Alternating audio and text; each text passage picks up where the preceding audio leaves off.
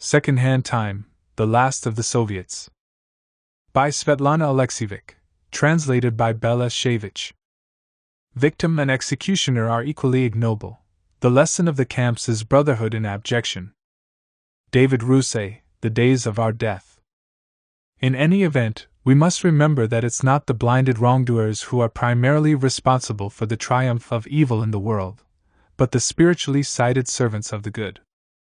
Fyodor Stepan, Foregone and Gone Forever.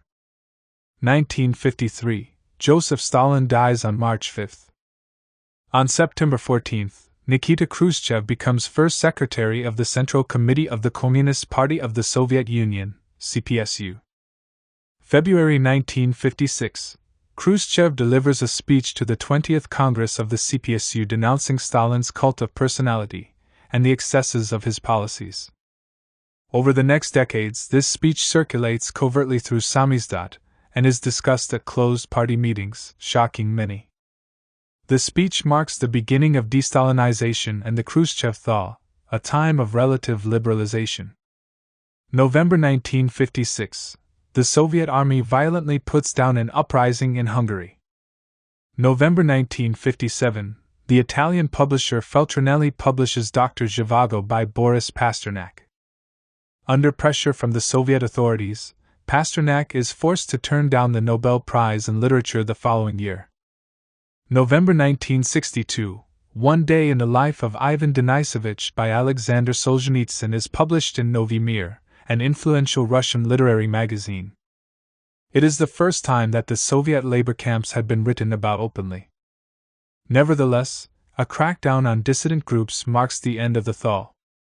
1964. Khrushchev is removed from power and replaced by Leonid Brezhnev. 1968. The Soviet military invades Czechoslovakia in an attempt to counteract the series of liberalizing reforms known as the Prague Spring Reforms, sparking off waves of protests and nonviolent resistance. 1973 to 1974. Solzhenitsyn's Gulag Archipelago is published in the West in Russian and other languages. In February 1974, Solzhenitsyn is expelled from the Soviet Union. 1975. 35 states, including the USSR and the United States, signed the Helsinki Accords, an attempt to improve relations between the Communist bloc and the West. The document cites respect for human rights and fundamental freedoms such as freedom of speech. 1979. Soviet troops invade Afghanistan. November 1982. Brezhnev, the General Secretary of the Communist Party from 1964 to 1982, dies of a heart attack. Yuri Andropov, the head of the KGB, succeeds him. February 1984. Andropov dies of renal failure. Konstantin Chernenko replaces him. March 1985. Chernenko dies of emphysema. Mikhail Gorbachev becomes General Secretary of the Communist Party and takes steps toward reform, marking the beginning of perestroika. Novy Mir commences serialization of Dr. Zhivago 3 years later. Important reforms undertaken by Gorbachev between 1985 and 1991 under the umbrella of perestroika and glasnost, restitution of land to peasants after 60 years of collectivized agriculture, progressive restoration of political pluralism and freedom of speech, liberation of political prisoners, publication of banned literature, withdrawal of troops from Afghanistan, creation of a new legislative assembly, the Congress of People's Deputies. The Congress elects Gorbachev to the presidency of the Soviet Union for 5 years and institutes constitutional reforms in March 1990. Strategic Arms Reduction Treaty, START-I, agreements are signed with the United States in 1991. February 1986. Boris Yeltsin becomes a member of the Politburo a few months after being named first secretary of the Moscow City Committee, effectively making him the mayor of Moscow. He is removed from the Politburo in 1988. April 26, 1986. Reactor number 4 at the Chernobyl nuclear power plant explodes, leading to serious contamination of Soviet territory. March 1989. Yeltsin is elected to the Congress of People's Deputies. November 1989. East Berlin permits passage to West Berlin, marking the effective end of the Cold War and the beginning of the reunification of Germany. December 1989, Gorbachev and George H.W. Bush announced the end of the Cold War in Malta. June 1990, the Congress of People's Deputies of the Republic adopts the Declaration of State Sovereignty of the Russian Soviet Federative Socialist Republic, RSFSR, pitting the Soviet Union against the Russian Federation and other constituent republics and signaling the beginning of constitutional reform in Russia. May 1991, Boris Yeltsin is elected president of the RSFSR. August 1991, a group of 8 high-ranking officials led by Gorbachev's vice president, Gennady Yanayev, formed the General Committee on the State Emergency, the GKCHP, and stage an attempted coup of the government. It becomes known as the Putsch. The GKCHP issues an emergency decree suspending all political activity, banning most newspapers, and putting Gorbachev, who is on holiday in Foros, Crimea, under house arrest. Thousands of protesters come out to stand against the putsch in front of the White House, the Russian Federation's parliament building and office of Boris Yeltsin, building barricades to protect their positions. Yeltsin famously addresses the crowd from atop a tank. The army forces dispatched by the GKCHP ultimately refuse to storm the barricades and side with the protesters. After 3 days, the putsch collapses. Gorbachev returns from Foros, and members of the GKCHP are arrested. On August 24, Gorbachev dissolves the Central Committee of the Communist Party of the Soviet Union and resigns as its General Secretary. December 1991, in the Ukrainian popular referendum on December 1, 1991, 90% of voters opt for independence from the Soviet Union. On December 8, the leaders of Russia, Ukraine, and Belarus secretly meet in western Belarus and sign the Belavisa Accords, declaring the dissolution of the Soviet Union and the establishment of the Commonwealth of Independent States, CIS, in its place. On the night of December 25, 1991, the Soviet flag is lowered for the last time and the Russian tricolor is raised in its place, symbolically marking the end of the Soviet Union. Gorbachev resigns. In a period of great tumult, Yeltsin takes on both the prime ministerial and presidential roles. The newly independent states of Armenia, Georgia, and Azerbaijan are created and immediately succumb to violent ethnic conflicts. Armenia and Azerbaijan fight over the Nagorno-Karabakh enclave, Abkhazia, South Ossetia, and Adjara fight to secede from Georgia. Jakar Dudayev takes power in Chechnya and proclaims independence. January 1992, the liberalization of prices leads to massive, destabilizing inflation, from 200% initially to a high of 2,600%. Autumn 1993, in response to President Yeltsin's attempt to dissolve the parliament impeaches Yeltsin and proclaims Vice President Alexander Rustka president. In events reminiscent of the 1991 putsch, demonstrators congregate at the White House and attempt to storm the Ostankino television tower. On Yeltsin's orders, the army storms the White House and arrests members of the parliament who oppose Yeltsin. The 10-day standoff between protesters supporting the parliament and army-backed Yeltsin supporters leads to the deadliest street fighting in Moscow since 1917. Estimates place the death toll as high as 2,000 casualties. 1994 to 1995, First Chechen War. 1998, economic difficulties, which dramatically lowered the quality of life of the population throughout the 1990s, lead to a financial crisis and a brutal devaluation of the ruble. 1999 to 2000, Second Chechen War. On December 31, 1999, Yeltsin resigns and Vladimir Putin becomes president of the Russian Federation. In 2000, Putin wins his first presidential election against communist opponent Gennady Zhuganov, firmly establishing his power.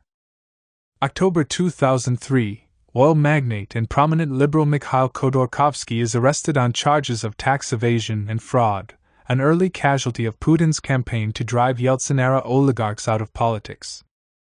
The imprisonment of Khodorkovsky and seizure of his assets marks the beginning of Vladimir Putin's efforts to transfer control of all major Russian industries to his political party, United Russia.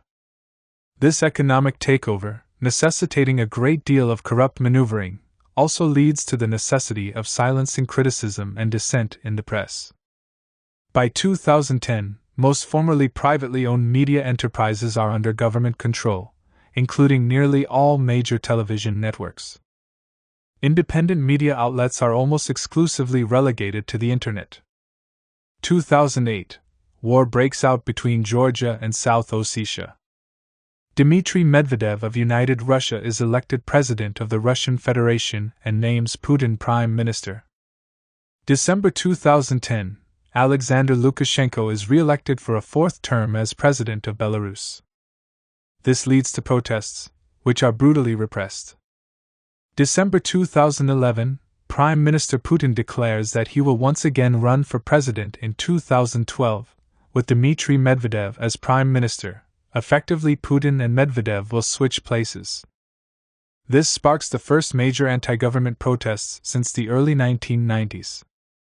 While these are tacitly tolerated, individual activists begin to be arrested and penalized in larger numbers than previously, and the parliament begins to seriously curtail the rights of activist groups and non-governmental organizations that work in opposition to government policies.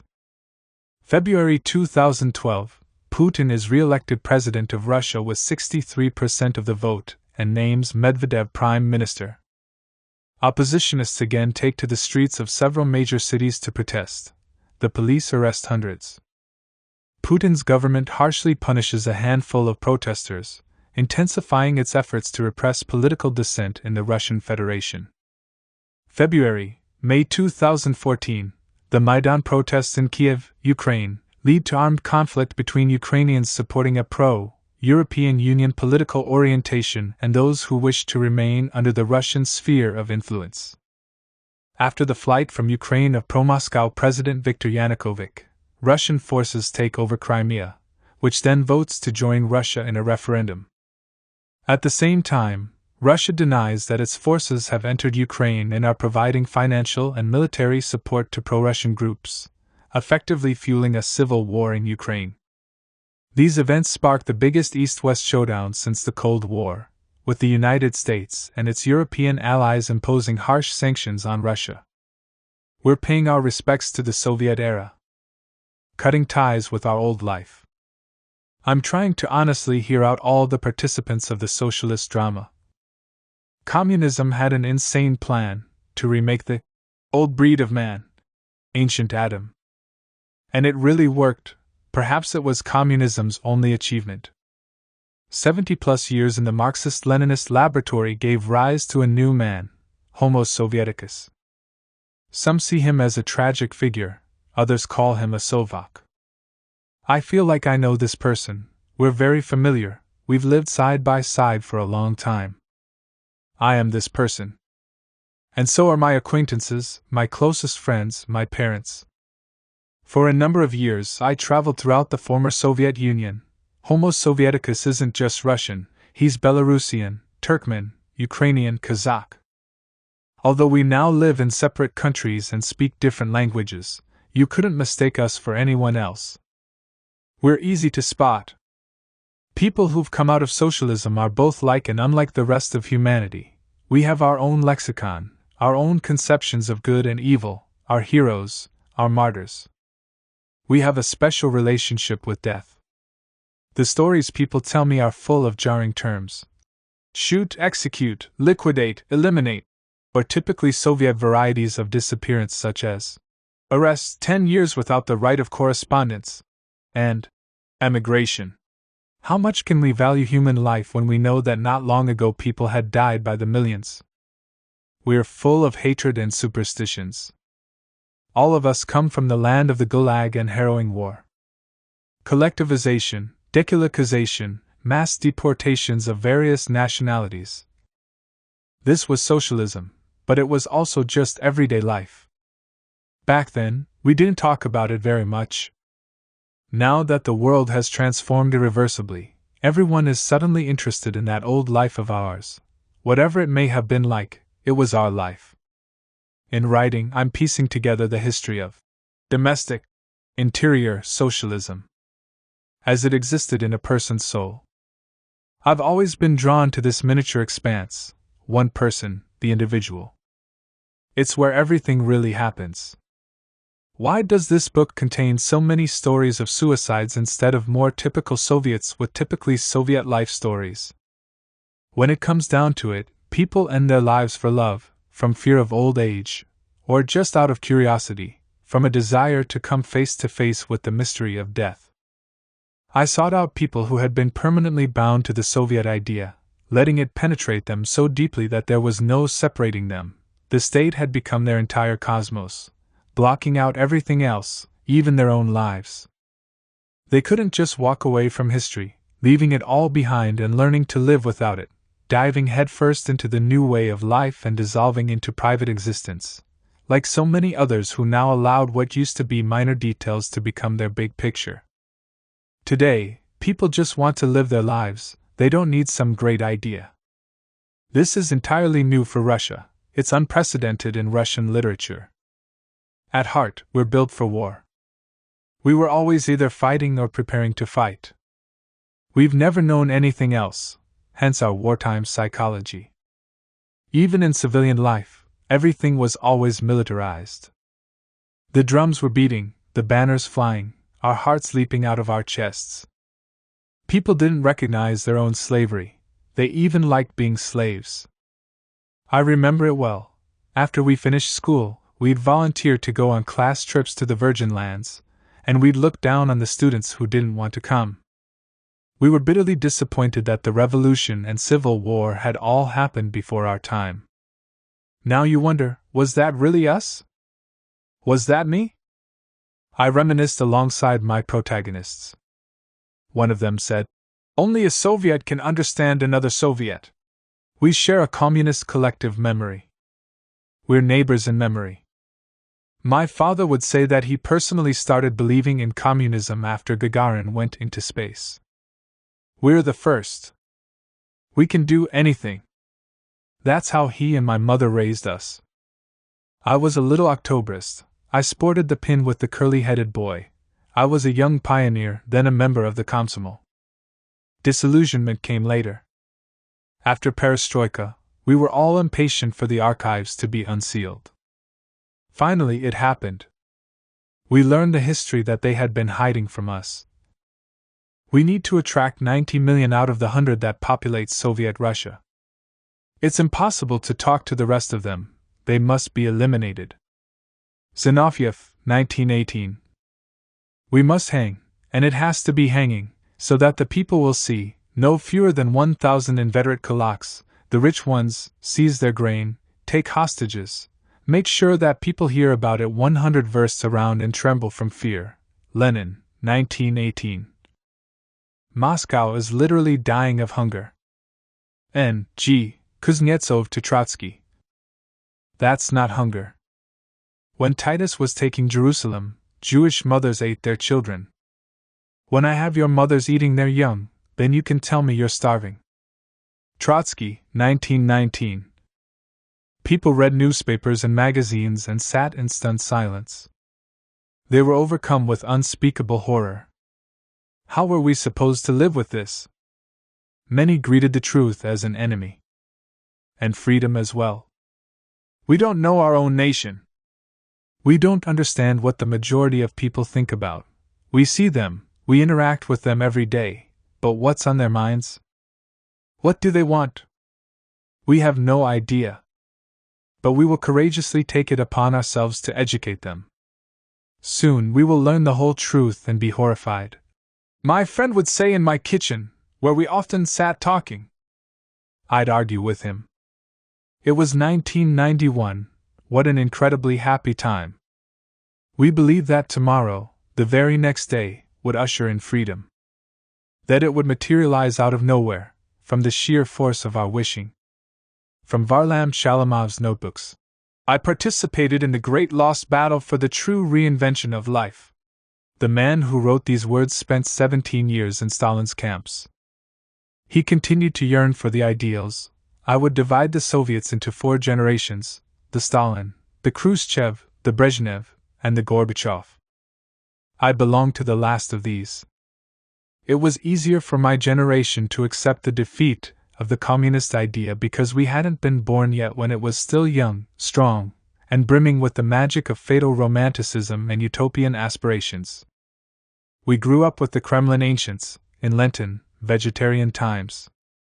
The great bloodshed of communism had already been lost to the ages. Pathos raged, but the knowledge that utopia should not be attempted in real life was already ingrained in us. This was during the First Chechen War. At a train station in Moscow, I met a woman from the Tambov area. She was headed to Chechnya to take her son home. "I don't want him to die. I don't want him to kill." The government no longer owned her soul. This was a free person. There were not many of them. More often, people were irritated with freedom. I buy 3 newspapers and each one of them has its own version of the truth. Where's the real truth?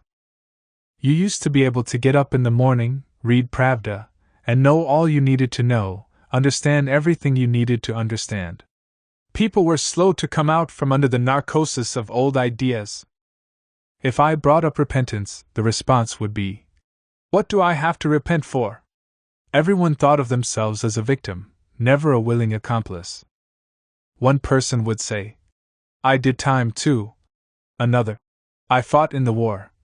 A third, "I built my city up from the ruins, hauling bricks day and night." Freedom had materialized out of thin air, everyone was intoxicated by it, but no one had really been prepared. Where was this freedom? Only around kitchen tables, where out of habit people continued to badmouth the government. They reviled Yeltsin and Gorbachev, Yeltsin for changing Russia, and Gorbachev for changing everything.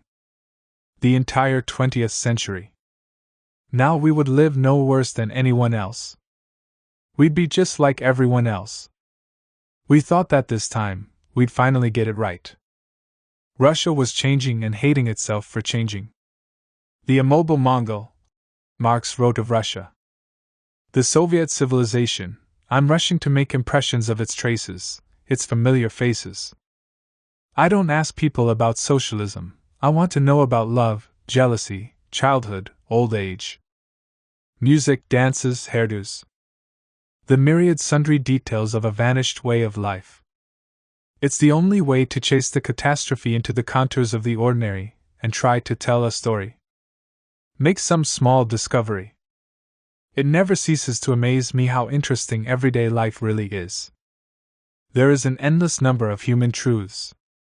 History is concerned solely with the facts. Emotions are outside of its realm of interest. In fact, it's considered improper to admit feelings into history. But I look at the world as a writer and not a historian. I am fascinated by people. My father is no longer living, so we won't get to finish one of our conversations. He claimed that it was easier to die in the war in his day than it is for the untried boys to die in Chechnya now. In the 1940s, they went from one hell to another. Before the war, my father had been studying at the Minsk Institute of Journalism.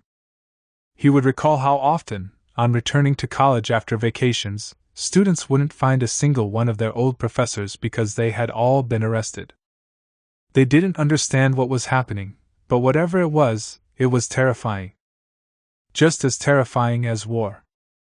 I didn't have many honest, open conversations with my father. He felt sorry for me. Did I feel sorry for him? It's hard to answer that question. We were merciless toward our parents. We thought that freedom was a very simple thing. A little time went by, and soon, we too bowed under its yoke. No one had taught us how to be free. We had only ever been taught how to die for freedom. So here it is, freedom. Is it everything we hoped it would be? We were prepared to die for our ideals. To prove ourselves in battle. Instead, we ushered in a Chekhovian life. Without any history. Without any values except for the value of human life, life in general. Now we have new dreams, building a house, buying a decent car, planting gooseberries, freedom turned out to mean the rehabilitation of bourgeois existence, which has traditionally been suppressed in Russia. The freedom of Her Highness consumption. Darkness exalted. The darkness of desire and instinct, the mysterious human life, of which we only ever had approximate notions. For our entire history, we'd been surviving instead of living. Today, there's no longer any use for our experience in war. In fact, it'd be best to forget it. There are thousands of newly available feelings, moods, and responses. Everything around us has been transformed: the billboards, the clothing, the money, the flag, and the people themselves. They're more colorful now, more individualized. The monolith has been shattered and life has splintered into a million little fragments, cells and atoms. It's like in Dell's dictionary: free will, free reign, wide open spaces. The grand old evil is nothing but a distant saga, some political detective story. After Perestroika, no one was talking about ideas anymore. Instead, it was credit, interest, and promissory notes. People no longer earned money, they made it or scored it. Is this all here to stay? The fact that money is a fiction is ineradicable from the Russian soul, wrote Marina Tsveteva. But it's as though Ostrovsky and Saltykov-Shchedrin characters have come to life and are promenading down our streets. I asked everyone I met what freedom meant. Fathers and children had very different answers. Those who were born in the USSR and those born after its collapse do not share a common experience. It's like they're from different planets. For the fathers, freedom is the absence of fear, the 3 days in August when we defeated the putsch. A man with his choice of 100 kinds of salami is freer than one who only has 10 to choose from. Freedom is never being flogged, although no generation of Russians has yet avoided a flogging. Russians don't understand freedom, they need the Cossack and the whip. For the children, freedom is love, inner freedom is an absolute value. Freedom is when you're not afraid of your own desires, having lots of money so that you'll have everything. It's when you can live without having to think about freedom. Freedom is normal. I'm searching for a language. People speak many different languages. There's the one they use with children, another one for love. There's the language we use to talk to ourselves, for our internal monologues. On the street, at work, while traveling, everywhere you go, you'll hear something different, and it's not just the words, there's something else, too. There's even a difference between the way people speak in the morning and how they speak at night. What happens between two people at night vanishes from history without a trace. We're accustomed to looking at the history of people by day, while suicide is a nighttime state, when a person wavers on the edge between being and non-being. Waking and sleep. I want to understand suicide with the rigor of a person in daytime. Someone once asked me, "Are you worried that you're going to like it?" We were driving through the Smolensk region when we stopped in front of a store in one of the villages. What familiar faces! I grew up in a village, how beautiful, how good, and what a humiliating, impoverished life they lead. We struck up a conversation. You want to know about freedom? Have a look around our general store. There's vodka, any kind you like, standard, Gorbachev, Putinka, heaps of cold cuts and cheese and fish. We even have bananas. What more freedom could you ask for? It's enough for us. Did they give you any land? Who's gonna break their back working the land? You want it, you take it. The only guy who took it was Tough Vashya. His youngest kid is 8 years old, and he's already out there next to his father at the plowtail. If he hires you for a job, watch out, you can't steal, you can't nap. He's a total fascist. In The Legend of the Grand Inquisitor, Dostoevsky stages a debate about freedom. Namely, about the struggle, torment, and tragedy of freedom. What's the point of delving into that damn good and evil when the cost is so high? People are constantly forced to choose between having freedom and having success and stability, freedom with suffering or happiness without freedom. The majority choose the latter. The Grand Inquisitor tells Christ, who has returned to earth, "Why have you come here to interfere with our affairs?" For you have come to interfere with us, and you know it. For all of your respect for man, you've acted as though you have ceased to have any compassion for him because you have asked too much of him. If you respected him less, you would have asked for less, and this would have been closer to love, for it would have lightened his burden. He is weak and base. Is a weak soul to blame for not having the strength to accept such terrible gifts? There is no more pressing or torturous task for man, having found himself free, than to seek out someone to bow down to as soon as he can, someone on whom to bestow that gift of freedom with which this unhappy creature was born. In the 90s, yes, we were ecstatic. There's no way back to that naivete. We thought that the choice had been made and that communism had been defeated forever. But it was only the beginning. 20 years have gone by. Don't try to scare us with your socialism, children tell their parents. From a conversation with a university professor. At the end of the 90s, my students would laugh when I told them stories about the Soviet Union. They were sure that a new future awaited them. Now it's a different story. Today's students have truly seen and felt capitalism, the inequality, the poverty, the shameless wealth.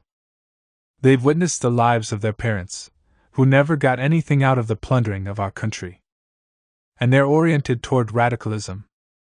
They dream of their own revolution. They wear red t-shirts with pictures of Lenin and Che Guevara. There's a new demand for everything Soviet. For the cult of Stalin. Half of the people between the ages of 19 and 30 consider Stalin an unrivaled political figure. A new cult of Stalin, in a country where he murdered at least as many people as Hitler? Everything Soviet is back in style. Soviet-style cafes, with Soviet names and Soviet dishes. Soviet candy and Soviet salami, their taste and smell all too familiar from childhood. And of course, Soviet vodka. There are dozens of Soviet-themed TV shows, scores of websites devoted to Soviet nostalgia. You can visit Stalin's camps, Solovki, Magadan, as a tourist. The advertisements promise that for the full effect, they'll give you a camp uniform and a pickaxe. They'll show you the newly restored barracks. Afterward, there will be fishing. Old-fashioned ideas are back in style: the Great Empire, the Iron Hand, the Special Russian Path. They brought back the Soviet national anthem. There's a new Komsomol, only now it's called Nashi. There's a ruling party, and it runs the country by the Communist Party playbook. The Russian president is just as powerful as the general secretary used to be, which is to say he has absolute power. Instead of Marxism-Leninism, there's Russian orthodoxy. On the eve of the 1917 revolution, Alexander Grin wrote, "And the future seems to have stopped standing in its proper place. Now, 100 years later, the future is, once again, not where it ought to be. Our time comes to us secondhand. The barricades are a dangerous place for an artist. They're a trap. They ruin your vision, narrow your pupils, drain the world of its true colors. On the barricades, everything is black and white. You can't see individuals, all you see are black dots, targets. I've spent my entire life on the barricades, and I would like to walk away from them. I want to learn how to enjoy life. To get back my normal vision.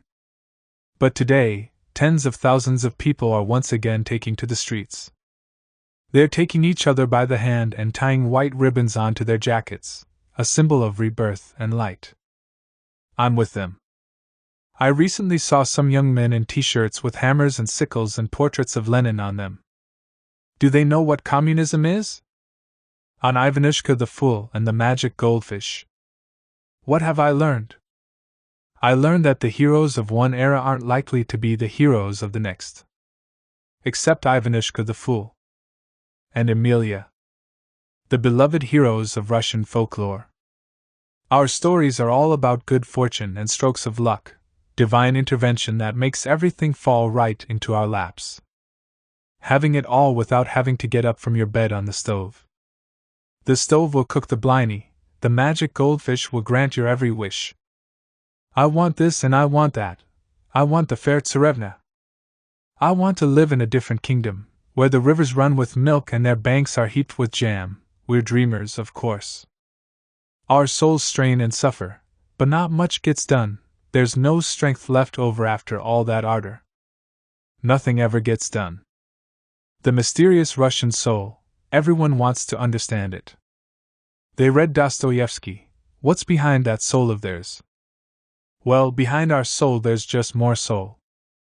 We like to have a chat in the kitchen, read a book. Reader is our primary occupation. Viewer. All the while, we consider ourselves a special, exceptional people, even though there are no grounds for this besides our oil and natural gas. On one hand, this is what stands in the way of progress. On the other hand, it provides something like meaning. Russia always seems to be on the verge of giving rise to something important, demonstrating something completely extraordinary to the world. The chosen people. The special Russian path. Our country is full of Oblomovs, lying around on their couches, awaiting miracles. There are no Stoltzes. The industrious, savvy Stoltzes are despised for chopping down the beloved birch grove, the cherry orchard. They build their factories, make money, they're foreign to us. The Russian kitchen, the pitiful Khrushchevka kitchenette, 9 to 12 square meters, if you're lucky, and on the other side of a flimsy wall, the toilet. Your typical Soviet floor plan. Onions sprouting in old mayonnaise jars on the windowsill and a potted aloe for fighting colds. For us, the kitchen is not just where we cook, it's a dining room, a guest room, an office, a soapbox. A space for group therapy sessions. In the 19th century, all of Russian culture was concentrated on aristocratic estates. In the 20th century, it lived on in our kitchens. That's where perestroika really took place. 1960s dissident life is the kitchen life. Thanks, Khrushchev. He's the one who led us out of the communal apartments. Under his rule, we got our own private kitchens where we could criticize the government, and, most importantly, not be afraid, because in the kitchen you were always among friends. It's where ideas were whipped up from scratch, fantastical projects concocted. We made jokes. It was a golden age for jokes. A communist is someone who's read Marx, an anti-communist is someone who's understood him. We grew up in kitchens, and our children did, too. They listened to Gallic and Okudzawa along with us. We played Vysotsky, tuned into illegal BBC broadcasts.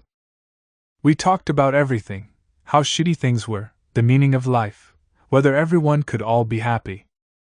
I remember a funny story. We'd stayed up past midnight, and our daughter, she was 12, had fallen asleep on the kitchen couch.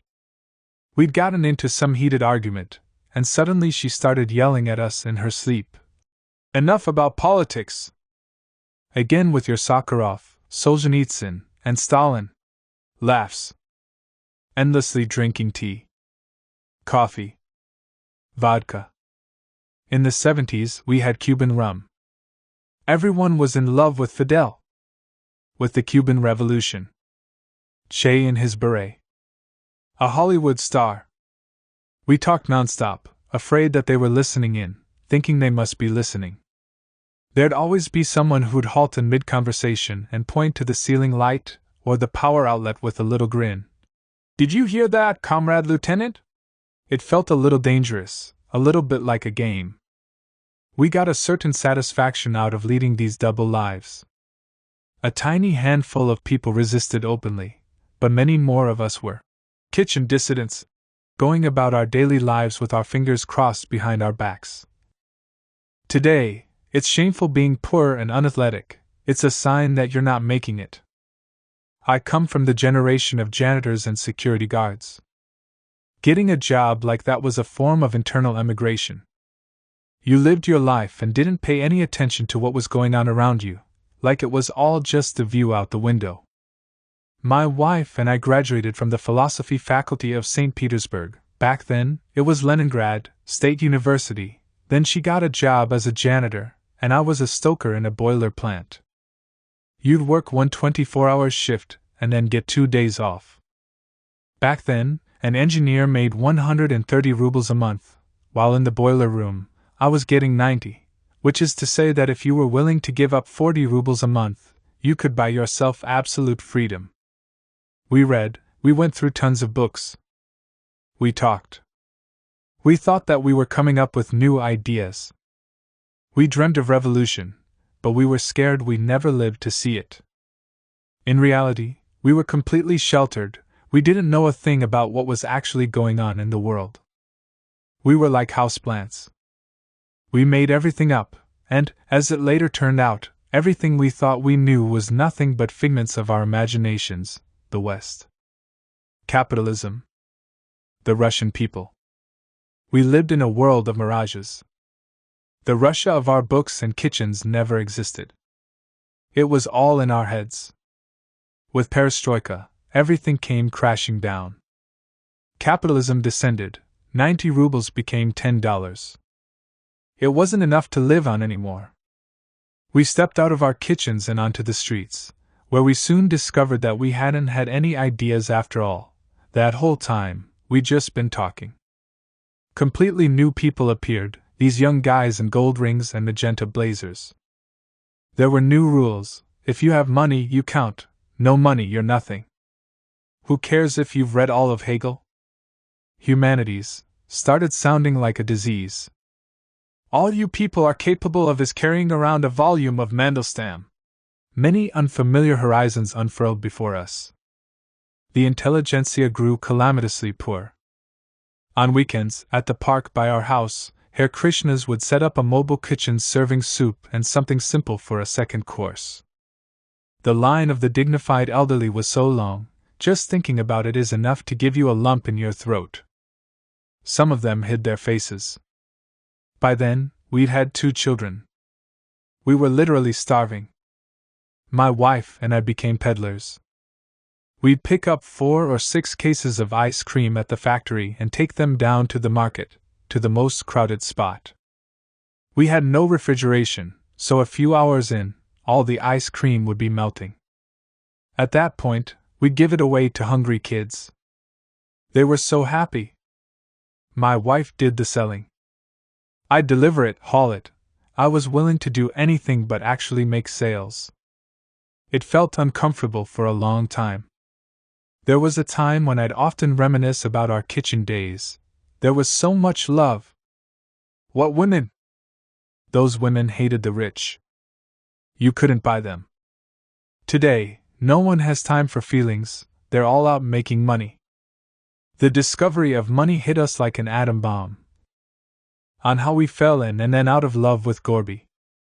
The Gorbachev era, huge crowds of people with radiant faces. Freedom! It was the air we breathed. Everyone hungrily devoured the newspapers. It was a time of great hope. At any moment, we might find ourselves in paradise. Democracy was an exotic beast. Like madmen, we'd run around to every rally. Now we'd learn the truth about Stalin, the Gulag.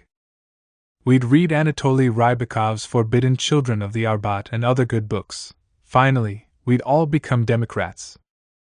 How wrong we were! A single message rang out from every loudspeaker. Hurry! Hurry! Read! Listen! Not everyone was prepared for all this. Most people were not anti-Soviet. They only wanted to live well.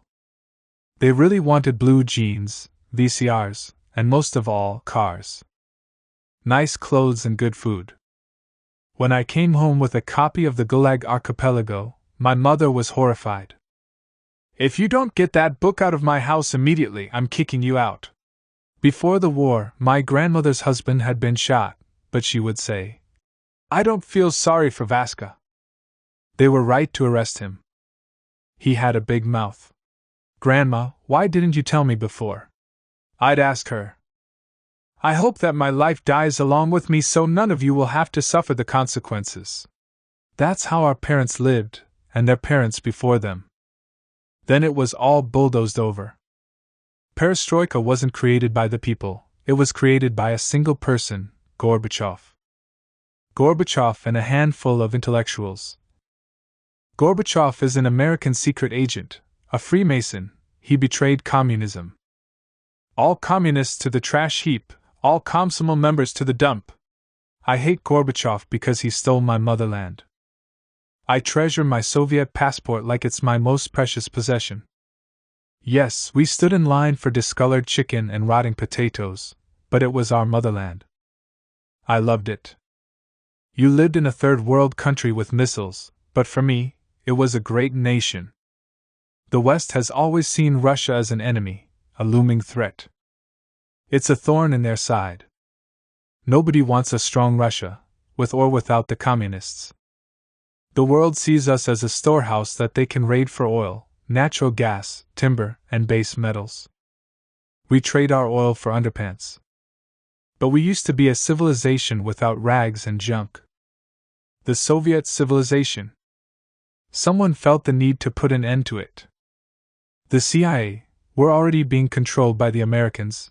They must have paid Gorbachev a tidy sum. Sooner or later, he'll see his day in court. I just hope that Judas lives to feel the brunt of his nation's rage.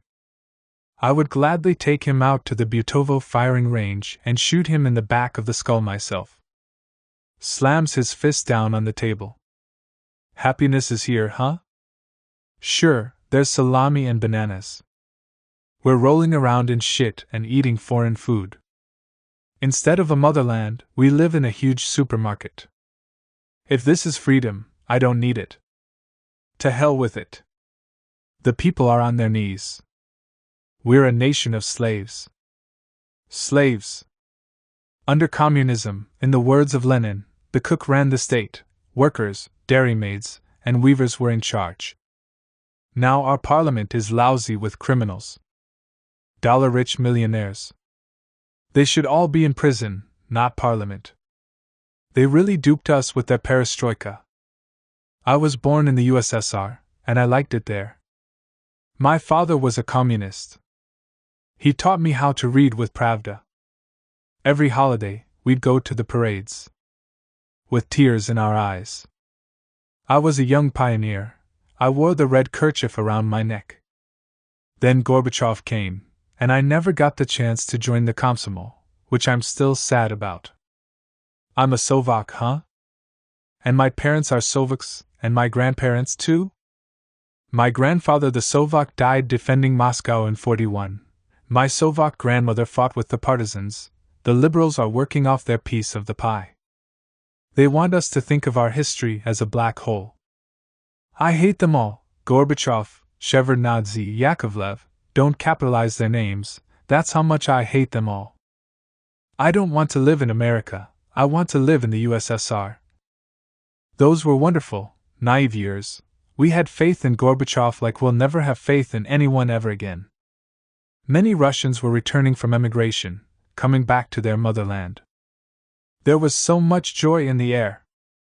We thought that we'd tear down these barracks and build something new in their place. I got my degree from the philology faculty of Moscow State University and started graduate school. I dreamed of working in academia. In those years, I idolized Vorontsov. All of enlightened Moscow sat in on his lectures. We would meet and reinforce one another's delusions that soon we would find ourselves in a completely different country, and that this was what we were fighting for. I was very surprised when I learned that one of my classmates was moving to Israel. Aren't you sorry to leave at a time like this? Things are just starting to get good. The more they shouted and wrote, "Freedom! Freedom!" the faster not only the cheese and salami but also the salt and sugar disappeared from the shelves. Stores stood empty.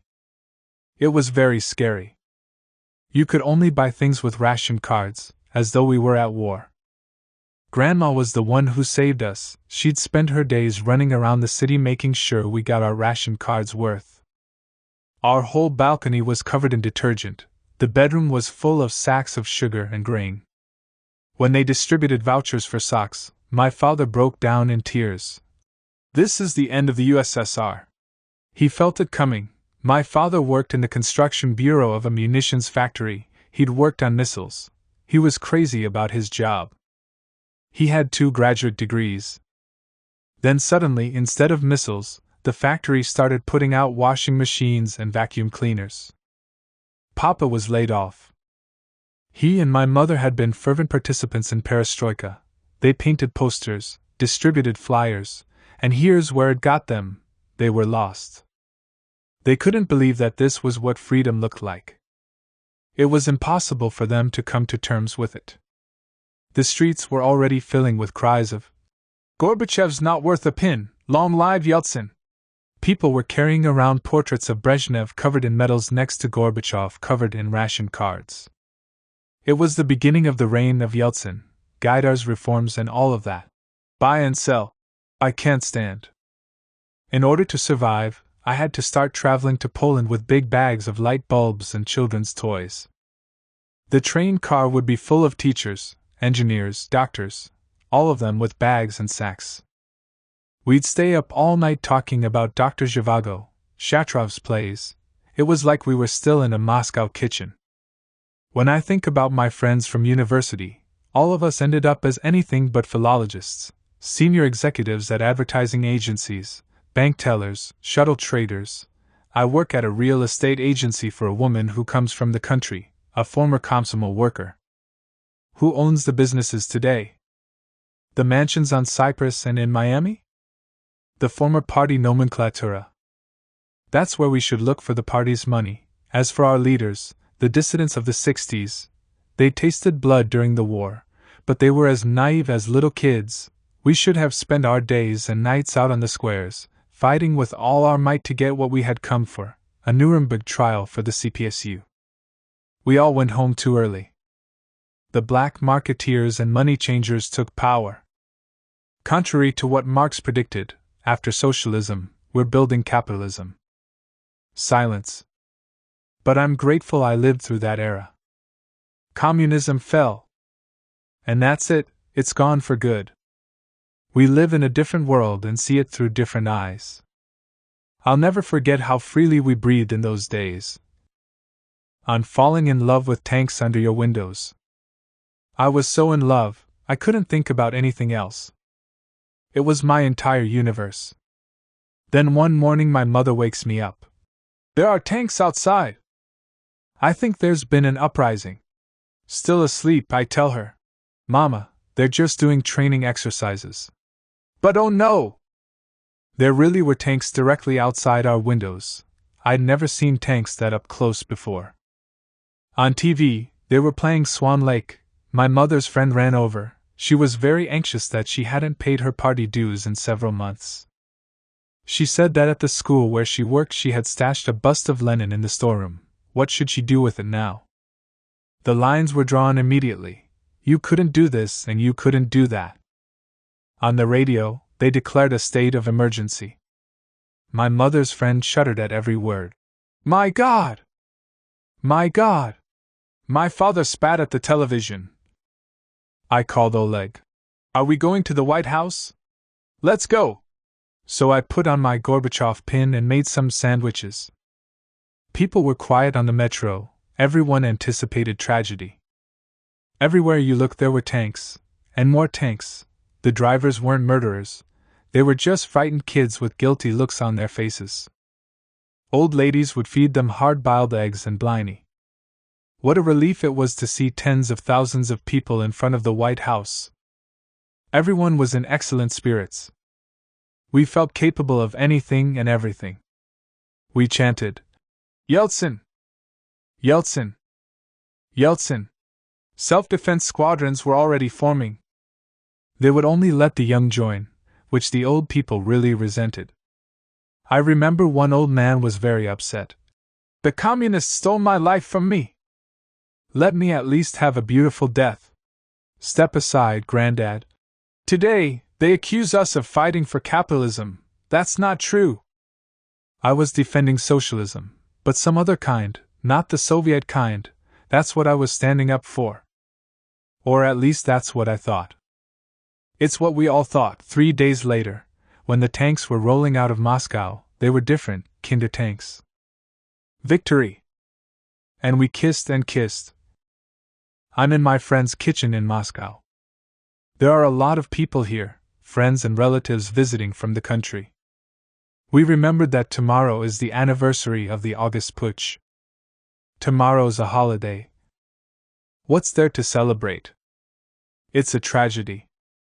The people lost. They buried Sovietdom to the music of Tchaikovsky.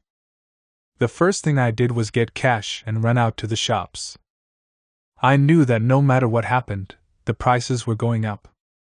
We got so excited, they're kicking Gorby out. By then, we were pretty fed up with that windbag. The revolution was nothing but a spectacle. A play they put on for the people. I remember the total indifference of anyone you talked to. Everyone was just waiting it out. I called in sick to work and went out to make the revolution happen. I brought every knife I had in the house.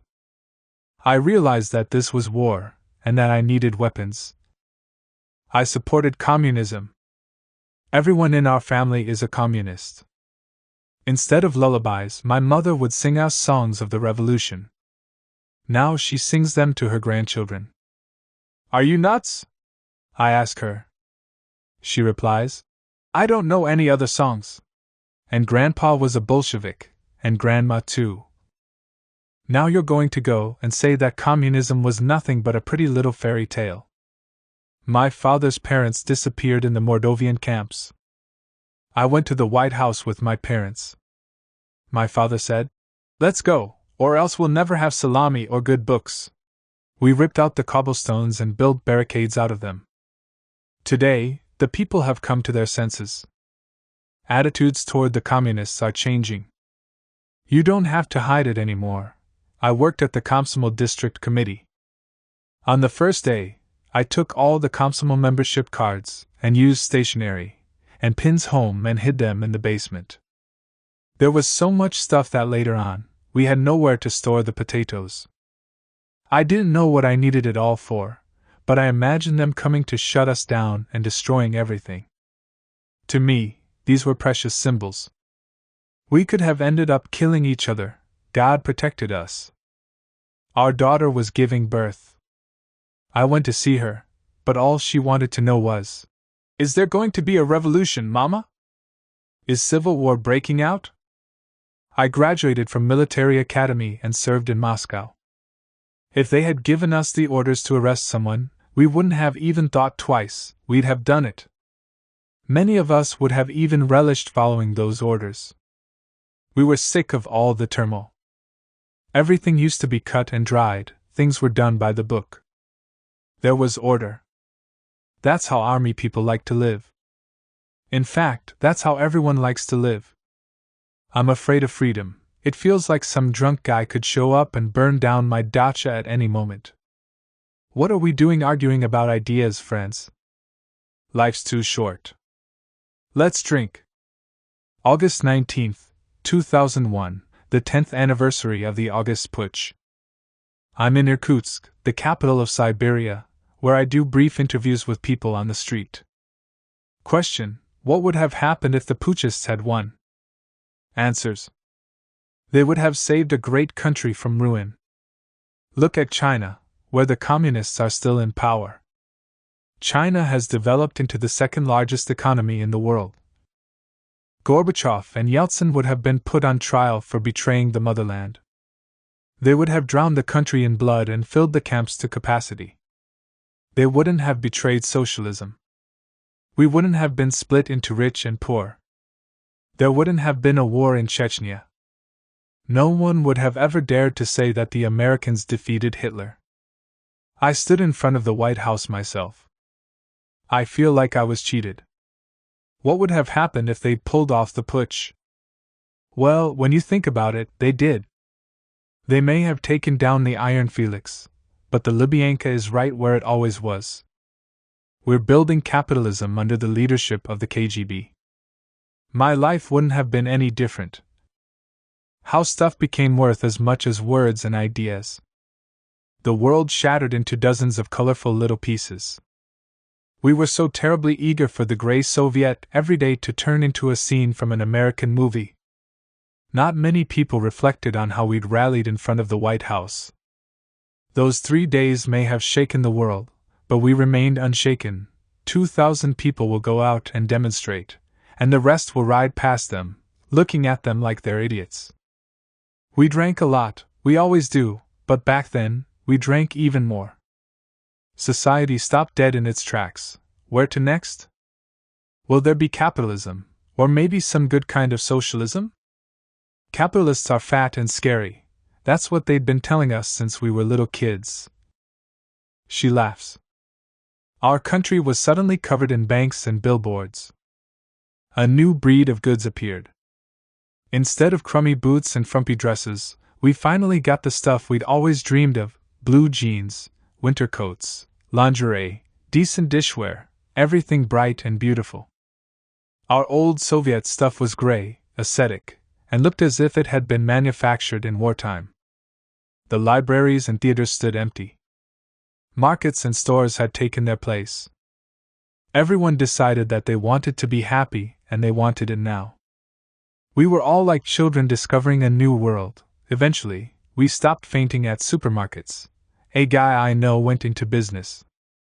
He told me about how the first time he shipped in 1,000 cans of instant coffee, people bought them up in a matter of days.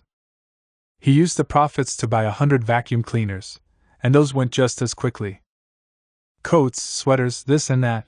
If you're selling, they're buying.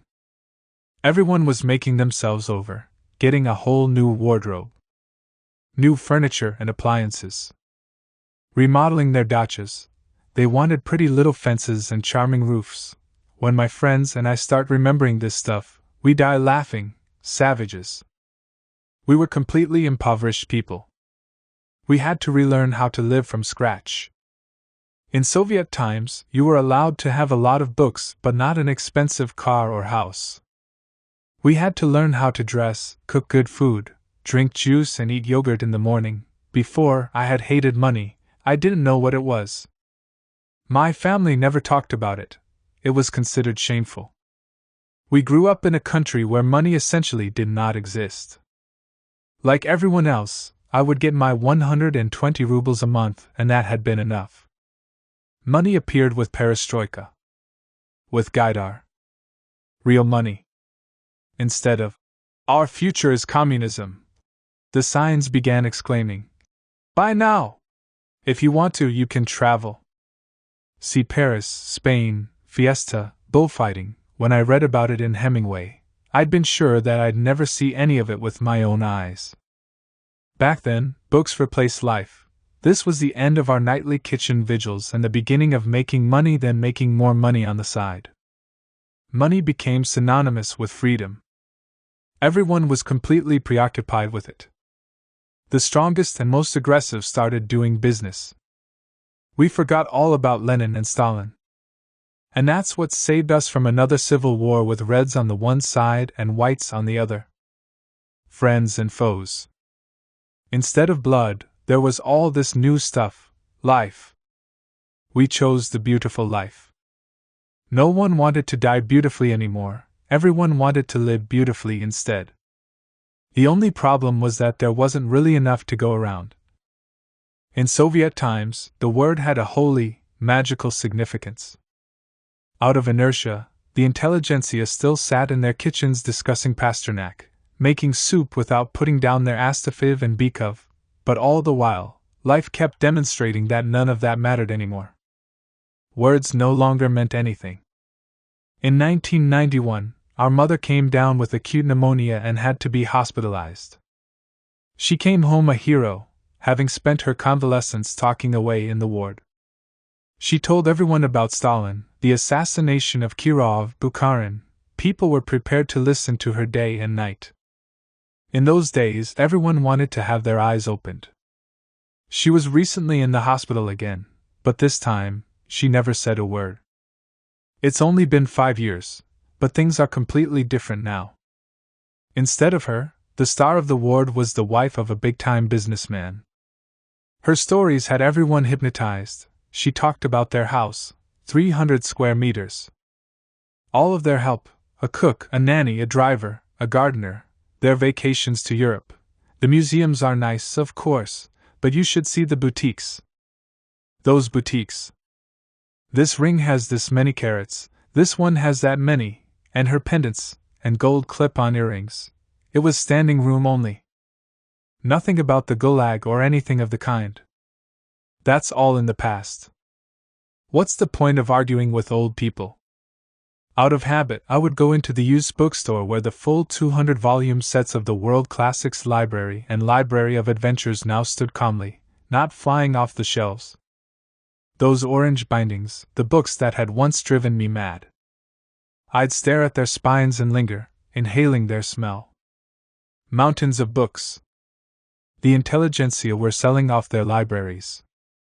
People had grown poor, of course, but it wasn't just for the spare cash. Ultimately, books had disappointed them. People were disillusioned.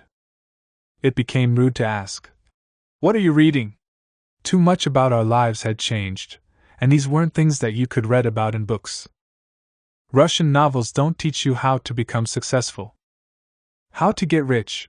Oblomov lies on his couch. Chekhov's protagonists drink tea and complain about their lives. She falls silent. There's a famous Chinese curse. May you live in interesting times. Few of us remained unchanged. Decent people seem to have disappeared. Now it's teeth and elbows everywhere. You want to talk about the 90s? I wouldn't call it a beautiful time, I'd say it was revolting.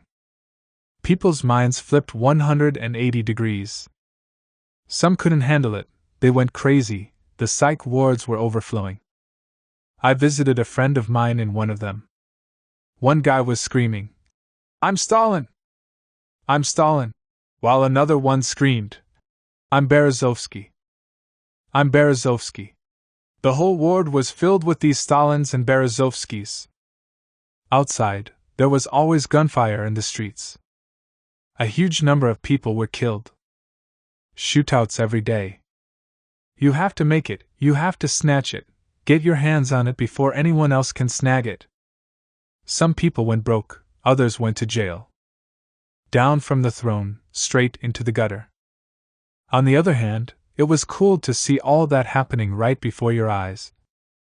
People were lining up at the banks eager to try their hands at business. They wanted to open bakeries, sell electronics. I stood in one of those lines myself. It surprised me how many of us were there.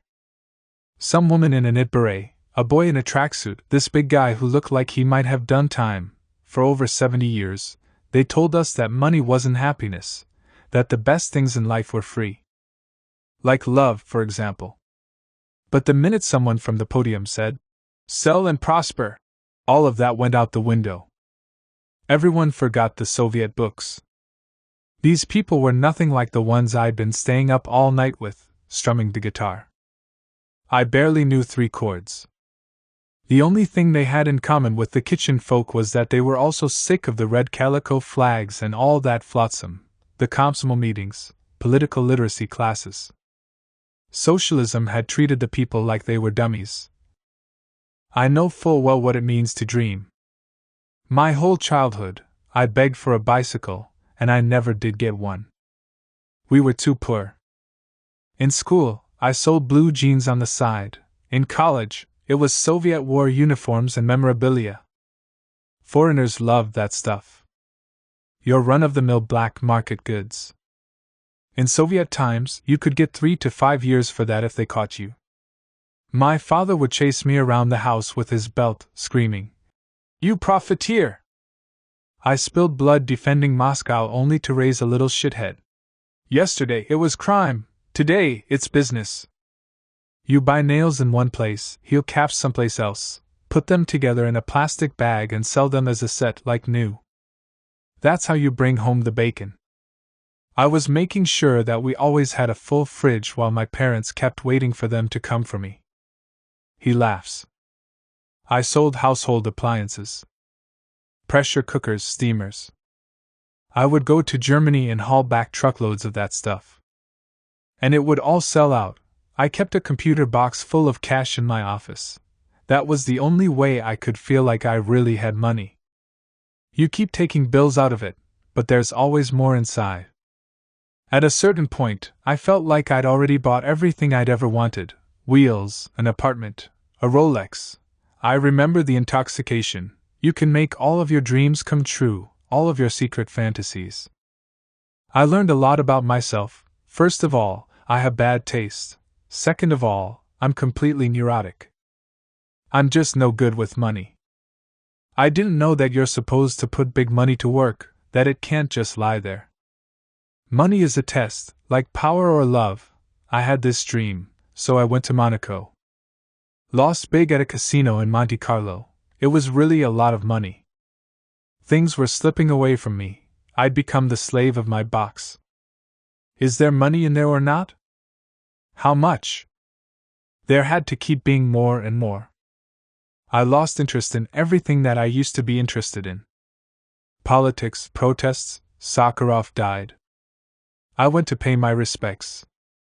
100,000 people gathered at his funeral. Everybody was weeping, and I wept, too. The other day, I read about him in the paper. A great Russian holy fool died, and I thought to myself that he probably died just in time. Solzhenitsyn came back from America, and everyone fell at his feet. But he didn't understand us, and we didn't understand him. He was a foreigner. He'd returned to Russia but found Chicago in its place. What would I have been if not for perestroika? An engineer with a pathetic salary. He laughs. Now I own an optometrist's office. A few hundred people, counting the children, grandmothers, grandfathers, all depend on me. You delve into yourselves, you reflect on your lives. I don't have that problem. I work day and night. I bought all new, cutting-edge equipment, sent my doctors to France for training. But I'm not an altruist, I make good money. I'm a self-made man. I started out with $300 in my pocket. If you saw what my first business partners looked like, you'd pass out from fear. Gorillas.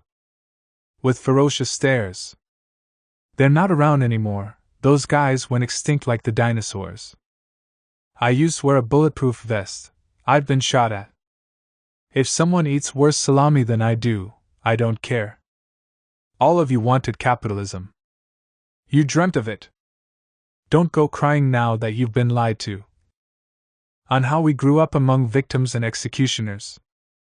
One night we were walking home from the movies and stumbled on a man lying in a pool of blood.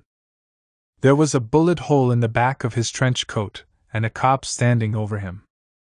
That was the first time I'd ever seen someone who'd been murdered. Pretty soon, it became a familiar sight. We live in a big building with 20 entrances. Every morning, they'd find another body in the courtyard. Eventually, we stopped being shocked. Real capitalism was here. With blood. I thought that I'd be disturbed, but I wasn't. After Stalin, we have a different relationship to murder. We remember how our people had killed their own, the mass murder of people who didn't understand why they were being killed. It stayed with us, it's part of our lives. We grew up among victims and executioners. For us, living together is normal. There's no line between peacetime and wartime, we're always at war. Turn on the TV, everyone's speaking in prison camp slang. The politicians, the businessmen, even the president. Kickbacks, bribes, siphoning, human life, you can just spit and rub someone out. Just like in prison. Why didn't we put Stalin on trial? I'll tell you why. In order to condemn Stalin, you'd have to condemn your friends and relatives along with him. The people closest to you. I'll tell you about my own family. My father was arrested in 1937 and, thank God, came back after doing 10 years in the camps. He returned eager to live. He himself was amazed that he still wanted to after everything that he'd seen. This wasn't the case with everyone, not by a long shot. My generation grew up with fathers who'd either returned from the camps or the war. The only thing they could tell us about was violence. Death. They rarely laughed and were mostly silent. They drank and drank until they finally drank themselves to death. The other option, the people who were never arrested spent their whole lives fearing arrest. This wouldn't be for a month or two, it would go on for years. And if they didn't get time, they'd wonder, why did they arrest everybody but me? What am I doing wrong? They could put you in prison or they could put you to work for the NKVD, the party requests, the party commands. It's not a pleasant choice to have to make, but many were forced to make it. As for the executioners, the everyday ones, not the monsters, our neighbor Yuri turned out to have been the one who informed on my father. For nothing, as my mother would say. I was 7. Yuri would take me and his kids fishing and horseback riding. He'd mend our fence. You end up with a completely different picture of what an executioner is like. Just a regular person, even a decent one, a normal guy. They arrested my father, then a few months later they took his brother. When Yeltsin came to power, I got a copy of his file, which included several informants' reports. It turned out that one of them had been written by Aunt Olga, his niece. A beautiful woman, full of joy, a good singer. By the time I found out, she was already old. I asked her, "Aunt Olga, tell me about 1937. That was the happiest year of my life. I was in love. My father's brother never returned. Vanished. We still don't know whether it was in jail or the camps." It was hard for me, but I asked her the question that had been tormenting me. "Aunt Olga, why did you do it? Show me an honest person who survived Stalin's time." He is silent. Then there was Uncle Pavel, who served in the NKVD in Siberia. When it comes down to it, there is no such thing as chemically pure evil. It's not just Stalin and Beria, it's also our neighbor Yuri and beautiful Aunt Olga. It's May 1st. On this day, communists marched through the streets of Moscow by the thousands. The capital reddens, once again, filling with red flags, red balloons, and red t-shirts with hammers and sickles. Portraits of Lenin and Stalin soar over the crowd. More Stalins than Lenins. The signs read, "We'll see your capitalism dead and buried." Red banners advance on the Kremlin. Regular Moscow watches from the sidewalk as red Moscow barrels down the road. Skirmishes flare up at the crowd's edges. Here and there, they escalate into fistfights. The police are incapable of untangling these two Moscows. I barely have time to write down everything I hear. Bury Lenin already, and without any honors. You American lackey! What did you sell out our country for? You're idiots, brothers. Yeltsin and his gang robbed us blind. Drink. Prosper. One day, it'll all come crashing down. Are they afraid of telling the people outright that we're building capitalism? Everyone is prepared to pick up a gun, even my housewife mother. You can get a lot done with a bayonet, but sitting on one is uncomfortable. I'd like to run over all of those damn bourgeois with a tank. Communism was drummed up by that Jew, Marx. There's only one person who can save us, and that's Comrade Stalin. If only he'd come back for just 2 days, he'd have them all shot, and then he can once again be laid to rest. And glory be, dear Lord. I'll bow down before all of the saints. You Stalinist bitches! The blood on your hands hasn't even had a chance to dry yet. What did you murder the Tsar's family for? You didn't even spare the kids. You can't build a great Russia without a great Stalin. You've filled the people's brains with shit. I'm a simple man. Stalin didn't touch regular people like me. No one in my family was affected, and all of them were workers. It was the bosses' heads that flew, regular people lived regular lives. You red KGB goons! Soon enough, you'll start saying that the only camps we had were young pioneer camps. My grandfather was a street sweeper. And mine was a land surveyor. Mine was an engine driver. A rally begins in front of the Belorusky railway station. The crowd burst into applause and cries of "Hurrah! Hurrah! Glory!" At the end, the whole square sings a song to the tune of the Warsawianka, the Russian Marseillaise, but with new lyrics. We'll cast off these liberal chains / cast off this bloody criminal regime. After that, packing up their red flags, some hurry toward the metro, while others line up in front of the kiosks for pastries and beer. The real party begins. There's singing and dancing. An old lady in a red kerchief twirls and stomps her feet around an accordion player, singing. We're merrily dancing / around a big tree. / in our motherland, / we are happy and free. / we're merrily dancing / and singing our songs / the one who we sing for / is Comrade Stalin. By the very entrance of the metro, I can still hear snatches of a drunken folk ditty. All the bad stuff can fuck off. And the good stuff fuck right on. On the choice we must make between great history and banal existence. It's always noisy by the beer stand. All sorts of people gather there. You can meet a professor, a working stiff, a student, a homeless man. They drink and philosophize. The conversation is always about the same thing, the fate of Russia. And communism. I'm a drinking man. Why do I drink? I don't like my life. I want to do an impossible somersault, and, with the help of alcohol, transport myself to another place where everything is good and beautiful. For me, it's more of a concrete question: where do I want to live, in a great country or a normal one? I love the empire. Life after the fall of the empire has been boring. Tedious.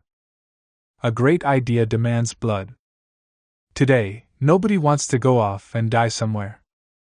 Fighting in some war. It's like that song. Money, money, money everywhere, / money everywhere, gentlemen. But if you insist that we do have a goal, then what is it exactly? That everyone drive a Mercedes and have tickets to Miami? Russians need something to believe in, something lofty and luminous. Empire and communism are ingrained in us. We seek out heroic ideals. With socialism, the people were participating in history. They were living through something great.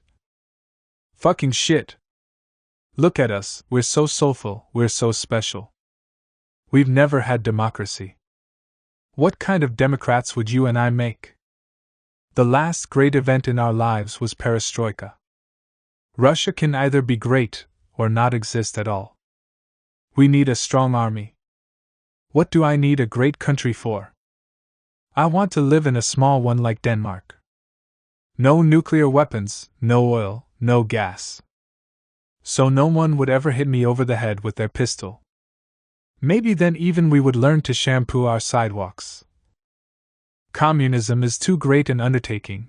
We're always either demanding a constitution or Savruga caviar with a side of horseradish. I am so envious of the people who had an ideal to live up to. Today, we are living without one. I want a great Russia. I don't remember it, but I know it existed. We used to live in a great country where we stood in line for toilet paper.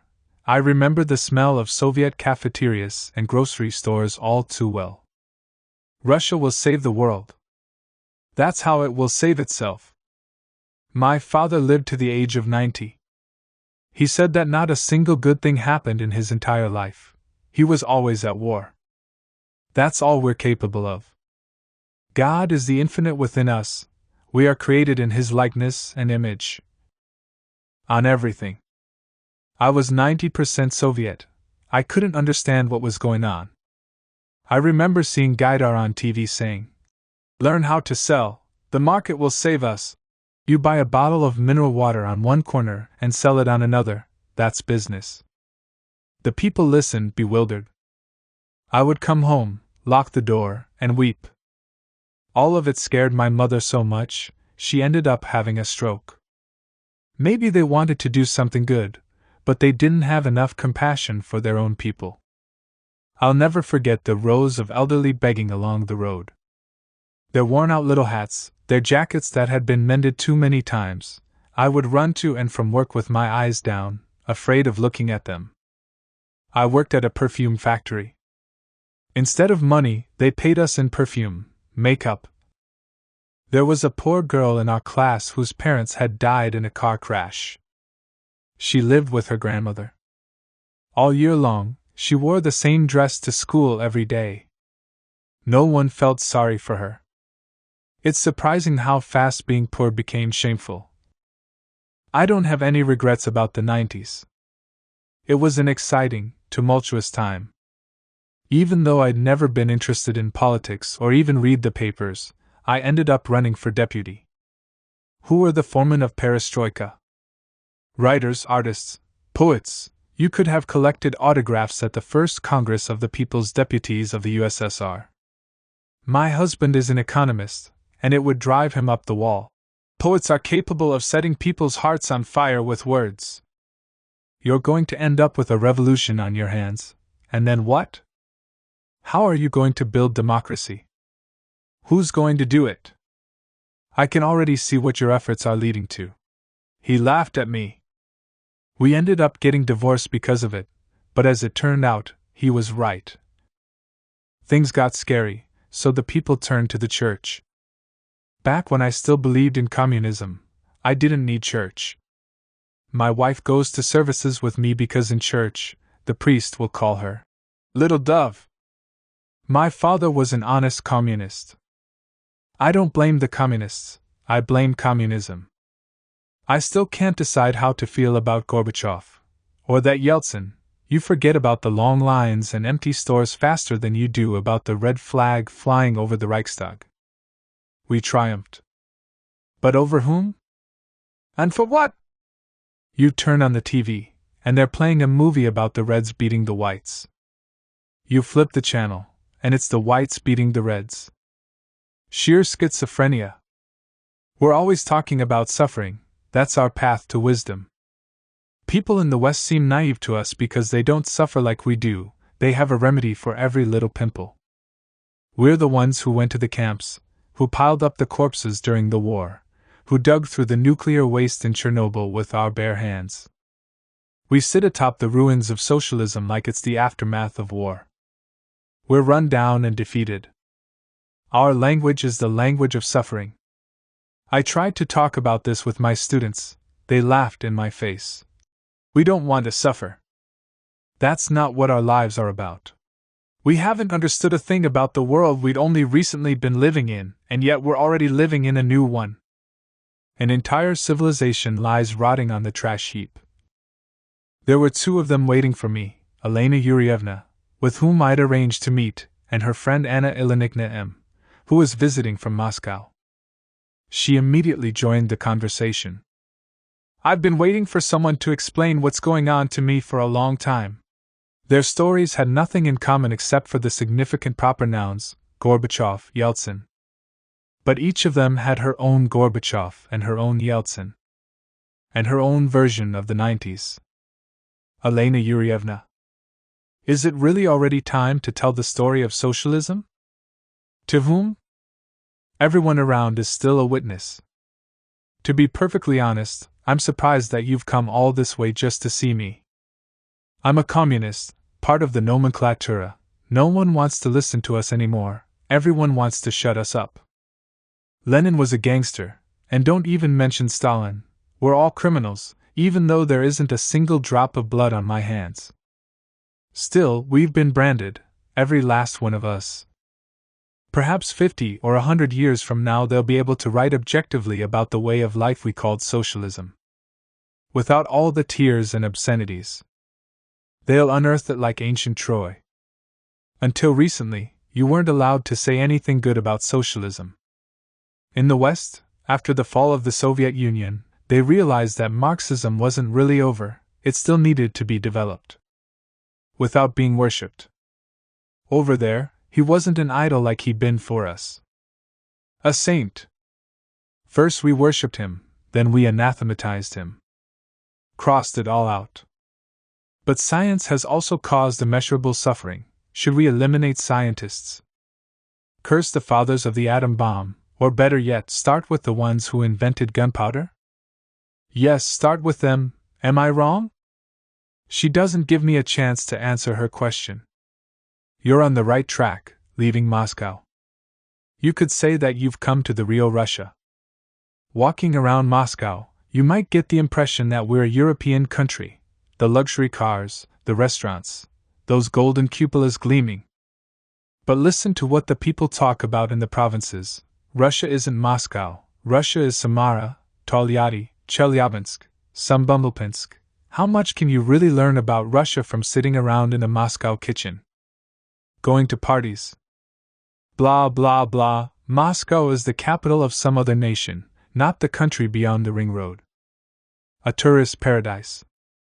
Don't believe Moscow. You come here and right away, it's perfectly clear. Now, this is the Slovak. People live very poorly, even by Russian standards. They blame the rich and resent everyone. Blame the government. They feel that they'd been lied to, that no one had told them that there was going to be capitalism. They thought that socialism was just going to get fixed.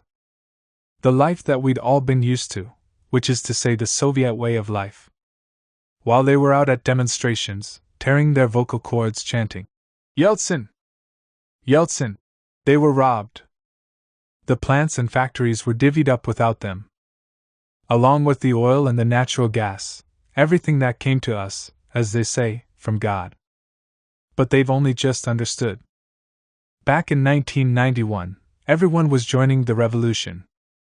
Going off to be on the barricades. They wanted freedom, and what did they get? Yeltsin's gangster revolution. My friend's son was almost killed for his socialist views. Communist has become an insult. The boys who hang out in the courtyard nearly murdered one of their own. Their friend. They had been sitting around on the benches with their guitars and talking, saying that pretty soon they'd be marching on the communists, hanging them from the lampposts.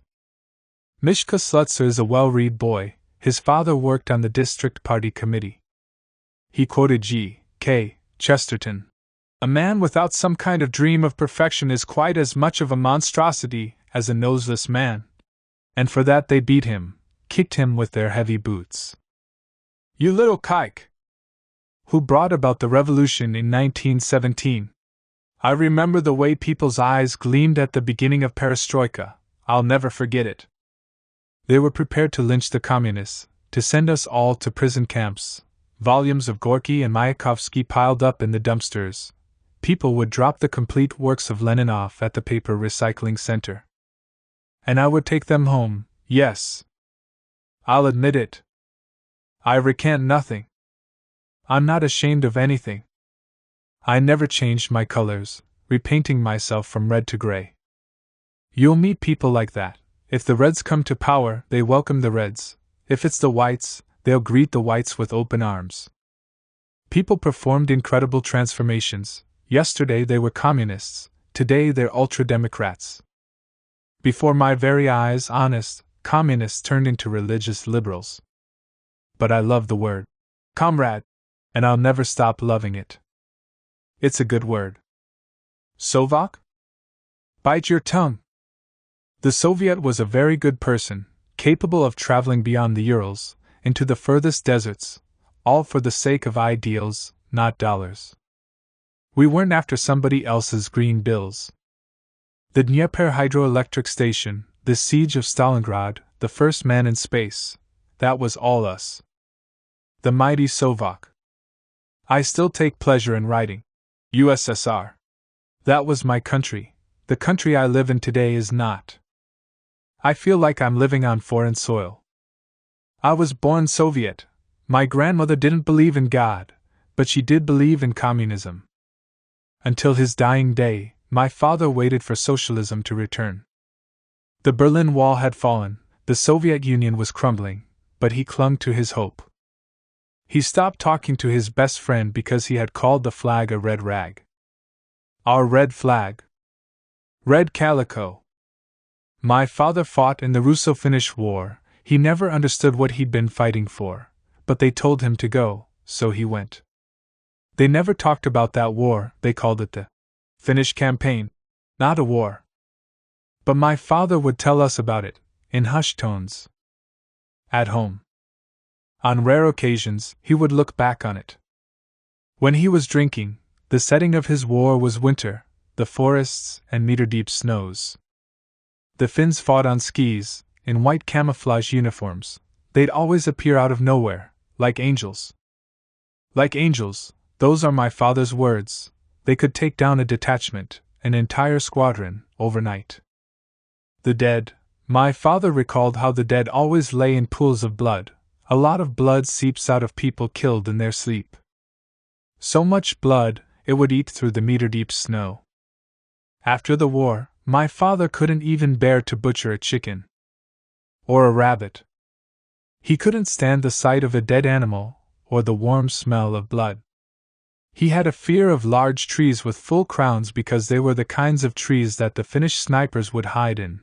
They called them cuckoos. She is silent.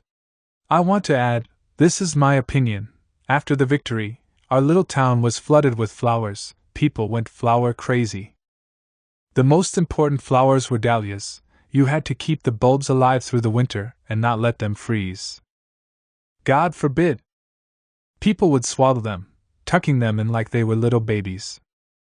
Flowers grew in front of people's houses, behind their houses, around the wells, along the fences. People were hungry for life.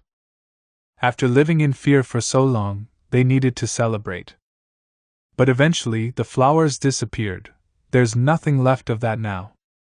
But I just remembered them. Silence. My father only saw 6 months of combat before being taken prisoner. How did they capture him? They were advancing over a frozen lake while the enemy's artillery shot at the ice. Few made it across, and those who did had just spent their last strength swimming through freezing water. All of them lost their weapons along the way. They came to the shore half naked. The Finns would stretch out their arms to rescue them, and some people would take their hands, while others, many of them, wouldn't accept any help from the enemy. That was how they had been trained. My father grabbed one of their hands, and he was dragged out of the water. I remember his amazement. They gave me schnapps to warm me up. Put me in dry clothes. They laughed and clapped me on the shoulder. You made it, Ivan. My father had never been face to face with the enemy before. He didn't understand why they were so cheerful. The Finnish campaign ended in 1940. Soviet war prisoners were exchanged for Finns. They were marched toward each other in columns. On their side, the Finns were greeted with hugs and handshakes. Our men, on the other hand, were immediately treated like enemies. Brothers! Friends! They threw themselves on their comrades. Halt! Another step and we'll shoot. The column was surrounded by soldiers with German shepherds. They were led to specially prepared barracks surrounded by barbed wire. The interrogations began. How were you taken prisoner? The interrogator asked my father. The Finns pulled me out of a lake. You traitor! You were saving your own skin instead of the motherland. My father also considered himself guilty. That's how they'd been trained. There was no trial. They marched everyone out on the quad and read the entire division their sentence: 6 years in the camps for betraying the motherland. Then they shipped them off to Vorkuta to build a railway over the permafrost. My God! It was 1941. The Germans were moving in on Moscow. No one even told them that war had broken out. After all, they were enemies. It would only make them happy. Belarus was occupied by the Nazis. They took Smolensk. When they finally heard about it, all of them wanted to go to the front. They all wrote letters to the head of the camp, to Stalin, and in response, they were told, "Work for the victory on the home front, you bastards. We don't need traitors like you at the front." They all, Papa, he told me, all of them wept. Silence. Really, that's who you should be talking to. Alas, my father is gone. The camp cut his life short, and so did perestroika. He suffered so much. He couldn't understand what had happened. To the country, to the party. Our father, after 6 years in the penal colony, he forgot what an apple was or a head of cabbage, sheets and pillows. 3 times a day, they would give them thin gruel and a single loaf of bread split among 25 men. They slept with a log under their heads and a wooden plank on the ground for a mattress. Papa, he was a strange man, not like the others, incapable of striking a horse or a cow or kicking a dog. I always felt bad for him. The other men would make fun of him. What kind of man are you? You're a girl. My mother would cry over the fact that that he wasn't like other people. He would pick up a head of cabbage and stare at it, or a tomato. When he first came back, he was totally silent, he wouldn't tell us anything. It wasn't until about 10 years later that he finally started talking. Never before, yes, at a certain point, while he was in the camp, his job had been transporting dead bodies. There would be 10 to 15 fresh corpses a day. The living returned to the barracks on foot, the dead were pulled back on sleds. They were ordered to remove their clothing, so the dead men lay naked on the sleds. Like jerboas. My father's words, it's coming out all muddled. Because of my feelings, it's all so upsetting. For the first 2 years in the camp, none of them thought that they would survive. Those who'd been sentenced to 5 or 6 years would talk about home, but those who got 10 to 15 never mentioned it. They never brought up anyone, not their wives or their kids. Their parents. If you started thinking about your loved ones, you wouldn't survive, my father explained. We waited for him. Papa will come back, and he won't even recognize me, Daddy. I would look for any excuse to say the word, Papa. Then, one day, he returned. Grandma saw a man in a soldier's cloak standing by our gate. Who are you looking for, soldier? You don't recognize me, Mama? Grandma fainted on the spot. That was Papa's homecoming. He came back frozen to the bone. He could never get his hands or his feet warm. My mother? Mama would say that my father came back from the camps gentle. Although she had been worried, she'd heard scary stories about people coming back mean. Papa wanted to enjoy life. His motto was, Man up, the worst is yet to come. I forgot where this happened. Where was it? The transit camp? They were crawling around a large yard on their hands and knees eating grass. Men with dystrophy and pellagra. You couldn't complain about anything with my father around. He knew that in order to survive, you only needed 3 things: bread, onions, and soap. Just those 3 things, that's all. They're no longer with us, our parents, their generation. But if any of them are still around, they should be put in museums, kept under glass so that no one can touch them. They went through so much. After my father was rehabilitated, they paid him 2 months' wages for all of his suffering. For a long time, a large portrait of Stalin continued to hang in our home.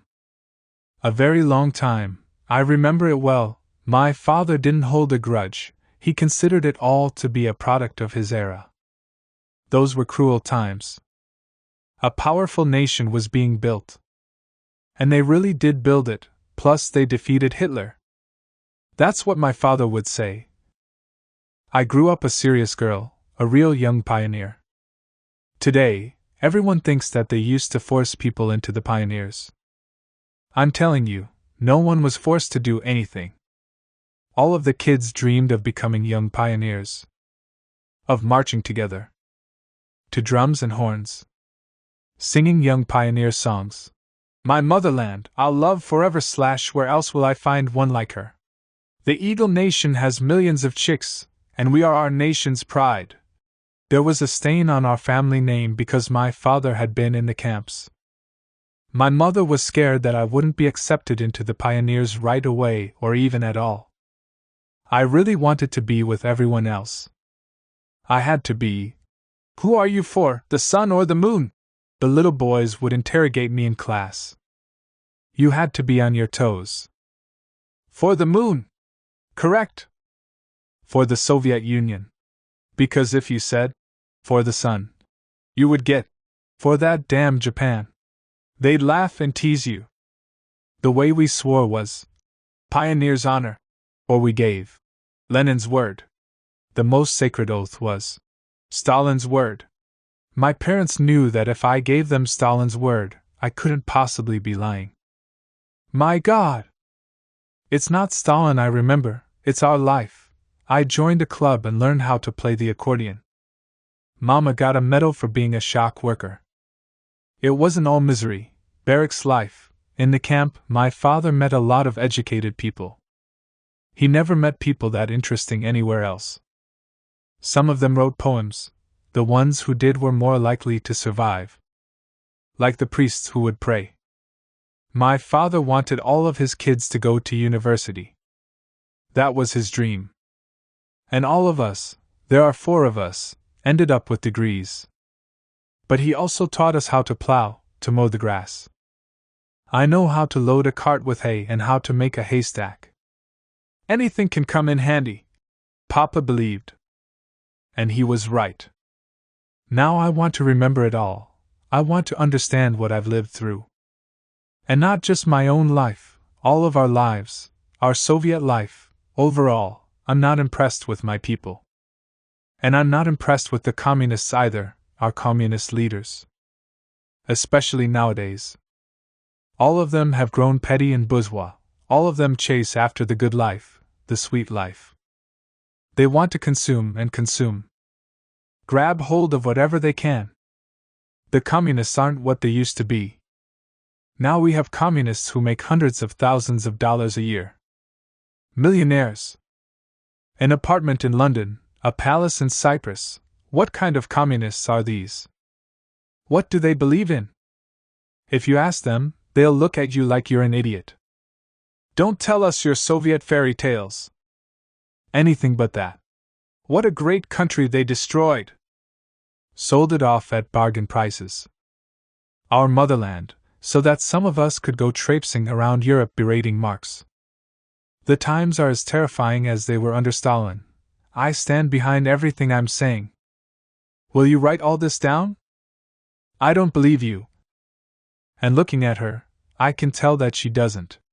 We don't have district or regional party committees anymore. We've left the Soviet regime in the dust. And so what do we have in its place? The boxing ring, the jungle, thieves running the country. They grabbed furiously, racing for the biggest piece of the pie. My God! Chubai, the foreman of Perestroika. Now he goes around bragging, giving lectures around the world, saying that in other countries, it took centuries to build capitalism, while here we did it in 3 years. They carved it up with surgical precision, and if anyone was a thief, God bless them, maybe their grandchildren will turn out decent. Ugh! And these are the Democrats. Silence. They put on American suits and did what their Uncle Sam told them to do. But American suits don't fit them right. They sit crooked. That's what you get. It wasn't freedom they were after, it was blue jeans, supermarkets. They were fooled by the shiny wrappers. Now our stores are filled with all sorts of stuff. In abundance. But heaps of salami have nothing to do with happiness. Or glory. We used to be a great nation. Now we're nothing but peddlers and looters, grain merchants and managers. Gorbachev came to power. He started talking about the return of Leninist principles. Excitement filled the air. The people had been waiting for change for a long time. Back in the day, they believed in Andropov. Yes, he was KGB, but how can I explain it? People no longer feared the Communist Party. At the beer stand, the men might curse the party, but no one would dare to say anything about the KGB. No way. It was ingrained in them. They knew the iron fist, the red-hot iron, the iron rod. Those boys would get everyone in line. I don't mean to repeat cliches, but Genghis Khan ruined our gene pool, and serfdom played its part as well. We're used to the idea that everyone needs a good whipping, that you won't get anything done without flogging people. That was Andropov's point of departure, tightening the screws. Everyone had let their hair down. They started skipping work to go to the movies, the bathhouse, the store. Drinking tea instead of working. So the police started doing raids and roundups. They would check documents and grab the slackers right off the street, at the cafes, in the shops, notify their places of work, find them and get them fired. But Andropov was very ill. He died soon into his term. We kept burying them, one after the other. Brezhnev, Andropov, Chernenko, a very popular joke before Gorbachev came to power. Transmitting a message from TASS news agency. You're going to laugh, but another general secretary of the CPSU has passed away.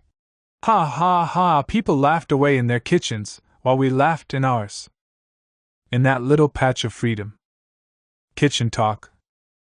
Laughs. I remember how, during these conversations, we'd turn up the TV or the radio. There was a whole art to it. We'd teach one another the tricks, so that the KGB agents who tapped our phones wouldn't be able to make anything out. You turn the dial to the end.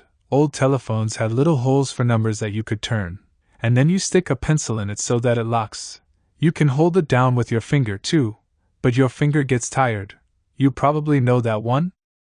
Do you remember it? If you needed to say something secret, you had to get 2 or 3 meters away from the phone, from the receiver. Bugging and snitching were everywhere, from the bottom to the very top. At the district committee, we would try to guess who the informant was.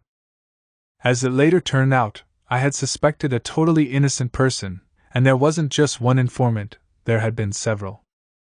None of them were people I would have ever suspected. One was a cleaning lady. A kind, friendly, and unfortunate woman. Her husband was an alcoholic. My God! Even Gorbachev himself, the General Secretary of the Central Committee of the CPSU, I read an interview with him where he described how during confidential discussions in his office, he'd do the same thing, he'd also turn the TV or radio up to full volume. The oldest trick in the book. For serious conversations, he'd have people come out to his dacha. And when they were there, they would go to the woods, strolling and talking. The birds wouldn't inform on them. Everyone was afraid, even the people that everyone was afraid of. I was afraid too. The last years of the Soviet Union, what do I remember? The ever-present shame. I was ashamed of Brezhnev plastering himself in medals and stars, ashamed that people had taken to calling the Kremlin a comfortable retirement home. I was ashamed of the empty store shelves. We were meeting and even surpassing production quotas, but somehow the stores were completely empty. Where was our milk? Our meat? I still don't understand where it all went. Stores would run out of milk within an hour of opening. After noon, the sales clerks just stood there behind clean, empty display cases. The only things on the shelves were 3-liter jars of birch juice and packages of salt, which were always wet for some reason. Canned sprats. And that was it. If they put out salami, it'd be sold out in seconds. Hot dogs and pelmeni were delicacies. At the district committee, they were always divvying up some lot. This factory gets 10 refrigerators and 5 fur coats. That collective farm gets 2 Yugoslav furniture sets and 10 Polish purses. They would ration out pots and lingerie, pantyhose. The only thing that could hold a society like this together was fear. Extreme conditions, execute and imprison as many people as possible. But the socialism of Solovki and the White Sea Canal project was over. We needed a new kind of socialism. Perestroika, there was a moment when people wanted to turn to us again. They were joining the party. Everyone had great expectations. Back then, everyone was naive, on the left and on the right, the communists and the anti-Soviets alike. Everyone was a romantic. Today, we're ashamed of our former naivete. People worship Solzhenitsyn, the great elder of Vermont. It wasn't just Solzhenitsyn, there were many other people who understood that we couldn't go on the way we were. Caught in a web of lies. And the communists, I don't know whether or not you believe me, we weren't blind to it either. There were a number of good and decent people among the communists. Sincere. I personally knew people like this, especially outside of the cities. People like my father. My father wasn't accepted into the party, he'd suffered at its hands, but he kept on believing in it. He believed in the party and in our country. Every morning he'd start his day by reading Pravda from cover to cover. There were more communists without party membership cards than those who had them. Many people were convinced communists in their souls. Silence. At all the parades, they carried banners reading, The people and the party are one. Those words weren't make-believe, they were the truth. I'm not agitating for anything, I'm just trying to describe the way things really were. Everyone has already forgotten. Many people had joined the party as an act of conscience, and not out of careerism or some other pragmatic consideration like, if I'm not a party member and I steal, they'll put me in jail, but if I join the party and steal, they'll just kick me out of the party. I get indignant whenever people start talking about Marxism with disdain and annoying smirk. Hurry up and toss it on the trash heap. It's a great teaching, and it will outlive all persecution. And our Soviet misfortune, too. Because, there are a lot of reasons, socialism isn't just labor camps, informants, and the Iron Curtain, it's also a bright, just world. Everything is shared, the weak are pitted, and compassion rules. Instead of grabbing everything you can, you feel for others. They say to me that you couldn't buy a car, so then no one had a car. No one wore Versace suits or bought houses in Miami. My God! The leaders of the USSR lived like mid-level businessmen. They were nothing like today's oligarchs. Not one bit. They weren't building themselves yachts with champagne showers. Can you imagine? Right now, there's a commercial on TV for copper bathtubs that cost as much as a 2-bedroom apartment. Could you explain to me exactly who they're for? Gilded doorknobs, is this freedom? The little man, the nobody, is a zero. You'll find him at the very bottom of the barrel. He used to be able to write a letter to the editor, go and complain at the district party headquarters about his boss or poor building maintenance, about an unfaithful husband. A lot of things about the system were stupid, I don't deny it, but who will even listen to the man in the street today? Who needs him? Remember the Soviet place names: Metallurgists Avenue, Enthusiasts Avenue, Factory Street, Proletariat Street. The little man was the most important one around. You say it was all just talk and a cover-up. Today, no one even attempts to disguise their disdain for him. You're broke? Go to hell. Back to your cage. They're renaming the streets: Merchant, Middle Class, Nobleman Street. I've even seen Prince's Salami and General's Wine. A cult of money and success. The strong, with their iron biceps, are the ones who survive. But not everyone is capable of stopping at nothing to tear a piece of the pie out of somebody else's mouth. For some, it's simply not in their nature. Others even find it disgusting. With her. She nods in the direction of her friend. We argue, of course. She wants to prove to me that true socialism demands perfect people who simply do not exist. That it's nothing but a crazy ideal, a fantasy.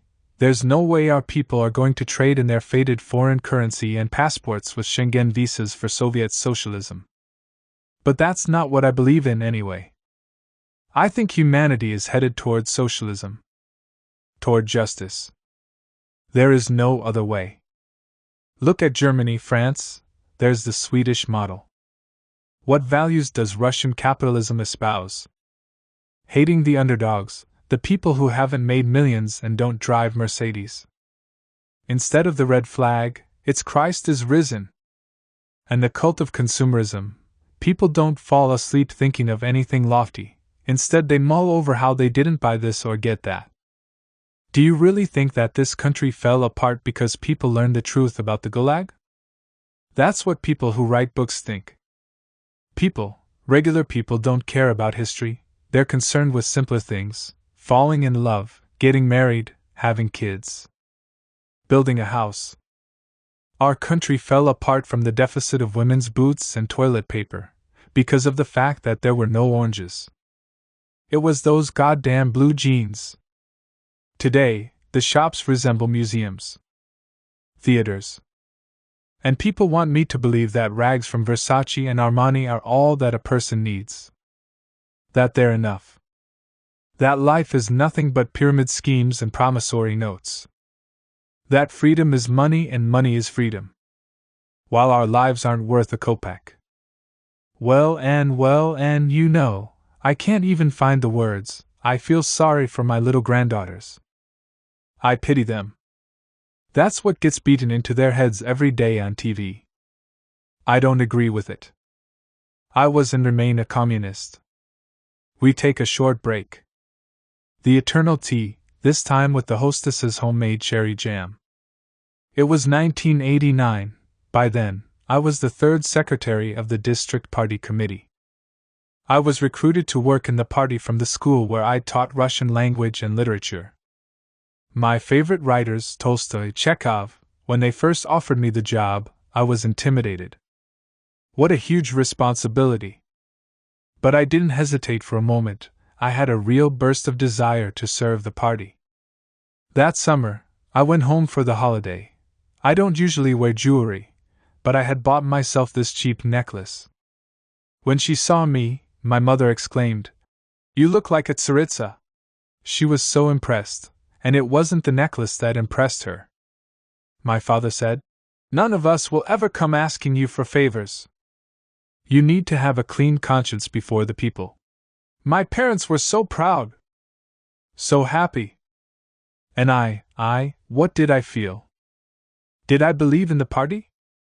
To tell you the truth, I did. And I still do. Come what may, I will never throw out my party membership card. Did I believe in communism? I'll be honest with you, I'm not going to lie. I believed in the possibility of life being governed fairly. And today, as I've already told you, I still believe in that. I'm sick of hearing about how bad life was under socialism. I'm proud of the Soviet era. It wasn't the good life, but it was regular life. We had love and friendship, dresses and shoes. People hungrily listened to writers and actors, which they don't do anymore. The stadium poets have been replaced by psychics and magicians. People believe in sorcerers, just like in Africa. Our Soviet life, you could say that it was an attempt at creating an alternative civilization. If you want to put it in dramatic terms, the power of the people. I can't calm down about it. Where are you going to see a metro station devoted to dairymaids, lathe operators, or engine drivers today? They're nowhere to be seen, they're not in the newspaper, they're not on TV, and they're nowhere near the Kremlin when they're handing out medals and awards. They're not anywhere anymore. Everywhere you look, you see our new heroes, bankers and businessmen, models and prostitutes, managers. The young can adapt, while the old die in silence behind closed doors. They die in poverty, all but forgotten. My pension is $50 a month. She laughs. I've read that Gorbachev's is also $50 a month. They say that the communists lived in mansions and ate black caviar by the spoonful. They built communism for themselves. My God! I've shown you around my mansion, a regular 2-bedroom apartment, 57 square meters. I haven't hidden anything from you, my Soviet crystal, my Soviet gold. But what about the special clinics and food rations, internal queues, for apartments and government-issued dachas? The party sanatoriums? Honestly? All of that existed, it did, but mostly up there. Points up. I was always at the bottom, on the lowest rung. On the bottom with the people. Always in full view. The fact that this was the case in some places, I don't argue with that. I couldn't deny it. Just like you, that's what I read about in newspapers during Perestroika, about how the children of the secretaries of the Central Committee would fly out to Africa to go big game hunting. How they'd buy up diamonds, but still, it's nothing compared to how new Russians live today. With their yachts and their castles. Take a look at the houses they've built for themselves all around Moscow. Palaces. 2-meter-thick stone fences, electric fences, security cameras. Armed guards. They're like penal colonies or top-secret military bases. What, is computer genius Bill Gates living there? Or world chess champion Garry Kasparov? That's how the victors live. There was no official civil war, but there are victors. They're behind those stone fences. Who are they hiding from? The people? The people thought that they'd overthrow the communists and usher in a new golden age. Life in paradise. Instead of free people, we now have all these, with their millions and billions, gangsters. They shoot each other in broad daylight. Even out here, a businessman's balcony was shot to pieces. They're not afraid of anyone. Flying around in their private jets with their gilded toilets and bragging about it to boot. I saw it with my own eyes on TV. One of them was showing off his watch that cost as much as a bomber jet. Another one, his diamond-studded mobile phone. And no one will shout from the rooftops that this is all shameful. Revolting. We used to have Ouspensky and Korolenko. Shalikov wrote Stalin a letter in defense of the peasants. Today I want to, you're the one asking the questions, but now I want to ask you, where is our true elite? Why is it that every day I'm reading Berezovsky and Potanin's opinions on any and every topic instead of Okudzawa or Iskander? What happened that made you guys give up your seats for them? Your university departments, you were the first ones to chase after the crumbs from the oligarch's table.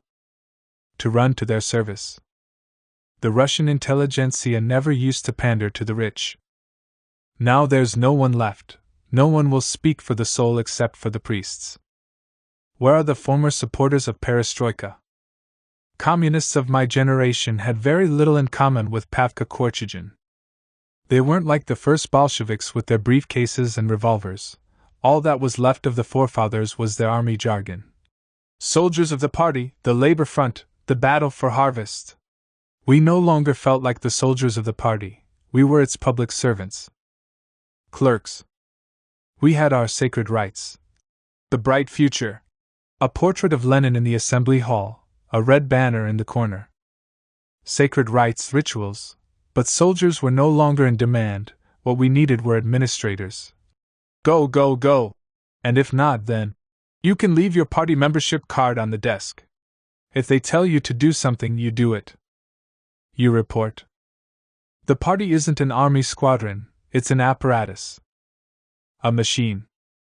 A bureaucratic machine. They rarely hired people who'd studied the humanities. The party hadn't trusted them since Lenin's times.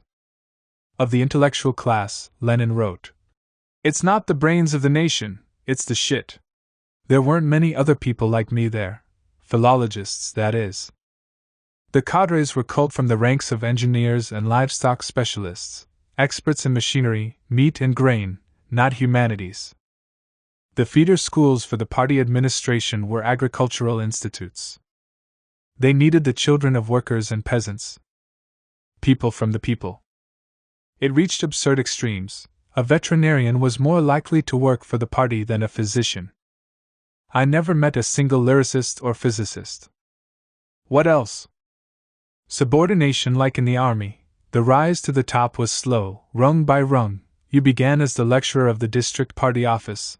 Then it was the head administrator of the party office, the instructor, the third secretary, the second secretary. It took me 10 years to get to the top. Today, junior research associates and lab administrators run the country. The collective farm deputy or electrician can become president. Instead of running the collective farm, it's straight to the head of state. This kind of thing only happens during a revolution. A rhetorical question addressed either to me or herself. I don't know what to call what happened in 1991. Was it a revolution or counter-revolution? Nobody even attempts to explain what country we're living in. What is our national idea now, besides salami? What exactly are we building? We advance toward the victory of capitalism. Is that it? For 100 years, we castigated capitalism. It's a monster, a fiend. Now we're proud that we're going to be like everyone else. But if we become like everyone else, who will care about us anymore? The God-bearing people, the hope of all of progressive humanity. Sarcastically, everyone thinks of capitalism the same way that they, until very recently, had thought of communism. They're dreaming. They're passing judgment on Marx, blaming the idea. A murderous idea. I, for one, blame the executors. What we had was Stalinism, not communism. And now it's neither socialism nor capitalism. Neither the Eastern model nor the Western. Neither empire nor a republic. We're dangling like, I won't say it, Stalin. Stalin!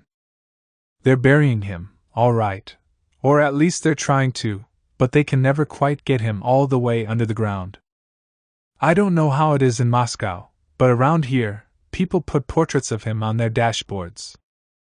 On buses. Long-distance truckers tend to be particularly fond of him. In the Generalissimo uniform, the people.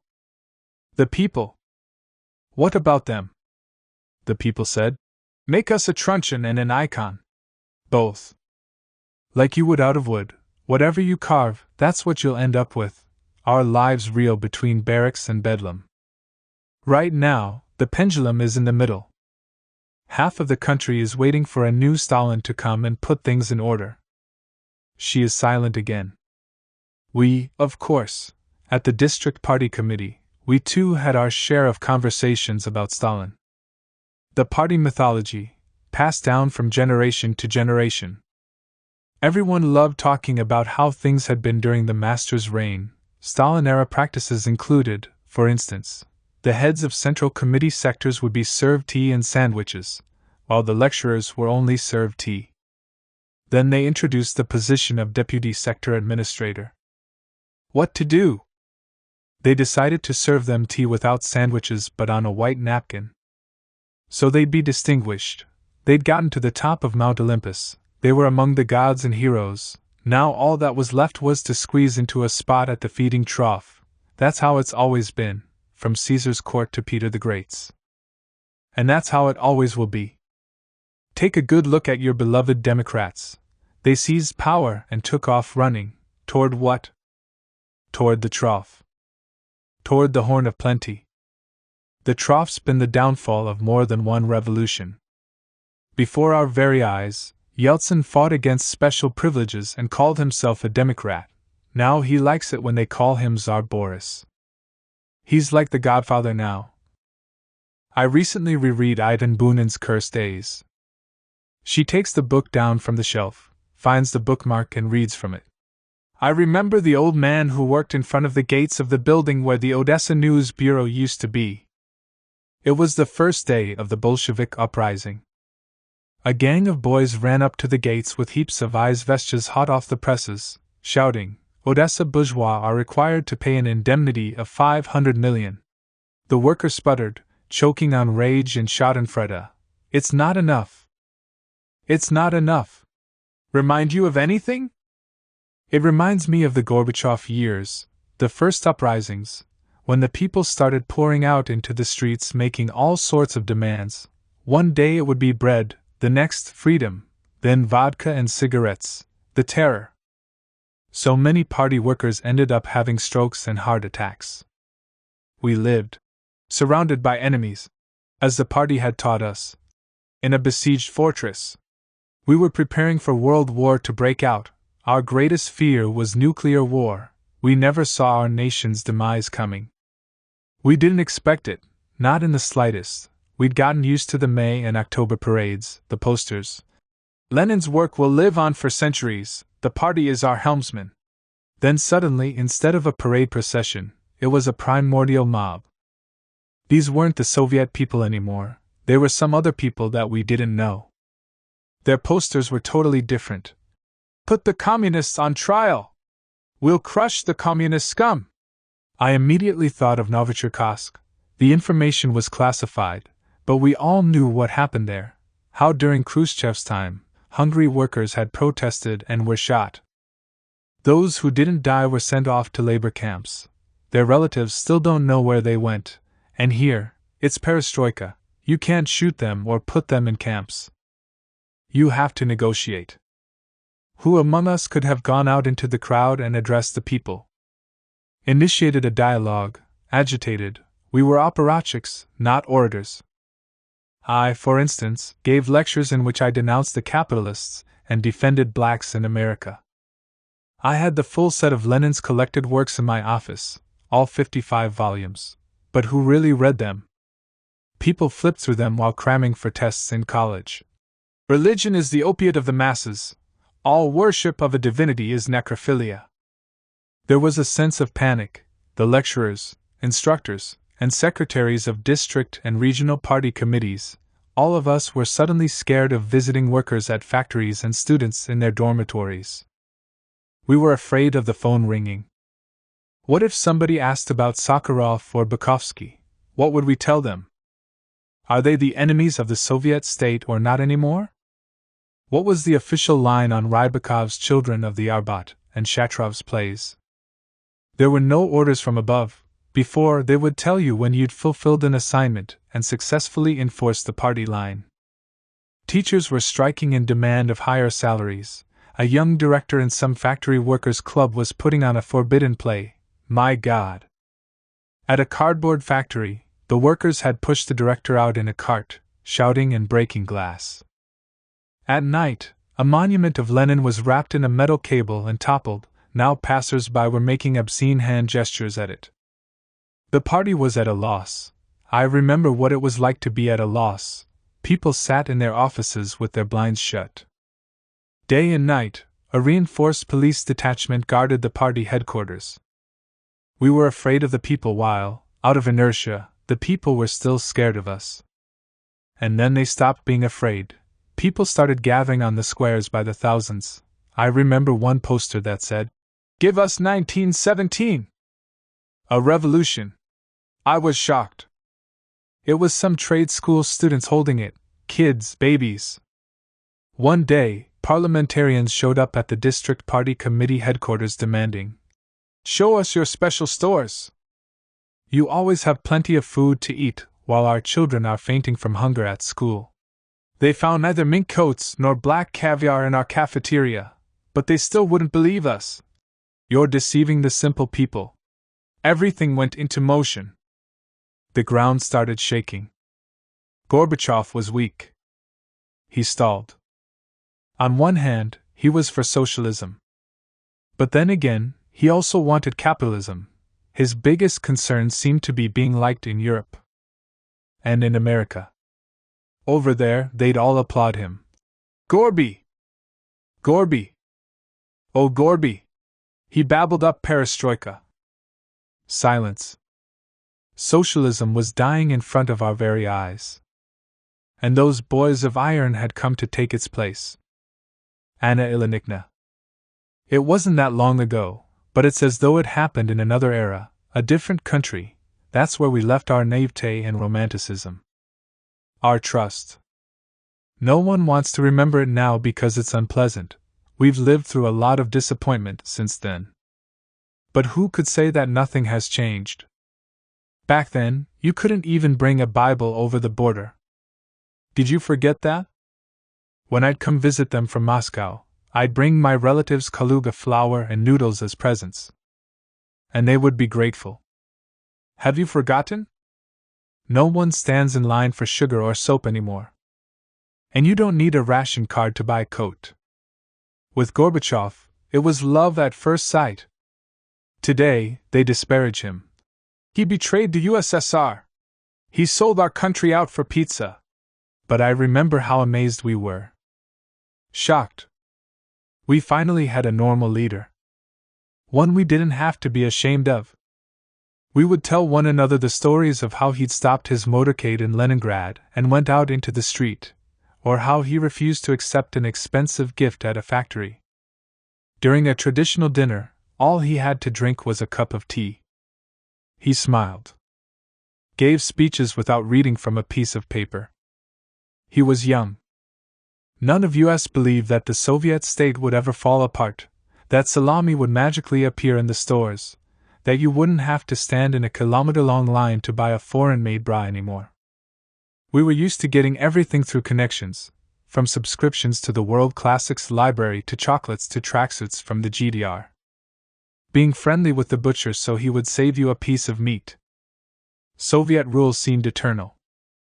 We thought that there would be enough of it left over for our children and grandchildren. It ended abruptly, when no one expected it to. Today, it's clear that Gorbachev himself didn't see it coming. He wanted change, but he didn't know how to change things. No one was prepared. No one. Not even the people who tore down the wall. I'm a regular technician. No hero, and no communist. Because of my husband, who is an artist, I fell in with a bohemian crowd when I was young. Poets and artists, there were no heroes among us. No one was brave enough to become a real dissident and risk doing time in jail or a psych ward for their beliefs. We lived with our fingers crossed behind our backs. We sat in our kitchens criticizing the Soviet government and cracking jokes. We read samizdat. If someone got their hands on a new book, they could show up at your door at any hour, even 2 or 3 in the morning, and still be a welcome guest. I remember that nocturnal Moscow life so well. It was special. It had its own heroes, its cowards and traitors, its own enchantment. It's impossible to explain it to the uninitiated. Most of all, I can't explain how enchanted we were with it all. And there's something else I can't explain. It's this: our nocturnal life had nothing in common with how we lived during the day. Nothing. In the morning, we would all go to work and transform into average Soviet citizens. Just like everyone else. Slaving away for the regime. Either you were a conformist, or you had to go work as a street cleaner or a watchman. There was no other way to preserve yourself. And then when we got home from work, we'd once again be sitting in the kitchen drinking vodka and listening to the forbidden Vysotsky. Catching the voice of America through the crackling of the jamming static. I still remember that beautiful crackling. There were the endless love affairs. Falling in love, getting divorced. At the same time, many of us considered ourselves the nation's conscience, believing that we had the right to teach our people. But what did we really know about them? What we'd read in sketches from a hunter's album? The things we'd learned from Turgenev and other authors of village life? Valentin Rasputin, Vasily Belov. I didn't even understand my own father. I'd yell at him, "Papa, if you don't return your party card, I won't talk to you anymore." My father would cry. Gorbachev had more power than a czar. Unlimited power. Then he went and said, "We can't go on like this." Those were his famous words. So the country turned into a debating society. People argued at home, at work, on public transport. Families fell apart over political disagreements. Children would fight with their parents. One of my girlfriends got into such a big fight about Lenin with her son and daughter-in-law, she kicked them out. They had to spend a whole winter in a cold dacha outside of Moscow. The theaters grew empty. Everyone was at home glued to their televisions. They were broadcasting the first Congress of the People's Deputies of the USSR. Before that, there had been the whole hullabaloo around electing those deputies. The first free elections. Real elections. There were 2 candidates in our ward, some party bureaucrat and a young Democrat, a university lecturer. I still remember his last name, Malyshev, Yuri Malyshev. I recently happened to learn that he's in agribusiness now, selling tomatoes and cucumbers. Back then, he was a revolutionary. You should have heard his seditious speeches. It was unbelievable. He said that Marxist-Leninist literature had low horsepower, that it reeked of mothballs. He demanded the repeal of the 6th article of the Constitution, the article that decrees the leading role of the Communist Party. The cornerstone of Marxism-Leninism. I listened and couldn't imagine any of it coming true. Pipe dreams. Who would allow us to even get near it? Everything would fall apart. It was the glue holding everything together. That's how zombified we all were. I spent years scrubbing away my Soviet mentality, dredging it out of myself by the bucketful. She is silent. Our team, there were about 20 of us volunteers who would go around to people's homes in our neighborhood after work, campaigning for him. We made posters. Vote for Malyshev! And can you imagine? He won! By a large margin. Our first ever victory. Afterward, we nearly lost our minds from the live Congress broadcasts. The deputies were even more frank than we were in our own kitchens, saying things we wouldn't dare say any further than 2 meters away from our kitchens. Everyone got sucked into the broadcasts like drug addicts. Stuck to the screen. Now Travkin would show them. Really show them. And Boldyrev? Now he's going to, that's the spirit. An indescribable passion for newspapers and magazines took hold of us. Circulation numbers skyrocketed into the millions. Periodicals became more popular than books. In the morning, in the metro, day in and day out, you'd find entire subway cars reading. Even the people standing up. Passengers would swap newspapers. Total strangers. My husband and I had 20 subscriptions between us. An entire one of our monthly salaries went exclusively toward that. After work, I would rush home to get into my house clothes and start reading. My mother died recently, but when she was still alive, she would lament, "I'm dying like a rat at the dump." Her one-bedroom apartment was like a reading room. Magazines and newspapers lay piled on the shelves, in the closet, on the floor, in the hallway. The precious Novi Mir and Znamya, Delgava, boxes of clippings everywhere. Really big boxes. I ended up taking them all to the dacha. I feel bad throwing them out, but who would I give them all to? They're nothing but pulp paper now. But all of them had been read and reread. Underlined in red and yellow pencil. The most important things in red. I think I have like a half-ton of those periodicals. Our whole dacha is crammed with that stuff. Our faith was sincere, naive. We thought that any minute now, there were buses idling outside waiting to take us away to democracy. We'd finally leave behind these rundown Khrushchevkas and move into beautiful houses, build autobahns to replace these broken-down roads, and we'd all turn into respectable people. No one searched for rational proof that any of this would really happen. There was none. What did we need it for? We believed in it with our hearts, not our reason. At the district polling stations, we voted with our hearts, as well. No one told us what exactly we were supposed to do. We were free now, and that was that. When you're stuck in an elevator, the only thing you think about are the doors opening. You're ecstatic when they finally open. Pure euphoria. You don't think about how you're supposed to be doing something. You're breathing it in with your whole chest. You're already happy. My friend married a Frenchman who worked at the Moscow consulate. She'd always be telling him to look at all the energy we Russians have. All right, but can you tell me exactly what all this energy is for? He'd ask her. And neither she nor I could answer him. I'd say, the energy is pulsing, and that's it.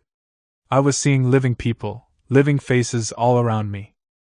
Everyone was so beautiful in those days. Where had all these people come from?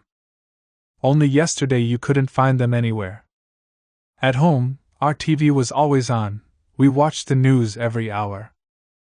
I had just had my son, and I'd always bring the radio whenever I went outside with him.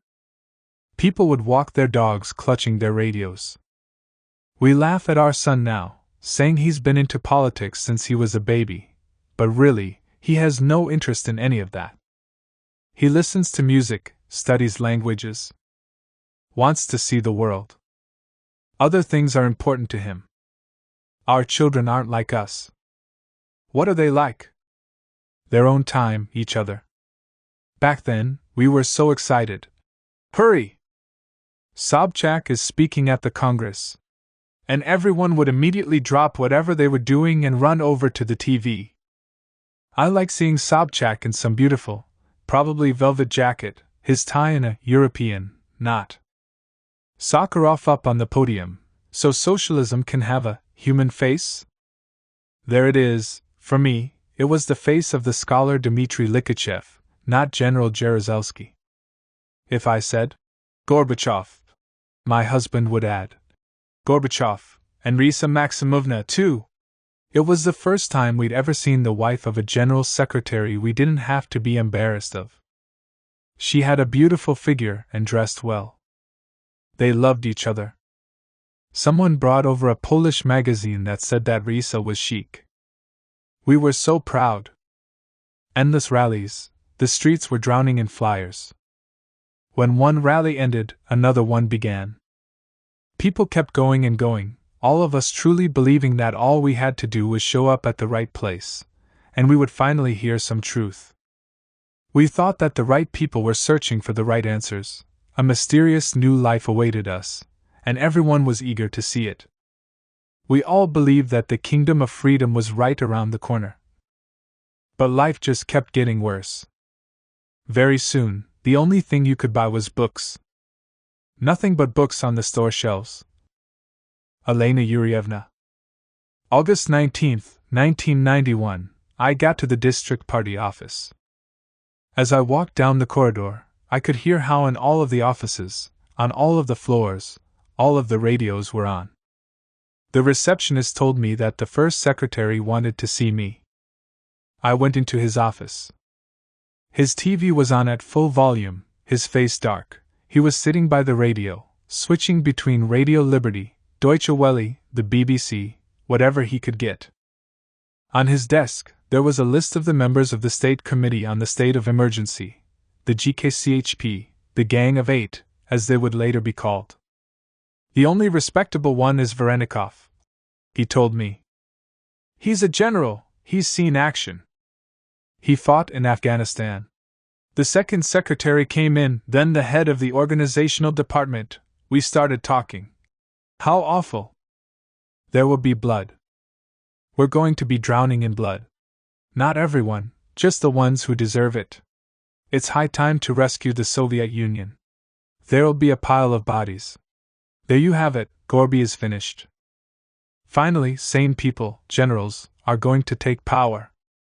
The chaos will come to an end. The first secretary announced that the morning planning meeting was cancelled. What was there to report on? There were no orders from above. In front of us, he called the police headquarters. Have you heard anything? Nope. We talked some more about Gorbachev. Either he's sick or he's been arrested.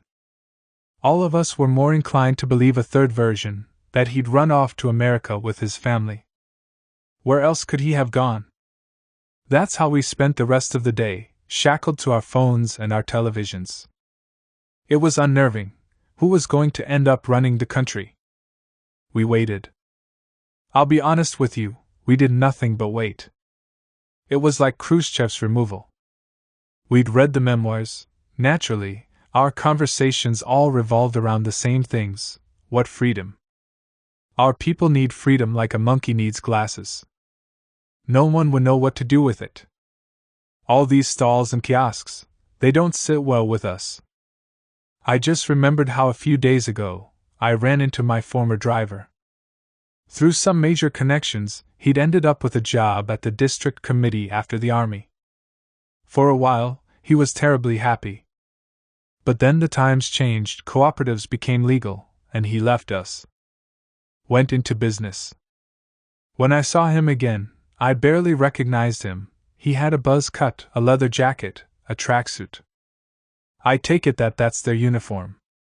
He bragged about making more money in one day than the first secretary of the district party committee made in a month. His was a no-fail enterprise, blue jeans. He and a friend rented out a laundrette and turned it into an acid-wash jeans factory. Their technique couldn't have been simpler. Necessity is the mother of invention. They toss regular, boring jeans into a solution of bleach or chlorine, add broken up bricks, and boil them for a couple hours. The jeans end up covered in all sorts of stripes, designs, patterns, abstract art. Then they dry them and stick on a label that said, Montana. I had a chilling realization. If nothing changes, then pretty soon, these jeansmongers will be the ones running our government. NEP men. And although it seems absurd, they will be the ones to feed us and dress us too. They'll build their factories up from the basements, and that's what actually ended up happening. It all came true. Today, that guy is a millionaire or a billionaire. For me, a million and a billion are equally crazy figures, and a deputy in the Duma to boot. He has a house on the Canary Islands, and another one in London, In Tsarist times, Herzen and Ogarev were the ones living in London. Today it's them, our new Russians, jeans, furniture, and chocolate moguls. Oil magnates. At 9 p.m., the first secretary gathered us all in his office again. The head of the district KGB briefed us. He told us about the mood among the people. According to him, the people supported the GKCHP. They weren't outraged by the putsch. Everyone was fed up with Gorbachev. Ration cards for everything but salt, no vodka. The KGB boys had gone around town recording people's conversations. The arguments and cues. It's a coup. What's going to happen with our country? There's been no uprising at my house. Bed's in the same place it was last night. The vodka's no different. So that's it for freedom. The freedom to stand in line for socks. Someone must have really wanted some gum to chew and some Marlboros to smoke. It's high time. The country's on the verge of ruin. Gorbachev is a Judas. He wanted to sell out the motherland for dollars. The blood's about to flow. We can't do anything around here without bloodshed. In order to save the country, the party, we need jeans. Nice lingerie and salami, not tanks. So you want the good life? Good luck. Forget about it. She is silent. In a word, the people were waiting. Just like we were. By the end of the day, there were no detective novels left in the party bureau library. She laughs. What we should have been reading is Lenin, not detective novels. Lenin and Marx. Our apostles. I remember the GKCHP press conference, Yanev's trembling hands. He stood there making excuses. Gorbachev deserves all due respect, he's my friend. Looking around with his eyes full of terror, my heart sank. These weren't the people who could set things right. They weren't the ones we'd been waiting for. They were just little cogs, your run-of-the-mill party apparatchiks. Save the country. Save communism. There was no one to do it. On TV, a sea of people on the streets of Moscow. An ocean. Storming the Moscow-bound trains and commuter rails. Yeltsin on the tank. Handing out leaflets, chanting, Yeltsin! Yeltsin! Triumph! She nervously fingers the edge of the tablecloth. This tablecloth is made in China. The world is chock full of Chinese goods. China is where the GKCHP triumphed. As for us? We're a third world country. Where are the people who cried, Yeltsin! Yeltsin! Now? They thought that they'd be living like people in the US and Germany, but they ended up living like the people in Colombia. We lost our country. Back then, there were 15 million of us communists. The party could have, it was sold out of 15 million people, not a single leader emerged. Not one. While the other side had its leader, Yeltsin. We stupidly let it all slip through our fingers. Half of the country was waiting for us to win. We were no longer one nation, we had already split into two. The people who'd called themselves communists suddenly started confessing that they'd hated communism from the day they were born. They returned their party membership cards. Some showed up and handed in their party cards in silence, others slammed the door behind themselves. People would toss them in front of the district party headquarters at night, stealing away like thieves. If you're going to do it, at least give up communism with a clean conscience. But no, they did it in secret. Every morning, the Yard's men would collect the discarded party membership cards and Komsomol certificates from around the courtyard and bring them all to us. They'd gather them by the bag full in big, plastic bags. What were we supposed to do with all that stuff? Where were we supposed to take it? There were no orders. No signals from above. Instead, there was dead silence. Falls deep in thought. Those were the times when people started changing everything, absolutely everything. Starting over from scratch. Some left, changing homelands. Some changed their convictions and principles. Others changed their possessions, buying all new stuff for their homes. Throwing out everything old and Soviet, and replacing it with everything new and imported. The shuttle traders had already brought it all over: electric kettles, telephones, furniture, refrigerators, mountains of goods materialized out of God knows where. I have a Bosch washing machine. I bought a Siemens TV. Every conversation was sprinkled with words like Panasonic, Sony, Philips. I ran into my neighbor.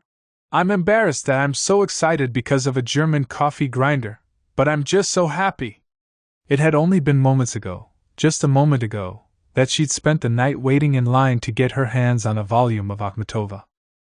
Now she was head over heels for a coffee grinder. Some piece of junk.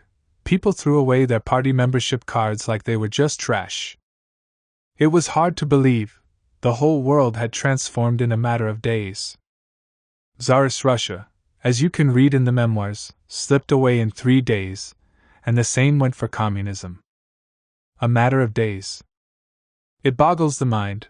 There were also the kind of people who hid their membership cards, stashing them away just in case.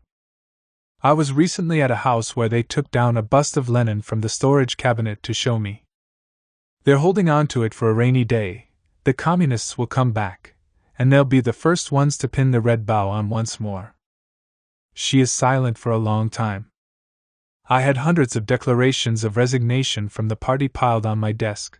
Soon enough, they were all rounded up and taken out to the trash. To rot at the dump. She looks for something in the folders on the table. I saved a few. One day, a museum will ask me for them. They'll come looking. She begins reading from them. I was a devoted Komsomol member. I joined the party with a sincere heart. Today, I wish to say that the party no longer has any power over me. The times have led me into confusion. I used to believe in the Great October Revolution. After reading Solzhenitsyn, I realized that the beautiful ideals of communism were all drenched in blood. It was all a lie. Fear forced me to join the party. Leninist Bolsheviks executed my grandfather, then Stalin's communists massacred my parents in the Mordovian camps. On behalf of myself and my deceased husband, I hereby resign from the party. You had to live through this, and not drop dead from the horror. People stood in line outside the district party headquarters like it was a store. They were queuing up to return their party membership cards. A woman got in to see me. She was a dairy woman. In tears, she entreated me. What do I do? What am I supposed to do? In the newspapers, it says that we're supposed to throw out our party membership cards. She justified herself, saying that she had 3 children, she had to think of them. Someone was spreading rumors that the communists were going to be put on trial. Exiled. That they were already fixing up the old barracks in Siberia. A new shipment of handcuffs had come into the police headquarters. Someone saw them being unloaded out of covered trucks. Dreadful stuff. And then there were the real communists. The ones still devoted to the idea. A young teacher, not long before the putsch, he'd been accepted into the party. But he hadn't been issued a membership card yet. You're going to get shut down soon, he said. Issue me a membership card. Otherwise, I'll never get one. In that moment, people showed their true colors. A man who had fought at the front came to the offices covered in war medals with an icon hanging around his neck. He returned his party membership card, which he had gotten at the front, saying, I don't want to be in the same party as that traitor Gorbachev. Truly, truly, people's characters were revealed. Friends and strangers alike. Even relatives. Before, when I'd run into them, it'd be, Oh, hello, Elena Yurievna! How's your health, Elena Yurievna? Suddenly, if one of them saw me, they'd cross the street to avoid me. The principal of the best school in the district, not long before all of this happened, we'd held an academic party conference at his school on Brezhnev's novels, Malaya Zemlya and Rebirth. He'd read an excellent paper on the leading role of the Communist Party during the Great Patriotic War, and on the leadership of Comrade Brezhnev in particular, I had presented him with a certificate from the District Party Committee. A loyal communist. A Leninist. My God, it hadn't even been a month. He saw me on the street and started in on me. "Your time is up! You'll have to answer for all of it. First of all, for Stalin." I couldn't breathe, I was so hurt. He was saying that to me? To me. Me, whose father had been in the camps. It takes her a few minutes to calm down. I never liked Stalin. My father forgave him, but I didn't. I could never forgive him. Silence. The rehabilitation of so-called politicals began after the 20th Party Congress. After Khrushchev's speech, while all this was happening during Gorbachev's time, I was appointed the director of the District Committee on the Rehabilitation of the Victims of Political Repressions. I know the position was initially offered to our public prosecutor and then to the second secretary, but both of them had turned it down. Why? Probably out of fear. People are still scared of anything having to do with the KGB. But I didn't even think twice, I said yes right away. My father had been a victim. What did I have to be afraid of? The first time, they took me down to some basement, tens of thousands of folders.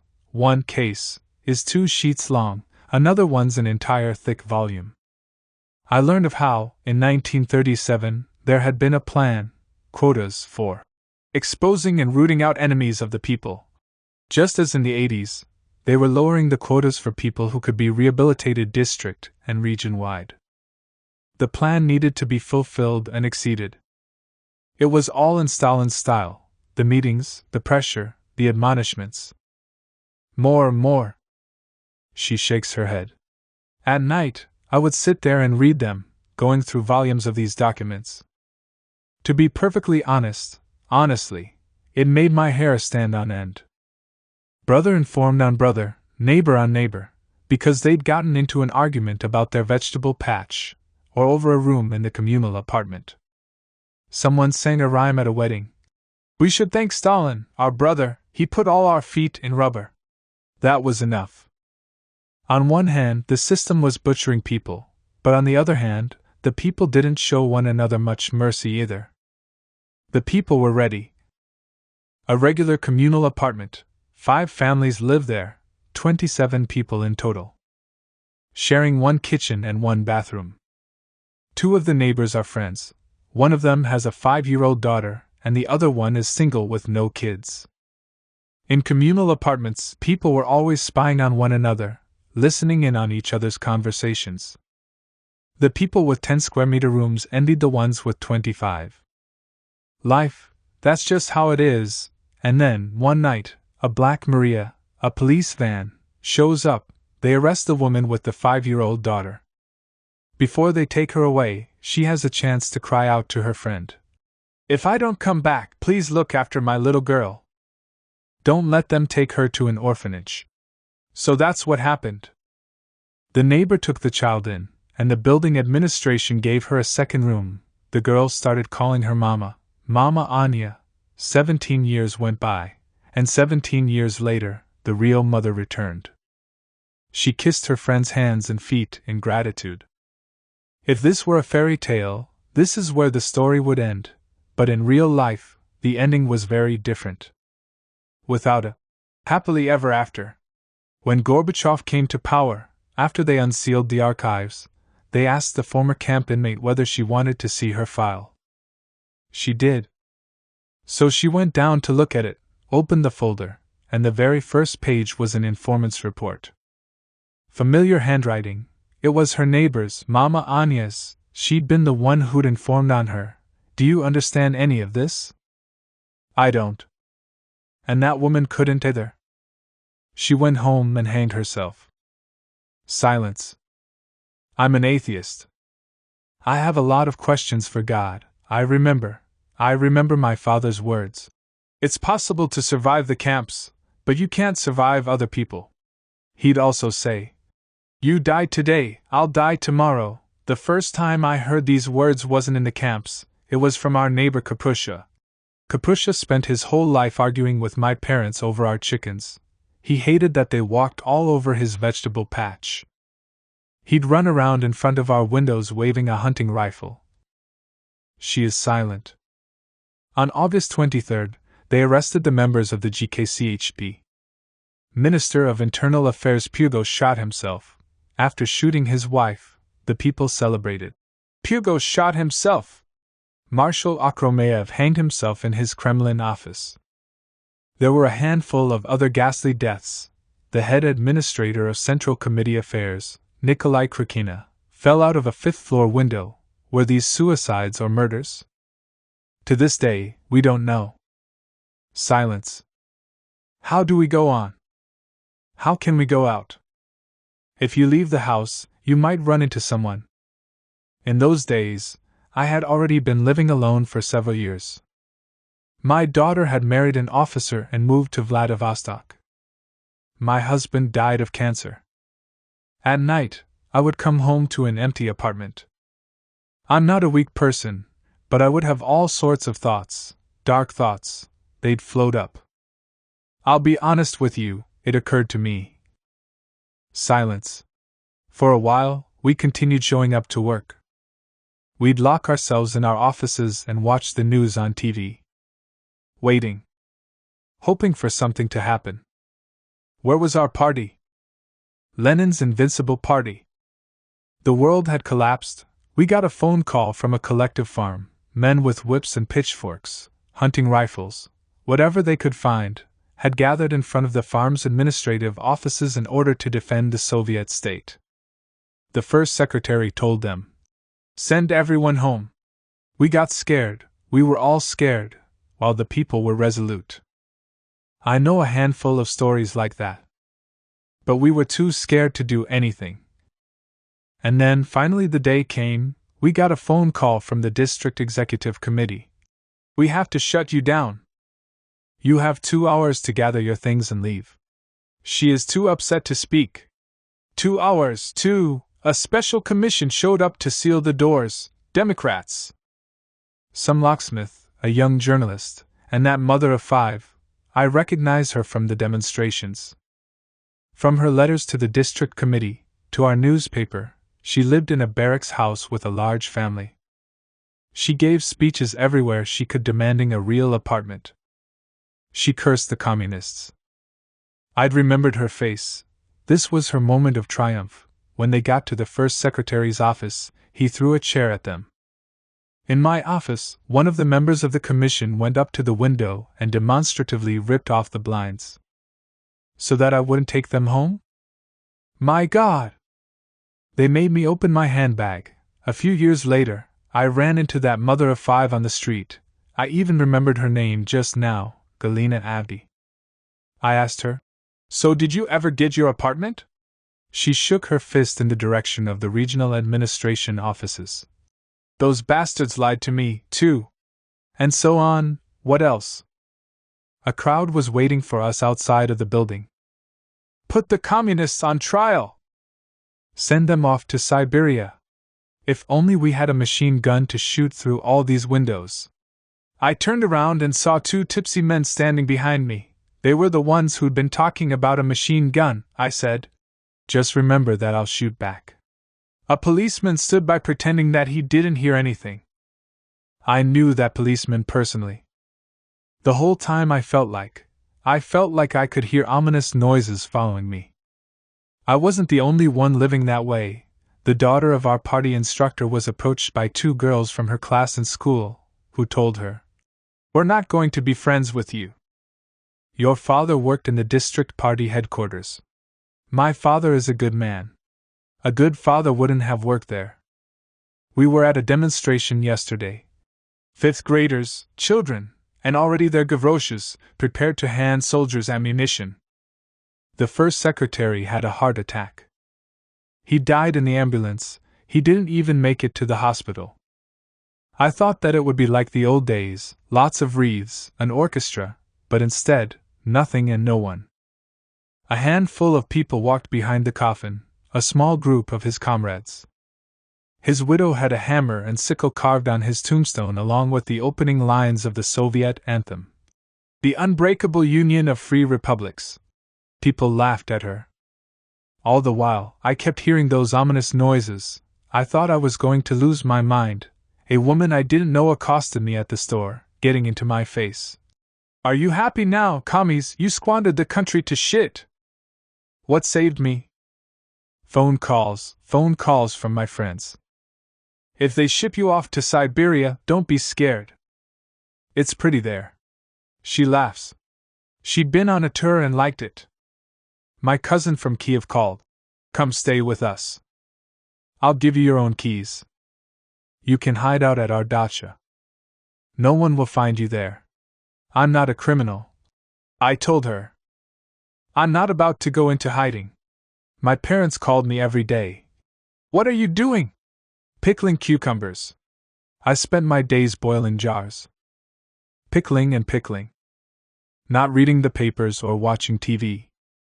I read detective novels. I'd finish one book and immediately start the next one. Television was terrifying, and so were the newspapers. For a long time, no one would give me a job. Everyone thought that we'd divvied up the party money and that each of us had ended up with a chunk of an oil pipeline or, at the very least, a small gas station. I have no gas station, no store, not even a kiosk. They call the privately owned kiosks Komki now. Komki, shuttle traders, the great Russian language has grown unrecognizable. Voucher, exchange rate corridor, IMF tranche. It's like we speak a foreign language now. I went back to teaching. I reread my beloved Tolstoy and Chekhov with my students. How are the others? My comrades met various fates. One of our party instructors killed himself. The director of the party bureau had a nervous breakdown and spent a long time in the hospital recovering. Some went into business. The second secretary runs a movie theater. One district committee instructor became a priest. I met up with him recently and we talked for a long time. He's living a second life. It made me jealous. I remembered, I was at an art gallery. One of the paintings had all this light in it and a woman standing on a bridge. Gazing off into the distance, there was so much light, I couldn't look away. I'd leave and come back, I was so drawn to it. Maybe I too could have had another life. I just don't know what it would have been like. Anna Ilyinichna. I woke up from the clamor.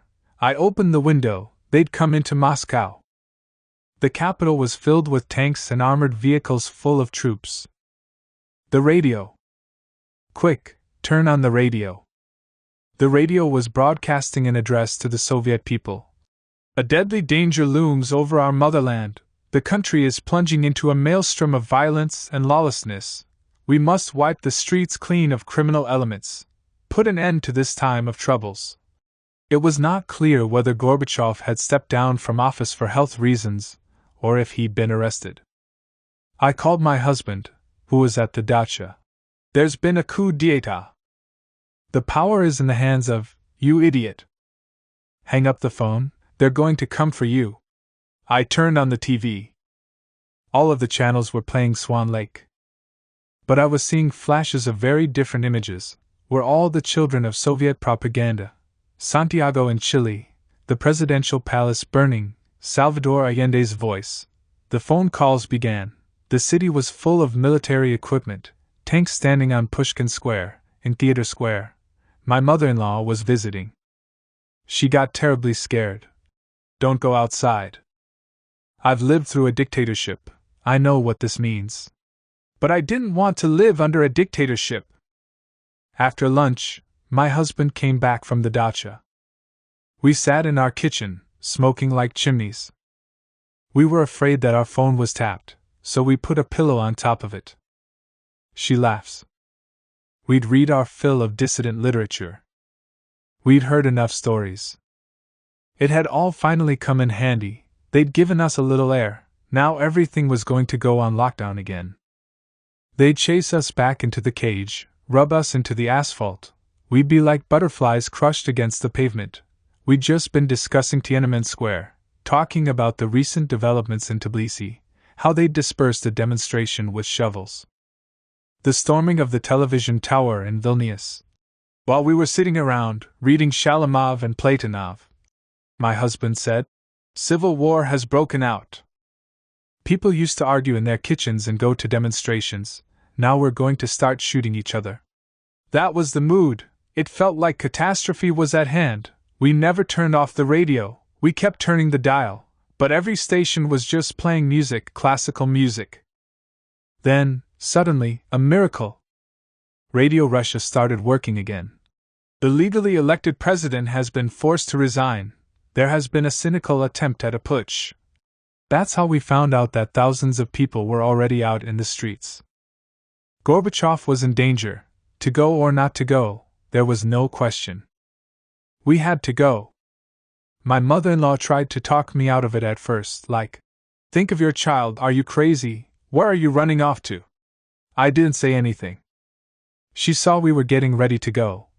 "Since you're such huge idiots, at least bring some baking soda solution with you so you can wet cloths and put them over your faces if they start gassing you." I made a 3-liter jar of baking soda solution and ripped up one of our sheets. We took all the food we had in the house. I dug all of the cans out of the pantry. Many people were, like us, headed down to the metro, while others were standing in line for ice cream or buying flowers. We walked past a group of friends laughing. I overheard someone say, "If I can't go to the concert tomorrow because of the tanks, I'll never forgive them." A man in his underwear came running toward us with a shopping bag full of empty bottles. He caught up with us. "Can you show me the way to Stroitelnia Street?" I told him where he should turn right, then head straight. He said thanks. The only thing he cared about was getting those bottles down to the recycling center. Were things any different in 1917? Some people were shooting while others were dancing at balls. Lenin on the armored train. Elena Yurievna. A farce. They played out a farce. If the GKCHP had won, we'd be living in a different country. If Gorbachev hadn't been too much of a coward, if they hadn't been paying people in tires and dolls. Shampoo. If a factory made nails, they'd pay the workers in nails. If it was soap, then it was soap. I tell everyone, look at the Chinese, they have their own path. They're not dependent on anyone, they don't try to imitate anyone. Today, the whole world is afraid of China. She turns to me with a question again. "I'm sure you're just going to get rid of everything I'm saying." I promise her that there will be 2 stories. I want to be a cold-blooded historian, not one who is holding a blazing torch. Let time be the judge. Time is just, but only in the long term, not in the short term. The time we won't live to see, which will be free of our prejudices. Anna Ilyinichna. You could laugh at the way we were and call it a musical comedy. Mockery is in style these days. But everything that happened was in earnest. Sincere. It was all real and we were all real. Unarmed men and women stood in front of the tanks, prepared to die. I sat on those barricades and saw those people. They'd come from all over the country. There were some old Muscovite ladies, God's dandelions, they'd bring meat patties, warm potatoes wrapped in towels. They gave everyone something to eat, including the men in the tanks. Eat your fill, boys. Just don't shoot. Are you really going to shoot at us? The soldiers had no idea what was going on. When they opened up the hatches and climbed out of their tanks, they were shocked. All of Moscow was there. Girls would climb on top of the tanks and hug and kiss them. Feed them rolls. Soldiers' mothers whose sons had died in Afghanistan wept, begging them. Our children died on foreign soil, are you planning on dying here in your own country? Some major, when the women surrounded him, he couldn't handle it anymore, he screamed. I have kids too. I'm not going to shoot anyone. I swear I won't. We're not going to go against our own people. So many funny and touching things happened, things that reduced us to tears. Suddenly, shouts swept the crowd. Does anyone have any Valido? Someone is ill. The pills materialized instantly. A woman had come with her child in a stroller. What would my mother-in-law think? And she got out a diaper in order to draw a red cross on it. But with what? Who has lipstick? People started tossing their lipsticks at her. Cheap stuff and Lancôme, Dior, Chanel. No one was filming it. No one recorded these details. And it's too bad. Really too bad. The elegance, the beauty of the event, all of that comes later, with the banners and the music. That's what gets cast in bronze. In real life, everything is broken down, filthy, and lilac. People spending the night around the fire, sitting directly on the ground, on newspapers and flyers. Hungry and angry. They swore and drank, but there were no drunks. Some people came by with salami, cheese, and bread. Coffee. They said that these were cooperative owners, businessmen. I even glimpsed a couple of jars of red caviar. Those disappeared into people's pockets. Others were handing out free cigarettes. A guy sitting next to me was covered in prison tattoos, a Real tiger. Rockers, punks, students with guitars. And professors. Everyone all together. The people. Those were my people.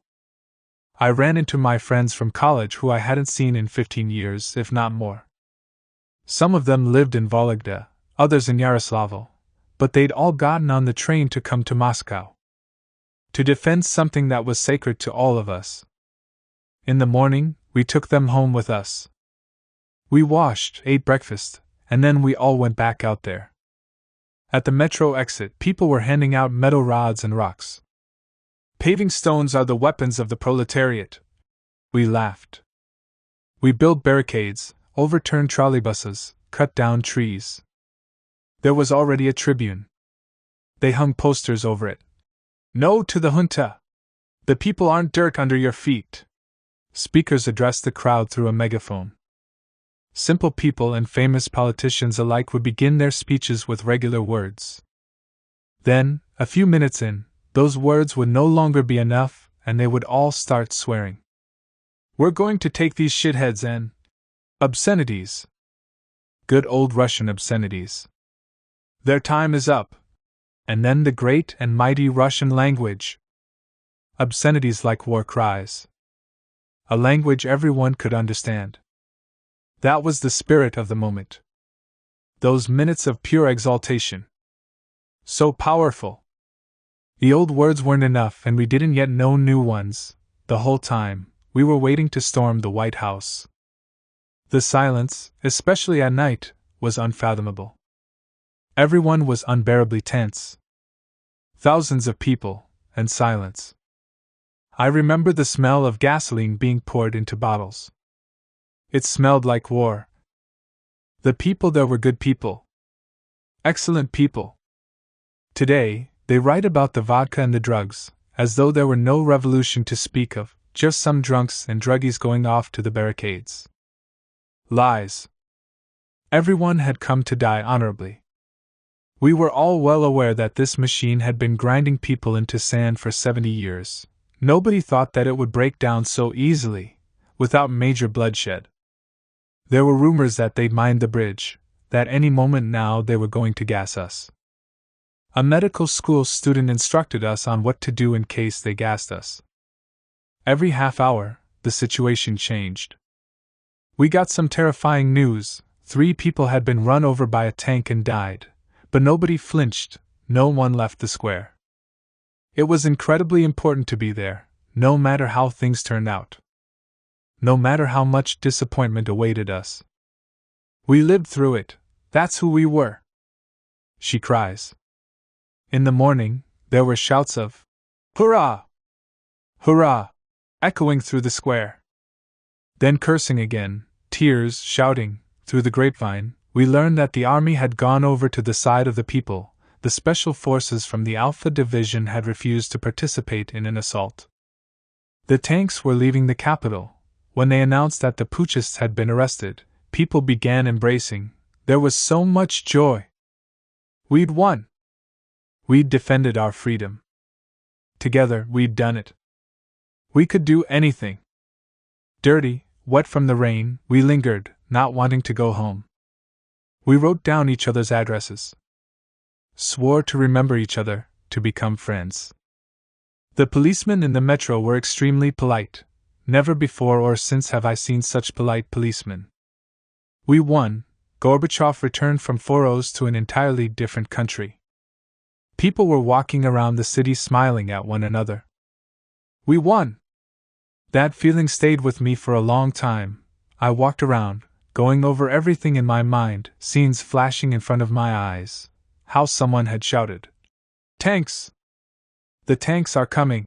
And everyone took one another's hands and made a human chain. It had been 2 or 3 in the morning. The man next to me took out a packet of cookies. "Anyone want a cookie?" And everyone took one. For some reason, we were all laughing. We wanted cookies, we wanted to live. But I still, to this very day, I'm glad I was there. With my husband and my friends. Everyone was very sincere back then. I feel sorry for us, sad that we're not like that anymore. I used to think about it all the time. Parting ways, I asked them how they've managed to remain friends, which, as it turned out, they had been since college. We agreed never to talk about these things. We have no interest in hurting each other's feelings. We used to get into fights, stop talking. Sometimes, we wouldn't speak to each other for years on end. But all that has passed. Now we only ever talk about our children and grandchildren. What we're growing at our dachas. When our friends get together, not a word about politics. Everyone came to this by their own path. We all live together, the gentlemen and the comrades. Reds and whites. But no one wants any more shooting. There's been enough blood. As told by his neighbor, Marina Tikhonovna Isaachik. Strangers, what do you want coming here? People keep coming and coming. Well, death never comes for no reason, there's always a reason. Death will find a reason. He burned alive on his vegetable patch, among his cucumbers, poured acetone over his head and lit a match. I was sitting here watching TV when suddenly I heard screaming. An old person's voice, a familiar voice, like Sashka's, and then another, younger voice. A student had been walking past, there's a technical college nearby, and there he was, a man on fire. What can you say? He ran over, started trying to put him out. Got burned himself. By the time I got outside, Sashka was on the ground, moaning, his head all yellow. You're not from around here, what do you care? What do you need a stranger's grief for? Everyone wants a good look at death. Ooh. Well, in our village, where I lived with my parents before I was married, there was an old man who liked to come and watch people die. The women would shame him and chase him away. Shoo, devil! But he'd just sit there. He ended up living a long time. Maybe he really was a devil. How can you watch? Where do you look? In what direction? After death, there is nothing. You die and that's it, they bury you. But when you're alive, even if you're unhappy, you can walk around in the breeze or stroll through the garden. When the spirit leaves, there's no person left, just the dirt. The spirit is the spirit, and everything else is just dirt. Dirt and nothing else. Some die in the cradle, others live until their hair goes gray. Happy people don't want to die, and those who are loved don't want to die either. They beg to stay longer. But where are these happy people? On the radio, they'd said that after the war was over, we would all be happy. And Khrushchev, I remember, promised, he said that communism would soon be upon us. Gorbachev swore it, too, and he spoke so beautifully, it had sounded so good. Now Yeltsin's making the same promises. He even threatened to lie down on the train tracks. I waited and waited for the good life to come. When I was little, I waited for it, and then when I got a little older, now I'm old. To make a long story short, everyone lied and things only ever got worse. Wait and see, wait and suffer. Wait and see, my husband died. He went out, collapsed, and that was that, his heart stopped. You couldn't measure it or weigh it, all the trouble we've seen. But here I am, still alive. Living. My children all scattered, my son is in Novosibirsk, and my daughter stayed in Riga with her family, which, nowadays, means that she lives abroad. In a foreign country. They don't even speak Russian there anymore. I have an icon in the corner, and a little dog so that there's someone to talk to. One stick of kindling won't start a fire, but I do my best. Oh, it's good of God to have given man cats and dogs, and trees and birds. He gave man everything so that he would be happy and life wouldn't seem too long. So life wouldn't wear him down. The one thing I haven't gotten sick of is watching the wheat turn yellow. I've gone hungry so many times that the thing I love best is ripening grain, seeing the sheaves sway in the wind. For me, it's as beautiful as the paintings in a museum are for you. Even now, I don't hanker after white bread. There's nothing better than salted black bread with sweet tea. Wait and see, and then wait some more. The only remedy we know for every kind of pain is patience. Next thing you know, your whole life's gone by. That's how it was for Sashka, our Sashka. He waited and then he couldn't take it any longer.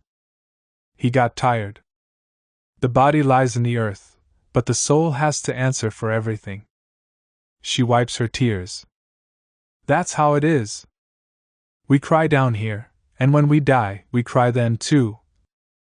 People have started believing in God again because there is no other hope. In school, they used to teach us that Lenin was God and Karl Marx was God. The churches were used to store grain and stockpile beets. That's how it was until the war came. War broke out. Stalin reopened the churches so prayers would be said for the victory of Russian arms. He addressed the people. Brothers and sisters, my friends. And what had we been before that? Enemies of the people, Kulaks and Kulak sympathizers. In our village, all of the best families were subjected to dekulakization. If they had 2 cows and 2 horses, that was already enough to make them Kulaks. They'd ship them off to Siberia and abandon them in the barren taiga forest. Women smothered their children to spare them the suffering. Oh, so much woe, so many tears, more tears than there is water on this earth.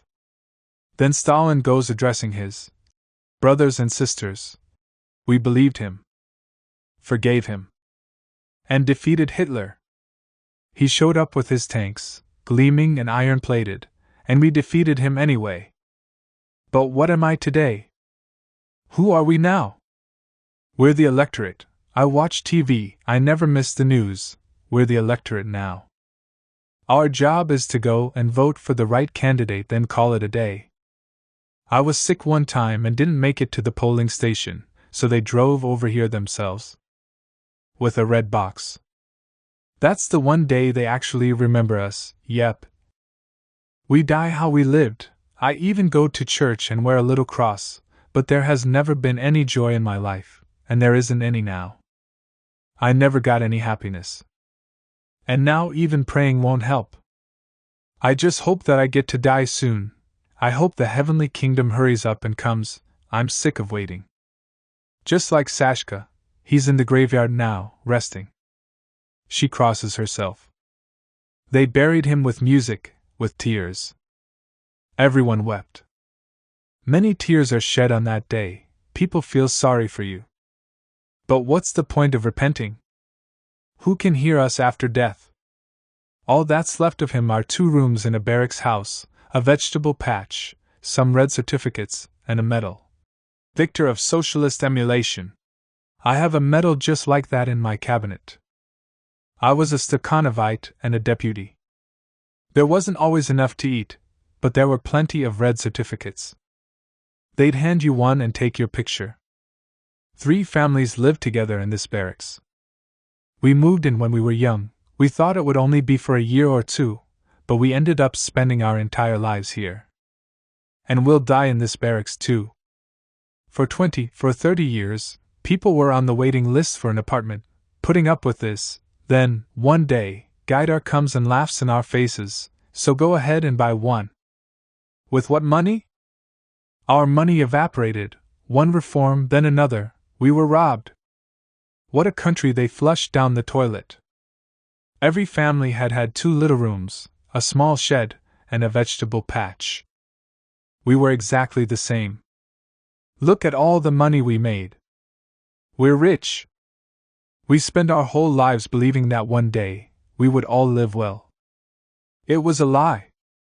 A great big lie. And our lives, better not to remember what they were like, we endured, worked, and suffered. Now we're not even living anymore, we're just waiting out our final days. Sashka and I were from the same village, here, near Brest. We used to spend evenings together on our bench reminiscing. What else is there to talk about? He was a good man. He didn't drink, he wasn't a drunk, no, even though he lived alone. What's an old bachelor to do? He'd drink a little, take a nap, drink a little more. I walk around the courtyard. Pace. I walk and think, earthly life isn't the end. Death gives the soul some open space. Where is he? In his final moments, he thought of his neighbors, he didn't forget us. The barracks is old, they built it right after the war, the woods dried out. It would have caught fire like paper, gone up in flames in an instant. In the blink of an eye. It would have burned down to the ground, to a pile of ashes. He wrote a note to his children. Raise your children right. Farewell. And left it in a visible place. And then he went out into the garden, onto his vegetable patch. Oh. So, what can you do? The ambulance came, they laid him out on a stretcher, but he hopped off, he wanted to walk. What have you done, Sashka? I followed him to the ambulance. I'm sick and tired of living. Call my son, tell him to come to the hospital. He could still talk, his jacket was burnt, his shoulder was all white and clean. He left 5,000 rubles. That used to be good money. He took it out of his savings account and left it next to his note. His life savings. Before perestroika, that kind of money could buy you a car, a Volga. The most expensive model. But today? It was only enough for a new pair of boots and a funeral wreath. That's our life. He lay there on the stretcher turning black right before my eyes. The doctors also took that kid who'd found him, who'd grabbed my wet sheets off the clothesline, I'd washed them that day, and thrown them on top of him. A stranger, just a student, he was passing by and suddenly saw a man in flames. Sitting in his vegetable patch, hunched over and on fire. Smoldering. Silent. That's how he described him later. Silent and burning. Burning alive. In the morning, his son knocked on my door. Papa is dead. Lying in his coffin, his head covered in burns and his hands, black, all black. His hands had been golden. He used to be able to do anything. He was a carpenter, a mason. Everyone around here has something to remember him by, a table, a bookcase, shelves. Sometimes he would stand there in the courtyard and plane wood into the night. I can see him now, standing there and planing. He loved wood. He could recognize the type of wood by its smell, from a single shaving. Every kind of tree, he told me, has its own smell, and the strongest smelling wood is pine. Pine smells like good tea, and maple has a happy smell. He worked until his dying day. The proverb is true, while the chain's in your hands, the bread's in your teeth. There is no surviving on today's pensions. I work as a nanny, raising other people's children. They give me a kopeck, I buy sugar and cheap bologna. What can you afford on our pensions? You get yourself some bread and milk, and then there isn't enough left over for slippers. It's just not enough. Old people used to sit on the benches in their courtyards, carefree. Prattling. Not anymore. Some collect empty bottles around town, others stand in front of the church, begging, some sell sunflower seeds or cigarettes at the bus stop. Ration cards for vodka. A person got trampled here in the liquor aisle. Trampled to death. Vodka is worth more than, what's it called, that American dollar. You can buy anything with vodka. You can use it to pay the plumber and the electrician, too. Otherwise, they won't even come. So, well, life went by. The only thing money can't buy is time. Weep before God or not, you can't buy it.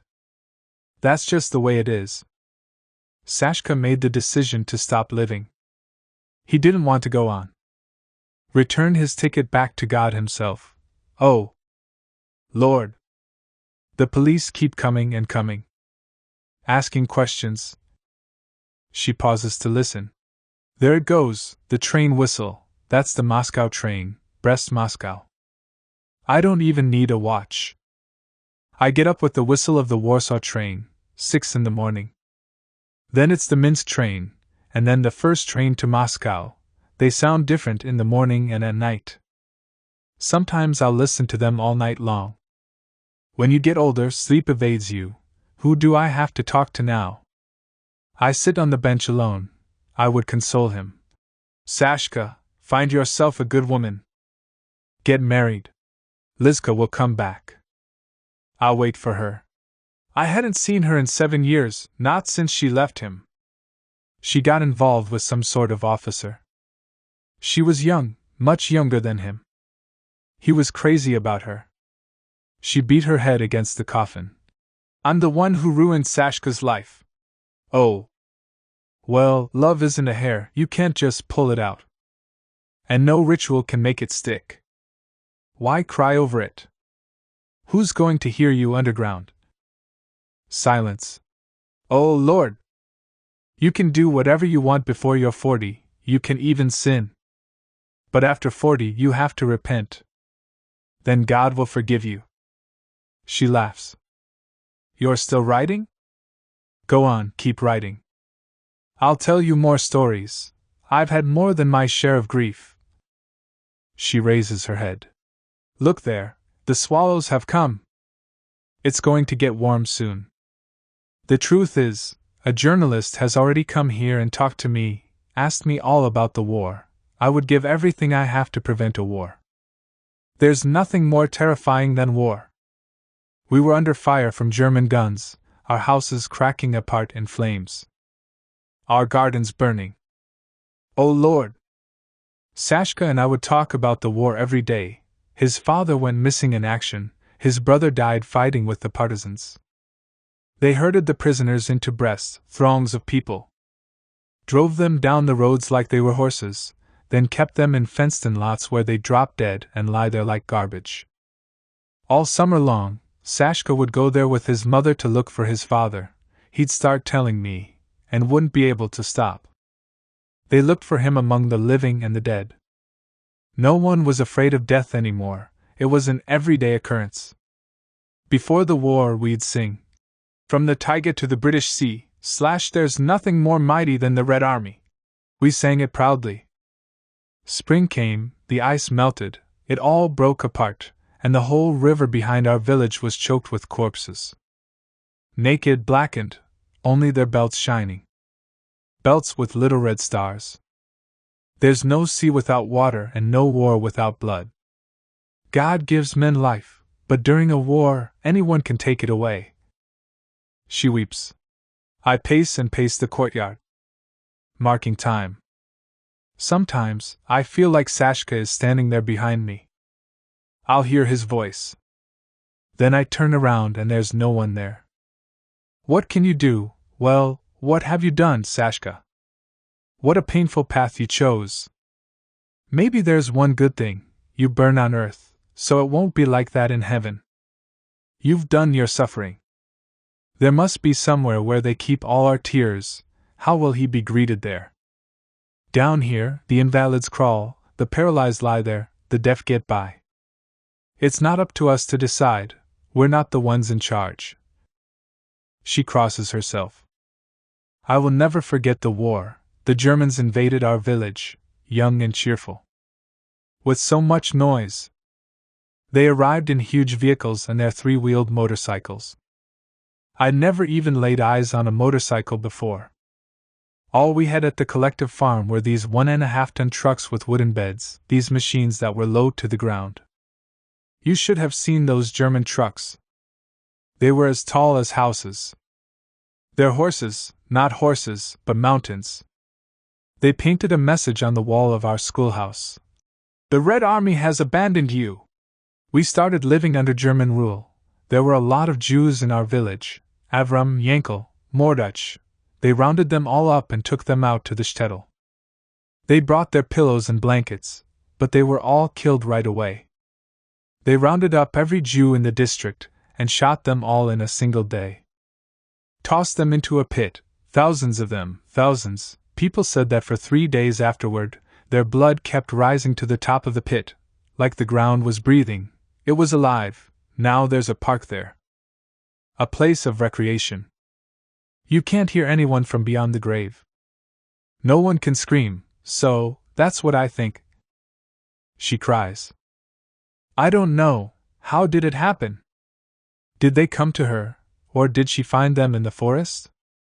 Our neighbor hid 2 little Jewish boys in her barn, adorable kids. Real cherubs. Everyone was shot, but they hid. One was 8, and the other one was 10. My mother would bring them milk. Children, hush, she told us. Not a word of this to anyone.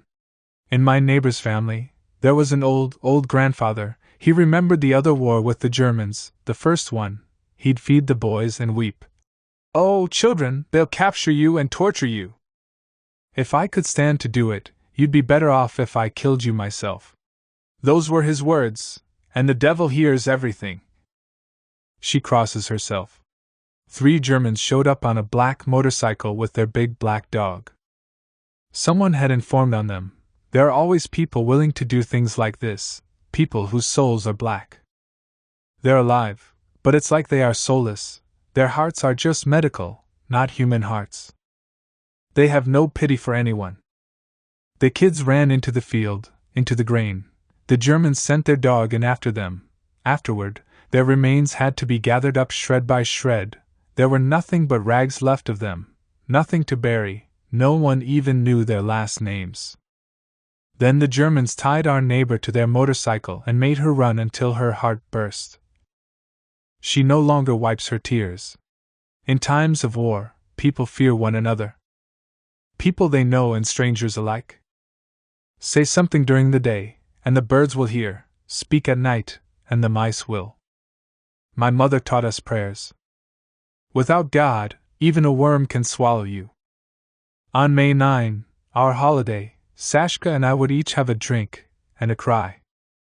It gets hard to swallow your tears, so, well, what can you do? At the age of 10, he became the man of the house, taking the place of his father and brother. When the war ended, I turned 16. I went to work at a cement factory. I had to help my mother. We'd drag 50-kilo sacks of cement, load sand, stone chips, and equipment onto big trucks. But I wanted to go to school. We hauled loads and plowed with the cow. The cow would wail from the burden. And what did we have to eat? What did we eat? We ground up acorns and gathered pine cones in the forest. Still, I held fast to my dreams. Throughout the entire war, I dreamed of finishing school and becoming a teacher. The last day of war was so nice. It was warm. Mama and I went out into the field. Suddenly, a policeman galloped by on a warhorse. Victory! The Germans have signed the capitulation. He was dashing through the field shouting, Victory! Victory! People ran into the village, yelling, crying, swearing. Most of all crying. But the very next day, we all began wondering, what's going to happen to us now? Our houses stood empty, nothing but wind in our barns. Cups made of tin cans, cans left behind by the German soldiers, candles and used cartridges. During the war, we had forgotten all about salt, our bones had gone soft. When the Germans were retreating, they took our pig and caught the last of our chickens. Before that, partisans had taken our cow away in the night. My mother hadn't wanted to give it up, so one of the partisans shot up at the ceiling. They carried off Mama's sewing machine and her dresses, too. Were they partisans or just burglars? They had guns, so, well, what can you do? People always want to live, even during wartime. You'll learn a lot from living through a war. There is no beast worse than man. It's men who kill other men, not bullets. People kill people, ah, my dear girl. Mama called the fortune teller. The fortune teller told her, "Everything will turn out fine." We had nothing to give her. My mother found 2 beets in the cellar and thought it was enough, and the fortune teller did, too. I went to apply to the teacher training college like I had dreamed. I had to go there and fill out an application. I answered all of the questions and then I got to the one that said, "Were you or any of your relatives prisoners of war or under occupation?" I answered that yes, of course we were. The director called me into his office. "Young lady, please take your documents and go." He'd fought at the front and lost one of his arms. He had an empty sleeve. That's how I learned that we, everyone who'd survived the occupation, were unreliable elements. We were now under suspicion. No one was calling us brothers and sisters anymore. It took 40 years for them to remove that question from the application form. 40 years. By the time they took it out, my life was already over. And who abandoned us to the Germans? Hush, my girl, quiet. The director closed the door so that no one would hear. Hush, hush. What can you do to escape your fate? It's like drawing blood from a stone. Sashka applied to the military academy. In his application, he wrote that his family had lived in occupied territory and that his father had gone missing in action. He was rejected outright. She is silent. Is it all right that I keep talking about myself, telling you my life story? All of our lives were the same. I just hope that they don't put me away for telling you all this. Is the Soviet government still in power or is it entirely gone? For all the grief, I forget the good, when we were young and in love. I had a great time at Sashka's wedding. He loved his Lizka. He courted her for a long time. Worshipped the ground she walked on. He went all the way to Minsk to get her a real wedding veil. After the wedding, he lifted her up and carried her into the barracks. That's one of our old traditions. The groom is supposed to carry the bride like a baby so that the domovoi doesn't notice her. So he doesn't get his eye on her. The domovoi doesn't take to strangers, he always tries to get rid of them. He's the true master of the house, you have to get on his good side. Oh. She gestures dismissively. Nobody believes in anything anymore. Not in the domovoi and not in communism. People live without any kind of faith. Maybe they still believe in love. Bitter! Bitter! We cried at Sashka's wedding table. How did people drink back then? There was a single bottle for the entire table, 10 people. Nowadays you need a bottle for every guest. You used to have to sell the cow to pay for a wedding feast for your child.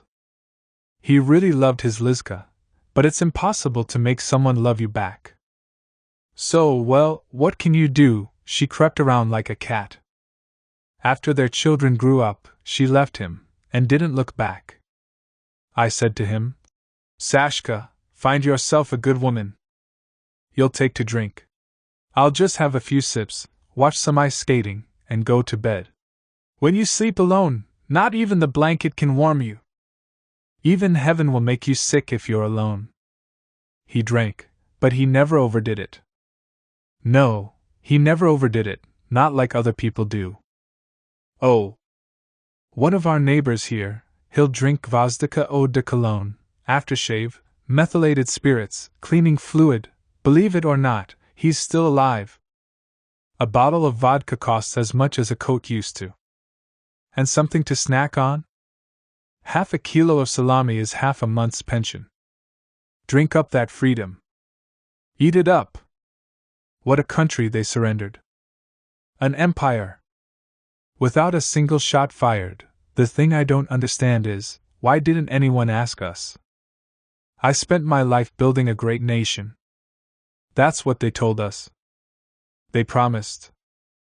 I felled timber, dragged railway ties on my back. My husband and I even worked in Siberia, at a communist construction site.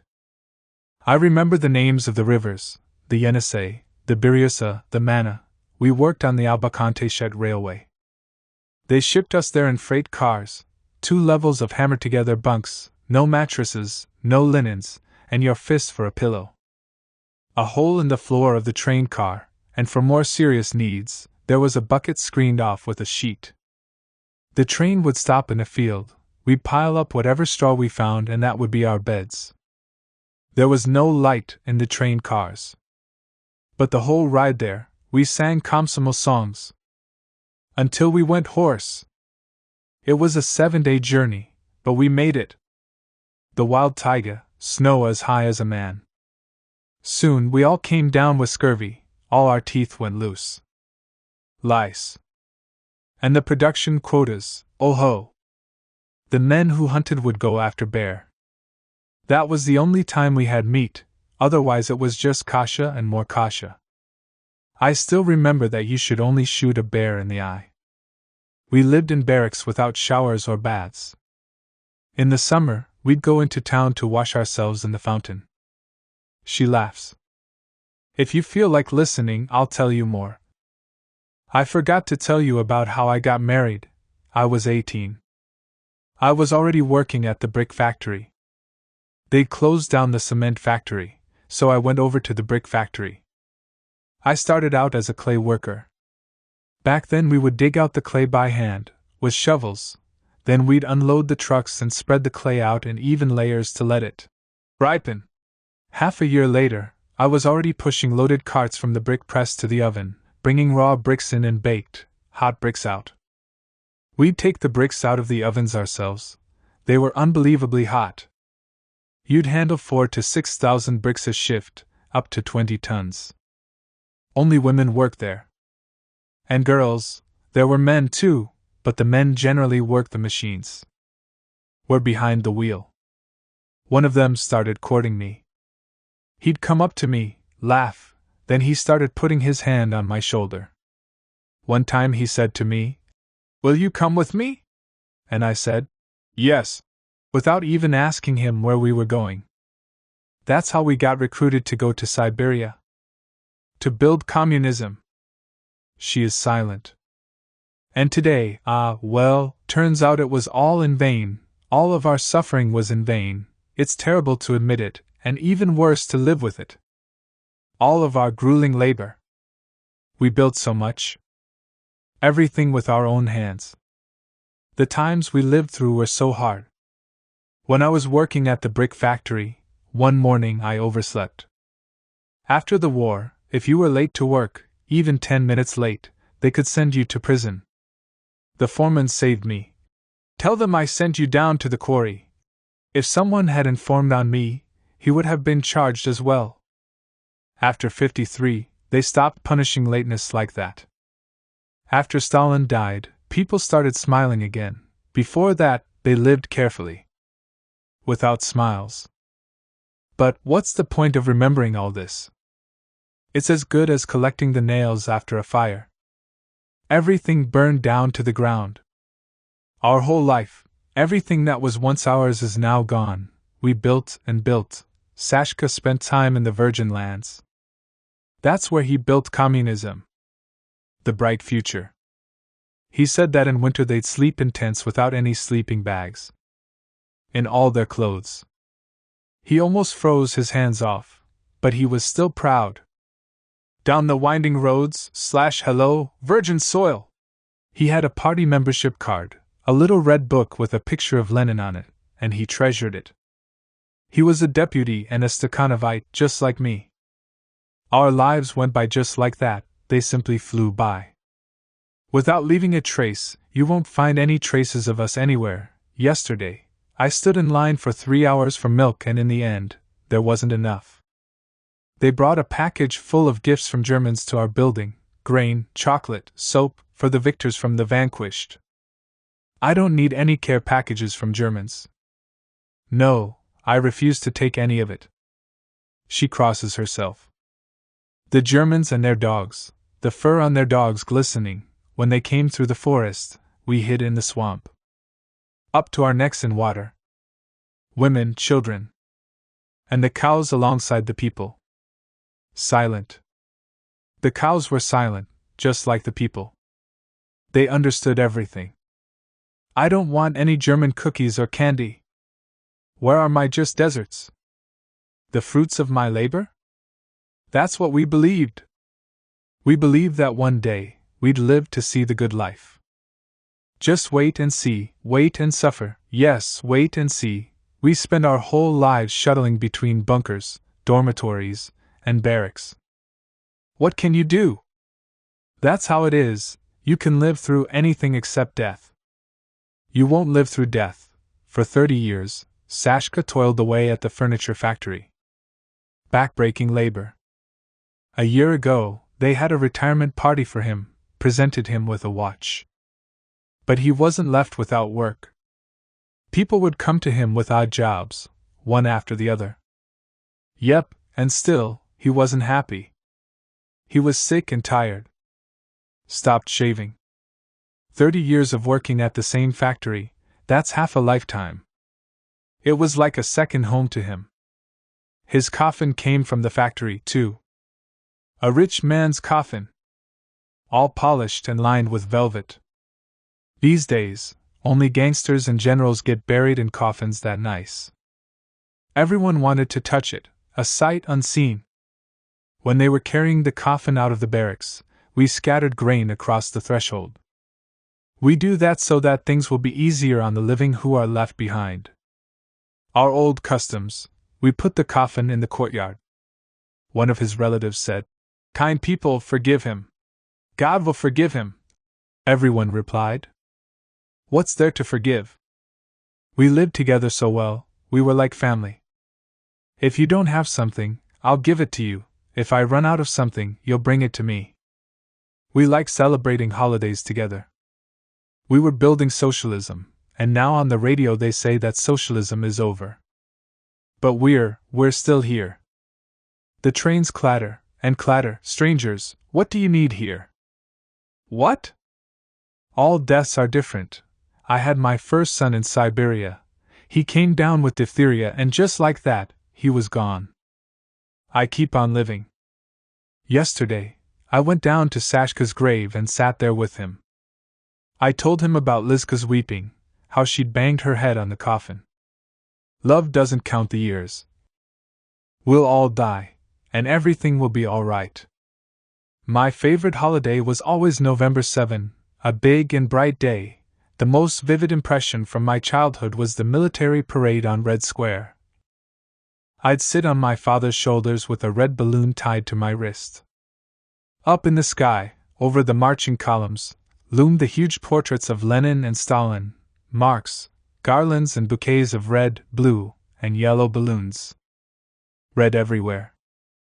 My favorite color in the world. The color of the revolution and of the blood spilled in its name, the Great October Revolution. Today, they're calling it a military coup, the Bolshevik conspiracy, the Russian catastrophe, saying Lenin was a German agent and the revolution was brought about by deserters and drunken sailors. I cover my ears, I don't want to hear it. It's more than I can take. My whole life, I believe that we were the luckiest people on earth, born in the most beautiful and extraordinary country in the world. There's no other one like it. We have Red Square, the Spasskaya Tower clock, that the whole world sets its time to. That's what my father told me, and my mother and grandmother. November 7th is a red-letter day. The night before, my whole family would stay up late making flowers out of crepe paper, cutting out cardboard hearts, coloring them in. In the morning, my mother and grandmother would stay home preparing the holiday dinner. We always had guests. They'd bring us wine and cakes in string bags. Back then, we didn't have plastic bags. My grandmother would bake her famous pierogi stuffed with cabbage and mushrooms, and my mother would work her magic on Olivier salad and prepare her essential meat in aspic. As for me, I got to be with my father. There were many people out in the street, and all of them had red ribbons on their coats and jackets. Red flags blazing in the wind, the military brass band playing. Our leaders at the rostrum, and the song. World capital, our capital. Like the Kremlin stars you glow. You're the pride of the whole cosmos. Granite beauty, our Moscow. I wanted to keep shouting. Hurrah! The loudspeakers cried. Glory to the workers of the Likichev factory, twice awarded the Orders of Lenin and the Red Banner. Hurrah, comrades! Hurrah! Hurrah! Glory to our heroic Leninist Komsomol, to the Communist Party, to our glorious veterans. Hurrah! Hurrah! Beauty! Ecstasy! People wept, overwhelmed with joy. The brass band played marches and songs of the revolution. He was ordered to move westward. She was sent the other way. Komsomol men marched away toward battle in the Civil War. I remember all the words to every single song. I haven't forgotten a thing. I sing them all the time. I sing them to myself. She begins to quietly sing. Vast is my beloved country, full of forests, fields, and rivers. I know there's none other like her, where a man can breathe so freely. I recently found our old records in the closet, so I took the record player down from the storage cabinet and spent the whole evening reminiscing.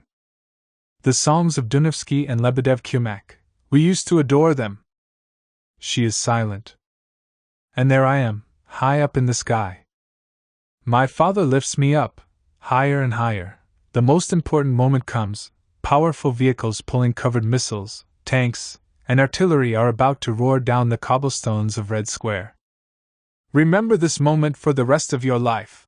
My father shouts over the noise. And I know that I will. On the way home, we'd stop into the store and I would get my favorite lemon soda, Buratino. That day, I was allowed to have anything I wanted, toy whistles, rooster lollipops. I loved Moscow at night, the lights, when I was 18. I fell in love. The moment I realized that I was in love, guess where I went? That's right, I went to Red Square. The first thing I wanted to do was spend those moments in Red Square. The Kremlin walls, black spruces dusted with snow, Alexander Gardens shrouded in snowdrifts. As I took it all in, I knew that I would be happy. I would definitely be happy. My husband and I recently visited Moscow. And for the first time, we didn't go to Red Square. We didn't pay our respects. For the first time. She has tears in her eyes. My husband is Armenian. We got married when we were in college. He had a blanket, I had a cot, and that's how we began our life together. After graduating from the Moscow Medical Academy, we were assigned to work in Minsk. All of my friends went off to different places. One went to Moldavia, another to Ukraine, a third to Irkutsk. We called the people who were sent to Irkutsk Decembrists.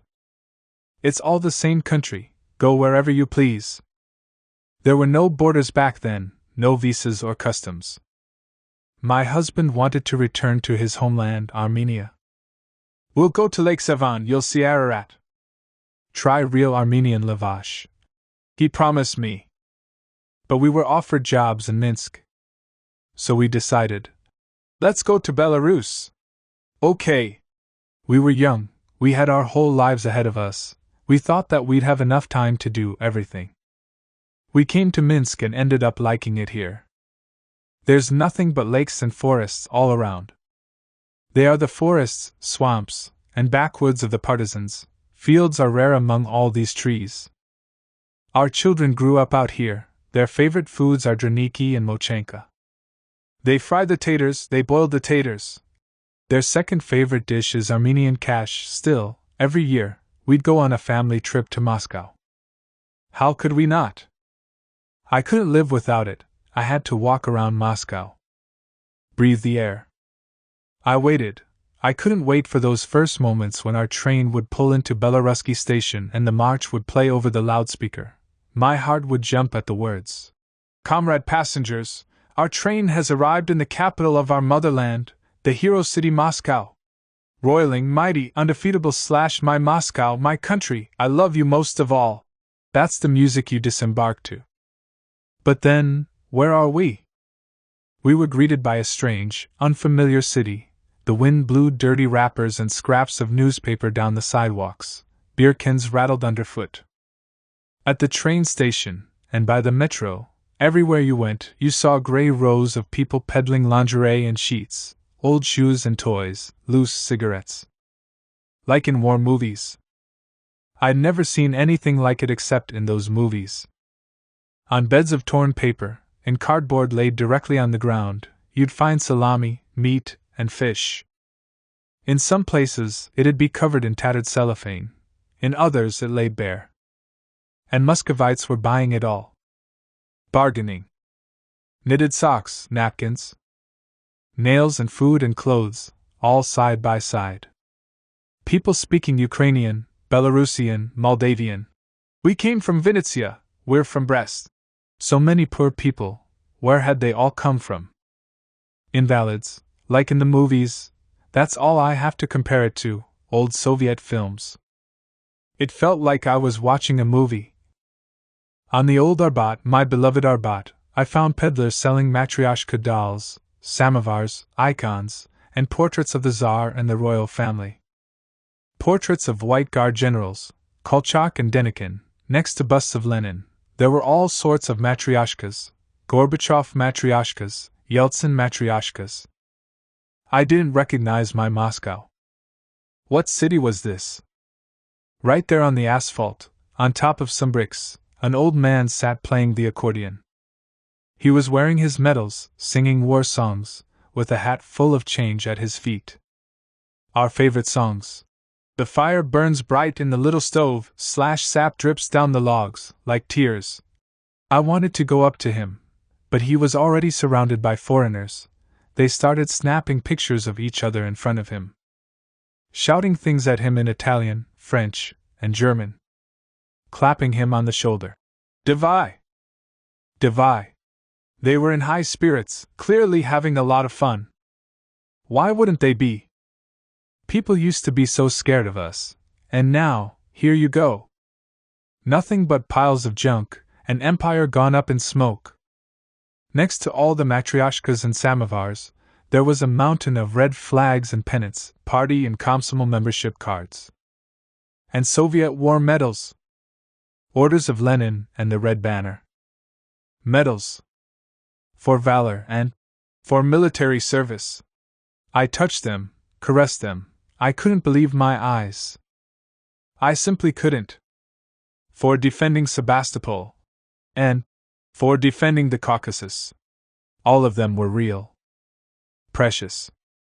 Soviet army uniforms, jackets, and greatcoats, peaked caps with red stars, being sold for dollars. How much? My husband asked, pointing at the For Valor medal. $20. Or, for you, I'll do a grand, 1,000 rubles. And the Order of Lenin? $100.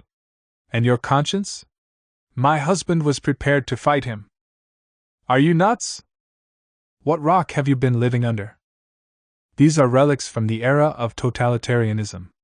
Those were his words, like these were just refuse, but the foreigners liked them. Soviet symbols are in style over there, so now they were hot commodities.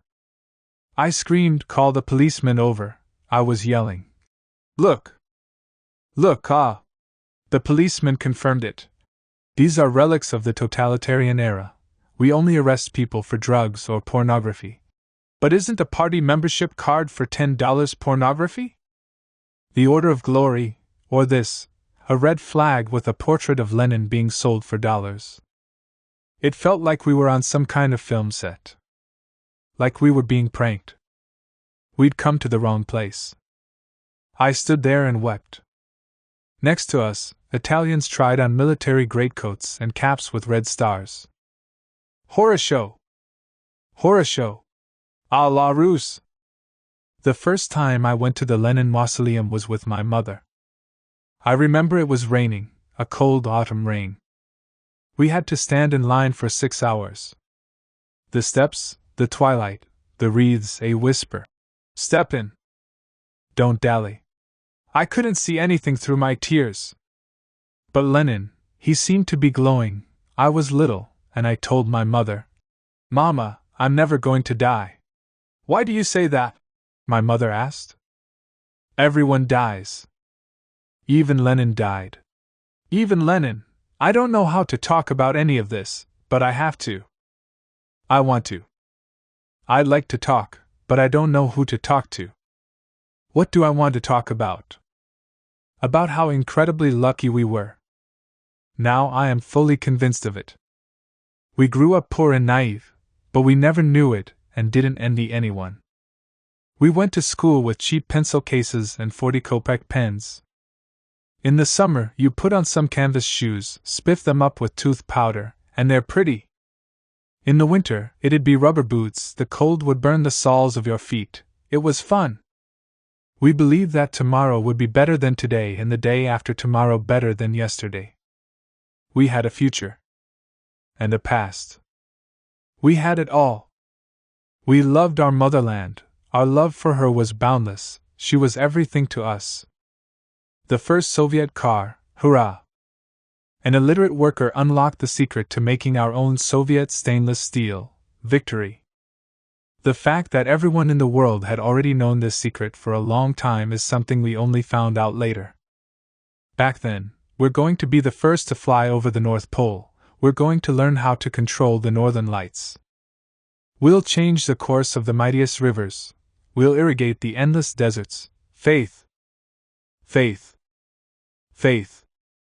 Something higher than reason. I would wake up to the sound of the national anthem instead of an alarm clock. Unbreakable Union of Free Republics, /4 ages, united by mighty Rus. We sang a lot in school. I remember our songs. She sings. Our fathers dreamt of joy and freedom. For this, they battled more than once. Braving war, Lenin and Stalin built our fatherland for us. At home, we remembered how, when the anthem played on the radio the day after I was accepted into the Young Pioneers, I leapt up and stood on my bed at attention. The pioneer oath. I hereby am joining the ranks. In the presence of my comrades, I solemnly swear to passionately love my motherland. At home, we celebrated. The smell of the pies baked in my honor filled the air. I always wore my red pioneer's kerchief. I would wash it and iron it every morning so that it never had a single wrinkle. Even when I was already in college, I continued tying my scarves in a pioneer's knot. My Komsomol membership card, I still have it.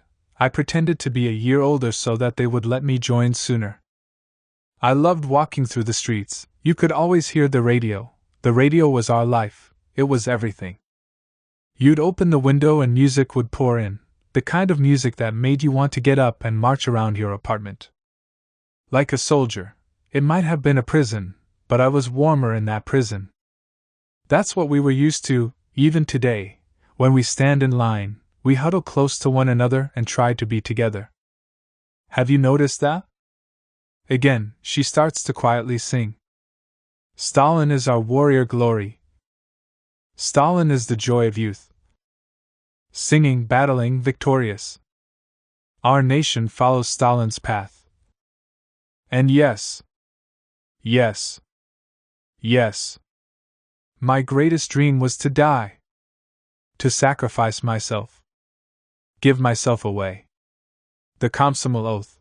I am prepared to give up my life if my nation should need it. These weren't just words, that's what we were really taught.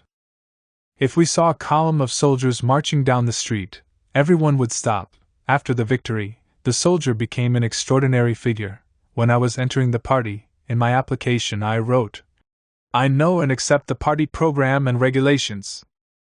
I am prepared to devote all of my energy, and if necessary, to give my life to my motherland. She examines me carefully. And what do you think of me? That I'm an idiot? That I'm infantile? Some of the people I know, they have outright laughed at me. Emotional socialism, the ideals on paper, that's what I look like to them. Stupid. Down syndrome. You're An engineer of human souls. You want to comfort me? Our writers are more than just writers. Your teachers. Spiritual leaders. That's how it used to be. It's not like that anymore. Many people go to church these days. There are very few believers among them, the majority are just sufferers. Like me, traumatized. I'm not a believer in the canonical sense, but I do believe with my heart. I don't know the prayers, but I pray. Our priest is a former officer, his sermons are always about the army, the atom bomb, the enemies of Russia and Masonic conspiracies. But I want to hear about something else, something totally different, not that. But that's all there is, everywhere you turn, so much hatred, there's nowhere for the soul to hide from it. I turn on the TV, and it's the same thing, nothing but denunciations. Everyone rejecting the past. Cursing it. My favorite director, Mark Zakharov, whom I don't love and trust like I used to, he burned his party membership card and they showed it on TV. He did it in public. This isn't theater. This is life. My life. How can you treat it like that? My life. I don't need these spectacles. She weeps. I've fallen behind. I'm one of the people who's fallen behind. Everyone else transferred from the train that was hurtling towards socialism onto the train racing to capitalism. I'm late. People laugh at the Sovak. He's trash, he's a dope. They laugh at me. Now the Reds are the monsters and the Whites are knights. My heart and mind rebel. I can't accept it on a physiological level. I won't allow the thought in. I can't, I'm incapable. I embrace Gorbachev, even though I criticized him. He was, now it's clear to me that, like the rest of us, he was a dreamer. An ideas man. You could call him that. But I wasn't prepared for Yeltsin, for Gaidar's reforms. All our money disappeared at the snap of his fingers.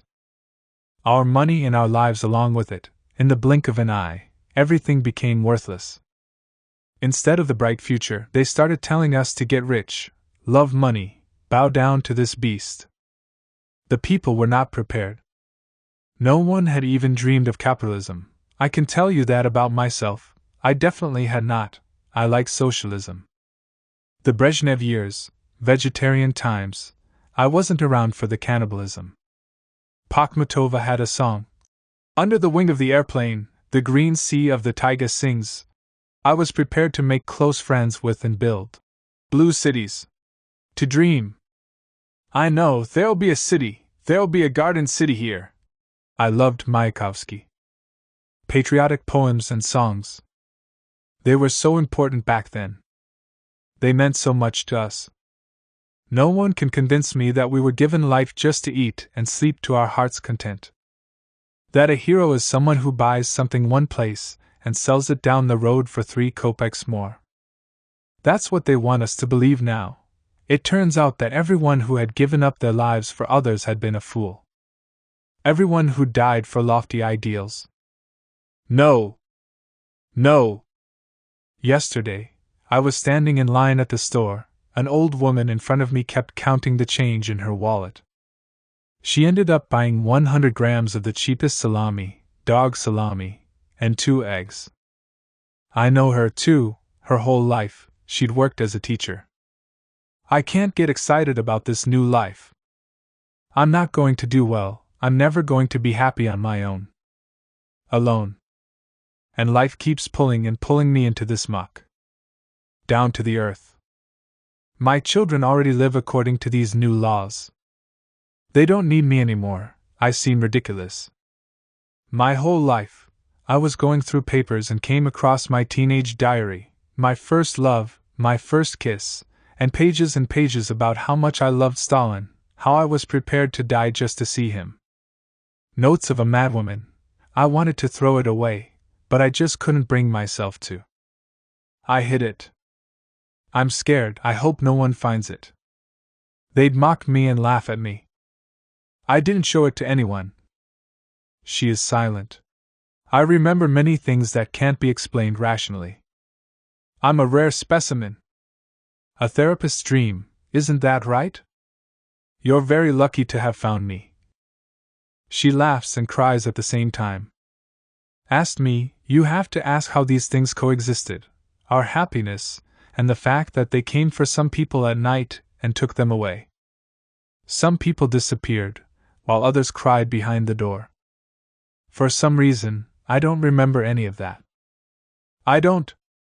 I remember how the lilacs blossomed in the spring, and everyone outside, strolling, the wooden walkways warmed by the sun. The smell of the sun. The blinding mass demonstrations, athletes, the names of Lenin and Stalin woven from human bodies and flowers on Red Square. I would ask my mother this question too. What do we remember about Beria? About the Lubyanka? My mother was silent on this. She once told me the story of how one summer, after a vacation to Crimea with Papa, they were returning to Moscow through Ukraine. It was the 1930s, during collectivization. There was a huge famine in Ukraine, they call it Holodomor.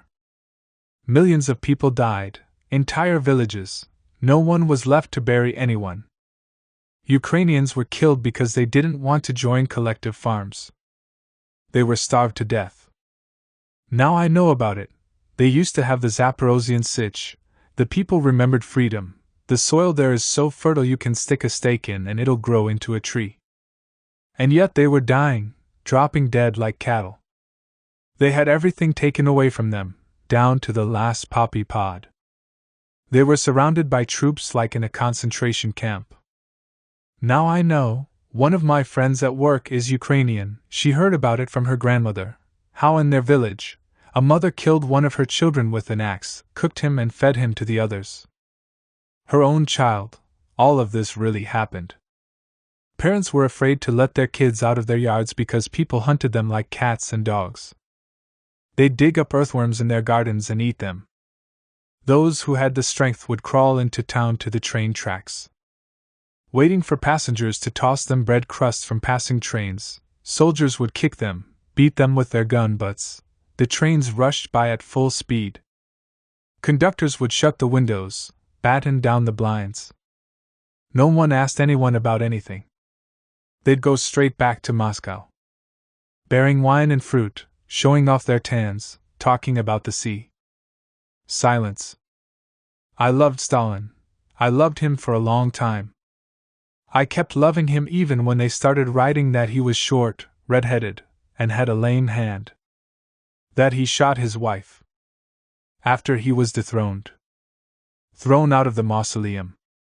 I kept loving him all the same. I was a Stalin girl for a long time, a very long time. Yes, that's how it was. With me, with us, with that life gone, I'm left empty-handed. I have nothing, a pauper. I was proud of our neighbor Vanya. He was a real hero. He returned from the war without any legs. He pushed himself around in a homemade wooden wheelchair. Called me, my Margaritka, and fixed everyone's boots and felt boots. When he was drunk, he'd sing, "My dearest brothers and sisters / I heroically did battle." A few days after Stalin died, I saw him, and he went, "What do you know, Margaritka, that you know what?" Finally croaked. That's what he said, about my Stalin. I tore my felt boots out of his hands. "How dare you? You're a hero." With a medal. For 2 days I deliberated. I'm a young pioneer, so it's my duty to go to the NKVD and tell them about what Vanya said. I have to file a report. This was a very serious matter, it really was. Like Pavlik Morozov, I was capable of informing on my own father, my mother. I could have done it. Really, I was ready. Then, coming home from school, I found Vanya lying on the ground, drunk in the building entrance. He'd tumbled off his wheelchair and couldn't get up. I took pity on him. That's how I am. I would sit there with my ear pressed to the radio listening to the hourly updates on Comrade Stalin's health. Crying. With my whole heart. That happened. That's how it was. These were Stalin's times, and we were Stalin's people. My mother is from the gentry. A few months before the revolution, she'd married an officer who ended up fighting in the White Guard. They parted ways in Odessa. He emigrated with the remains of Denikin's shattered troops, but she couldn't leave her paralyzed mother behind, so she stayed. The Chaika arrested her as the wife of a White Guard soldier. The investigator in charge of her case fell in love with her. Somehow he managed to save her, but in return, he forced her to marry him. He'd come home drunk after work and beat her over the head with a pistol. Eventually, he disappeared somewhere. That's my mother. She was a true beauty. She adored music, spoke several languages, and was crazy for Stalin. Whenever he was unsatisfied with anything, she would threaten my father. I'll go to the district party committee and tell them what kind of communist you really are. And my father took part in the revolution. In 1937, he was repressed, but they soon let him out because a prominent Bolshevik who knew him personally intervened on his behalf. Vouched for him. But they wouldn't let him back into the party. It was a blow he would never recover from. In jail, they'd knocked his teeth out and crushed his skull. Still, my father didn't change his stripes. He remained a communist to the end of his life. Explain that to me. Do you think that these people are idiots? Simpletons? They're not. They were smart, educated people. My mother read Shakespeare and Goethe in the originals. My father graduated from the Timorayev Agricultural Academy. And what about Bloch, Mayakovsky, Inessa Armand? My idols, my heroes, the ones I grew up with. She falls into thought. At a certain point, I learned how to fly a plane. The plane we learned to fly would shock you. How did we manage to stay alive? Instead of wings, it had these handmade wooden planks wrapped in burlap. You flew it with a gear stick and a pedal. But it was so amazing to fly, seeing the birds, the earth from above. It makes you feel like you have wings. The sky changes you, the heights transform you. Do you understand what I'm getting at? I'm talking about our old life. I don't feel sorry for myself. I feel bad for everything we used to love. I've recounted everything honestly, and I don't even know why it's shameful to talk about all this now. When Gagarin went into space, people went out into the streets laughing, embracing, and crying. Strangers. Workers came out of their factories, still in their jumpsuits, medics in white caps, throwing them up into the sky. We're the first. Our man is in space. It was an unforgettable moment. It took your breath away, the all. To this day, I get excited when I hear the song. We don't dream of cosmodromes. It's not all that azure ice. But the grass around our homes. We dream of green, green grass. The Cuban Revolution, young Castro, I shouted. Mama! Papa! They won! Viva Cuba! She sings. Cuba, my love! Island of the Crimson Dawn. The song is heard around the world. Cuba, my true love! Veterans from the Spanish Civil War would come to our school. We sang Grenada with them. I left my home, I went to fight, to win Grenada for the peasants.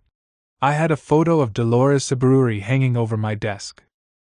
Yes, we dreamed of Grenada, and then of Cuba. Some decades later, a new generation of boys spoke in those same fervent tones, only now it was about Afghanistan.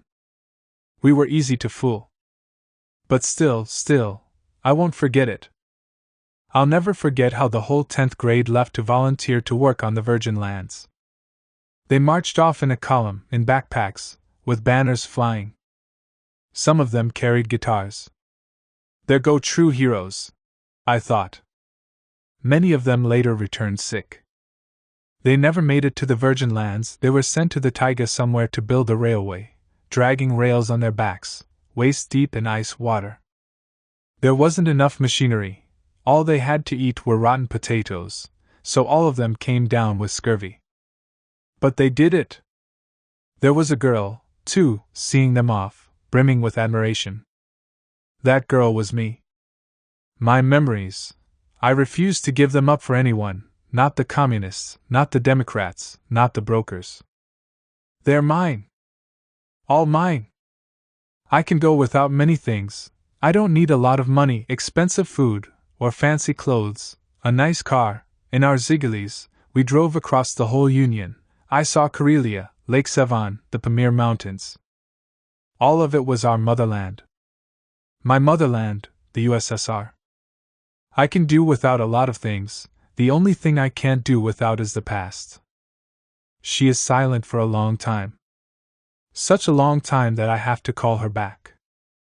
Don't worry, I'm fine now. For the time being, I've been staying home, petting the cat, knitting mittens.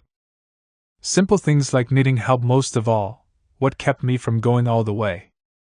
I never hit bottom. No, as a doctor, I could clearly picture how it would all turn out, in graphic detail. Death is hideous, it's not pretty. I've seen people who've hanged themselves. In their final moments, they have orgasms, or they get covered in urine or feces. Gas turns people blue, purple, just the thought of it is awful to a woman. I couldn't harbor any illusions about a beautiful death. But something throws you for a loop, triggers you, sends you flying, you're in a fit of despair. There's a pulse and a rhythm, and then a sudden burst of energy. It's hard to restrain yourself. Pull the emergency brake. Stop. I somehow managed to stop myself in time. I chucked out the clothesline. Ran into the street. Got soaked in the rain, which was so beautiful after all that. It was so good getting soaked. Silence. For a long time, I didn't say a word to anyone. I spent 8 months in bed, terribly depressed. I forgot how to walk. Then, finally, I got up. Learned to walk again. I am once again on solid footing, but I was really sick, deflated like a balloon. What am I talking about? Enough. That's enough. She sits and weeps. Enough. 1990, 15 people were living in our 3-bedroom apartment in Minsk, plus a newborn. First, my husband's relatives arrived from Baku, his sister with her family and his cousins. They weren't visiting, they came with the word, war, on their lips. They entered the house shouting, their eyes dulled. It was autumn or maybe winter. I remember that it was already cold out. Yes, they came in the autumn, because that winter there were even more of us. That winter my sister, her family, and her husband's parents came from Dushanbe, Tajikistan. That's how it happened, like that, people slept everywhere, in summer, even out on the balcony. And they didn't talk, they screamed, about how they'd fled their homes with war at their heels, burning the soles of their feet. And they, all of them were like me, they were Soviets, completely Soviet people. 100%. And proud of it. Then suddenly it had all been taken out from underneath them. Gone. They woke up one morning, looked out the window, and there was a new flag. Suddenly finding themselves in another country. They became foreigners overnight. I listened. And listened. They talked. It was such an amazing time. Gorbachev came to power, then, all of a sudden, there was shooting outside. Dear Lord! Right in the capital! In Dushanbe, everyone sat in front of their TVs, anxious not to miss the latest updates. We had a women's collective in our factory. It was predominantly Russian. I asked them, girls, what's going to happen? A war is starting, Russians are already getting killed. A few days later, a store was robbed in the middle of the day, and then another. In the first months I cried, but then I stopped. The tears dry up quickly. Most of all, I was afraid of men, the ones I knew as much as the ones I didn't know. That they could drag me into a building, into a car, pretty lady. Hey lady, let's fuck. A neighbor girl had been raped by her classmates. Tajik boys we knew. Her mother went to see one of their families. What did you want coming here? They shouted back at her. Go back to your Russia. Pretty soon there won't be any of you Russians left here. You'll be running away in your underwear. Why did we move out there? We were on a Komsomol trip, building the Nurek Dam and an aluminum plant. I studied Tajik, Chaikana, Piala, Arik, Archa, Chinera. They called us Shivari. Russian brothers. I still have dreams about the pink hills, the almond trees in bloom. I wake up in tears. In Baku, we lived in a 9-story building. One morning, they took all the Armenian families out into the courtyard. Everyone gathered around them, and every single person there went up to us and hit us with something. A little boy, 5 years old, came up to me and hit me with a toy shovel. An old Azerbaijani woman patted him on the head. Our Azerbaijani friends hid us in their basement. They covered us in junk and boxes. At night they'd bring us food. I was running to work one morning, and I saw dead bodies lying there on the street. Just lying there or leaning against the wall, sitting there, propped up as though they were alive. Some had been covered in tablecloths, others hadn't. There hadn't been time. The majority of them were naked, both the men and the women. The ones who were sitting up hadn't been undressed. It must have been too hard to move them. I used to think that Tajiks were like little kids, totally harmless. In a matter of just 6 months, maybe even less than that, Dushanbe became unrecognizable, and so did the people. The morgues were filled to capacity. In the mornings, before they were absorbed into the asphalt, there'd be puddles of coagulated blood, like gelatin. For days, people walked by our house carrying posters that read, "Death to the Armenians!" Death. Men and women. A furious mob, not a single human face among them. The newspapers were filled with ads, trading a 3-bedroom apartment in Baku for any apartment in any Russian city. We sold our apartment for $300. Like it was a refrigerator.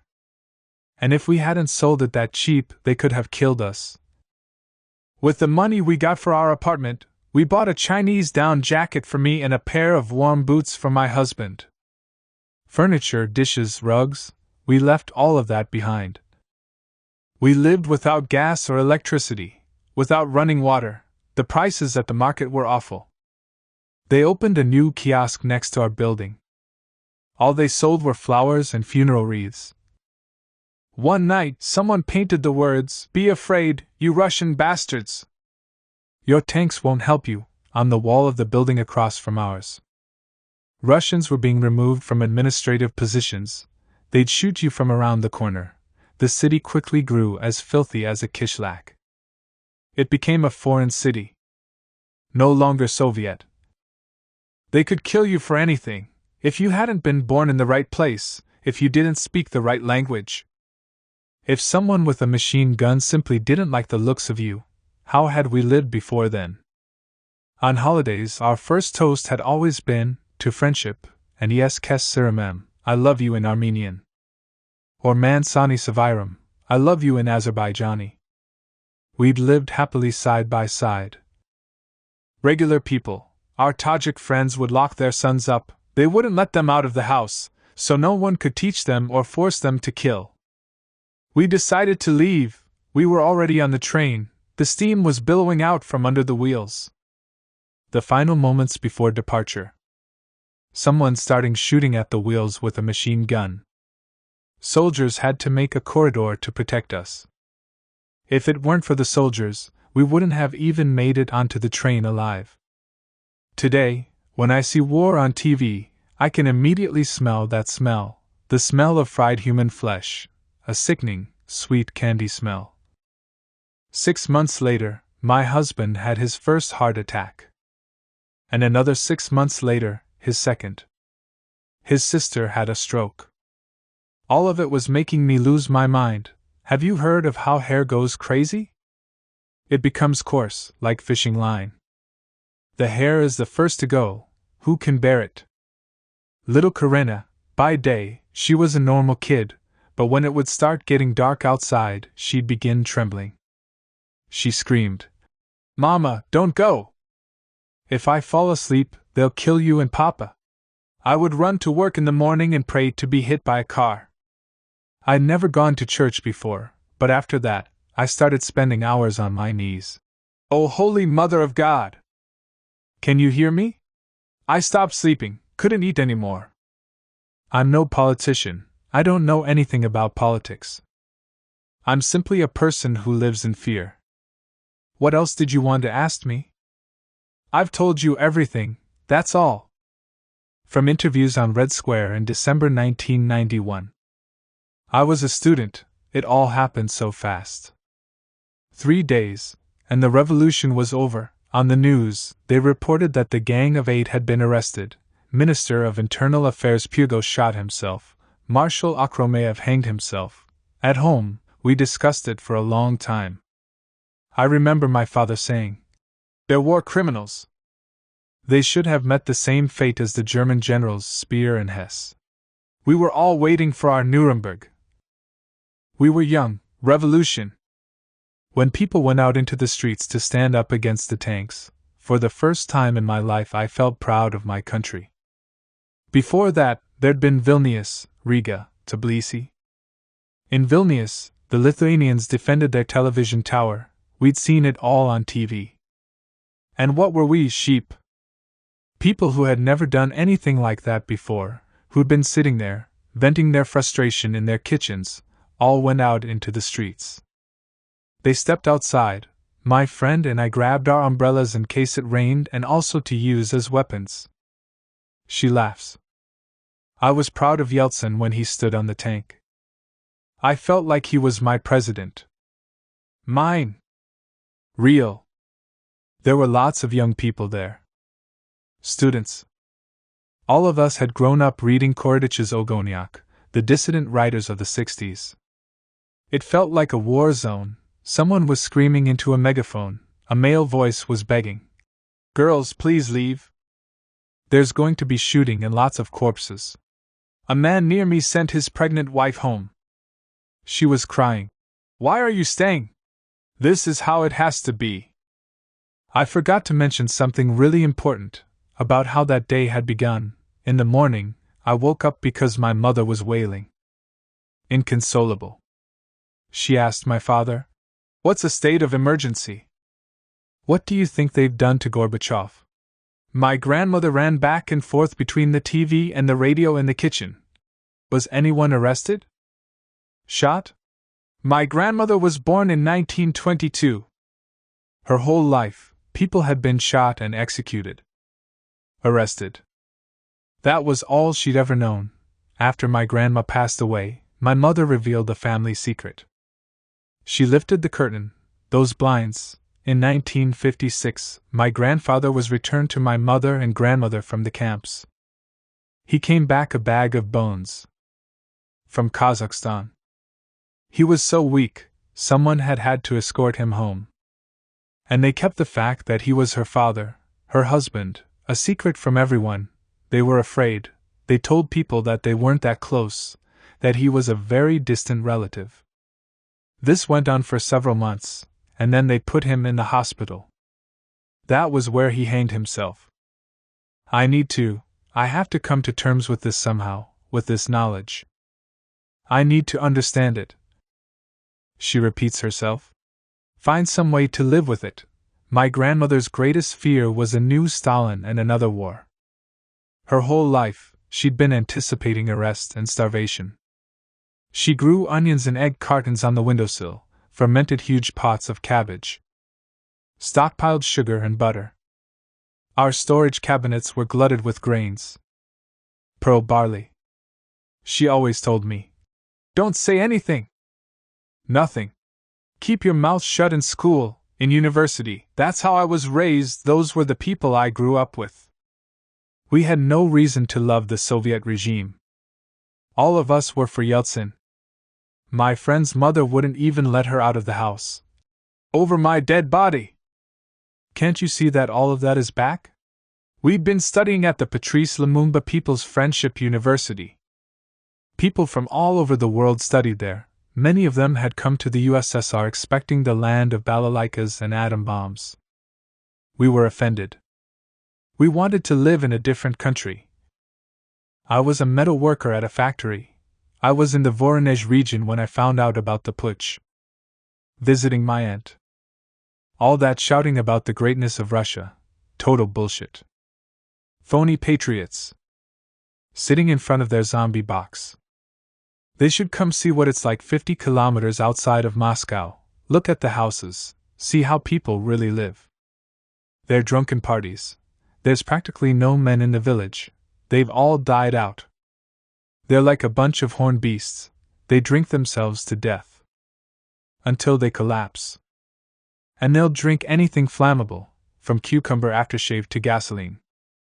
First they drink, and then they brawl. In every household, there's someone who's either doing time or has already been to prison. The police can't cope.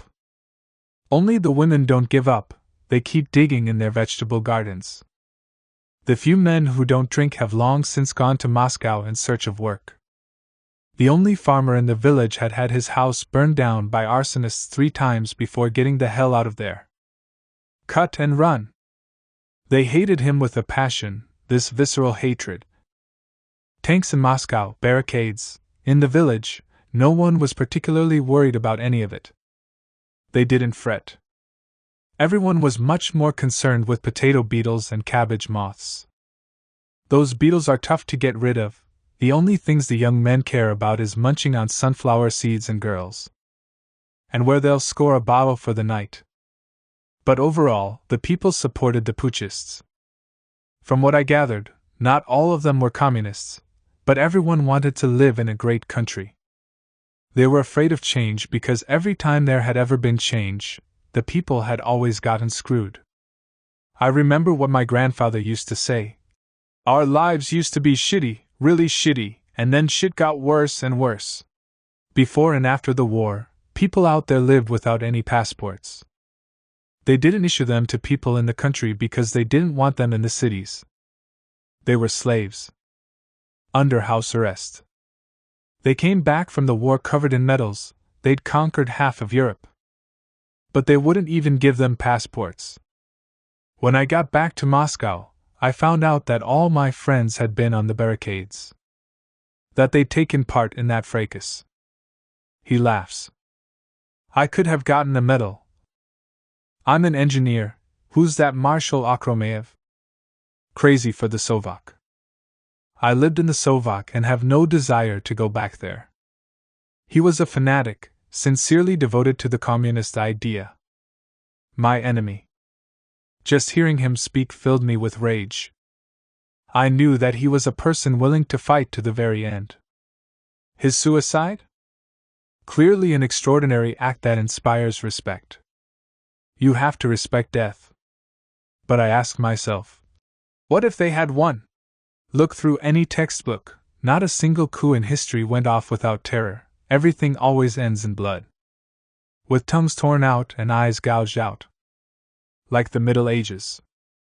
You don't have to be a historian to know that. One morning on television I heard about Gorbachev's inability to run the country due to serious illness. Then I saw tanks in front of my house. I called my friends, and all of them were for Yeltsin. Against the junta. So let's go defend Yeltsin. I opened the fridge, put a piece of cheese in my pocket. There were crackers on the table, so I grabbed a handful of crackers. How about a weapon? I needed something. There was a kitchen knife on the table. I held it in my hand for a moment, but then I put it back. He grows thoughtful. And what if they would have won? Now, on TV, they show you things like Maestro Rostropovich arriving from Paris and sitting there with a machine gun, girls giving soldiers ice cream, a bouquet resting on a tank. My images are different.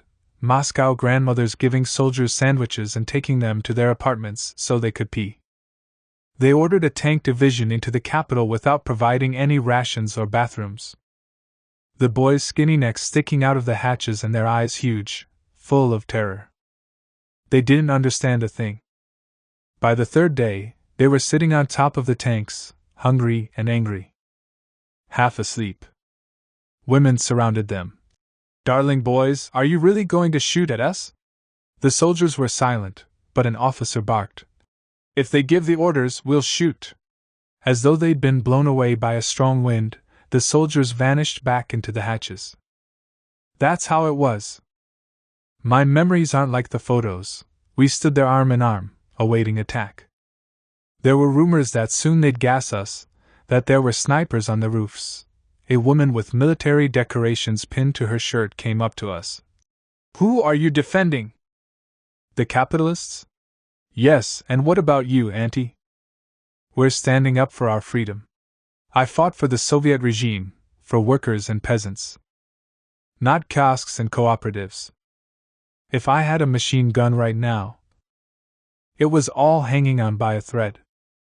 The smell of blood was in the air. I don't remember it being a celebration. I'm a patriot, let me have my say. A man in an open shearling coat with a massive cross around his neck approaches us. We're living in the most shameful era of our entire history. Ours is the generation of cowards and traitors. That's how our children will remember us.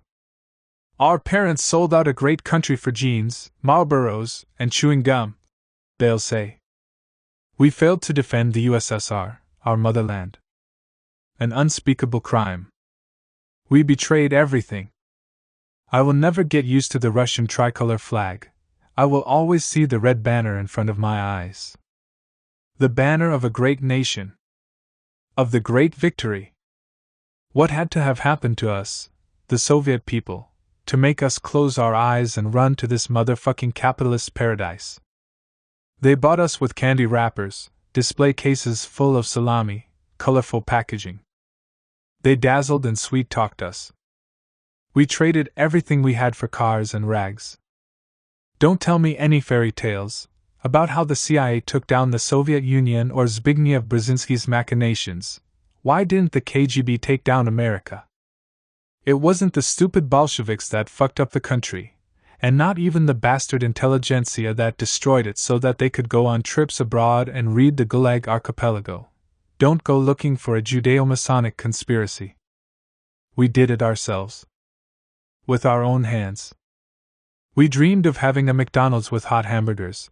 We wanted everyone to be able to buy themselves a Mercedes, a plastic VCR. We wanted pornos in the kiosks. Russia needs a strong hand. An iron hand. An overseer with a stick. Long live the mighty Stalin! Hurrah! Hurrah! Akhromeyev could have been our Pinochet, our General Jaruzelski. It was a great loss. I'm a communist. I supported the putschists, or rather, the USSR. I was a fervent supporter because I liked living in an empire. As the famous song goes, "My beloved land is vast." In 1989, I was sent to Vilnius on a business trip.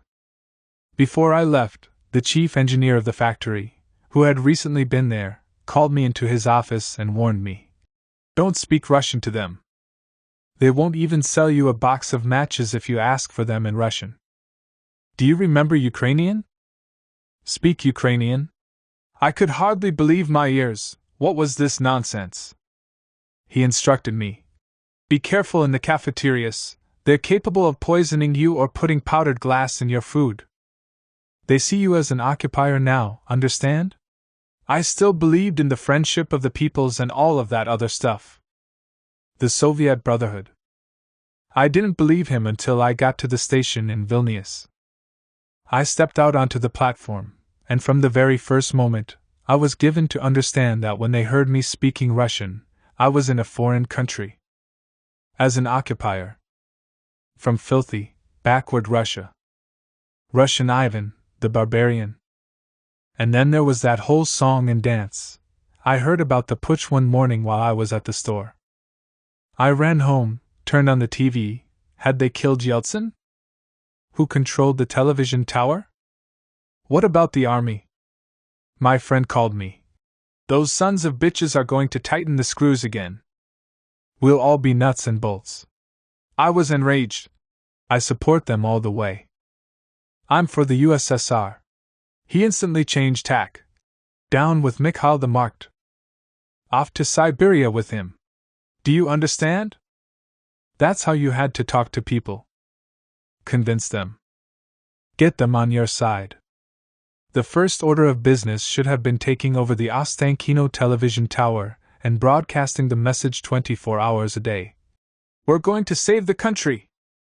The Soviet motherland is in danger. Hurry up and get rid of the Sobchaks, Afanassievs, and all the rest of those traitors. The people would have stood behind it. I don't believe that Akhromeyev killed himself. A combat veteran couldn't have hanged himself with a piece of string, with the ribbon from a cake box, like some prison inmate. That's how they do it in jail cells, sitting down, with their knees bent. In solitary. It's not part of the military tradition. Officers look down on nooses. It wasn't a suicide, it was murder. He was killed by the same people who killed the Soviet Union. They were afraid of him. Akhromeyev had a lot of clout in the army, he could have organized resistance. The people weren't disoriented yet, they weren't as disengaged as they are now. Everyone still lived the same way and read the same newspapers. It wasn't like today, when the grass is always greener on the other side. But then, I saw it myself, young guys putting ladders up to the Central Committee of the Communist Party building on Staraya Square. No one was guarding it anymore. Tall fire ladders. They climbed up, and with hammers and chisels, they started removing the gold letters. CCCPSU. Other guys on the ground sawed them up and gave away the pieces as mementos. They took apart the barricades. Pieces of barbed wire also became souvenirs. Those are my memories of the fall of communism. Excerpts from the case files of the investigation. On August 24, 1991, at 2150, in Bureau Office No. 19A in Corpus 1 of the Moscow Kremlin, the security officer on duty, Korotiv, discovered the body of Marshal of the Soviet Union Akhromeyev, Sergei Fedorovich, born 1923, at that time, an advisor to the President of the USSR. The corpse was discovered in a sitting position under the windowsill of the office. It was leaning against the wooden grate covering the radiator. The corpse wore the uniform of the Marshal of the Soviet Union. No harm had been done to the uniform. Around the corpse's neck, there was a slip knot made of synthetic twine folded over twice. The noose went around the entire circumference of the neck. The upper end of the noose was attached to a handle on the window frame with Scotch tape. No injuries other than those associated with the hanging were found on the corpse. Examination of the contents of the desk revealed 5 notes left on top of it in a visible place. All of the notes were handwritten. They were found in a neat pile. The inventory that follows was recorded in the order in which the notes were stacked. Akhromeyev requested the first note be given to his family. In it, he informed them that he had decided to commit suicide. My primary duty has always been war and serving the citizenry. You came second. Today, for the first time, I am putting my duty to you first. I implore you to live through these days with courage. Support one another. Do not give enemies cause to gloat. The second note was addressed to Marshal of the Soviet Union S. Sokolov. It contained a request that Sokolov and Army General Lobov assist in the funeral preparations, and that they not abandon the members of Akhromeyev's family in these difficult times. The third note contained a request to pay back a debt to the Kremlin cafeteria and included a 50-ruble bill. The fourth note was not addressed to anyone in particular. I cannot go on living while my fatherland is dying and everything I heretofore considered to be the meaning of my life is being destroyed. My age and my life's accomplishments give me the right to die. I fought until the end. The final note was found separately. I am no specialist in suicide. The first attempt, at 9:40, was unsuccessful, the cord snapped. I am gathering my strength for a second attempt. Graphological analysis determined that all of the notes were written in Akhromeyev's hand. His youngest daughter, Natalia, with whose family Akhromeyev spent his final night, said, Even before August, we'd often ask my father if a military coup d'état was possible here. Many people were unhappy with the course that Gorbachev's perestroika had taken, They didn't like all his babble, his weakness, the one-sided concessions he'd made in Soviet-American disarmament talks. They were deeply unsatisfied with the deteriorating economic situation. But my father didn't like these conversations. He was confident. There's not going to be any coup. If the army wanted a coup, it would all be over in 2 hours. Here in Russia, you're not going to get anything done by force. Getting rid of an incompetent leader isn't our biggest problem. The question is what happens next. On August 23rd, Akhromeyev had not stayed late at the office. The family ate dinner together. They bought a big watermelon and spent a long time around the table. According to his daughter, Akhromeyev spoke openly. He confessed that he was anticipating arrest. No one in the Kremlin was talking to him anymore. "I understand," he said, "that it will make things difficult for you. There's going to be a lot of mudslinging directed at our family. But I could not have done things any differently."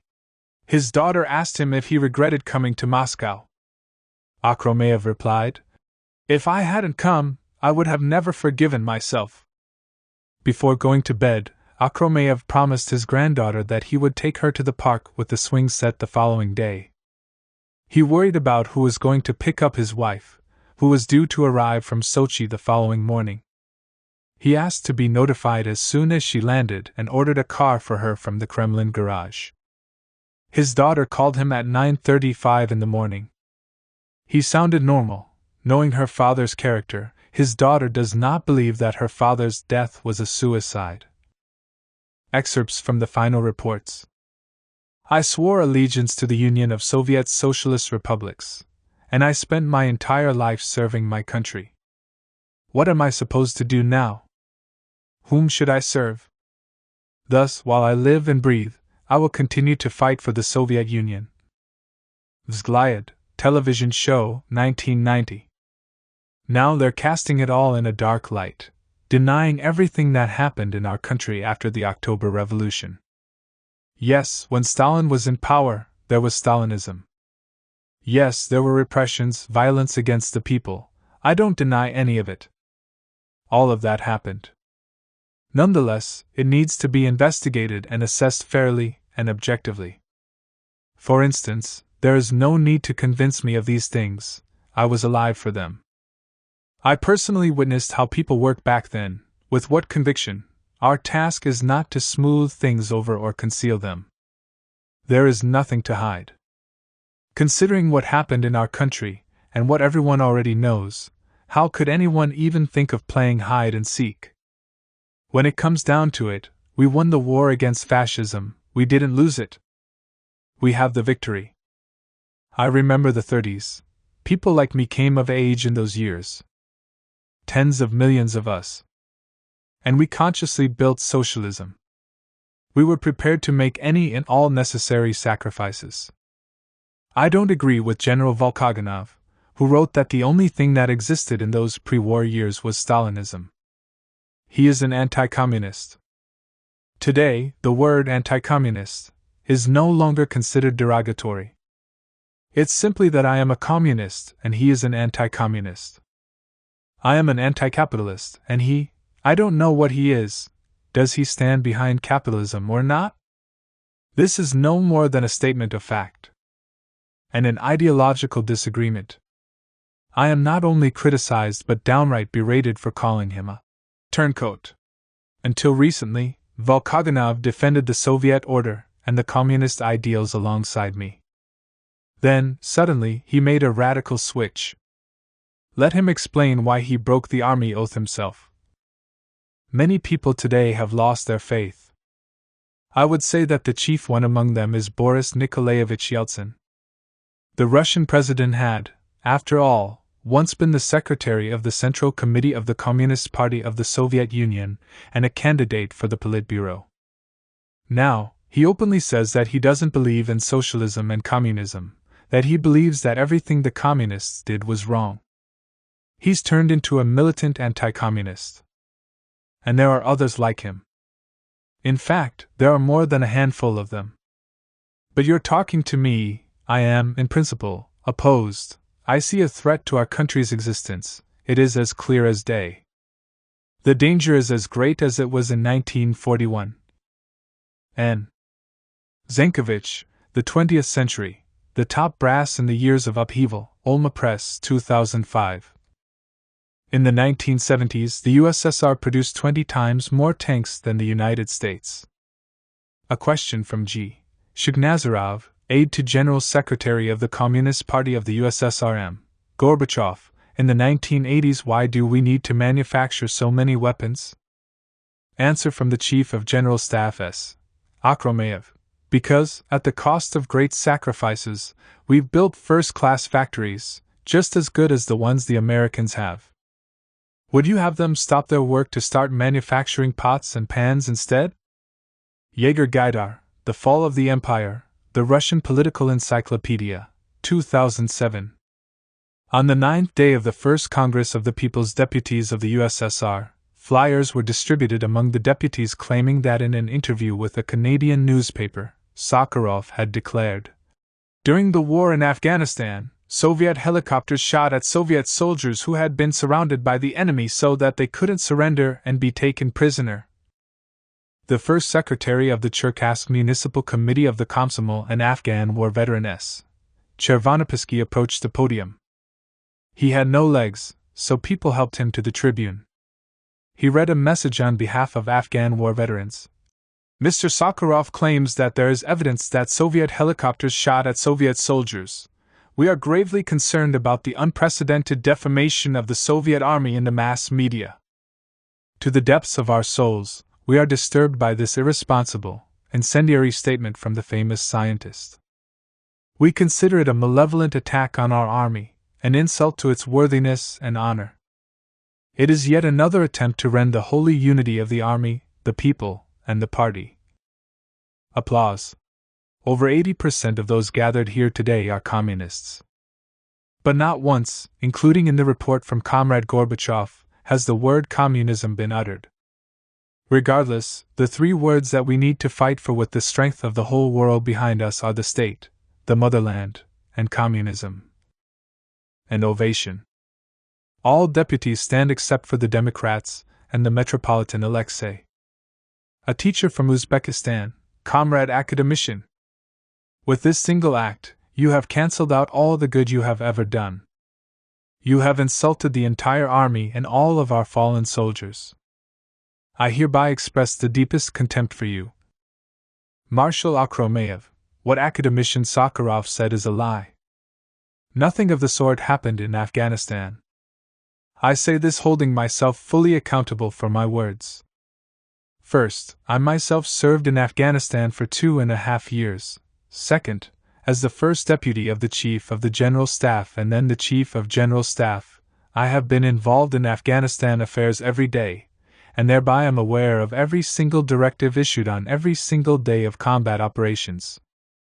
It never happened. V. Kolsov, Perestroika, A Chronicle, 1985 to 1991, lib.ru.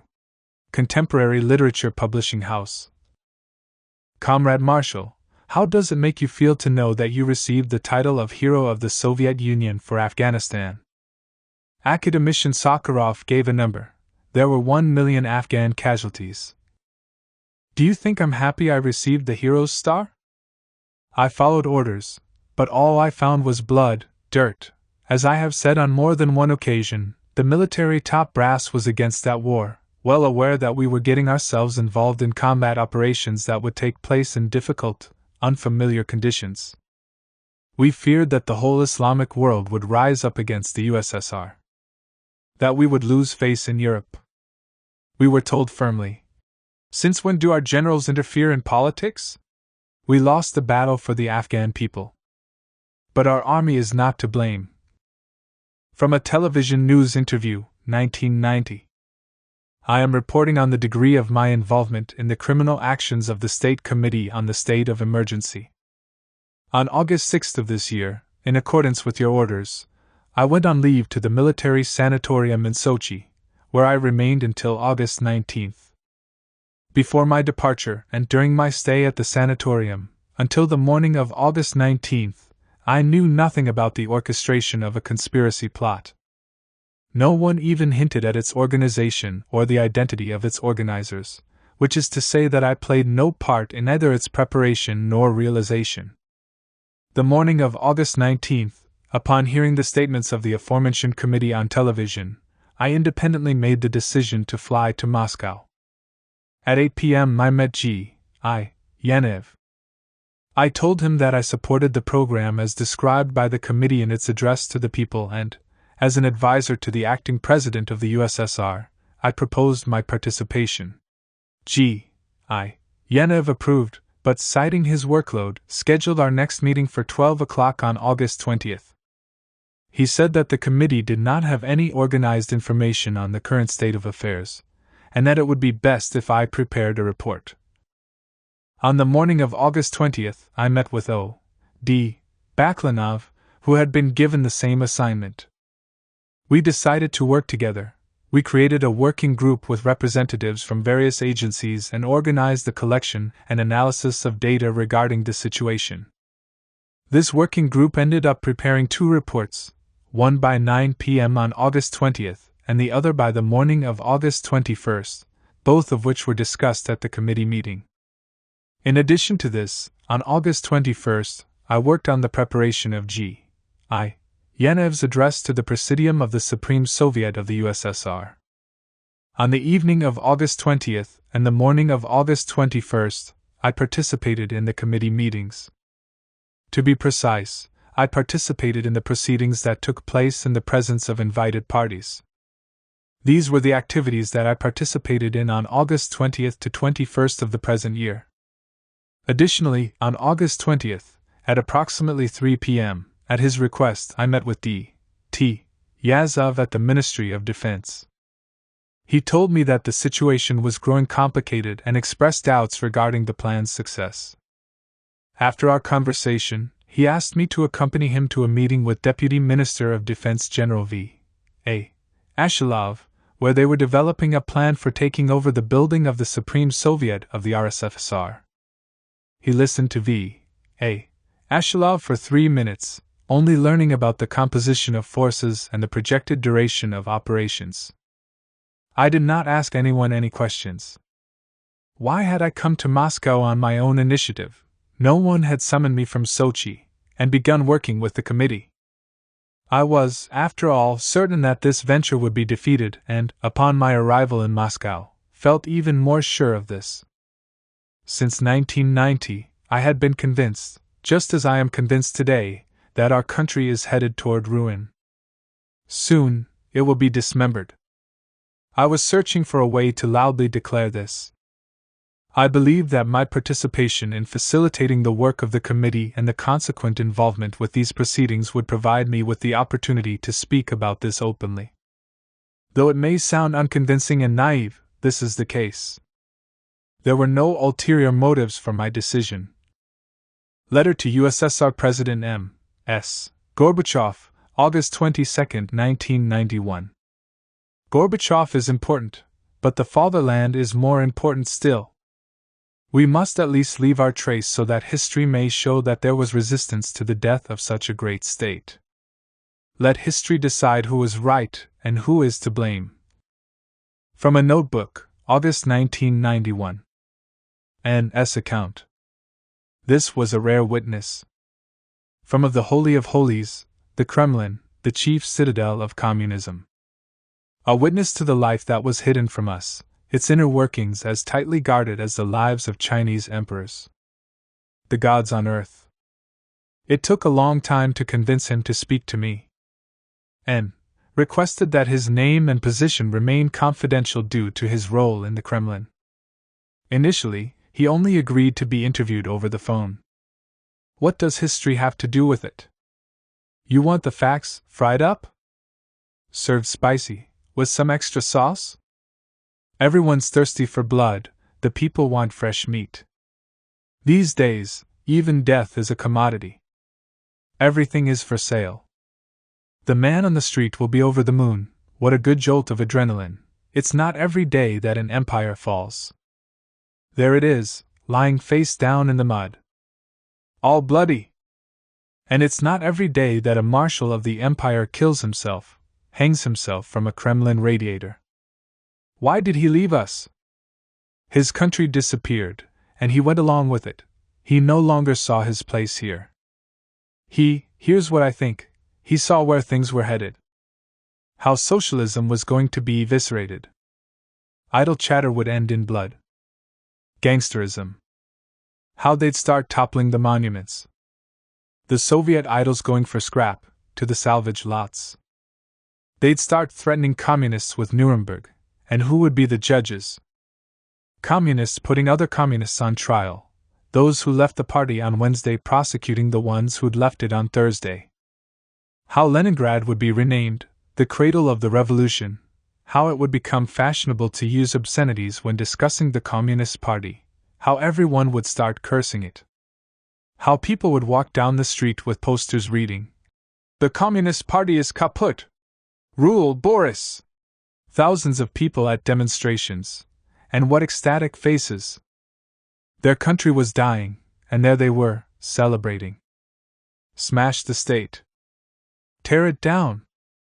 For us, this kind of thing is always a cause for celebration, a real holiday.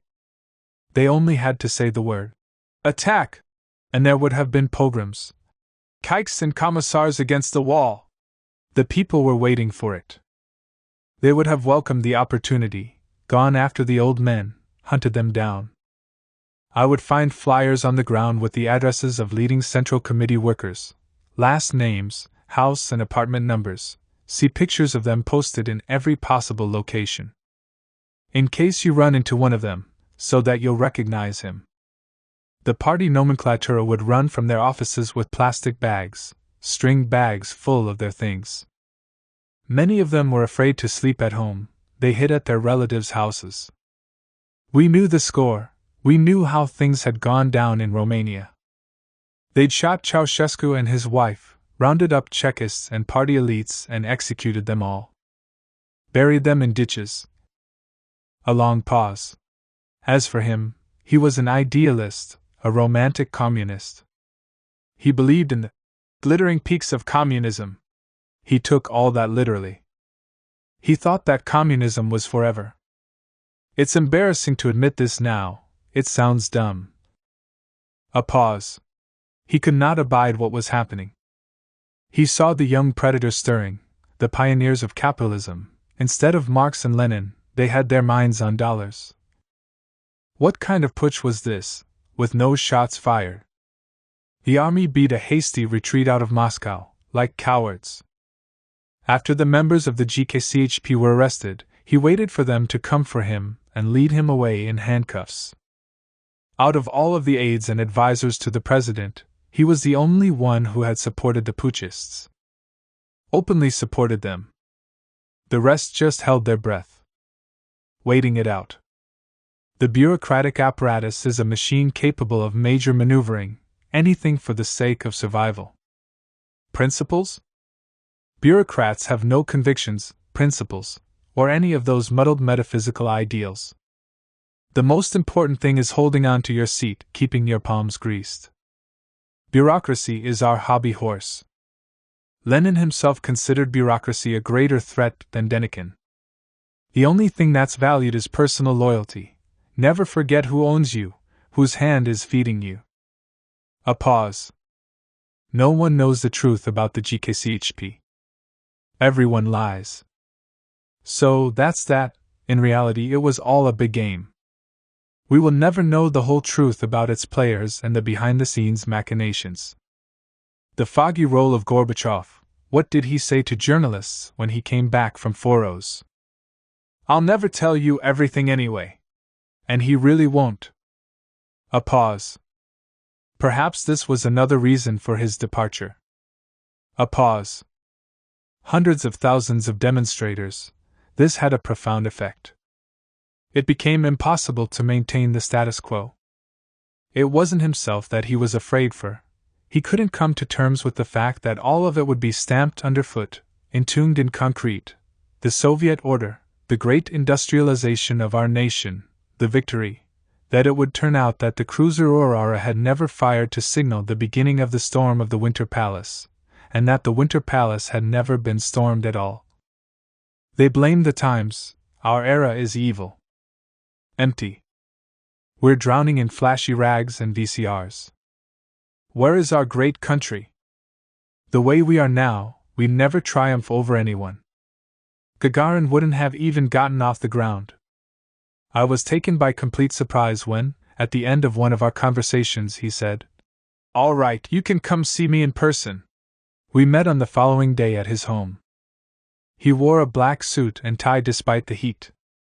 The Kremlin uniform. Have you talked to? He named several prominent people. And what about? Another name that's been on everyone's lips for a long time. Their version of events, that he was killed, I don't buy it. There are rumors going around about witnesses, facts. They say the cord wasn't right, that it's too thin, that it could have only been used to strangle him, and that the key was left in the outer lock of the office door.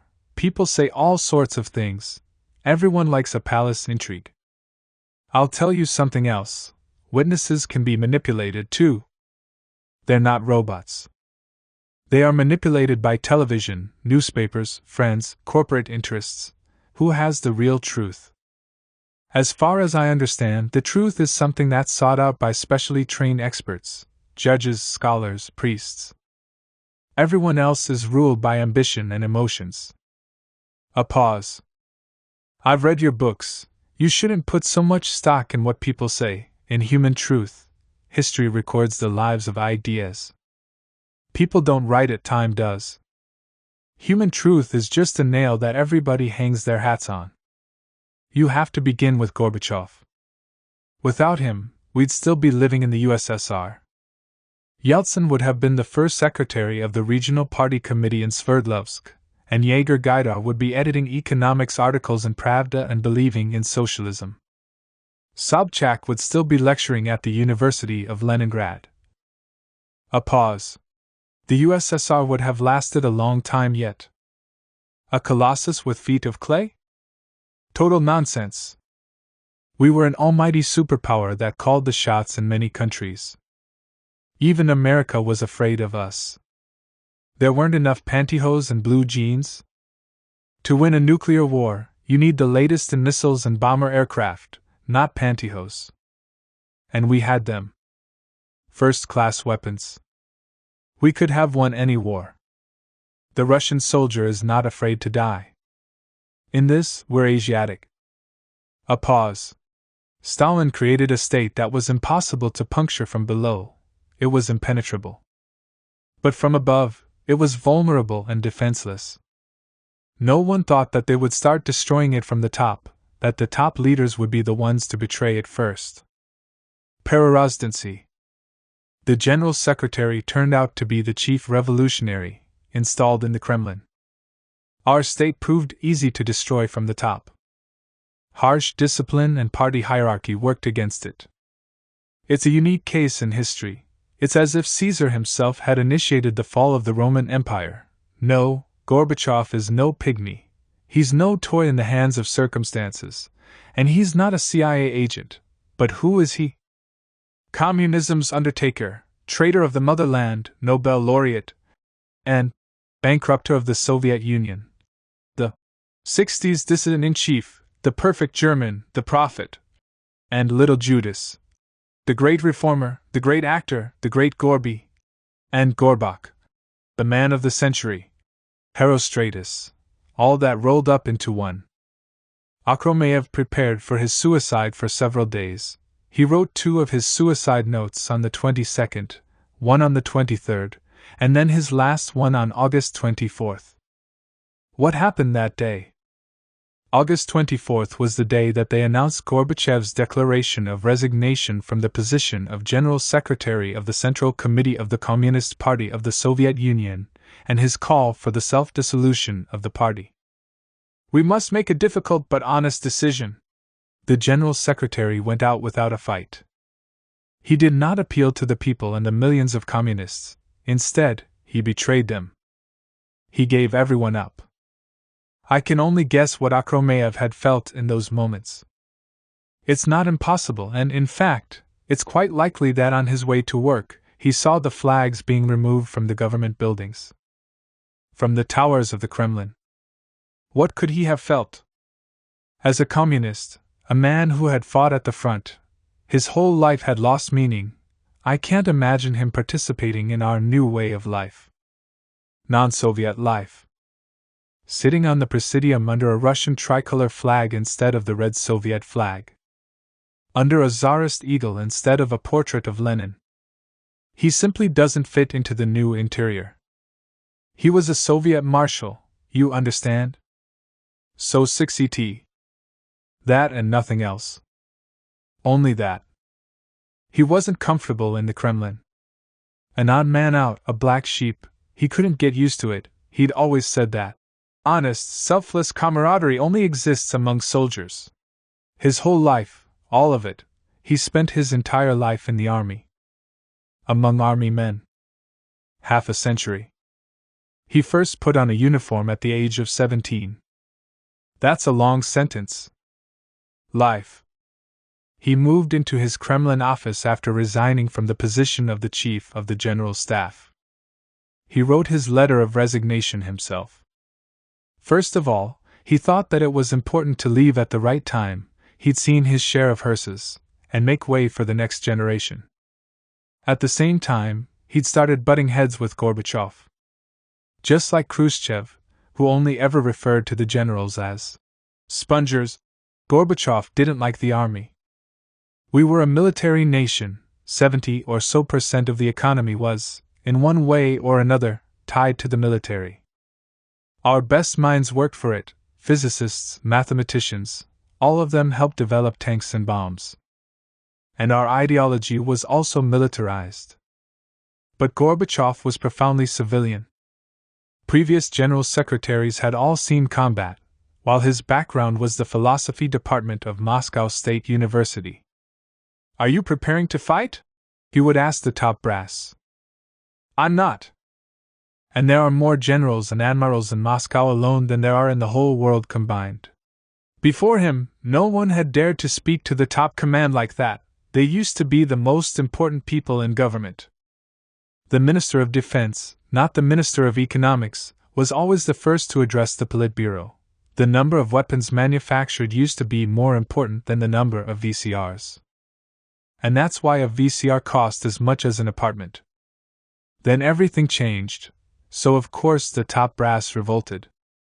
We need a large and powerful military. Our territory is enormous. We have borders with half of the world. People respect us as long as we're strong, but if we become weak, no. New way of thinking. Will convince anyone of anything. Akhromeyev reported to him personally on many occasions.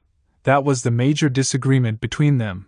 I won't go into the petty conflicts or anything like that. Words familiar to every Soviet had vanished from Gorbachev's speeches. The machinations of international imperialism, counterstrike, overseas bigwigs. He got rid of all that. All he had were the enemies of glasnost and enemies of perestroika. He cursed in his office, he was an old hand at that, and called them all fuckwits. A pause. Dilettanti, the Russian Gandhi. That's not even the most biting stuff that was going around the Kremlin in those days. Naturally, members of the old guard were in shock and presaged disaster. He's going to drown and take everyone else down with him. For America, we were the evil empire. They were threatening us with crusades, Star Wars. Meanwhile, our chief of state was playing the Buddhist monk. The world is a common home for humanity, change without violence or bloodshed. War is no longer a continuation of politics. And so on.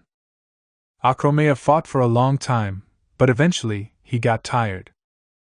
At first, he thought that people were giving false reports to the higher-ups, deceiving them, but then it dawned on him that this was treason. So he made a statement. Gorbachev accepted his resignation, but he would not let him go. He made him his advisor on military affairs. It was dangerous tinkering with this edifice. Stalinist, Soviet, call it what you will, our state has always been in a state of mobilization. From its inception. It was not built for peacetime. Again, you think we weren't capable of spitting out some trendy women's boots and pretty bras?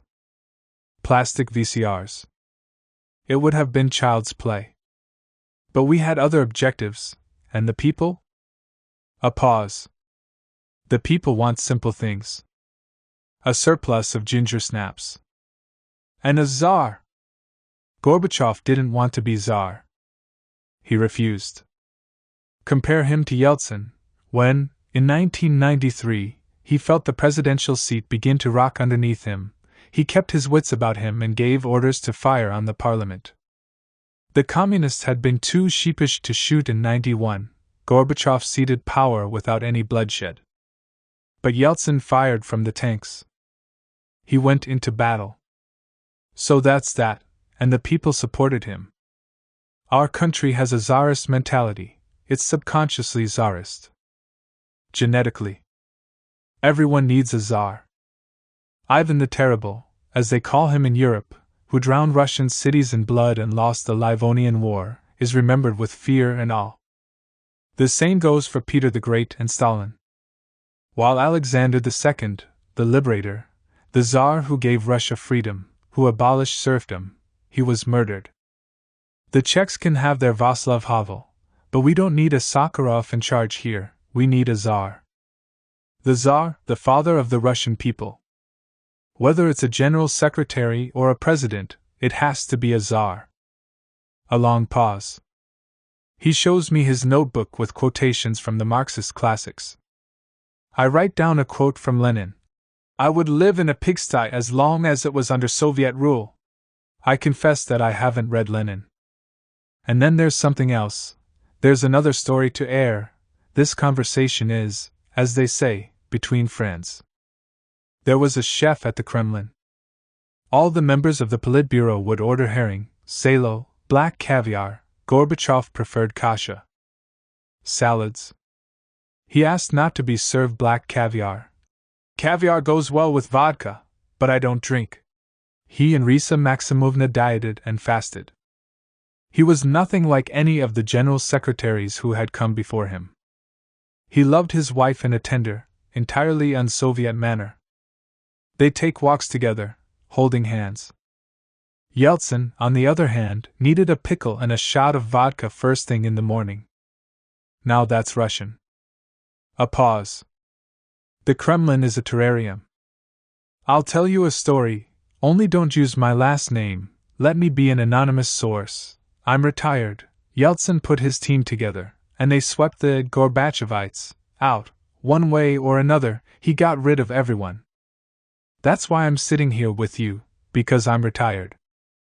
Otherwise, I'd be as silent as a partisan.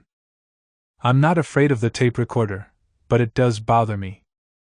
Just out of habit, you know. We were so heavily scrutinized, it was like being in an X-ray machine. A pause. It might seem like a little thing, but it's telling.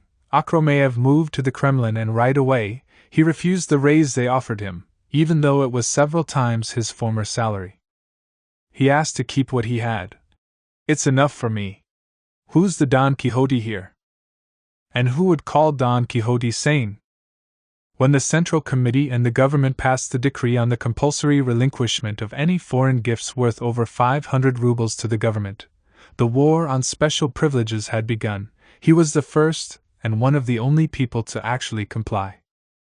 Kremlin mores serve scratch backs, know who to inform on, and when to laugh at somebody's joke. Whom to say hello to and whom to acknowledge with a slight nod. Calculating everything in advance. Where is your office? Is it close to the president's office? Is it on the same floor? If not, you don't count, you're small time. What kind of phones do you have? Do you have a Vertushka? What about a telephone labeled President? A direct line to himself? Did they give you a car from the special garage? I'm reading Trotsky's My Life. It takes you behind the scenes of the revolution. Today, everyone blames Bukharin. His motto, prosper and accumulate, is apt. Timely. Bukharchik, as Stalin christened him, proposed to grow into socialism. He called Stalin Genghis Khan. But he's also an equivocal figure. He was prepared, like everyone else, to hurl people into the inferno of international revolution without counting the bodies. To educate with executions. Stalin didn't invent that. All of them were military people, after the revolution, the Civil War. After all that bloodshed. A pause. Lenin once said that revolutions come when they want to, not when we want them to. Indeed, so, perestroika, glasnost, we all let it slip through our fingers. Why? The upper echelons of the government had their share of smart people. They read Brzezinski, but their attitude was that they'd patch it up, give some parts of it a fresh coat of paint, and keep going. They didn't understand how sick our people were of everything Soviet. It's not that they had much faith in the bright future, but they believed that the people believed in it. A pause. No, Akhromeyev wasn't murdered. Let's ditch the conspiracy theories. His suicide was like a parting shot, a bold statement of the most essential fact. We were hurtling into an abyss. We had a great nation, it was victorious in a terrifying war, and it was collapsing. China didn't fall. And neither did North Korea, where the people were starving to death. While little socialist Cuba stood, we were falling. And we weren't defeated by tanks and missiles, we were destroyed by our own greatest strength, our spirit. The system and the party rotted from the inside. And maybe that's why, that may have also contributed to why he did it. He was born in a remote Moldovan village and lost his parents when he was very young. He went to war while still a naval cadet. As a volunteer. On Victory Day, he was in the hospital with total nervous exhaustion, weighing 38 kilograms. A pause. A tortured, sick, and dead-tired army had triumphed. Emaciated, coughing. With spinal injuries and arthritis, gastric ulcers. That's how I remember the victory. He and I are from the same generation, we're the people who lived through the war. A pause. He rose from cadet to the very peak of the military pyramid. The Soviet state gave him everything, the highest military rank of marshal, the Hero's Star, the Lenin Prize, all that bestowed on a boy from a simple peasant family, and not some crown prince. From the middle of nowhere. The USSR gave thousands of people like him a chance. Poor, simple people, and he loved the Soviet state back. The doorbell rings. An acquaintance of his enters. They discuss something for a long time in the hall. When N returns, I can tell that he's somewhat upset and not as eager to talk. Luckily, a little while later, he becomes engaged again. We used to work together. I invited him to join us, but he refused. These are party secrets. It's forbidden to reveal them. Why let outsiders in on them? A pause. I wasn't a friend of Akhромeyev's, but I knew him for many years. No one else took up the cross to try to save the country. Only him. The rest of us were too busy fussing over our personal pensions and doing whatever we could to hold on to our government dachas. I have to say something about this. Before Gorbachev, our people only saw their leaders on the mausoleum rostrum, muskrat fur hats and stony faces. A joke. Why have muskrat hats disappeared? Because the nomenclatura reproduces faster than muskrats. He laughs. More jokes were told in the Kremlin than anywhere else. Political jokes, anti-Soviet. A pause. Perestroika.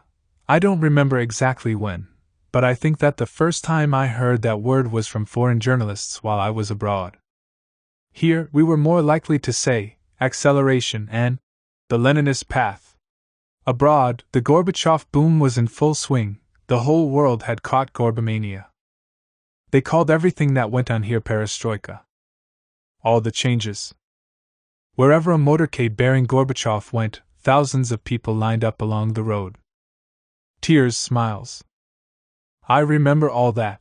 The people started loving us. The fear of the KGB dissipated, and most importantly, they put an end to all of that nuclear insanity. For that, the world was grateful to us. For decades, everyone had been terrified of nuclear war, even children. We got used to watching one another from the trenches. through the crosshairs. A pause. In European countries, they started teaching Russian. Restaurants started serving Russian food, borscht, pelmeni. A pause. I worked in Canada and the US for 10 years. When I came home during Gorbachev's tenure in office, I met a great many sincere and honest people who wanted to take part in everything. The last time I'd seen people like that, with faces like that, was when Gagarin went into space.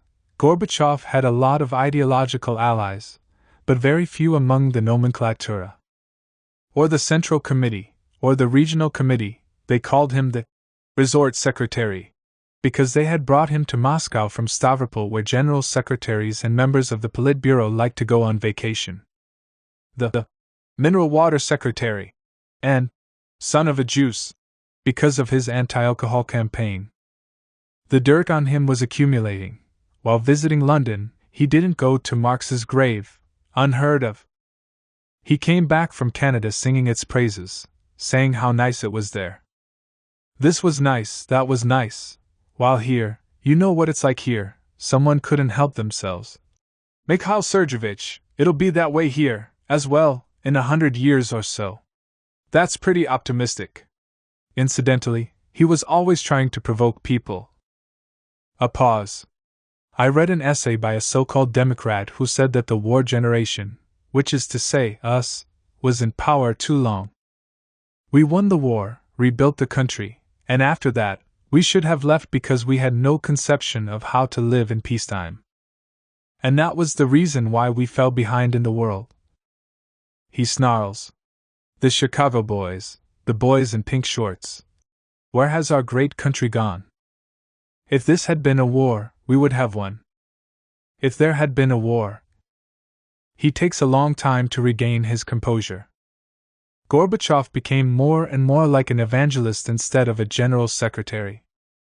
He was a TV star. Soon enough, everyone got sick of his sermons. Back to Lenin, a leap into developed socialism. It made you wonder, what have we been building, then, under developed socialism? What did we have? A pause.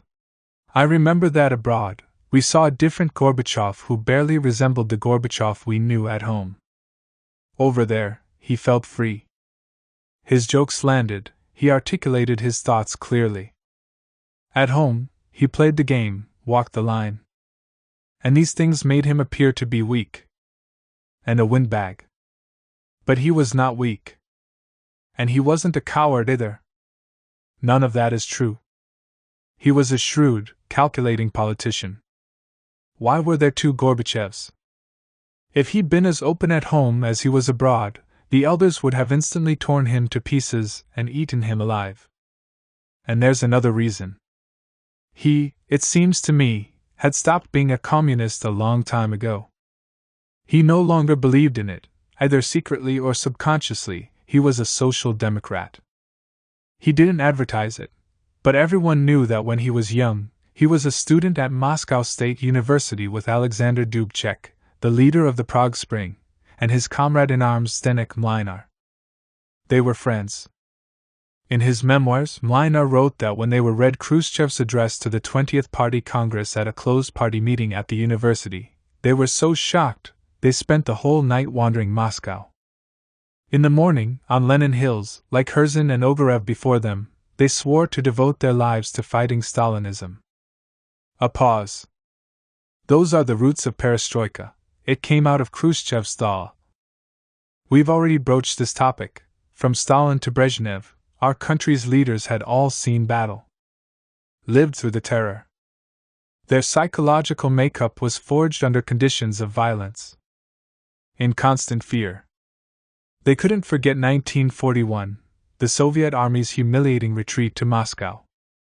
How soldiers were sent into battle empty-handed and told that they'd win their weapons in combat. They didn't count the people, but they did count the rounds of ammunition. It's understandable. It makes sense that people with these kinds of memories believe that in order to defeat the enemy, we needed to keep pumping out tanks and fighter jets. The more the better. There ended up being enough weapons for the USSR and America to destroy one another 1,000 times over. And yet they kept making more. Then a new generation came to power. Gorbachev's entire team was made up of the children of the war years. The joy of peace had been impressed on them. Marshal Zhukov overseeing the victory parade on a white steed. It was a new generation and a different world. While the older generation didn't trust the West and saw it as an enemy, the younger one yearned for the Western way of life. Of course, Gorbachev spooked the elders. They were disturbed by his talk of building a nuclear weapon-free world. Goodbye, post-war doctrine of the balance of fear.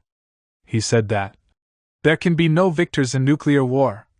So we started cutting back on defense, reducing the size of the military.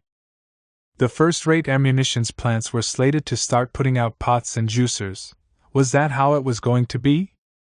There was a moment when the top brass generals were practically at war with the administration. Specifically, with the General Secretary. They couldn't forgive him for the loss of the Eastern Bloc, our retreat from Europe. Especially from the GDR. Even Chancellor Kohl was taken aback by Gorbachev's lack of calculation. We were offered huge sums of money to exit Europe and he refused them. His naivete was astonishing. Russian simplicity. That's how much he wanted to be loved, to have French hippies wearing t-shirts with his face on them. He represented our country's interests worthlessly and humiliatingly. The army was forced to withdraw into the forests, into the Russian fields.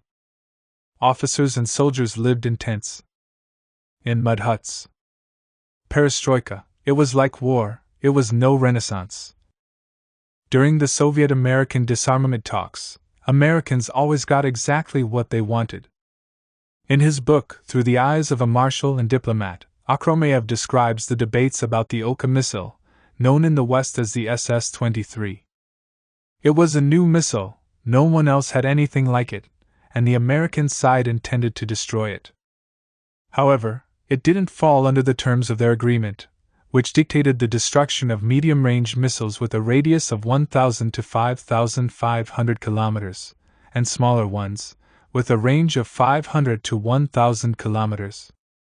The Oka's range was 400 kilometers. The Soviet General Staff made an offer to the Americans. All right, let's play fair and ban all missiles starting with a 400 kilometers range instead of 500 kilometers. But then the Americans would have had to sacrifice their modernized Lance II missiles, which had a range of 450 to 470 kilometers. A drawn-out behind-the-scenes battle, behind the backs of the military, Gorbachev personally decided to destroy the Oka. That was when Akhromeyev made his famous statement. And while we're at it, maybe we should ask for political asylum in Switzerland and never come home? He couldn't participate in the annihilation of something he'd devoted his life to. A pause. The world became unipolar. Now, it belongs to America. We became weak, we were pushed to the sidelines. Turned into a third-rate defeated country. We won World War II, but we lost World War III. A pause. For him, this was unbearable. December 14, 1989, Sakharov's funeral. Thousands of people in the streets of Moscow. According to police records, between 70 and 100,000. Yeltsin, Sobchak, Starovoytova standing next to the coffin. American consul Jack Matlock wrote in his memoirs that while the presence of these people at the funeral of the symbol of the Russian Revolution and the nation's chief dissident was to be expected, he was surprised to see Marshal Akhromeyev, in full uniform, standing modestly in the crowd. While Sakharov was alive, they'd been enemies, irreconcilable opponents. A pause. But Akhromeyev came to pay his respects. No one else from the Kremlin came except for him. No one else from the General Staff. They'd allowed a little freedom, and the petit bourgeois started coming out of the woodwork. For Akhromeyev, an ascetic man, uninterested in money, this came as a blow. Straight to the heart. He couldn't believe that we could have capitalism here. With our Soviet people, our Soviet history. A pause. I can still see the image of a pale young woman running around the government dacha where Akhromeyev lived with his family of 8, crying, "Take a look, 2 refrigerators and 2 televisions." Who is this Marshal Akhromeyev that he should have 2 televisions and 2 refrigerators? Today they're silent, not a peep, when all the previous records for dachas, apartments, cars, and other privileges have long since been broken. Luxury automobiles, Western office furniture, vacations in Italy instead of Crimea. Our offices had Soviet furniture, we drove Soviet cars. We wore Soviet suits and boots. Khrushchev comes from a mining family, Kosygin from peasant stock. All of them, as I've already said, had seen war. Their life experience was, admittedly, limited. It wasn't just the people, but also their leaders who lived behind the Iron Curtain. All of us lived as though we were in an aquarium. A pause. And again, maybe this is incidental, but Marshal Zhukov's post-war fall from grace didn't just happen because Stalin envied his glory, it was also because of all of the German carpets, furniture, and hunting rifles they found at his dacha. Even though all of that stuff could have easily fit into 2 cars. A Bolshevik shouldn't have that much junk, these days, it sounds ridiculous. A pause. Gorbachev loved luxury. In Foros, they built him a dacha with Italian marble, a German tile stove, sand for the beach shipped in from Bulgaria. Not a single Western leader had anything like it. Gorbachev's dacha made Stalin's Crimean dacha look like a dormitory. The general secretaries changed with the times, and so did their wives. Who stood up for communism? Neither the professors nor the secretaries of the Central Committee. Instead, it was people like Leningrad chemistry teacher Nina Andreeva who threw herself into defending communism. Her article, "I Cannot Forsake My Principles," made a lot of noise. Akhromeyev wrote, too, gave speeches, he told me. We have to fight back. They'd call him and threaten him, telling him he was a war criminal because of Afghanistan. Few people knew that he'd actually been against the war in Afghanistan. And he never took diamonds or any other precious gems out of Kabul, or paintings from the National Museum, not like the other generals. They were always attacking him in the press, for getting in the way of the new historians, who needed to prove that we had nothing, that our past was nothing but a wasteland. And that there had been no victory. Just anti-retreat detachments and penal units. That the war had been won by prisoners, they were the ones who had marched into Berlin under gunfire. What victory? They blanketed Europe in corpses. A pause. The army was insulted and denigrated. Could an army like this have won in 91? A pause. And could the marshal have lived through it? Akhromayev's funeral, relatives and a handful of friends stood around the grave. There was no military salute. Pravda didn't even print the obituary of the former chief of general staff of an army numbering 4 million. The new Minister of Defense Shaposhnikov, the former Minister Yazov had been jailed along with the other putschists, was, I believe, preoccupied with taking over Yazov's apartment, from which they were urgently evicting Yazov's wife. Selfish interests. But I want to say, this is important, say what you will about the motives of the putschists, they were not in it for themselves. They weren't out for profit. A pause. People whispered about Akhromeyev in the Kremlin corridors. He didn't bet on the right horse. The bureaucrats rushed to Yeltsin's side. He repeats my question. The concept of honor? Don't ask me naive questions. Good people are going out of style. His obituary appeared in the American magazine Time. It was written by Admiral William J.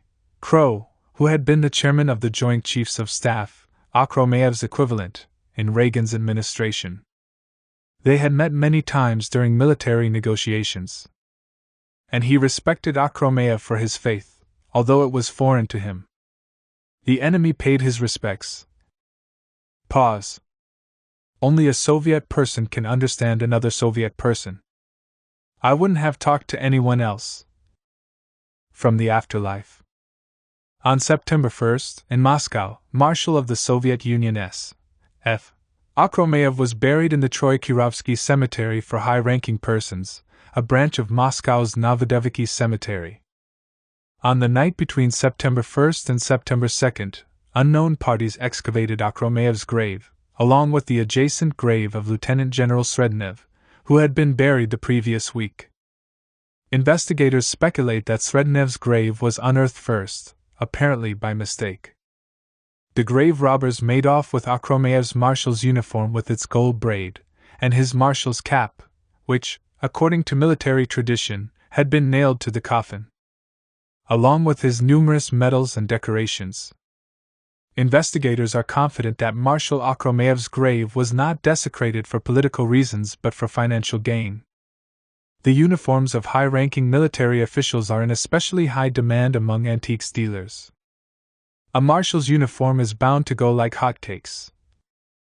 Commercant newspaper, September 9, 1991. From interviews on Red Square in December 1991. I'm a construction worker.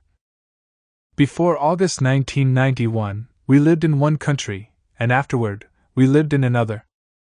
Before that August, my country was called the USSR. Who am I? I'm one of those idiots who defended Yeltsin. I stood in front of the White House, ready to lie down in front of a tank. People went out into the streets on the crest of a wave, on a surge. But they were out there to die for freedom, not capitalism. I consider myself a person who's been deceived. I don't need this capitalism we've been led to, that they slipped us, not in any form, either the American model nor the Swedish. I didn't start a revolution to get my hands on someone else's dough. We shouted, Russia, instead of USSR. I'm sorry that they didn't disperse us with water cannons or roll a couple of machine guns onto the square. They should have arrested 200 or 300 people and the rest would have gone into hiding. A pause. Where are the people who called us out onto the square today? Down with the Kremlin mafia! Freedom tomorrow! They have nothing to say to us. They ran off to the west, now they're over there bad-mouthing socialism. Sitting around in Chicago laboratories. While we sit here. Russia, they've wiped their feet with it. Anyone who wants to can smack her in the face.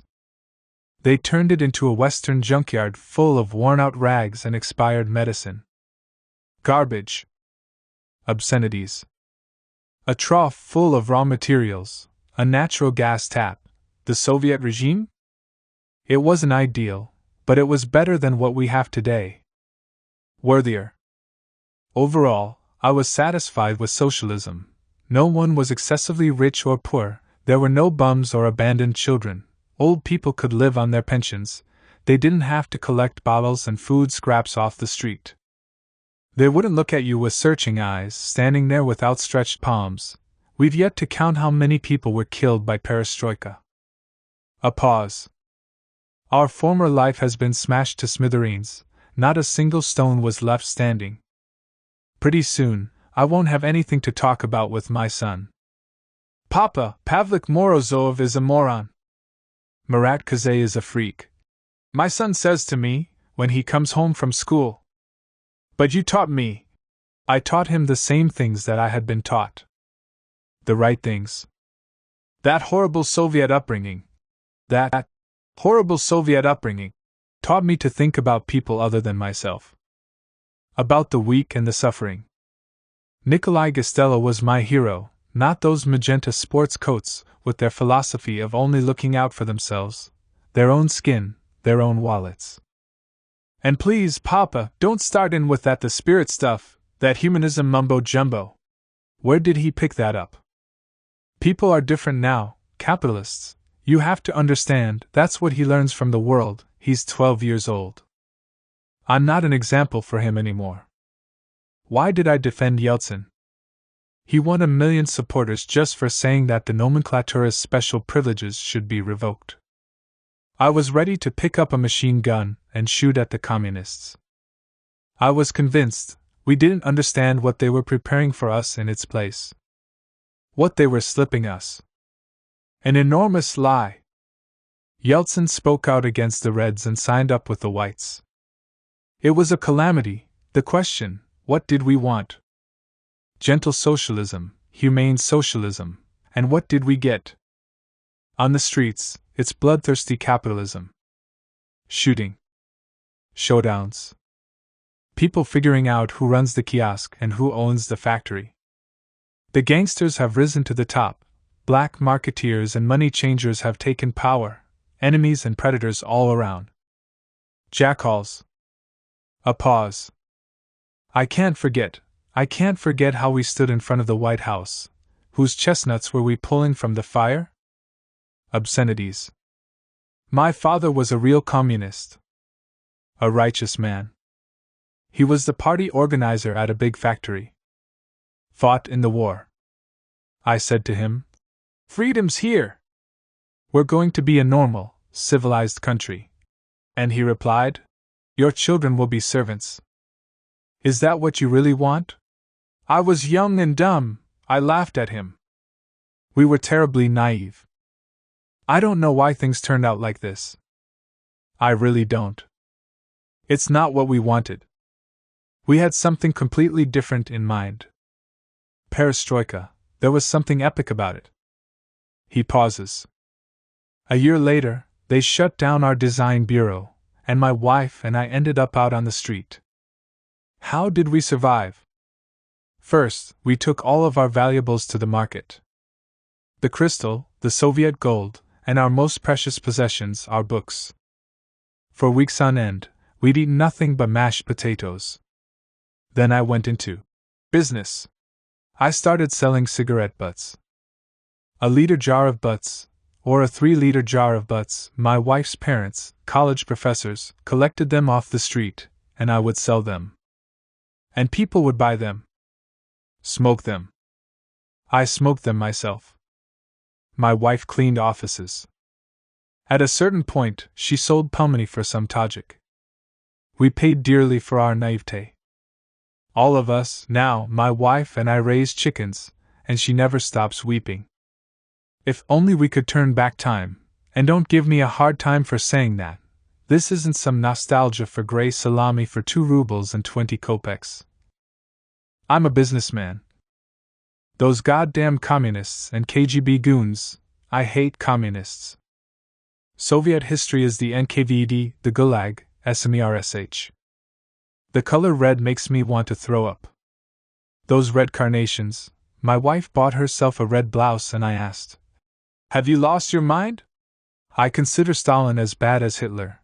I demand Nuremberg trials for those red bitches. Death to the red dogs. Everywhere, we're surrounded by 5-pointed stars. The Bolshevik idols remain standing on the squares. When I walk down the street with my kid, he asks me, "Who's that?" That's a monument to Rosa Zemlyaka, who flooded Crimea with blood. She loved to personally execute young white officers. What am I supposed to tell him? As long as that mummy, the Soviet pharaoh, remains in Red Square under that pagan burial mound, we'll continue to suffer. We're cursed. I work at a deli. My husband could tell you about it. Where is he? She looks around. What good am I? All I do is make pastries. 1991? We were good people back then, beautiful people. We weren't a mob. I saw a man dancing.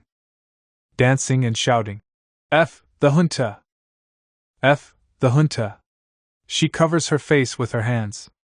Oh, don't write that down! Oh no! You can't take back what's been said, but that word shouldn't be printed. He wasn't a young man, either, and he was dancing. We beat them and we were celebrating.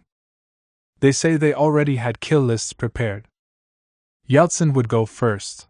I saw them all on TV the other day.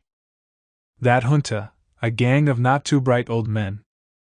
For those 3 days, there was a sense of terrible despair. Could this really be the end? Visceral fear. That spirit of freedom, everyone felt it, and the fear of losing it. Gorbachev is a great man, he opened the floodgates, people loved him, but not for long. Pretty soon, everything about him was irritating: how he talked, what he said, his mannerisms, his wife. She laughs. Through the land gallops a troika, Mishka, Raika, Perestroika. Compared to Nina Yeltsina, people like her more because she's always standing behind her husband. Risa would sidle up to him, or even get in front of him. Our custom is that either you're the Tsaritsa, or you stay out of the Tsar's way. Communism is like prohibition: it's good in theory, but it doesn't work. That's what my husband says. The Red Saints, they were. Take Nikolai Ostrovsky, a saint. But consider how many people they killed. Russia really exhausted its limit for blood in all the wars and revolutions. There's no strength left over for any more blood, any more madness. The people have suffered enough. Now they go shopping, picking out drapes and lace curtains, wallpaper, choosing between different kinds of frying pans. They like everything colorful because it all used to be so gray and ugly. We're as giddy as kids at the sight of a washing machine with 17 settings. My parents are gone, my mother for 7 years now, and my father for 8, but I still haven't used up all of the matches my mother stockpiled. We still have their grain. And their salt. Mama would buy everything she could back then. We would say, procure, rather than buy, and stash it away for a rainy day. Now we go to the markets and stores like they're museums. There's loads of everything. You want to spoil yourself, indulge.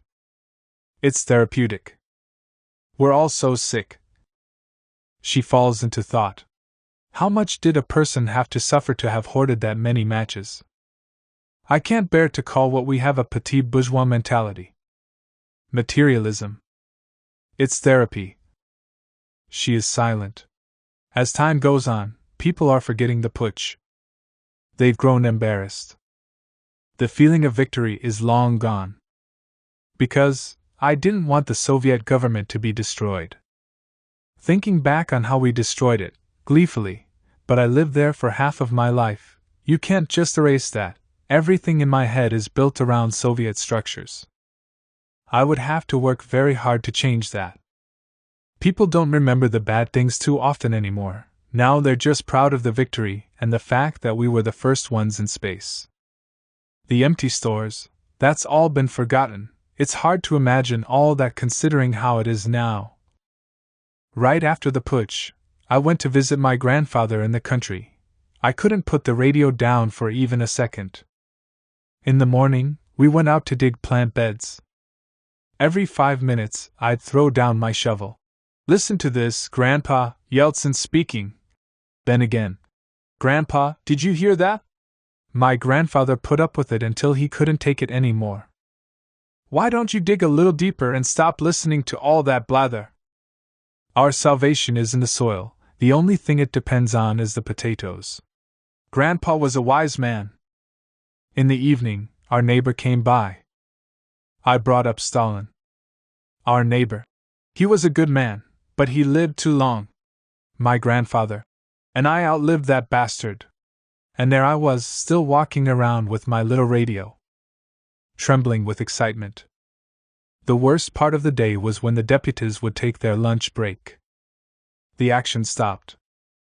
What do I have? What was I left with? A huge library, tons of books and records, all of them. And my mother's too. She had a PhD in chemistry. I have her books and her collection of rare minerals. A burglar broke into her house once. She woke up in the middle of the night to see a young thug standing in the middle of her apartment. It was a one-room apartment. He opened the closet and started throwing everything out of it. Hurling things on the floor, cursing. Damn intelligentsia, you don't even have a decent fur coat. He ended up slamming the door and leaving. She had nothing for him to steal. That's our intelligentsia for you. Their legacy. Meanwhile, people are building themselves villas, buying expensive cars. My whole life, I've never seen a single diamond. Life in Russia is like fiction. But I want to live here, among Soviet people, and watch Soviet films. They might be full of lies and made to order for the government, but I love them. Laughs. God forbid my husband sees me on TV. I'm an officer. Now I would like to say my piece. He's a young man, around 25. Write this down. I am a Russian Orthodox patriot. I serve our Lord. And I serve him zealously, with the help of prayer. Who sold Russia out? The Jews. The rootless. The kike has made God weep many times over. The worldwide conspiracy, what we're dealing with is a conspiracy against Russia. The dullest plan, I don't want to hear it, don't tell me it's a hoax. Silence. CIA Director Allen Dulles' plan. After sowing chaos, we will imperceptibly substitute their values for false ones. We will find like-minded individuals, our allies within Russia. We will turn the youth into cynics, vulgarians, cosmopolitans. That's how we'll get our way. Do you understand? The Jews and the Yanks are our enemies. Dumb Yankees. President Clinton's speech at a secret meeting of the American political elite. We have achieved what President Truman set out to do with the atom bomb. We have bloodlessly eliminated the country that was America's greatest competitor for world domination. How long will our enemies soar over us? Jesus said, "Fear not nor be dismayed, be strong and of good courage. God will have mercy on Russia and lead her to mighty glory through suffering." I can't stop him. In '91 I graduated from military academy with 2 stars. A junior lieutenant. I was so proud, I never took off my uniform. A Soviet officer. A defender. Then, after the putsch failed, I started reporting to work in civilian clothes and changing there. Otherwise, any old man might come up to me at the bus stop, demanding, "Why didn't you defend the motherland, boy? You son of a bitch! You took an oath. Officers served hungry." On our monthly salary, all you could afford was a kilogram of cheap salami. I ended up quitting the army. For a while, I worked nights, doing security for prostitutes. Now I'm a security guard for a company. Kikes. They're the root of all evil. A Russian has nowhere to turn to. They crucified Christ. He shoves a flyer at me. "Here, read this. All these Sobchaks and Chubais and Nemtsovs, either they, nor the police, nor the army can defend you from the righteous rage of the people. Hyam, did you hear? There's going to be a pogrom. I'm not scared. It says I'm Russian on my passport. You idiot, they beat your face, not your passport." He crosses himself. I'm for Russian law in the Russian land. The names of Akhromeyev, Makashov, and other heroes, flying on our banners. God will not abandon us. I'm a student, Akhromeyev? Who is that? Where's that from? The putsch, the August Revolution. Sorry, never heard of it. How old are you? 19. I'm not interested in politics. That spectacle is foreign to me. But I like Stalin. Now he's interesting. Compare today's politicians to a leader in a military greatcoat. Who comes out looking better? That's the thing.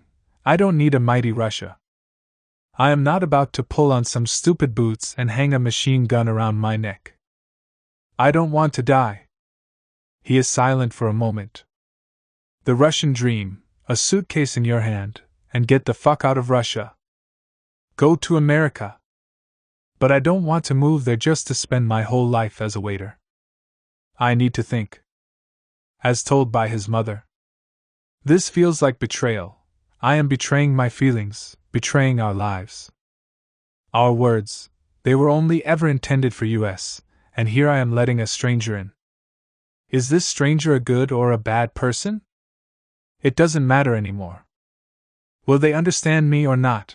I remember there was a woman selling apples at the market who would tell anyone who listened about how she'd buried her son. Then and there, I promised myself that would never be me. My husband and I never talk about it. We weep, but each of us do it in private so that the other one doesn't see. A single word is enough to make me break down. The first year, I couldn't get a hold of myself at all. Why? What made him do it? I want to think. I console myself. He wouldn't leave us like that. He just wanted to try it out. Have a look. They're so curious when they're that age. What is going on over there? Especially boys. After he died, I combed through his notebooks, his poems. Scoured them like a bloodhound. She cries.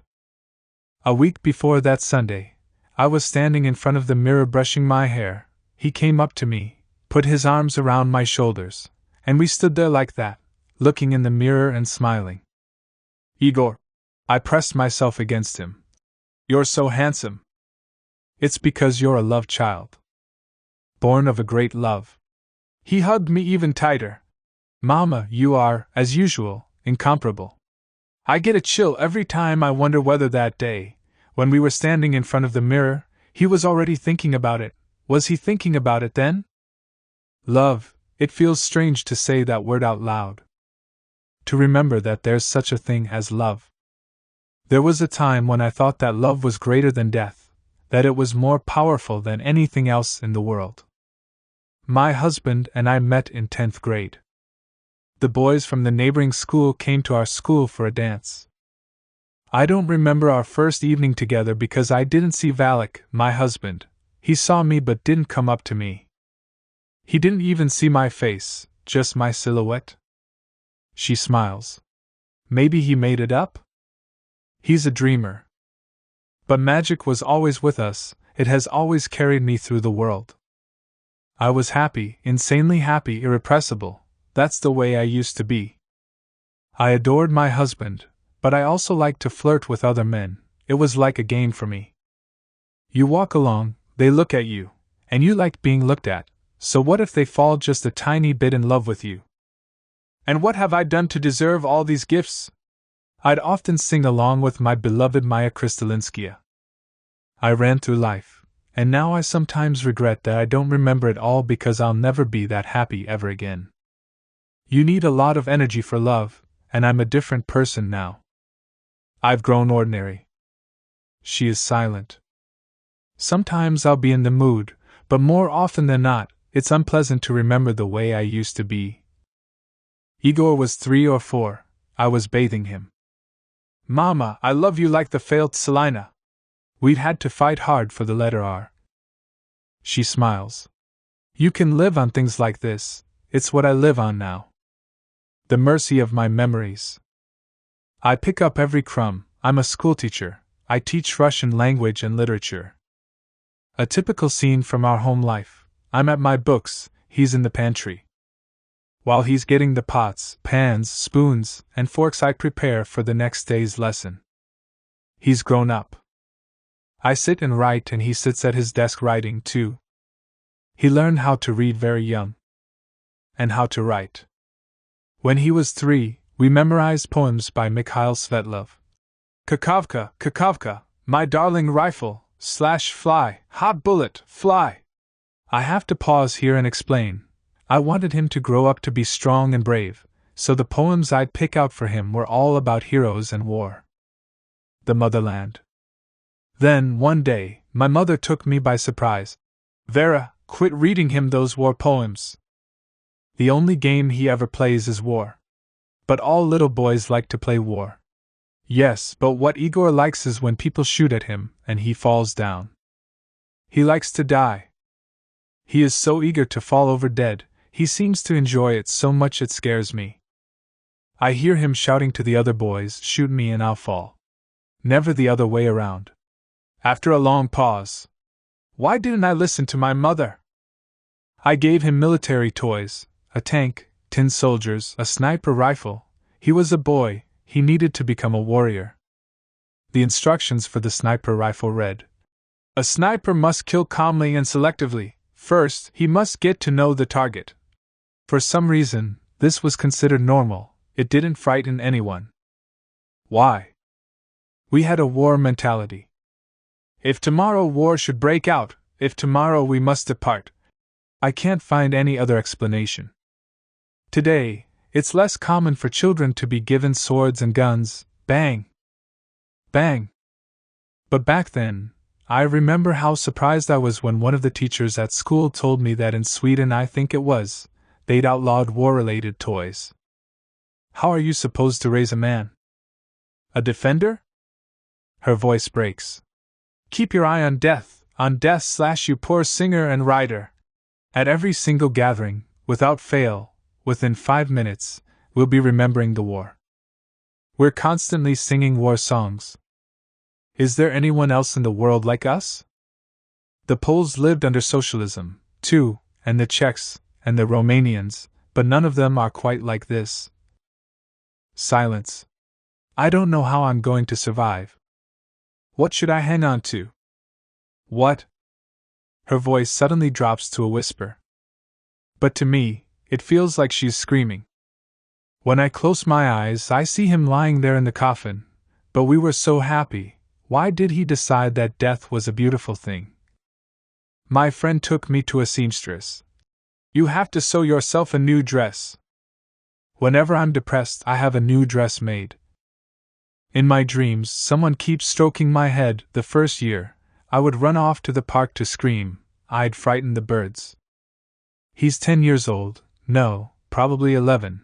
After a long day at school, I barely make it home with 2 big shopping bags. I come in. Both of them are on the couch, one with a newspaper and the other one with a book. The apartment's a huge mess, unbelievable. There's a mountain of unwashed dishes. You can imagine how happy they are to see me. I pick up the broom. Barricade myself with chairs. Get out of here! Never! Eeny, meeny, miny, mo, which one of you should I thrash first? Mamachka Devachka, don't be angry. Igor gets out first, he's already as tall as his father. Mamachka Devachka is what he called me at home. He made it up. In the summer, we'd usually go south to see the palm trees that live closest to the sun. Happily. I remember words, our words, we were fixing to warm up his stuffy nose. It'd leave us in debt until March, we'd have to scrimp and save, first course, pelmeni, second course, pelmeni, and with tea, pelmeni. Silence. I remember a brightly colored travel ad for sunny Gurzov. And the sea, rocks and sand bleached by the sea and the sun. I still have lots of photos, I have to hide them from myself. I'm scared, they kill me inside. I immediately break down. One time, we tried to go on vacation without him. We made it halfway before turning back. Igor! We burst into the house. You're coming with us! We can't go without you. With a cry of, hooray! He jumped up on me, wrapping his arms around my neck. After a long pause. We can't go on without him. Why didn't our love stop him? I used to believe that love could do anything. Again. It's in the past, he's not with us anymore. For a long time, I was simply in a daze. Vera! My husband called out to me. I didn't hear him. Vera! No response. Then suddenly, hysterics. I started screaming, stamping my feet, yelling at my mother, my beloved mother. You monster, you Tolston monster! And you raised us to be freaks just like you. What did we hear from you our whole lives? You have to live for others, for a higher purpose. Throw yourself under a tank, go down in an airplane for your motherland. The rumble of the revolution, heroic death, we were taught that death is more beautiful than life. That's why we grew up to be monsters and freaks. And that was how I raised Igor. It's all your fault. Your fault. My mother crumpled and suddenly became very small. A little old lady. It was like a knife in my heart. For the first time in many days, I actually felt pain. Before that, even when someone on the trolleybus put a heavy suitcase down directly on my toes, I didn't feel anything. It wasn't until my toes swelled up that night that I remembered the suitcase. She cries. I should pause here and tell you about my mother. My mother is from the generation of the pre-war intelligentsia. She's one of the people whose eyes sparkled with tears whenever the Internationale played. She lived through the war and never forgot how a Soviet soldier had hung a red flag on the Reichstag. Our country was victorious in such a horrible war. 10, 20, 40 years passed, and she would still repeat those words to us like an incantation. Like a prayer, it was her prayer. We had nothing, but we were happy. My mother's conviction in this was absolute. There was no arguing with her. She loved Leo Tolstoy, the mirror of the Russian Revolution, for war and peace, and because the Count wanted to give everything he owned to the poor in order to save his soul. My mother wasn't alone, all of her friends were like this, too, the first generation of Soviet intelligentsia who had grown up on Chernyshevsky, Dobrolyubov, Nekrasov, on Marxism. Could you imagine my mother sitting down and embroidering something or going out of her way to decorate our house with porcelain vases or little elephant figurines? Never. That would be a pointless waste of time. Petit bourgeois nonsense. The most important thing is spiritual labor, books. You can wear the same suit for 20 years, 2 coats are enough to last a lifetime, but you can't live without Pushkin or the complete works of Gorky. You're part of the grand scheme of things. There's a grand scheme, that's how they lived. There's an old cemetery in the center of our town, full of trees. Lilacs. People stroll through it like it's a botanical garden. Not many old people go there, so the young laugh and kiss. Play their stereos. One night, he came home kind of late. Where have you been? I went to the cemetery. What made you suddenly want to go to the cemetery? It's interesting. You get to look people who are no longer there in the eye. I opened the door to his room. He was standing at full height on the windowsill. Our windowsills aren't sturdy or level. We live on the 6th floor. I froze.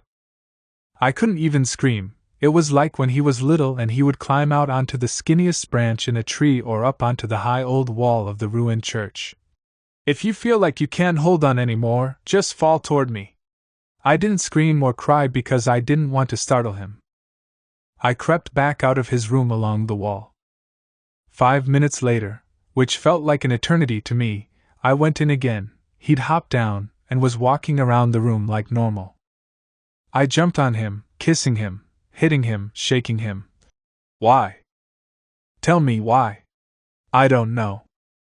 I just wanted to see what it was like.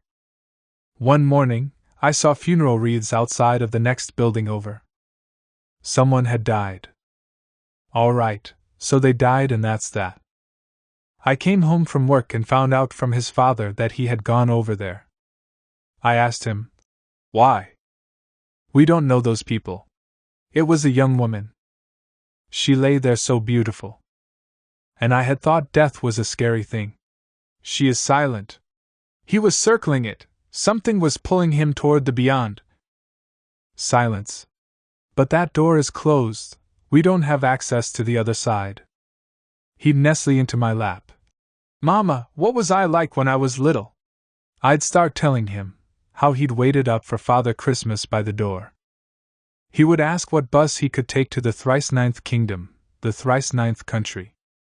He saw a Russian stove in a village and waited all night for it to take off running like in the fairy tale.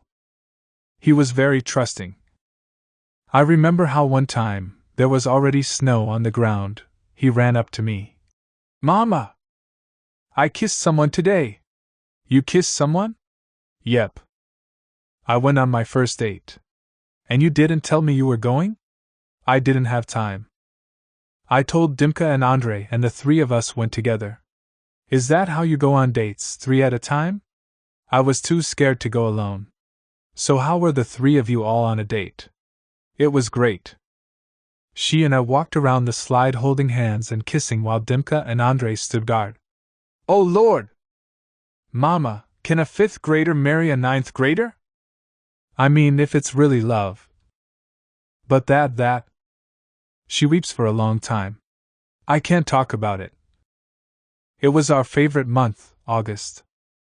We'd gone out to the country, we were inspecting a spider web. Laughing and laughing and laughing. She is silent.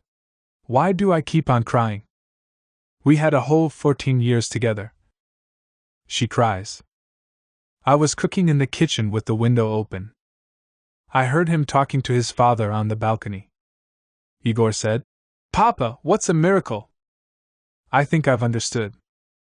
Listen, once upon a time, there was an old man and woman and they had a little chicken, Ryaba. The chicken laid an egg, but not just any old one, a gold one. The old man struck it, but he still couldn't crack it. The old woman struck it, but she still couldn't crack it. A mouse ran by, swatted its tail, and the egg cracked when it fell. The old man cried and the old woman cried as well. His father said, From a logical perspective, it's completely absurd. They struck it and couldn't crack it, and then suddenly, they're in tears. But how many years, centuries even, have children listened to this fairy tale like it's poetry? Igor said, I used to think that you could understand everything with reason, Papa. There are many things you can't understand with reason. For instance, love. And death, Igor said. From a very young age, he wrote poems. On his desk, in his pockets, under the couch, I would find pages and pages covered in his writing. He would lose them, abandon them, forget all about them. Sometimes I couldn't even believe that he'd written them. Did you really write this? What does it say? I read it back to him. People go to each other's houses, animals go to each other's houses. Well, that's an old one. I've already forgotten it. What about these lines? Which ones? I read them. Only on branches that are scarred can you find the dew of the stars. When he was 12, he wrote that he wanted to die. He wanted love and death, his two desires. You and I are betrothed with blue water. More? Here. I am not yours, silvery clouds I am not yours, blue snows. He'd read them to me. He would. But teenagers write about death all the time. Poems always filled our home, like speech, Mayakovsky, Svetlov, my beloved Semyon Gudzenko. When going to their deaths, they sing. Before that, you can cry. In battle, the most fearful time is waiting to attack. Do you remember that? Of course it's in there, why even ask? We all grew up with it. Art loves death, especially our art. The cult of martyrdom and death is in our blood. Life for aortic rupture. Oh, those Russians, they don't like to die their own deaths, wrote Gogol. And Vysotsky sang, Let me stand a little longer on the edge. On the edge. Art loves death, but there's also French comedy.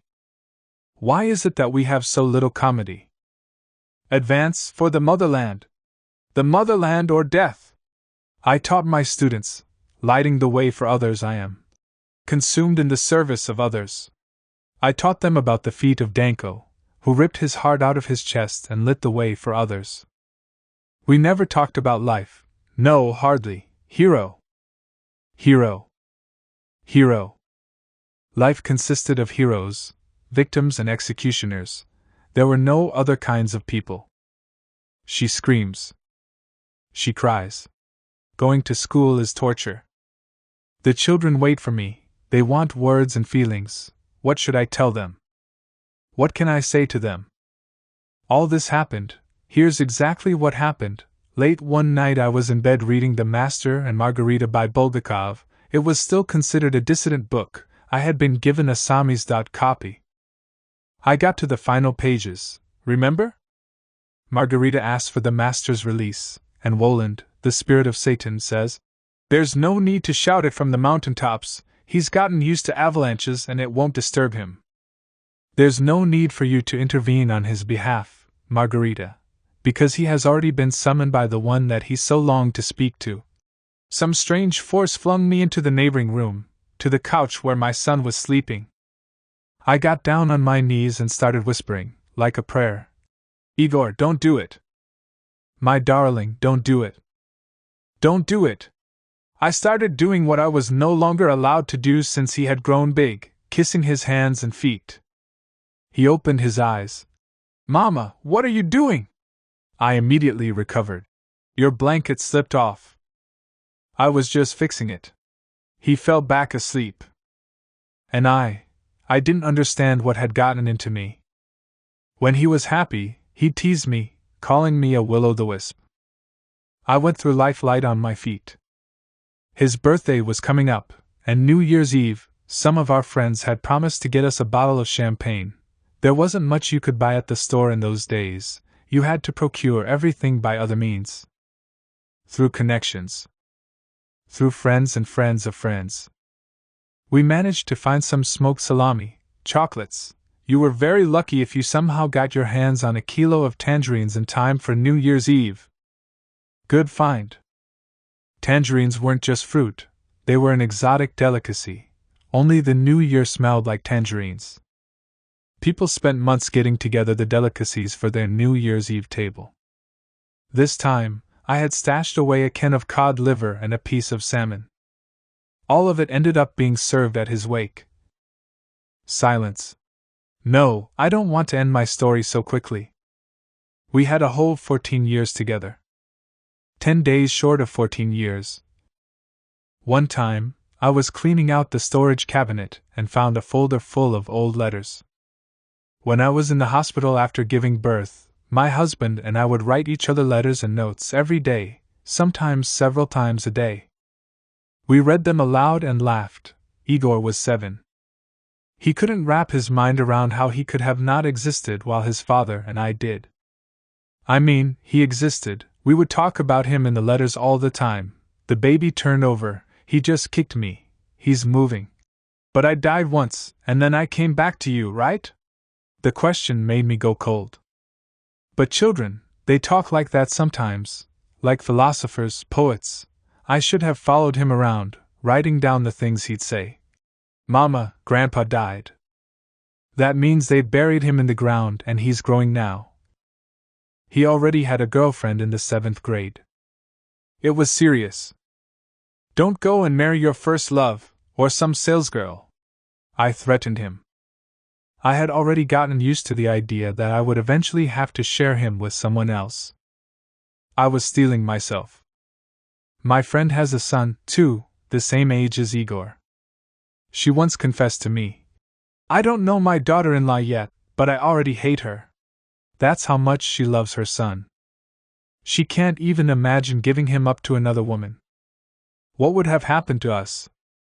To me? I don't know. I loved him. I loved him like crazy, no matter how hard my day had been.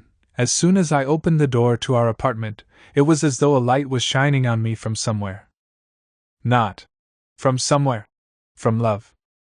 I had 2 nightmares. In the first one, he and I were drowning. He was a good swimmer, and once, I dared to swim out as far as him.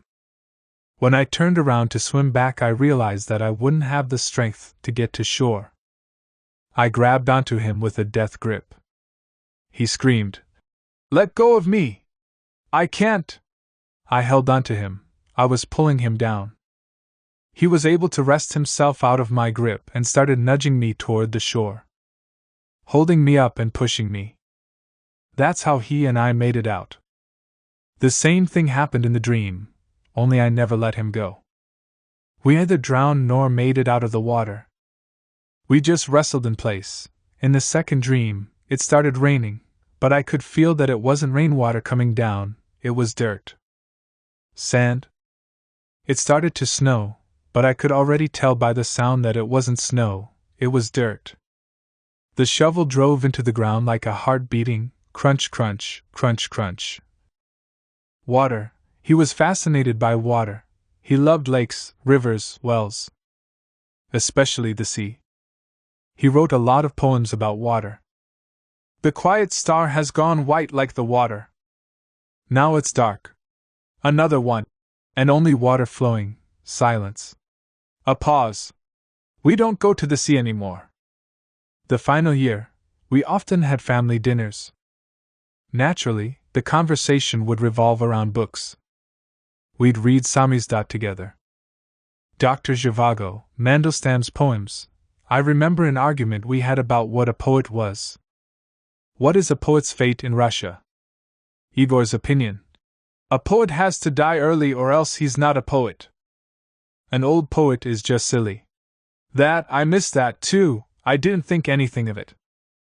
Everything was always spilling and spilling out of me like I was Santa's sack. Almost every Russian poet has poems about his homeland. I know a lot of them by heart. I'd recite my beloved Lermontov. I love the fatherland, but with a strange love. And Yasenian. I love you, my meek homeland. I was overjoyed after I bought a copy of Bloch's letters. An entire little volume of them.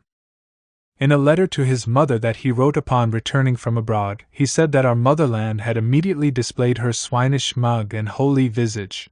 I put the emphasis on the holy visage, of course. Her husband comes into the room. He puts his arm around her and sits down. What else? Igor went to Moscow to visit Vysotsky's grave. He shaved his head, which made him look a lot like Mayakovsky. She turns to her husband. Do you remember that? How I yelled at him. He had incredible hair. The last summer, he was tan. Big and strong. He passed for an 18-year-old. That summer, the two of us went to Tallinn. It was his second time there, so he showed me around, took me down every alleyway. We went through a whole load of money in 3 days. We were staying in some dormitory. One night, we came back from a walk, holding hands, laughing. We opened the door and went up to the attendant. She didn't want to let us in. Ma'am, bringing a man here after 11 o'clock is forbidden. I whispered to Igor. Go upstairs, I'll be up in a minute. He went and I hissed. How dare you? That's my son. Everything was so much fun. So great. And then all of a sudden, one night, while we were there, I got scared. I was terrified that I would never see him again.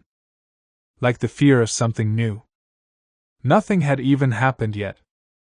His last month, my brother had died. There aren't many men in my family, so I took Igor along with me to help out. If I had known, he was inspecting it, eyeing death. Igor, move the flowers. Bring the chairs here. Go buy some bread. Doing mundane activities side by side with death, it's dangerous, you risk confusing the two. I can see this clearly now. The hearse arrived. All of the relatives got in, but my son wasn't there. Igor, where are you? Come here. He got in, but there was no room for him to sit down. All these strange signs, was it the car starting that jolted him? The hearse started, and for a moment my brother's eyes flipped open. That's a bad omen. It means that there will be another death in the family. I immediately got scared for my mother, she has a bad heart. As the coffin was being lowered into the ground, something fell in with it. That's not good either. His last day, the last morning. While I was getting ready, I felt him standing in the doorway, bracing the frame with both hands and watching, studying me. What are you doing? Go do your homework. I'll be back soon. He silently turned away and went to his room. After work, I met up with a friend. She knitted him a fashionable sweater. It was my birthday present to him.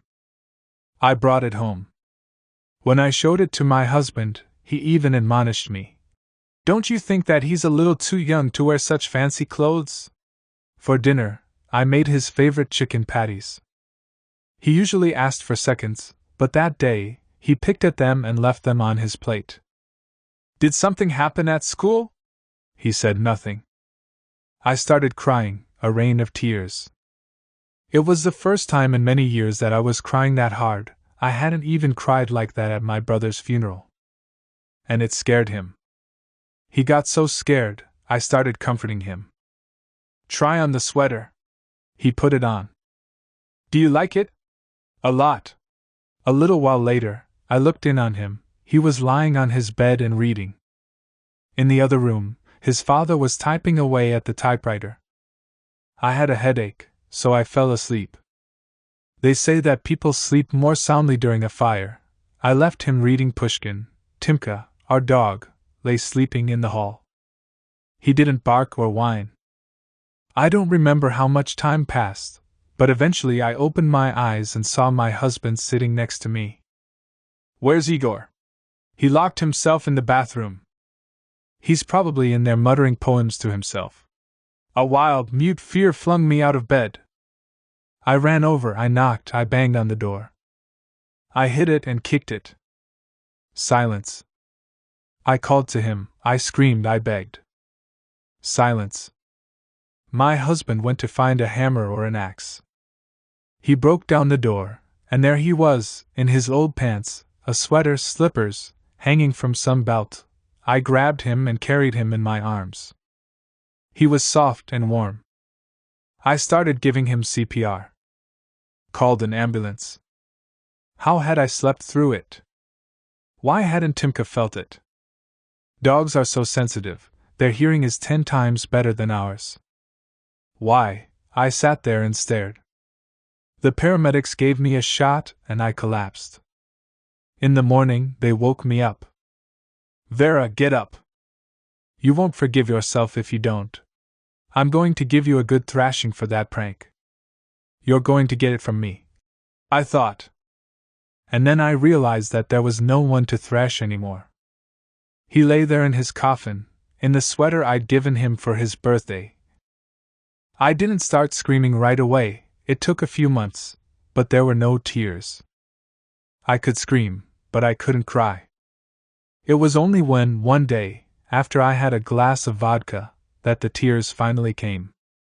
I started drinking to make myself cry, throwing myself on people. We spent 2 days in one of our friends' apartments without leaving the house.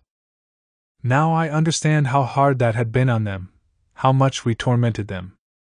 We needed to escape our house. The kitchen chair he usually sat on broke, but I wouldn't touch it. The chair stayed right where it was. What if he didn't like me throwing away something he loved? Neither of us could bear to open the door to his bedroom. Twice we tried to move, we'd have the documents prepared, raise people's hopes, pack our belongings. And then I wouldn't be able to leave. I felt like he was in there somewhere, I just couldn't see him, but he was there. I roamed the shops, picking out clothes for him. Those pants are his color, that shirt. It was some spring, I've lost track of which one. I came home and told my husband. Guess what? A man got a crush on me today. He wanted to ask me out. And my husband said, "I'm so happy for you, Verachka. You're coming back." I was endlessly grateful to him for those words. I want to tell you about my husband. He's a physicist. Our friends joke. "You guys are lucky, you got a physicist and lyricist blended in one." I loved him. Why loved and not love? Because I don't know this new person yet, the me who survived. I'm afraid I'm not ready. I won't ever be able to be happy again. One night I lay there with my eyes open. Suddenly I heard a ringing. I clearly heard the doorbell ring. In the morning I told my husband about it. "I didn't hear anything," he said. That night it happened again. I was awake. I looked at my husband. He had been woken up by it. "Did you hear that?" I did. We both got this feeling like we weren't alone in the apartment. Timka was running around in circles by the bed as though he was chasing someone. I nodded off somewhere, into some kind of warm realm. And I had this dream. I don't know where we were, but Igor appeared to me in the sweater that we buried him in. "Mama, you called to me, but you don't understand how hard it is for me to come to you. Stop crying." I touched him, he felt soft. "Were you happy at home?" "Very." "And over there?" He had no time to answer before disappearing. From that night on, I stopped crying. After that, he would only appear in my dreams as a little boy. But I kept waiting for an older version of him to come so I could talk to him. This was not a dream. I had only just shut my eyes, the door to our bedroom swung open, and an adult Igor, whom I had never seen before, stepped in, just for an instant. From the look on his face, I could tell that he was indifferent to everything that was going on down here. Our conversations about him, our memories. He's very far from us now. And I can't bear the thought that our connection is severed. I can't handle it. I thought about it for a long time, and I decided to have another baby. I wasn't supposed to, I was too old, the doctors were afraid for me, but I did it anyway. I had a girl. We treat her as though she's not our daughter but Igor's. I'm afraid of loving her the way I loved him. I can't love her like that. I'm crazy. Insane. I cry all the time, I keep going to the cemetery. Our little girl is always with me, but I can't stop thinking about death. This can't go on. My husband thinks that we need to leave. Go to another country. Change everything, the scenery, the people, the alphabet. Our friends keep telling us to move to Israel. They call us all the time. What's keeping you there? She's practically screaming. What's keeping us? What? I have this terrifying thought, but what if Igor were to tell you a completely different story? Completely different from mine. As told by his friends. That amazing glue was holding everything together. We were really young. Adolescence is a nightmare. I don't know why they say it's a wonderful time. You're irrational, you're awkward, you're doing everything in your power to stand out, you're vulnerable from all sides. But your parents still think of you as a little kid, they're still molding you. It's like you're under some kind of bell jar where no one can reach you. It feels like, I remember the feeling very vividly. It was like when I was in the hospital, in an isolation ward behind glass. With some sort of infection. Your parents pretend, that's how it feels, that they want to be with you, but in reality, they live in an entirely different world. They're off somewhere, it's like they're close, but actually, they're very far away. Parents have no clue how serious everything is to their kids. First love is terrifying. Fatally dangerous. My friend thought that Igor had killed himself out of love for her. So dumb. Little girl nonsense. All of the girls were in love with him. Oh. He was so beautiful, and he acted as though he were older than all of us, but it also felt like he was very lonely. He wrote poems. A poet is supposed to be standoffish and lonely. To die in a duel. We were all full of childish ideas. Those were Soviet times, communist. We were raised on Lenin, fiery revolutionaries, so fiery, we didn't consider the revolution an error and a crime. Although we weren't into that Marxist-Leninist stuff either. The revolution was something abstract to us. Most of all, I remember the holidays and the anticipation leading up to them. I remember it all very vividly, huge crowds of people out in the streets. Words roaring from the loudspeakers. There were some who believed in them wholeheartedly, others who believed only some of them, and some who didn't believe them at all. But overall, everybody seemed happy. There was music everywhere. My mother was young and beautiful. Everyone was together. I remember all this as happiness, those smells, those sounds, the bang of the typewriter keys, the morning cries of the milkmaids who would come into town from the countryside. Emolokeo. Emolokeo. Not everyone had a refrigerator, so people kept jars of milk out on their balconies. String bags full of raw chickens hung from the window frames. People decorated their windows, filling the space between two window panes with glittery cotton and green apples. The stray cat smell wafting up from the basements. And how about the inimitable bleach and rag smell of Soviet cafeterias? These things may seem unrelated, but for me, they have all merged into a single sensation. A unified feeling. Freedom has different smells, different images. Everything about it is different. One of my friends, after her first trip abroad, this was already when Gorbachev was in power, she returned with the words, "Freedom smells like a good sauce."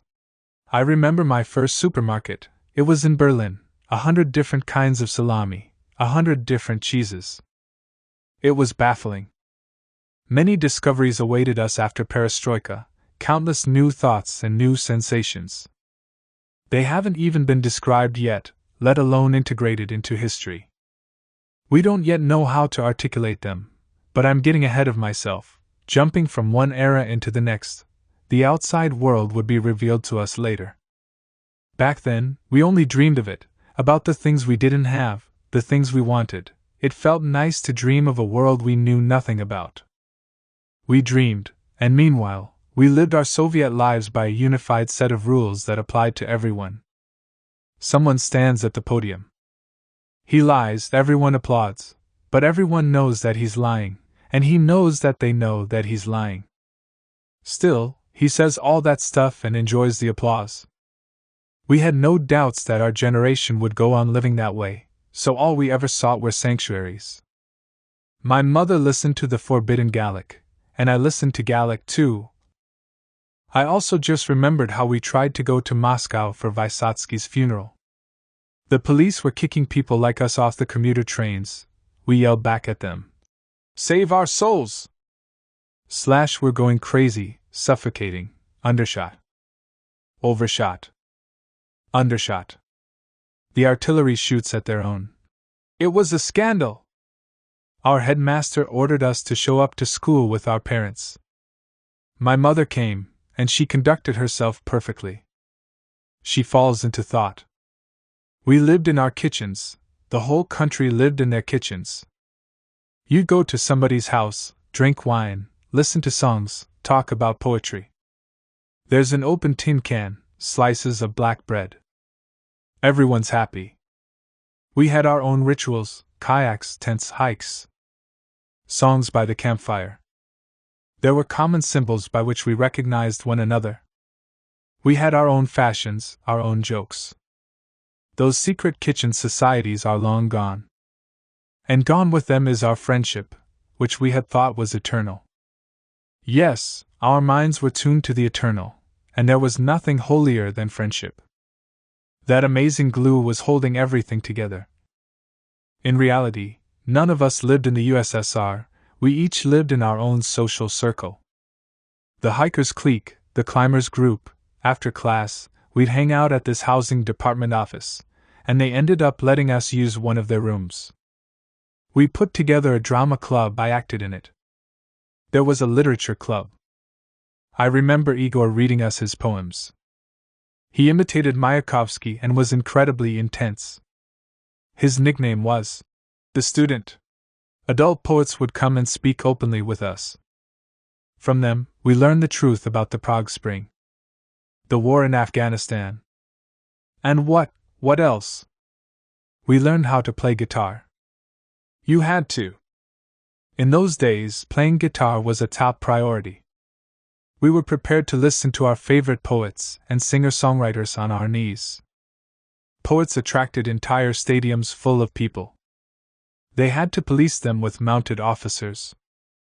The word was the deed. Standing up at a meeting and telling the truth was so dangerous, it was as good as a deed. Going out onto the square, it was all such a rush, so much adrenaline, we were so earnest. The word was everything. It's difficult to believe it now. These days, you have to do something, not just say it. You can say absolutely whatever you want, but the word has no power at all. We'd like to have faith in something, but we can't. No one cares about anything anymore, and the future is shit. That's not how it used to be, oh. Poems, poems, words, words. She laughs. In 10th grade, I had an affair. He lived in Moscow. I went to see him, we only had 3 days. In the morning, at the station, we picked up a mimeographed copy of Nadezhda Mandelstam's memoirs, which everyone was reading at the time. We had to return the book the next day at 4 in the morning.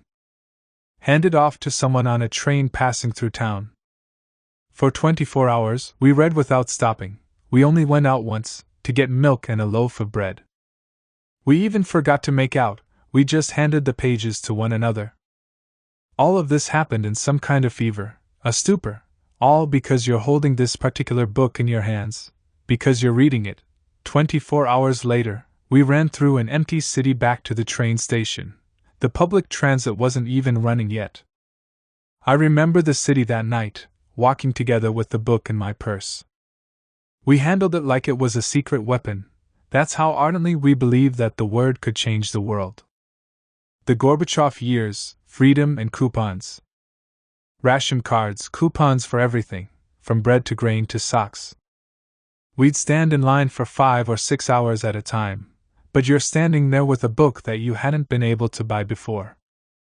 You'd know that in the evening, they were going to play a previously forbidden movie on TV that had been kept on the shelf for the past 10 years.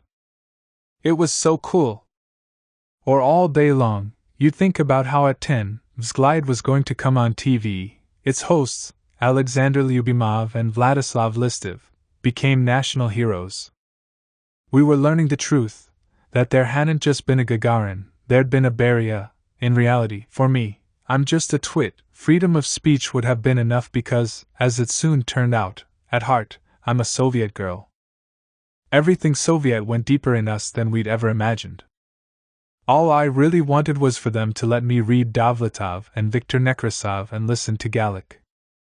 That would have been enough. I didn't even dream of going to Paris and strolling through Montmartre, or seeing Gaudi's Sagrada Familia. Just let us read and talk. Read.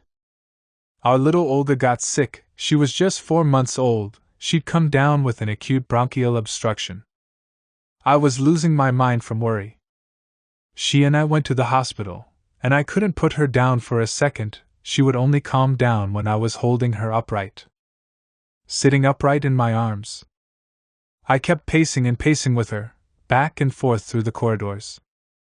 And if I managed to get her to sleep for even a half hour, what do you think I would do? Even though I was beyond exhausted, guess. I'd always had the Gulag Archipelago under my arm, and I would immediately open it and start reading. In one arm, my baby is dying, and with my free hand, I'm holding Solzhenitsyn. Books replaced life for us. They were our whole world. Then something happened. We came down to earth. The happiness and euphoria suddenly broke into a million little pieces. I quickly realized that the new world wasn't mine, it wasn't for me. It required another breed of person. Kick the weak in the eyes. They raised the ones from the bottom up to the top. All in all, it was a revolution, but this time, with worldly ends, a vacation home and a car for everyone. Isn't that a little petty? The streets were filled with these bruisers in tracksuits. Wolves. They came after everyone. My mother had worked at a sewing factory. It happened so fast. They shut down the factory. My mother would sit at home all day sewing underwear. All her friends sewed underwear too. Every apartment you walked into, that's what they'd be doing. We lived in a building the factory had built for its workers, so everyone in the whole building was sewing bras and underwear. Swimsuits. En masse, they all cut the labels off all their old clothes, and they would ask their friends to do it too, to snip the labels off their clothes, preferably imported clothes, so that they could sew them onto those swimsuits of theirs. Then, in small groups, the women would travel through Russia with bags full of their homemade goods. They called it underwear tourism. By then, I was in grad school. Happily. I remember, it was so funny, in the university library and the dean's office, they kept barrels of pickles and pickled tomatoes, mushrooms, and cabbage. They sold the pickles and used the proceeds to pay the professors. Or suddenly the whole department would be flooded with oranges. Or stacks of men's dress shirts. The great Russian intelligentsia did what it could to survive.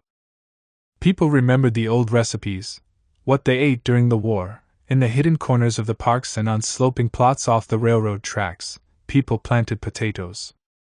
Does eating nothing but potatoes for weeks on end count as going hungry?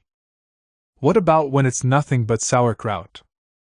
I will never be able to eat that again for as long as I live. We learned to make chips out of potato peels and would pass around this wonderful recipe, throw some peels into boiling sunflower oil and add a generous pinch of salt. There was no milk, but there was plenty of ice cream, so that's what we made porridge with. Would I still eat that today? The first thing to go was friendship. Suddenly, everyone was too busy, they had to go out and make money. Before, it had seemed like we didn't need money at all, that it had no bearing on us. Suddenly, everyone saw the beauty of green bills. These were no Soviet rubles, they weren't just play money. Bookish boys and girls, us house plants, we turned out to be ill-suited for the new world we'd been waiting for. We were expecting something else, not this. We'd read a boatload of romantic books, but life kicked and shoved us in another direction. Instead of Vysotsky, it was Kirkorov now. Pop! That says it all. Not long ago, some people came over and we were hanging out in my kitchen, which doesn't happen too often anymore. We had a debate. Would Vysotsky sing for Abramovich? People had differing opinions. The majority were positive that yes, he would. The next question was how much he would charge. Igor? In my mind's eye, I still see him as Mayakovsky. Beautiful and lonely. She is silent. Have I explained anything to you? I wonder whether I managed to get anything across. The market became our university.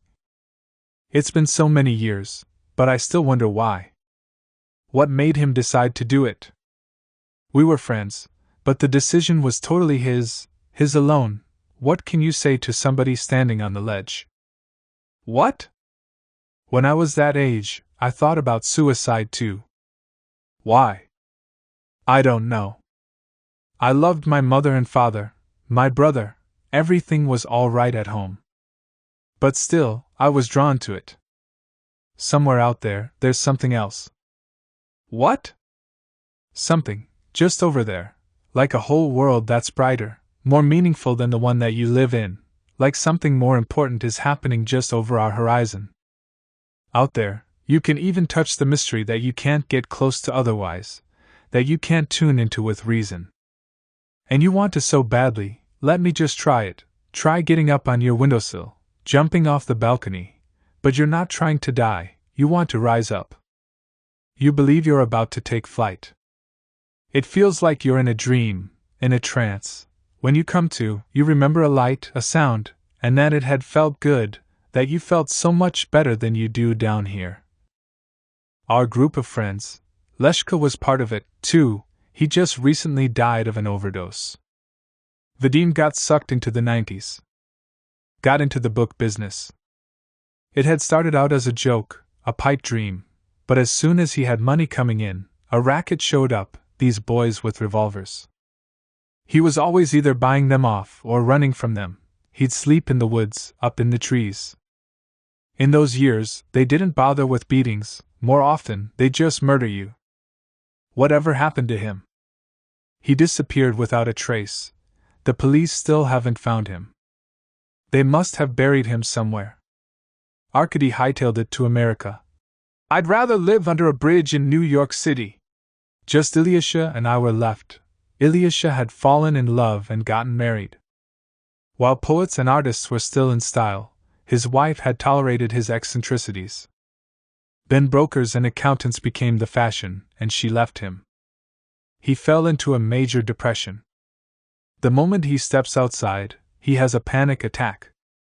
He shakes from fear. Now he stays home. Like an overgrown child living with his parents. Ilyusha keeps writing his poetry, a cri de cœur. When we were kids, we used to all listen to the same tapes and read the same Soviet books. Ride the same bicycles. Everything was simpler in our old life. One pair of boots for all seasons, one coat, one pair of pants. We were raised like young warriors in ancient Sparta. If the motherland called, we'd sit on a hedgehog for her. It was some military holiday. They walked our preschool class to the monument to the heroic young pioneer Marat Kazay. Look, children, our teacher said. This young hero blew himself up with a hand grenade and took a whole lot of fascists down with him. When you grow up, you have to be just like him.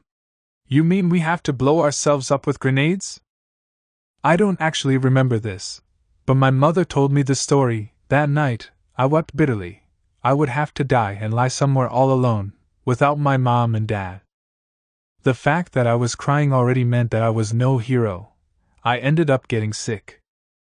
When I was in school, I dreamt of getting into the brigade that guarded the eternal flame in the center of town. They only accepted the very best students. They'd sew them military overcoats, hats with ear flaps, and issue them army gloves. It wasn't an annoying obligation, it was a great honor. Meanwhile, we listened to Western music, jockeyed for blue jeans.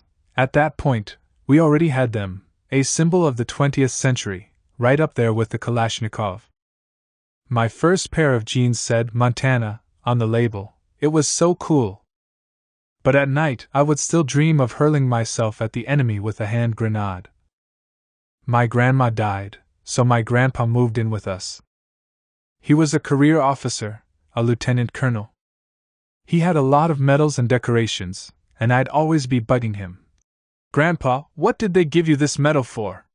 For defending Odessa. What was your special achievement? I defended Odessa. That was all I could get out of him. I'd get frustrated. Come on, Grandpa, tell me about something noble and lofty. You want to know something noble and lofty? Go to the library. Take out a book and read it. My grandpa was great, we got along really well, we had this great chemistry. He died in April, but he'd wanted to live until May. Until Victory Day. When I was 16, I was summoned to the conscription office. Which of the services would you like to join? I told the enlistment officer that when I graduated, I would volunteer to go fight in Afghanistan. Idiot, he said. But I prepared for a long time. I learned how to parachute, studied machine guns. We are the last young pioneers of the land of Soviets. Always be prepared. A boy from our class was about to move to Israel. They called an all-school assembly to try to talk him out of it. If your parents want to leave, they can go. We have good orphanages. You can finish school there and remain in the USSR. He was considered a traitor. They kicked him out of the Komsomol. The next day, our whole class was going on a trip to harvest potatoes at a collective farm. He showed up, and they let him off the bus. At assembly, the principal warned everyone that whoever corresponded with him would have a hard time graduating. After he left, we all started writing him letters as a group. During Perestroika, those same teachers told us to forget everything they'd ever taught us and start reading the papers. We started studying newspapers in class. The graduation test for history was cancelled. We didn't have to memorize all those party congresses after all. For the last October demonstration, they still handed out posters and portraits of the leaders, but for us, it just felt like carnival in Brazil. I remember people walking around empty stores with bags full of Soviet currency. I went to university. At that point, Chubai was lobbying for privatization vouchers, promising that one voucher would buy you 2 Volgas when in reality, these days, it's worth about 2 kopecks. What an exciting time. I handed out flyers in the subway. Everyone dreamt of a new life, dreams. People dreamt that tons of salami would appear at the stores at Soviet prices and members of the Politburo would stand in line for it along with the rest of us. Salami is a benchmark of our existence. Our love for salami is existential, twilight of the idols. The factories to the workers. The soil to the peasants. The rivers to the beavers. The dens to the bears. Mexican soap operas were the perfect replacement for Soviet parades and live broadcasts of the First Congress of People's Deputies. I stayed in college for 2 years and then dropped out. I feel sorry for my parents because they were told flat out that they were pathetic Soviets whose lives had been wasted for less than a sniff of tobacco, that everything was their fault, beginning with Noah's Ark, and that now, no one needed them anymore. Imagine working that hard, your whole life, only to end up with nothing. All of it took the ground out from underneath them, their world was shattered, they still haven't recovered, they couldn't assimilate into the drastically new reality. My younger brother would wash cars after class, sell chewing gum and other junk in the subway, and he made more money than our father. our father who was a scientist. A PhD. The Soviet elite. When they started selling salami at the privately owned stores, all of us ran over to Ogolit. And that was when we saw the prices. This was how capitalism came into our lives. I got a job as a freight handler. Real happiness. My friend and I would unload a truck of sugar and get paid in cash plus a sack of sugar each. What was a sack of sugar in the 90s? An entire subsistence. Money. Money. The beginning of capitalism. You could become a millionaire overnight, or get a bullet to the head. When they talk about it today, they try to frighten you. There could have been a civil war, we were teetering on the edge of ruin. It didn't feel like that to me. I remember when the streets emptied out, and there was nobody left on the barricades. People stopped subscribing to or even reading the newspapers. The men hanging out in the courtyard berated Gorbachev and then Yeltsin for hiking up the vodka prices. They'd gone after their golden calf. Wild, inexplicable avarice took hold of everyone. The smell of money filled the air. Big money. An absolute freedom, no party, no government. Everyone wanted to make some dough, and those who didn't know how envied those who did. Some sold, others bought, some covered, others protected. When I made my first big bucks, I took my friends out to a restaurant. We ordered martini vermouth and grand piano vodka, the creme de la creme. I wanted to feel the weight of the glass in my hand, imagine that I was one of the beautiful people. We lit up our Marlboros. Everything was just like we'd read about in Remark. For a long time, we modeled ourselves after those images. New stores, new restaurants, they were like stage sets from a different life. I sold fried hot dogs. Those brought in crazy money. I shipped vodka to Turkmenistan. I spent a whole week in a sealed freight car with my business partner. We had our axes ready, plus a crowbar. If they found out what we were bringing into the country, they would have killed us. On the way back, we carted a shipment of terrycloth towels. I sold toys.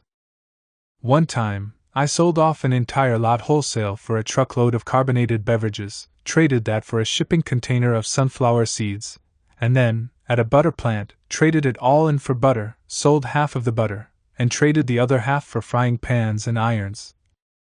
Now I have a flower business. I learned how to salt roses. You put heat-treated salt at the bottom of a cardboard box.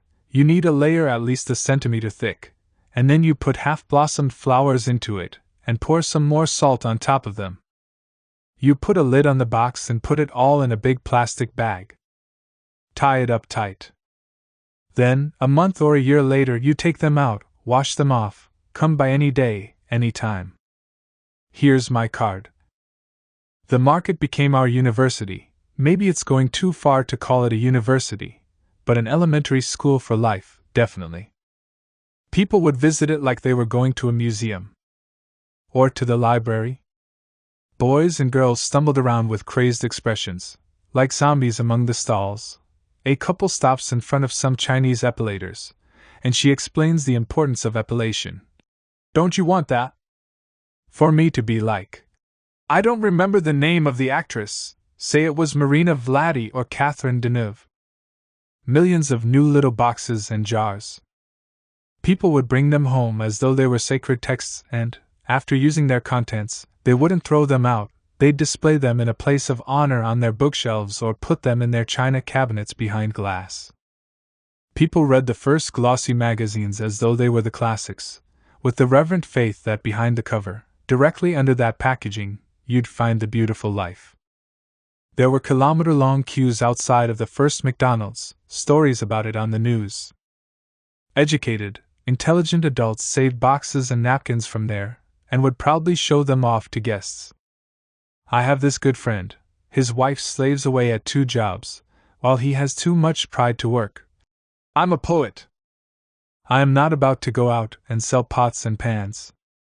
It's gross. Back in the day, he and I, like everyone else, would walk around chanting, "Democracy! Democracy!" We had no idea what all that would lead to.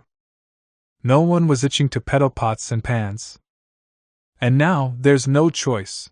You either feed your family or you hang on to your Soviet ideals. It's either slash or, no other options. You can write poems, strum the guitar, and people will pat you on the shoulder. Well, go on. Go on. But your pockets are empty. The people who left?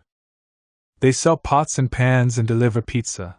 But in other countries, assemble boxes at cardboard factories. That kind of thing is not considered shameful like it is here. Did you understand what I've been trying to tell you? I've been talking about Igor, about our lost generation, a communist upbringing and a capitalist life. I hate guitars. You can have mine if you want. Well, yes, I wanted to, but then the doctors brought me back. Did they understand where they were bringing me back from? I am, of course, an atheist, but in my old age, I'd become an unreliable one. You're face to face with the thought that it's time to go somewhere else. It makes you look at things differently, yes, at earth and sand. I can't look at regular sand anymore without being overcome with emotion. I've been old for a long time now. The cat and I sit by the window. The cat is on his lap. He's petting it. Sometimes we'll turn on the TV. And of course, I never thought I'd live to see the day when they'd start erecting monuments to the white generals. Who were the heroes in my day? Red commanders, Frunze, Schkors, now it's Denikin and Kolchak, even though there are people still alive today who remember how the Kolchakites would hang us from the lampposts. The whites have finally won, is that what it is? I fought and fought and fought. For what? I built and built. What did I build? If I were a writer, I would write a memoir myself. The other day I listened to a radio show about my factory. I was its first director. They were talking about me as though I were already dead. Except, I'm alive. It didn't even occur to them that I could still possibly be here. Yes. Indeed. The three of us laugh. His grandson is with us, listening. I feel like a forgotten artifact in a museum vault. Some dusty pottery shard. We had a great empire, stretching from sea to sea, from beyond the Arctic to the subtropics. Where is it now? It was defeated without a bomb. Without Hiroshima. It's been conquered by Her Majesty's Salami. The good Chow won. Mercedes-Benz. The people don't need anything else, don't even offer it to them. They don't need it. Only bread and circuses for them. And that truly is the most important discovery of the 20th century. The response to all of the famous humanists and Kremlin dreamers. While we, my generation, we had great plans. We dreamt of worldwide revolution. To the grief of all bourgeois / through the world, we'll spread the fire. We wanted to build a new world where everyone would be happy. We thought that it was possible. I sincerely believed in it. Completely sincerely. He has a coughing fit and becomes short of breath. This asthma's killing me. Hold on. He pauses. I've lived long enough. I've lived long enough to see the future we had dreamed of. The future we died and killed for. There was so much blood, our own and other people's. Go and die without reproach. Your death won't be in vain. When the blood runs from under him. The heart tired of hate can't learn to love. He is surprised. I still remember. I haven't forgotten. My senility hasn't wiped it all out yet. Not entirely. We memorized poems in our political literacy classes. How many years has it been? I'm afraid to count. What astonishes me? Destroys me? The ideals have been trampled underfoot. Communism has been anathematized. Everything was smashed to smithereens. I'm nothing but a doddering old fool. A bloodthirsty maniac, a serial killer, is that how it is? I've been alive too long, It's no good living this long. You shouldn't. No, really, you shouldn't. It's dangerous living too long. My time was up before my life could end. You have to die along with your era. Like my comrades, they all died young, at 20 or 30 years old. And they died happy? With faith. With revolution in their hearts, as we'd say in those days. I envy them. You wouldn't understand this, but I envy them. Our young drummer died. He died gloriously. For a great cause. He falls into thought. I always lived side by side with death, but I never thought about it very much. Then, this summer, they took me out to our dacha and I kept staring at the ground. It seemed alive to me. Death and killing, aren't they one and the same? You lived among murderers. Irritably. For questions like that, they'd grind you into labor camp dust. It'd either be the North or execution, not much of a choice. In my day, people didn't ask those kinds of questions. We didn't have questions like that. We imagined a just life without rich or poor. We died for the revolution, and we died idealists. Wholly uninterested in money. My friends are long gone, I'm all alone. None of the people I used to talk to are around anymore. At night I talk to the dead, and you? You don't understand our feelings or our words. Grain confiscation campaign, food groups, disenfranchisee, committee of the poor. Repeater. Defeatist. It's Sanskrit to you. Hieroglyphics. Old age means, first and foremost, loneliness. The last old man I knew, he lived in the adjacent courtyard, died 5 years ago, or maybe it's been even longer, 7 years ago. I'm surrounded by strangers. People come from the museum, the archive, the encyclopedia. I'm like a reference book, a living library. But I have no one to talk to. Who would I like to talk to? Lazar Kaganovich would be good. There aren't many of us who are still around, and even fewer who aren't completely senile. He's even older than me. He's already 90. I read in the papers. He laughs. In the newspaper, it said that the old men in his courtyard refused to play dominoes with him. Or cards. They drive him away. Fiend! And he weeps from the hurt. Ages ago, he was a steel-hearted people's commissar. He'd sign the execution lists, he sent tens of thousands of people to their deaths. Spent 30 years by Stalin's side. But in his old age, he doesn't even have anyone to play dominoes with. After this, he speaks very quietly. I can't tell what he's saying, I only catch a few words. It's scary. Living too long is scary. I'm no historian, I never even studied the humanities. Although for a time, I did run a theater, our city theater. Wherever the party assigned me, I served. I was totally devoted to the party. I don't remember very much of my life, only work. The whole country was a construction site, a blast furnace, a forge. People don't work that hard anymore. I would get 3 hours of sleep a night. 3 hours. We were 50 or 100 years behind the most developed countries. An entire century. Stalin's plan was to catch up within 15 or 20 years. Stalin's famous Great Leap Forward. And we knew that we could do it. People don't believe in anything anymore, but back then, we really did. People were prepared to believe in anything. Our mottos. We'll destroy industrial ruin with our revolutionary dreams. The Bolsheviks must master technology. We'll catch up with capitalism. I didn't live at home, I lived at the factory, at the construction site. You know, at 2, 3 in the morning, the phone could ring. Stalin never slept, he went to bed late, so we didn't sleep, either. The administrative cadres. From the top down to the bottom.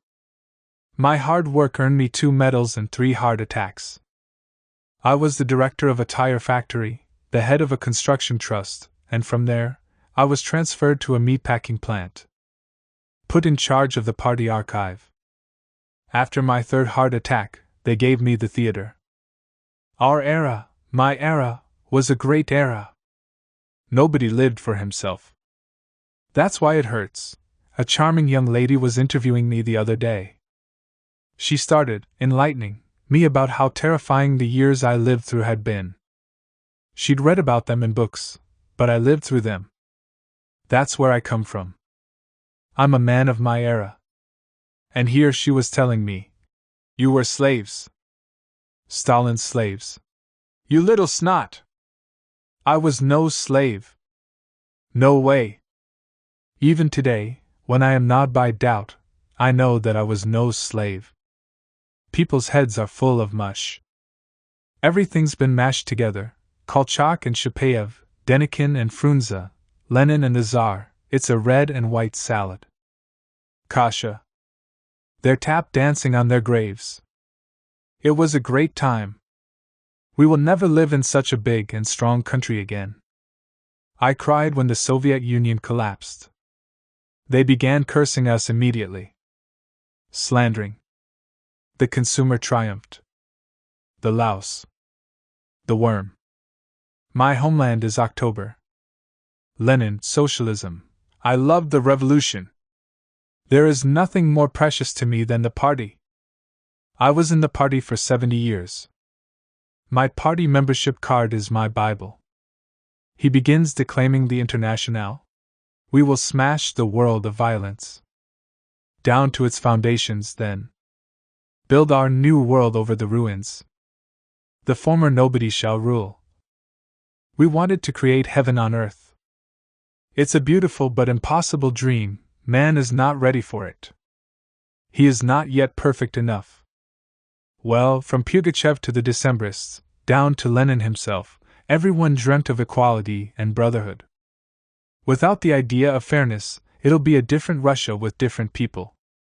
A completely different country. We aren't over communism yet. Don't get your hopes up. And the world isn't over it either. Man will always dream of the city of the sun.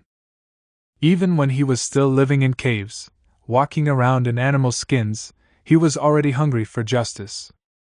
Remember our Soviet songs and films, the dream in them. The faith, a Mercedes is no kind of dream.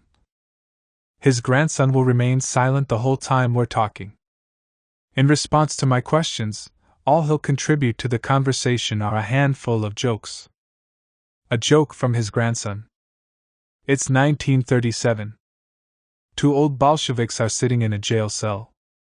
One says to the other, "It looks like we're not going to live to see communism, but surely our children will." The other, "Yes, our poor children."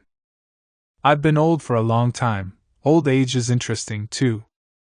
You come to realize that man is an animal. You suddenly see a lot of the animal in yourself. It's that time in your life, as Ranovskaya would say, when the candles on your birthday cake cost more than the cake itself, and half of your urine goes off to the lab. He laughs. Nothing can save you from old age, no medals, no decorations. There's no escaping it. The refrigerator buzzes, the clock ticks. And nothing else happens. The conversation turns to his grandson, who is in the kitchen making tea. Kids these days, all they think about is the computer. When he was in 9th grade, this grandson, he's the youngest one, told me, "I'll read about Ivan the Terrible, but I don't want to read about Stalin. I'm sick of your Stalin. They don't know anything, but they're already sick of it all. Fed up with it. Everyone curses 1917. Idiots! They call us. Why did they have to have a revolution? But the things I remember people with fire in their eyes. Our hearts were on fire. No one believes me.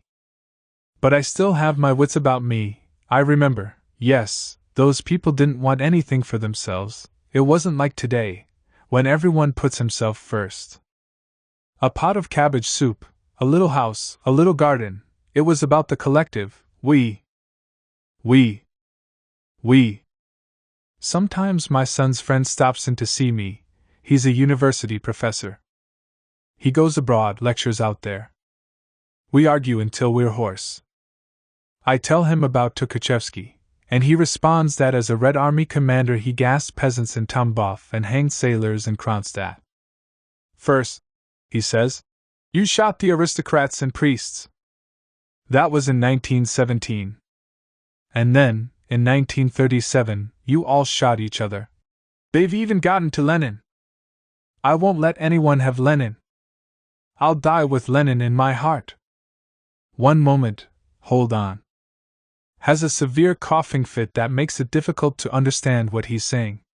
We used to expand our fleet, conquer outer space, but today, it's nothing but mansions and yachts. I have to admit that a lot of the time, I don't think about anything at all. Are my bowels working or not? That's what you need to know first thing in the morning. That's what the end of your life is like. We were 18, 20 years old. What did we talk about? We talked about the revolution and love. We were revolution fanatics.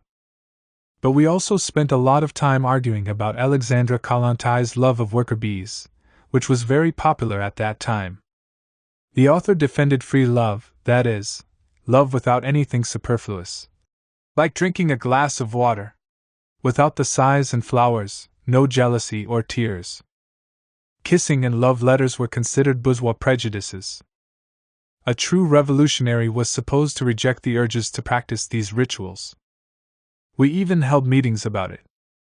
Our views were divided, some were for free love, but with the wild cherries, that is, with feelings, while others were against any wild cherries at all. I was for the wild cherries, or at least in favor of kissing. Yes. Really. He laughs. I'd fallen in love. I was courting my future wife. How did I court her? We'd read Gorky together. A storm! A storm is coming. The dumb penguin meekly hides his fat body in the cliffs. Were we naive? Perhaps. But what we did was also beautiful. Beautiful, goddamn it! He laughs like a young person. I notice how handsome he still is. Dances, regular dances, we considered them bourgeois. We would put dances on trial and punish the Komsomol members who danced or brought their girlfriends flowers. For a while, I even presided over an anti-dancing tribunal. Because of this Marxist conviction of mine, I never did learn how to dance. I later repented. I could never dance with a beautiful woman, I'm like a bear. We'd have Komsomol weddings. No candles, no wreaths. No priests. Instead of icons, portraits of Marx and Lenin. My bride had long hair, so she cut it all off before the wedding. We hated beauty. It wasn't right, of course. You could say that we overdid it. Another coughing fit. He waves at me, signaling me not to turn off the tape recorder. It's all right, it's fine. I don't have the time to put this off. Pretty soon, I'll be decomposing into phosphorus, calcium, and so on. Who else will you find to tell you the truth? All that's left are the archives. Pieces of paper. And the truth is, I worked at an archive myself, I can tell you firsthand, paper lies even more than people do. What was I talking about? I was talking about love, my first wife. When our son was born, we named him October. In honor of the 10th anniversary of the Great October Revolution. I wanted us to have a daughter too. You must really love me if you want a second child, my wife teased. And what will we name this daughter of ours? I like the name Lyablina, a combination of Lyablyu, I love, and Lenin. My wife wrote out all of her favorite girls' names, Marksana, Stalina, Angelsina, Iskra. Those were the most fashionable names of the day. That piece of paper just sat there on the table. The first Bolshevik I ever saw was a man who'd showed up at my village one day, this young student in a soldier's overcoat. He made a speech on the square by the church. Today, some people go around in leather boots, while others only have bast shoes. When the Bolsheviks come to power, everyone will be equal. The men shouted at him. How? A wonderful time will come when your wives wear silk dresses and high-heeled shoes. There will no longer be rich and poor. Everyone will be happy. My mother would get to wear a silk dress, my sister would be in heels. I'd go to school, everyone would live like brothers and sisters, everyone would be equal. How can you not fall in love with a dream like that? Poor people, those who had nothing, believed the Bolsheviks. They won the support of the youth. We walked through the streets crying, "Melt down the church bells! Turn them into tractors!" The only thing we knew about God was that there was no God. We mocked the priests, and at home we destroyed icons. Instead of sacred processions, we held demonstrations with red banners. He stops. Have I told you all this already? Senility. I'm old. I've been old for a long time. Anyway, Marxism became our religion. I felt lucky to be alive at the same time as Lenin. We'd get together and sing the Internationale. When I was 15 or 16, I was already in the Komsomol. A communist. A soldier of the revolution. Silence. I'm not afraid of death. At my age, it's just unpleasant, and it's only unpleasant to me because someone is going to have to deal with my body. All that hassle with the corpse. I went to a church once to meet the priest.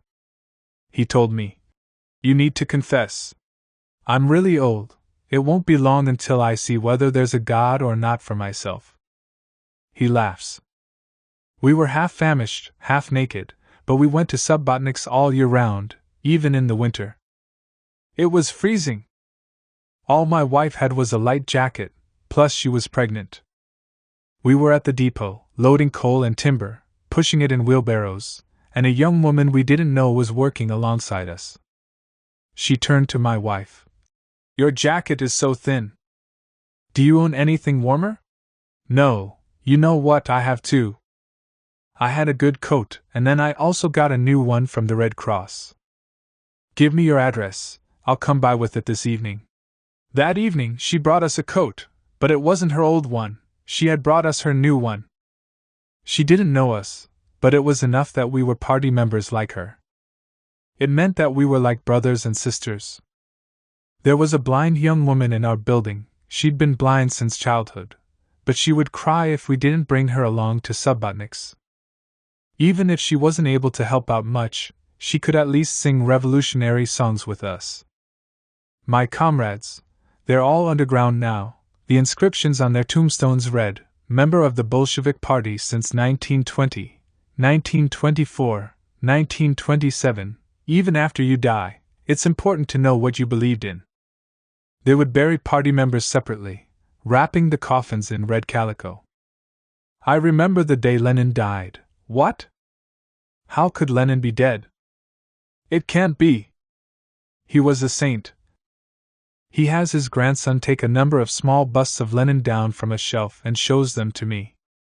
They're bronze, iron, porcelain. I ended up with an entire collection. All of them were gifts. And yesterday, they said on the radio that Lenin's hand was sawed off from the monument in the center of town in the middle of the night. Traded in for scrap, for kopecks. It used to be an icon. An idol. Now, he's nothing but scrap metal. They buy and sell him by the kilogram, and yet I'm still alive. Communism is denigrated. Socialism trashed. People say to me, "But who could take Marxism seriously today?" Marx's place is in the history textbooks. And who among you can say you've ever read the later works of Lenin? That you know all of Marx? There's early Marx, and Marx at the end of his life. What people today disparage as socialism has no relation to the socialist idea. The idea is not to blame. His coughing once again makes it difficult to understand him. The people have lost their history, they've been left without faith. No matter what you ask them, they answer with blank stares. The bosses have learned how to cross themselves and balance candles in their right hands like their glasses of vodka. They brought back the moth-eaten two-headed eagle, holy banners and icons. Suddenly his speech is completely distinct. My final wish is that you record the truth. But my truth, not yours. So that my voice may live on. He shows me his photographs, occasionally commenting. They brought me to the commander. How old are you? He asked. 17. I lied. I wasn't even 16 yet. That was how I enlisted in the Red Army. They gave us cloth to wrap our feet in and red stars for our hats. There weren't any Budyonnovkas, but they did hand out red stars. What kind of Red Army would we be without red stars? And they gave us guns. We felt like we were the defenders of the revolution.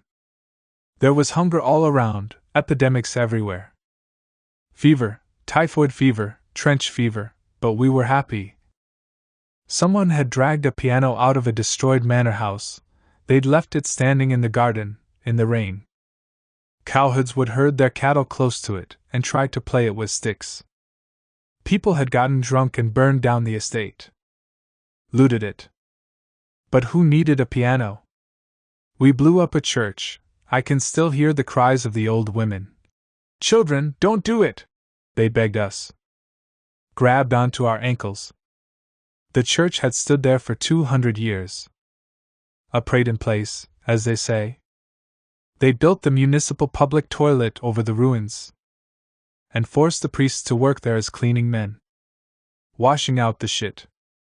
Today, of course, today, I understand, but back then, it was fun. Our comrades lay dead in the field. They had stars carved into their foreheads and chests.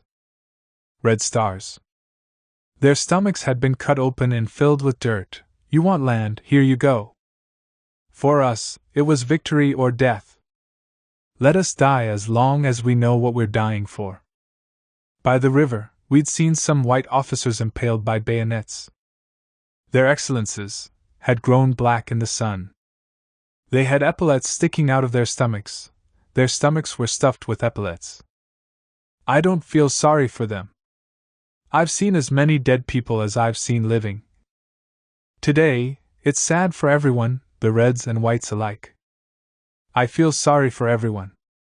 You feel sorry for them, sorry for them? It felt like this could be the end of our conversation. Well, yes, of course. Universal human values. Abstract humanism. I watch TV, I read the papers.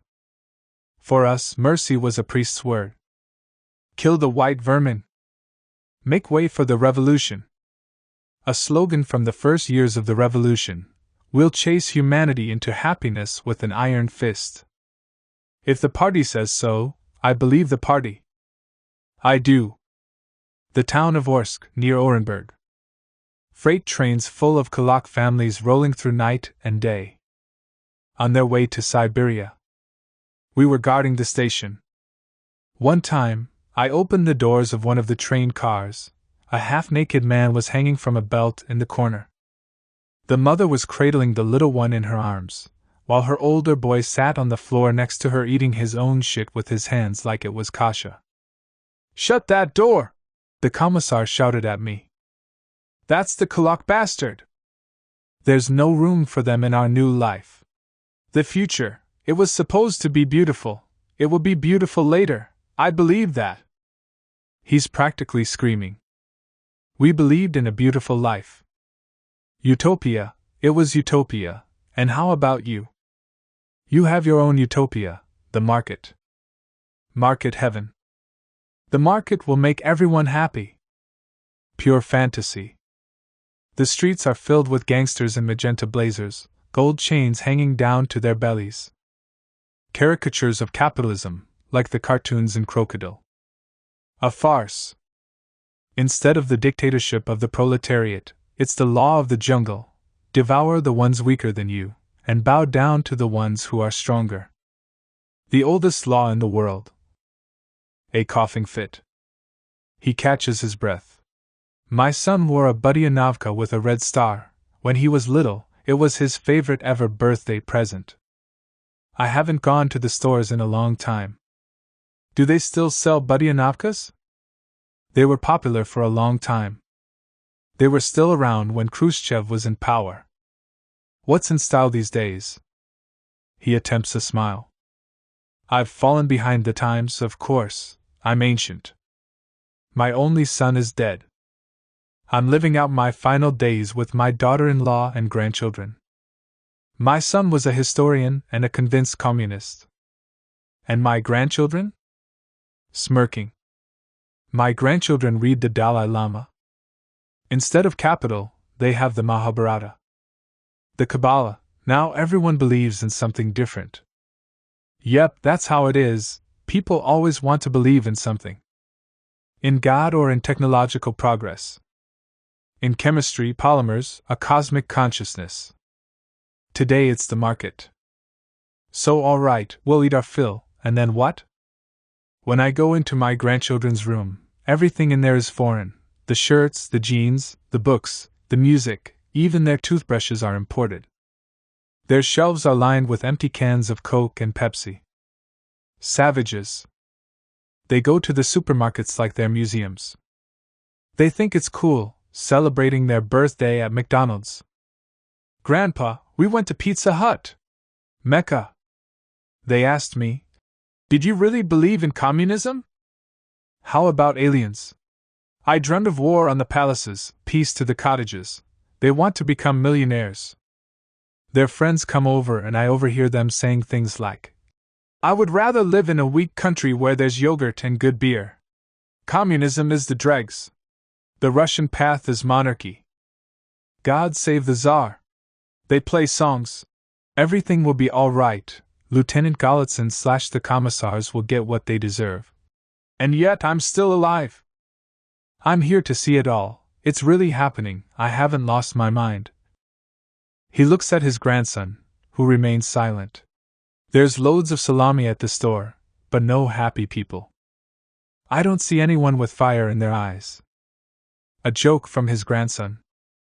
A professor and an old Bolshevik are at a seance. The professor. From the very beginning, communism was based on an error. Remember the song, Our Train is Flying Forward, / the next stop is the commune. The old Bolshevik. Of course I do. What's the problem? Trains don't fly. First they arrested my wife. She went to the theater and didn't come back. I got home from work and found my son sleeping on a little rug in the hall next to the cat. He'd waited and waited for Mama until he finally fell asleep. My wife worked at a shoe factory. She was a red engineer.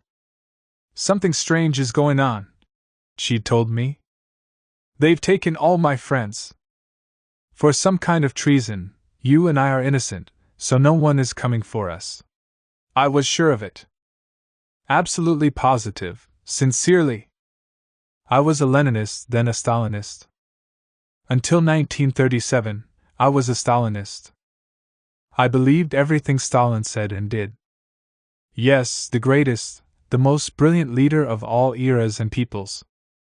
Even after Bukharin, Tukhachevsky, and Bleicher were all pronounced enemies of the people, I still believed him. It seems stupid now, but I thought that Stalin was being deceived, that traitors had made their way to the top. The party would sort it all out. But then they arrested my wife, an honest and dedicated party warrior. 3 days later they came for me. The first thing they did was sniff inside the oven.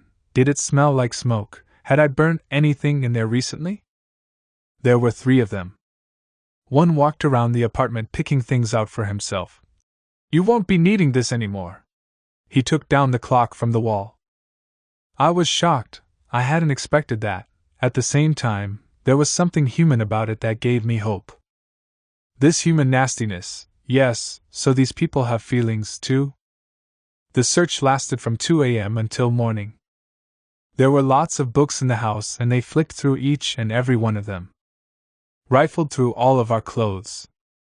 Cut the pillows open. It gave me a lot of time to think. Trying to remember feverishly, by then, there was a mass incarceration going on. People were being taken away every day. It was pretty frightening. They'd take someone away, and everyone would be silent about it. It was useless asking what had happened. At the first interrogation, the investigator explained, You're automatically guilty because you failed to inform on your wife. She was already in jail. During the search, I racked my brains, scrutinizing every last detail. I only remembered one thing. At the most recent citywide party conference, they read a salutation to Comrade Stalin, and the whole auditorium had stood up. A storm of applause. Glory to Comrade Stalin, the organizer and inspiration behind our victories. Glory to Stalin. Glory to our leader. 15 minutes, half an hour, everyone kept turning and looking at one another, but no one wanted to be the first to sit down. So we all just stood. And then, for some reason, I sat down. It was mechanical. 2 plainclothes officers went up to me. Comrade, why are you sitting? I jumped up. I jumped like I'd been scalded. During the break, I kept looking around, waiting for them to come up and arrest me on the spot. A pause. The search ended toward morning. They ordered me to pack my bags. The nanny woke my son. Before I left, I managed to whisper to him, "Don't tell anyone about your mother and father." That's how he survived. He pulls the tape recorder toward himself. Record this while I'm still alive. S.A. Still alive, that's what I write on cards. Although there's no one to send them to anymore, people often ask me, "Why did you keep silent?" It was the times. I thought that the traitors were to blame, Yagoda, Yezhov, not the party. It's easy to judge us 50 years later. To laugh, mock us old fools, but in those days I marched in step with everyone else. And now there's nobody left. I spent a month in solitary confinement. A stone coffin, wider at the head, more narrow at the feet. I tamed a raven that would come to my window by feeding it grains of barley from the gruel. Ravens have been my favorite birds ever since.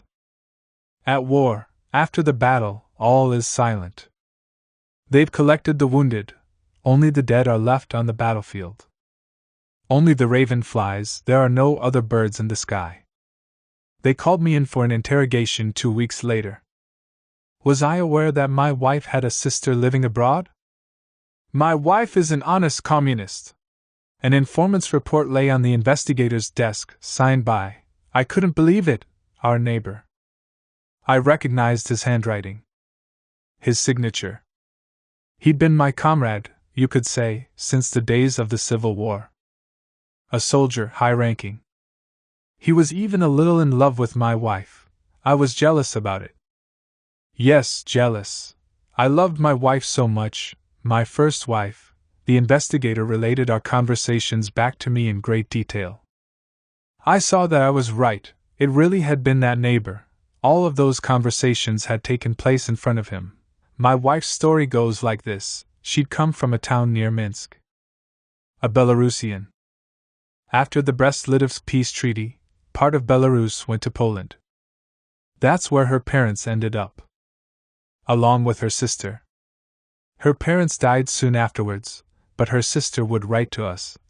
I would rather end up in Siberia than stay here in Poland. She was desperate to live in the Soviet Union. In those days, communism was very popular in Europe. In fact, it was popular all over the world. A great many people believed in it. Not only simple people, also the Western elite. Writers, Aragon, Barbus. The October Revolution was the opiate of the intellectuals. I remember reading that somewhere. I read a lot these days. He pauses. My wife was an enemy. So they needed to pin some counter-revolutionary activity on her. They wanted to fabricate an organization, an underground terrorist cell. Who would your wife socialize with? Who did she hand off the plans to? What plans? I denied everything. They beat me. Stomped on me with their boots. All of them, people we thought we trusted. I had a party membership card and so did they. And my wife had a party membership card, too. I ended up in a group cell with 50 people. They would take us out to use the toilet twice a day. And what about the rest of the time? How can you explain this to a lady? There was a big pail by the entrance. Angry. Try taking a shit in front of a cell full of people. They'd feed us herring and wouldn't give us any water. 50 people, all English and Japanese spies, an illiterate old man from the country. He was in there for starting a fire in a stable. A student was in for telling a joke. A portrait of Stalin hangs on the wall. The lecturer reads a report on Stalin, then the choir sings a song about Stalin, and finally, an actor declaims a poem about Stalin. What's the occasion? An evening commemorating the 100th anniversary of Pushkin's death. I laugh, he doesn't. The student got 10 years in the camps without the right of correspondence. There was a chauffeur who had been arrested because he looked like Stalin. And he really did. The director of a laundry, a non-party member barber, a lapidary, more uneducated people than anyone else. But there was also a folklore scholar. At night, he'd tell us all fairy tales, children's fairy tales. Everyone would listen. The folklore specialist had been informed on by his own mother. She was an old Bolshevik. She brought him cigarettes just once before they transferred him to the camps, and that was that. Yes, an old socialist revolutionary was in there with us, and he was openly happy. I'm so glad that you communists are in here with me and you can't understand a thing either. A counter-revolutionary. I thought that the Soviet regime had been dissolved. And that Stalin was gone. A joke from his grandson. A railway station, hundreds of people. A man in a leather jacket is desperately searching for someone. He finds him. He goes up to the other guy, who is also wearing a leather jacket. Comrade, are you in the party? Yes, I'm in the party. In that case, can you tell me where the bathroom is? They confiscated everything, my belt, my scarf, they yanked out my bootlaces, but you can still kill yourself. The thought occurred to me. It did. I thought of asphyxiating myself with my pants or the rubber waistband from my underwear. They beat me in the stomach with a bag of sand. Everything came out of me like I was a worm. They'd hang me from hooks like it was the Middle Ages. Everything is leaking out of you, you're no longer in control of your bodily functions. Leaking out of everywhere, enduring this pain, it's completely humiliating. It's easier just to die. He catches his breath. I met my old comrade in the prison, Nikolai Verkovitz, a party member since 1924. He taught at a workers' school. He'd been among friends, in a tight circle. Someone was reading Pravda aloud, and it said that the Bureau of the Central Committee had held a hearing on the fertilization of maras.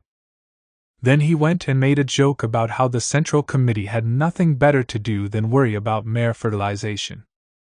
They came for him that same night. Slammed his fingers in a door and broke them like they were pencils.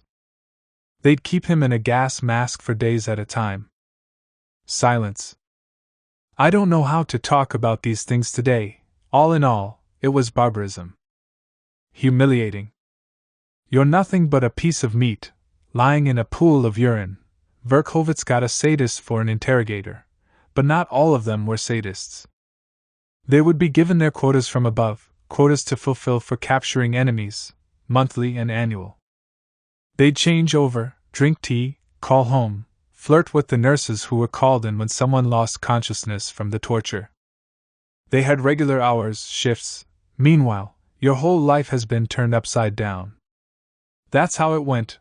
The investigator in charge of my case had been a school principal, and he tried to convince me. You're a naive person. We'll put you down and the protocol will say that you were killed during an escape attempt. You know what Gorky said, if the enemy doesn't surrender, he will be eliminated. I'm not an enemy. You have to understand, the only kind of person that isn't a threat to us is a repentant man, a ruined man. He and I would discuss this. The second interrogator was a career officer. You could tell that he didn't feel like filling out all that paperwork. They were always writing something down. One time, he gave me a cigarette. People would be in there for long stretches. Months. The victims and executioners would get involved in human, well, You wouldn't quite call them human, but they were nonetheless some sort of relationships. It wasn't mutually exclusive. Sign this. I read the protocol. I never said that. They beat me. They really put their hearts into those beatings. And in the end, all of them ended up getting shot themselves. Or sent to the camps. One morning they came for me, opened the door to the cell, ordered me to come out. I was just in my shirt. I wanted to get dressed. No! They led me into some sort of basement. The interrogator was waiting for me there with a piece of paper. Will you sign it, yes or no? I refused. In that case, get up against the wall. Pow! A bullet flew over my head. Will you sign it now? Pow! That happened 3 times. Then they led me back through some kind of labyrinth. Who knew that the prison had so many basement cells? I'd never even suspected it. They led prisoners around in a way that would prevent them from seeing anything or recognizing anyone. If someone was coming toward you, the guard would bark, "Face to the wall!" But I was experienced, I always managed to peek. That's how I saw my old boss from Red Commander training. And my former professor from Soviet Party school. He is silent. Verkhovtsev and I were open with one another. Criminals! They're destroying the Soviet regime. They will answer for this. A few times, his interrogator was a woman. When they torture me, she becomes beautiful. Do you understand? In those moments, she's beautiful. He was an impressionable man. He's the one who told me that in his youth, Stalin had written poems. He closes his eyes. Even today, I will still wake up in the middle of the night in a cold sweat. I could have been assigned to work for the NKVD. And I would have done it. I had a party membership card in my pocket. A little red book. The doorbell rings. A nurse is here. She measures his blood pressure, gives him a shot. The whole time, although it's disjointed, the conversation continues. One time I thought, socialism doesn't solve the problem of death, of old age, the metaphysical meaning of life. It overlooks it. Only religion has answers to those questions. Yes, in 1937, for conversations like this, I would have. Have you ever read Alexander Belyev's The Amphibian Man? In an attempt to make him happy, a brilliant scientist turns his son into an amphibian man. But his son is lonely under the sea. He wants to be like everyone else, to live on land, fall in love with a regular girl, but it's too late. And so he dies. But the father had thought that he'd solved a great mystery, that he was God. That's the response to all the great utopians. It was a beautiful idea. But what are you going to do with human nature? Man hasn't changed since the days of ancient Rome. The nurse leaves. He shuts his eyes. Hold on, I'm going to finish my story. I have enough strength for another hour. Let's keep going. I spent almost a year in prison. I was preparing for my trial. For the penal colony. I was surprised. I wondered why they were dragging their feet. As far as I can tell, there was no rhyme or reason to it. Thousands of cases, chaos. A year later, a new investigator summoned me. My case was being reviewed. And then they released me, dismissing all charges. So it had been a mistake after all. The party believed me. Stalin was a great puppet master. Right around then, he dismissed the bloody dwarf, People's Commissar Yezhov. They put him on trial and shot him. Rehabilitations began. The people let out a sigh of relief. The truth had finally reached Stalin, but this was only a brief interlude before a new era of bloodshed, a game. But everyone had believed it. And so had I believed it too. I said goodbye to Verkhovitz. He held up his broken fingers. I've been in here for 12 months and 7 days. No one is going to let me out now. They're too scared. Nikolai Verkhovitz, party member since 1924, shot in 1941, as the Germans advanced on the city. NKVD officers shot all the prisoners they didn't evacuate in time. They released the common criminals, but all the politicals were subject to liquidation as traitors. The Germans entered the city and opened the prison gates to find a pile of corpses. Before they could begin decomposing, the Germans herded civilians in to have a look at the handiwork of their Soviet regime. I found my son living with strangers. The nanny had taken him out to the country. He'd started stuttering and was afraid of the dark. The two of us began a new life together. I tried to get any news I could about my wife. At the same time, I applied to get reinstated in the party. I wanted my party membership card back.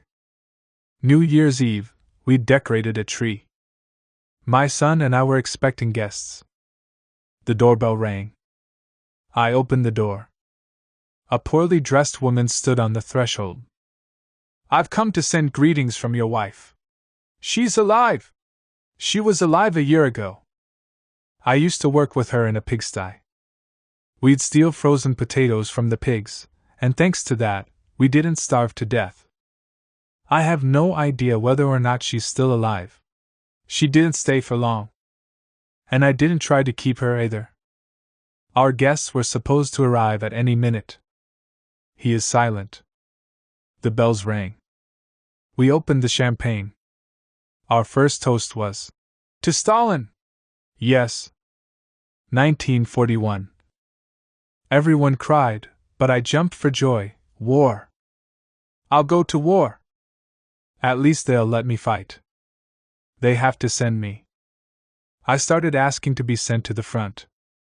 For a long time, they refused. I knew the recruitment officer, he told me. "I can't do it.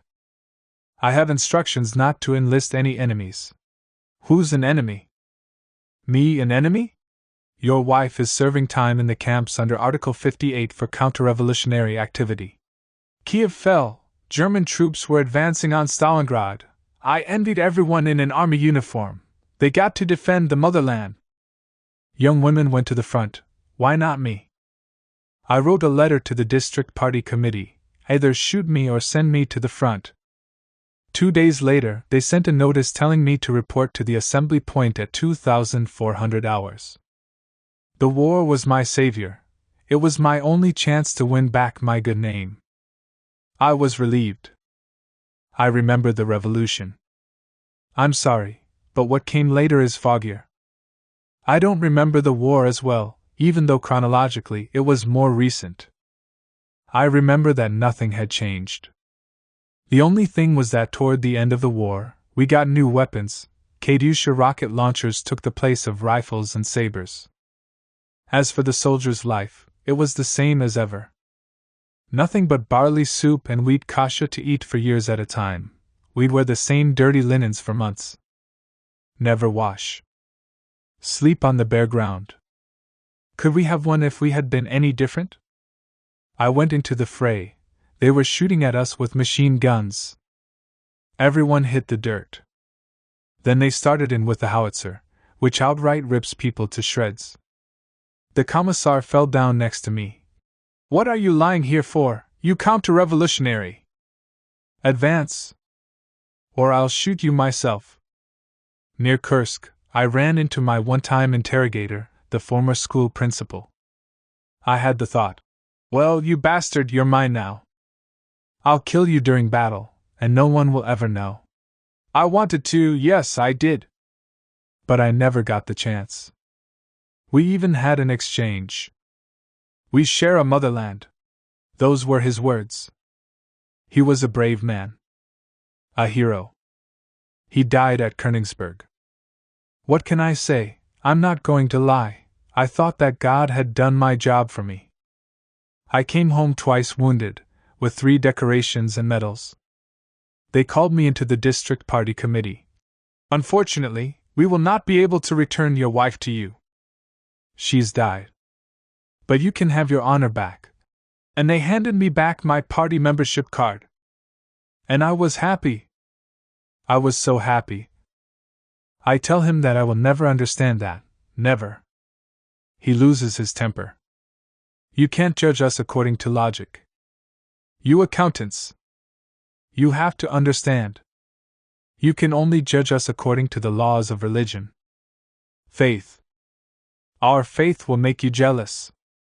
What greatness do you have in your life? You have nothing. Just comfort. Anything for a full belly. Those stomachs of yours, stuff your face and fill your house with tchotchkes. But my generation, we built everything you have. The factories, the dams, the electric power stations. What have you ever built? And we were the ones who defeated Hitler. After the war, whenever anyone had a baby, it was such a great joy. A different kind of happiness than what we'd felt before the war. I could have wept. He closes his eyes. He's tired. We were believers. And now, they've passed the verdict on us.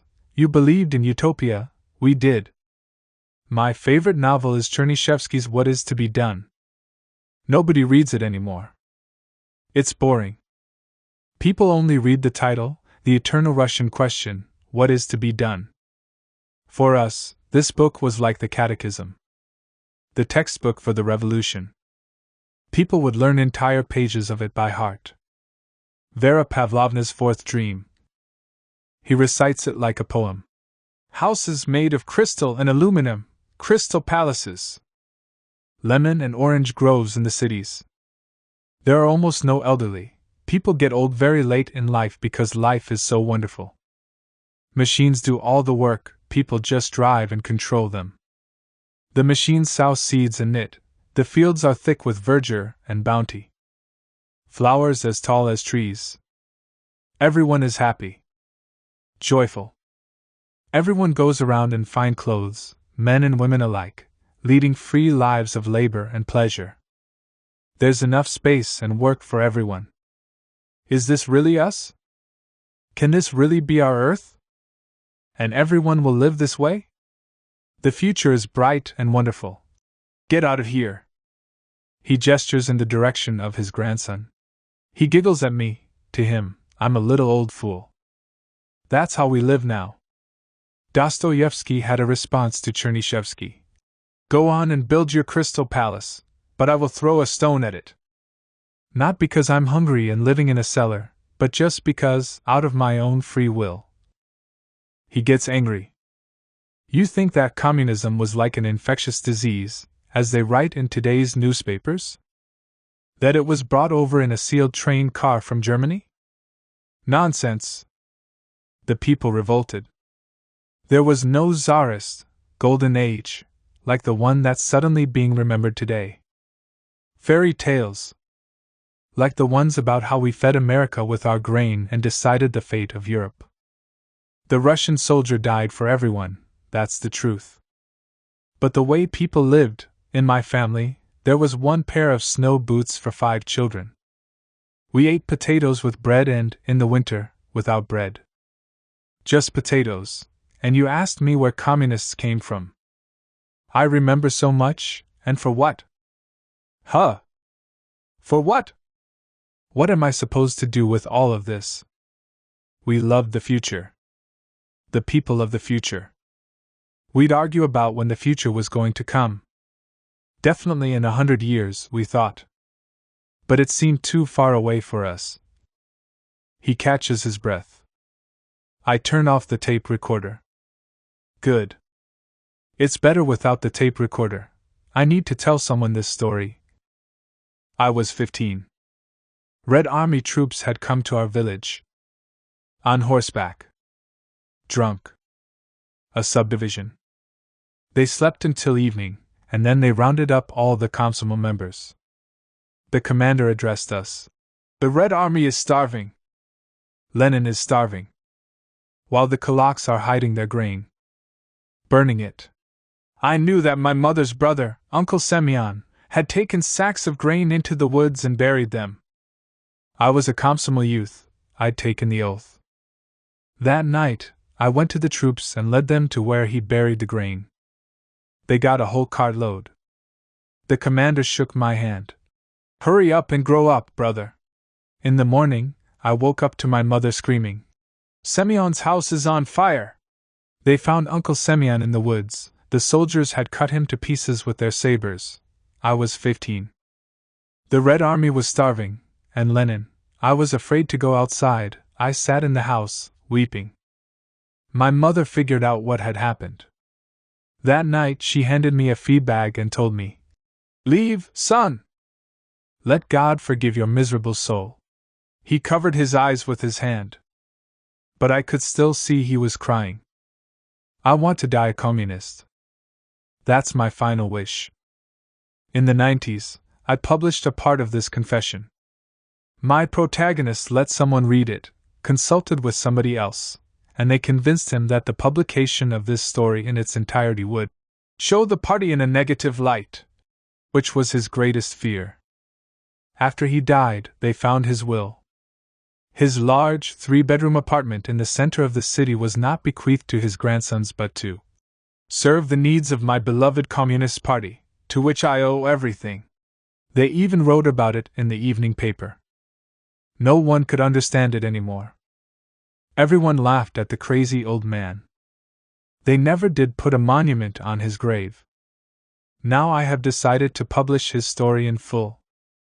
It belongs to history more than it does to any one individual. Excerpts from the communist newspapers. Time Ryan Kabylovich Zinitov was one of the heroic defenders of the Brest fortress, which bore the initial brunt of the Nazi incursion on the morning of June 22, 1941. He is of Tatar nationality. Before the war, he was a cadet, 42nd Sniper Unit of the 44th Rifle Division.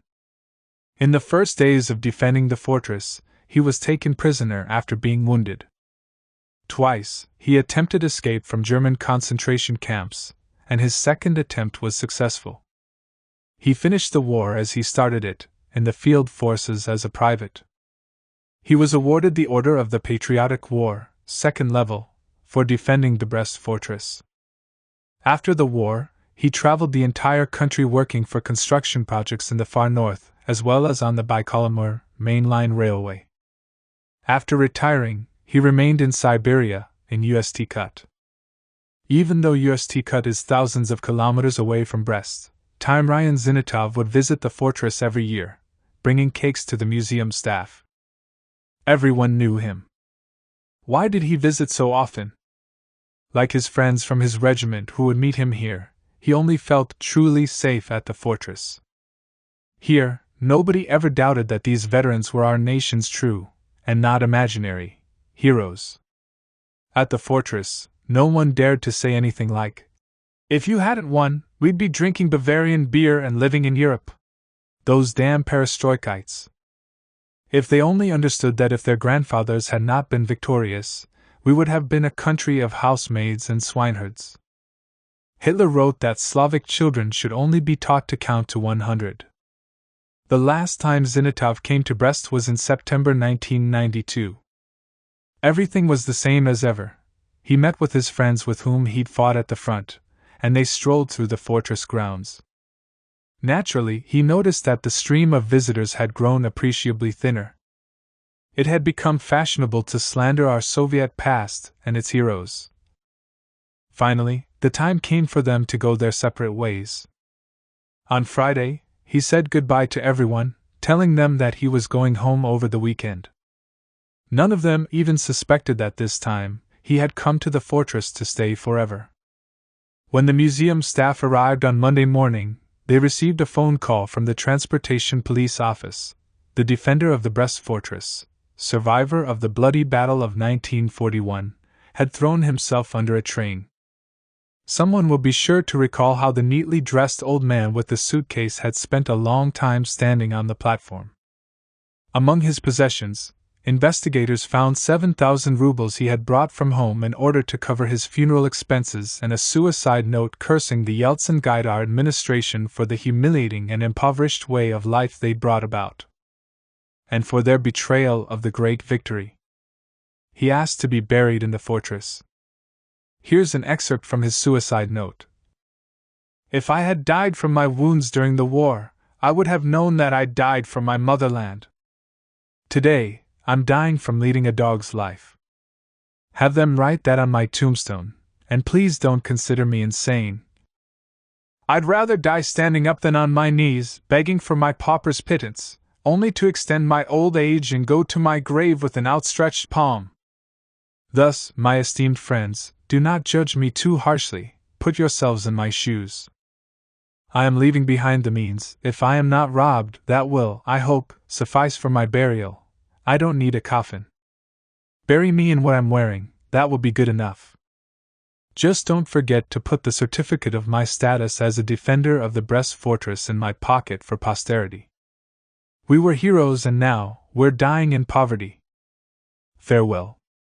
Do not mourn a lone Tatar who single-handedly protests on behalf of everyone. I die, but I do not surrender. So long, my motherland! After the war, in the underground passages of the Brest fortress, an inscription was found scratched into the walls. I die, but I do not surrender. So long, my motherland! 22. 741. The Central Committee declared this line an emblem of the courage of the Soviet people and their devotion to the mission of the CPSU. Surviving defenders of the Brest fortress maintain that the author of this inscription was none other than Timryan Zinitov, a cadet and non-party member, but communist ideologues preferred to have it attributed to the fallen unknown soldier. The Brest Municipal Administration has decided to cover the costs of the funeral. The budget for the hero's burial was provided for by the Clause 4. The ongoing maintenance of public amenities. Communist Party of the Russian Federation, the System Perspective, Number 5. Why did Timryan Zinitov, an old soldier, throw himself under a train? I'll begin from afar, with a letter to Pravda written by Viktor Yakovlevich Yakovlev, a veteran from Leningrad village in Krasnodar Krai. Yakovlev had fought in the Great Patriotic War, defending Moscow in 1941, and participated in the Moscow Parade in honor of the 55th anniversary of the victory. He had been moved to write by a serious grievance. Recently, he and a friend, a former colonel and fellow war veteran, had gone to Moscow. For the occasion, they had worn their parade jackets, decorated with metal ribbons. After a long, tiring day in the noisy capital, they returned to Leningrad Station, where they searched for a place to sit while waiting for their train. Not finding any free seats, they went into a mostly empty hall where they saw a cafe with soft chairs. As soon as they sat down, a young woman who had been serving drinks ran up to them and rudely pointed to the exit. "You're not allowed to be in here. This room is business class only." I quote from Yakovlev's letter.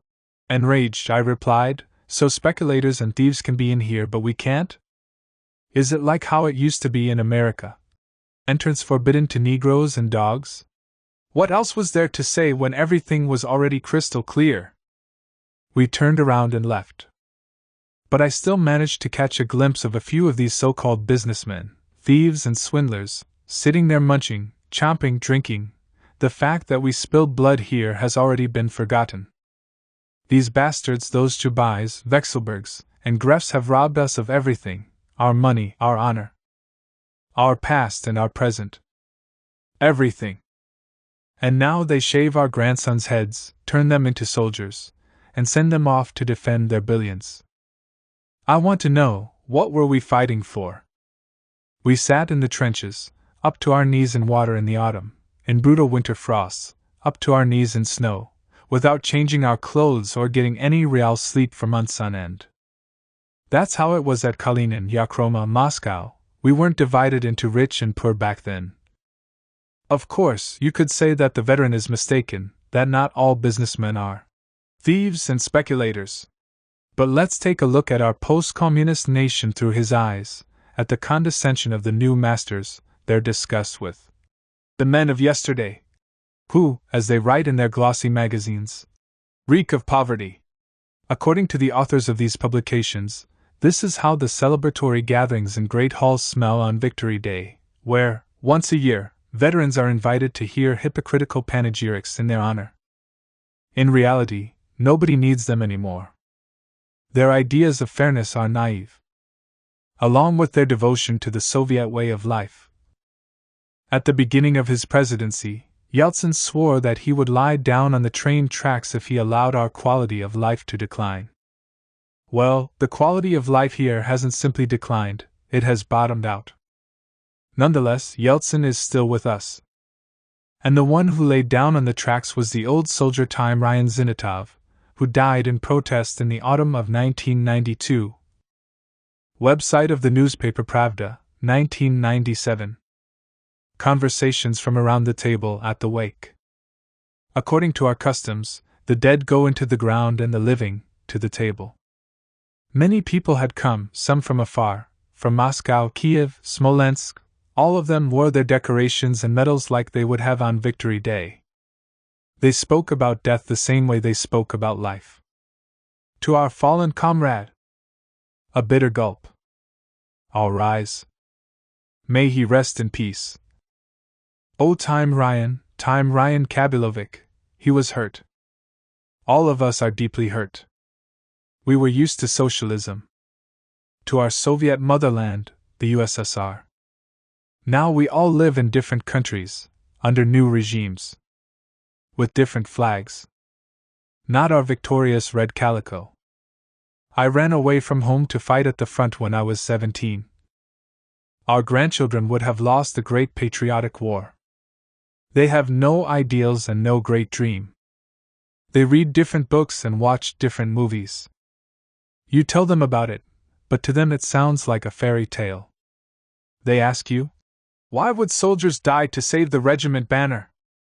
Couldn't they just sew a new one? We fought, we killed, and for whom? For Stalin? It was for you, you idiots. Maybe we should have surrendered and licked the Huns' boots.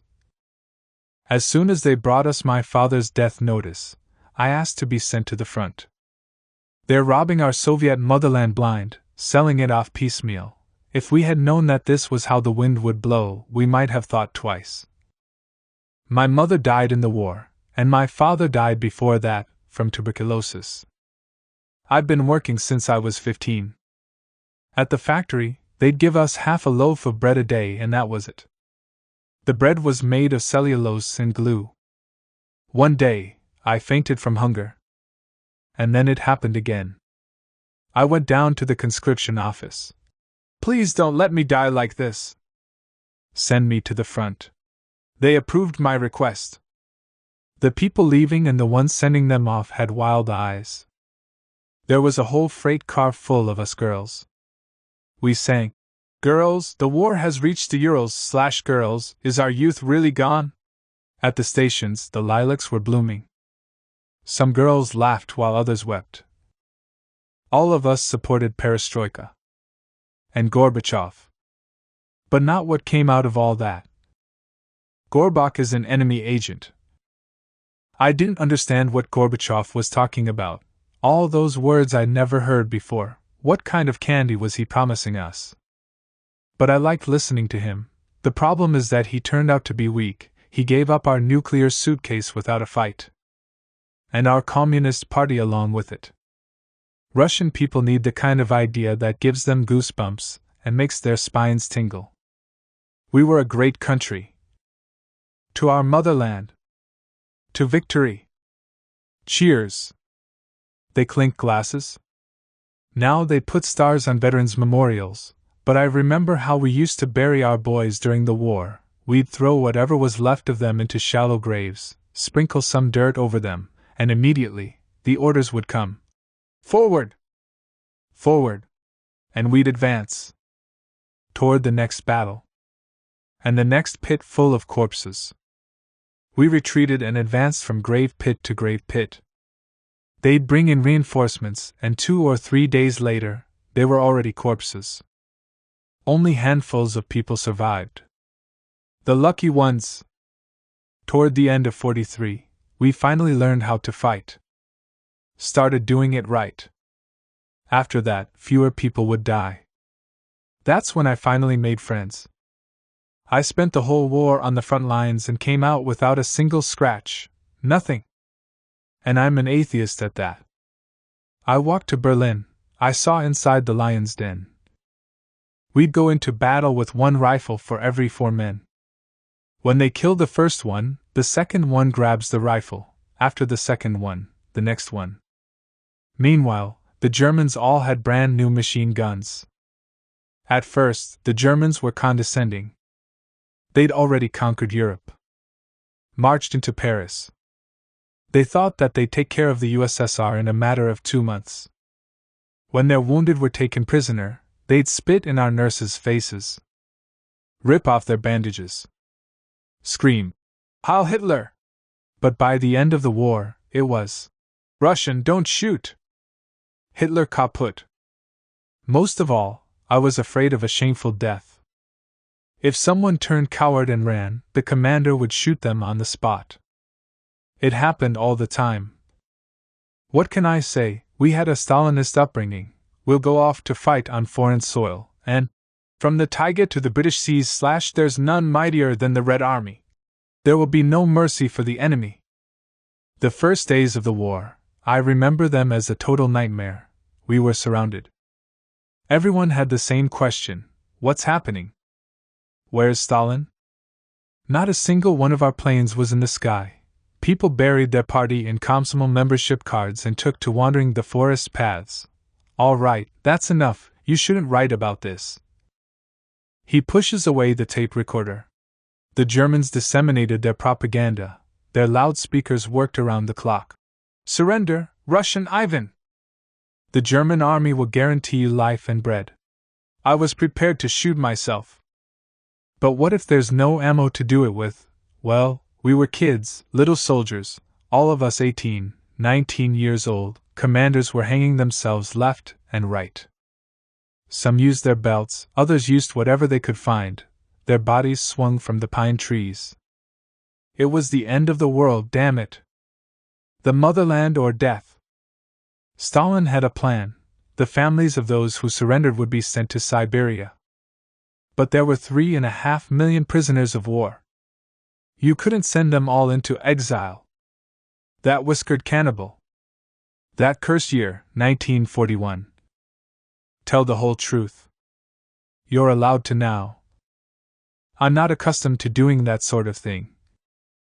At the front, we were afraid of speaking openly with one another. A lot of people had been arrested before the war, and during the war, my mother worked at a bread factory, and one day, during an inspection, they found breadcrumbs on her gloves. That was enough to constitute sabotage. They sentenced her to 10 years in prison. I was at the front, my father was at the front, so my younger brothers and sisters had to go live with my grandmother. They'd beg her, "Granny, don't die before Papa and Sashka, that's me, come back from the war." My father went missing in action. What kind of heroes are we? No one ever treated us like heroes. My wife and I raised our kids in barracks, and after that, all we got was a room in a communal apartment. Today, it's kopecks, tears instead of pensions. On television, they show us the Germans. They're doing pretty well for themselves. The defeated are living 100 times better than the victors. The Lord doesn't know what it's like for the little man. I am and will remain a communist. Without Stalin and Stalin's party, we would have never triumphed. To hell with you, Democrats! I am afraid of wearing my war medals out. You see not, old fool, where did you serve? At the front or in the prisons and the camps? That's what I hear from the young people. They guzzle beer and jeer at us. I propose we return the monuments to our leader, the great Stalin, to their former places. They hide them in the back alleys like their garbage. So put one up at your dacha. They want to rewrite the history of the war. They're just waiting for all of us to croak so they can do it. All in all, we're nothing but Sovieticus cretinus now. Russia was saved by its size. The Urals, Siberia. The most terrifying part was going into combat. The first 5-10 minutes, those who went in first had no chance of making it out alive. The bullet will find its hole. Forward, communists! To the military might of our motherland! They clinked glasses. Nobody wanted to kill anyone. It's unpleasant. But you get used to it, you learn. I joined the party at Stalingrad. I wrote a notice. I want to be in the first line of our motherland's defenders. I will not spare my young life. They rarely gave foot soldiers medals. I have one, though. For valor.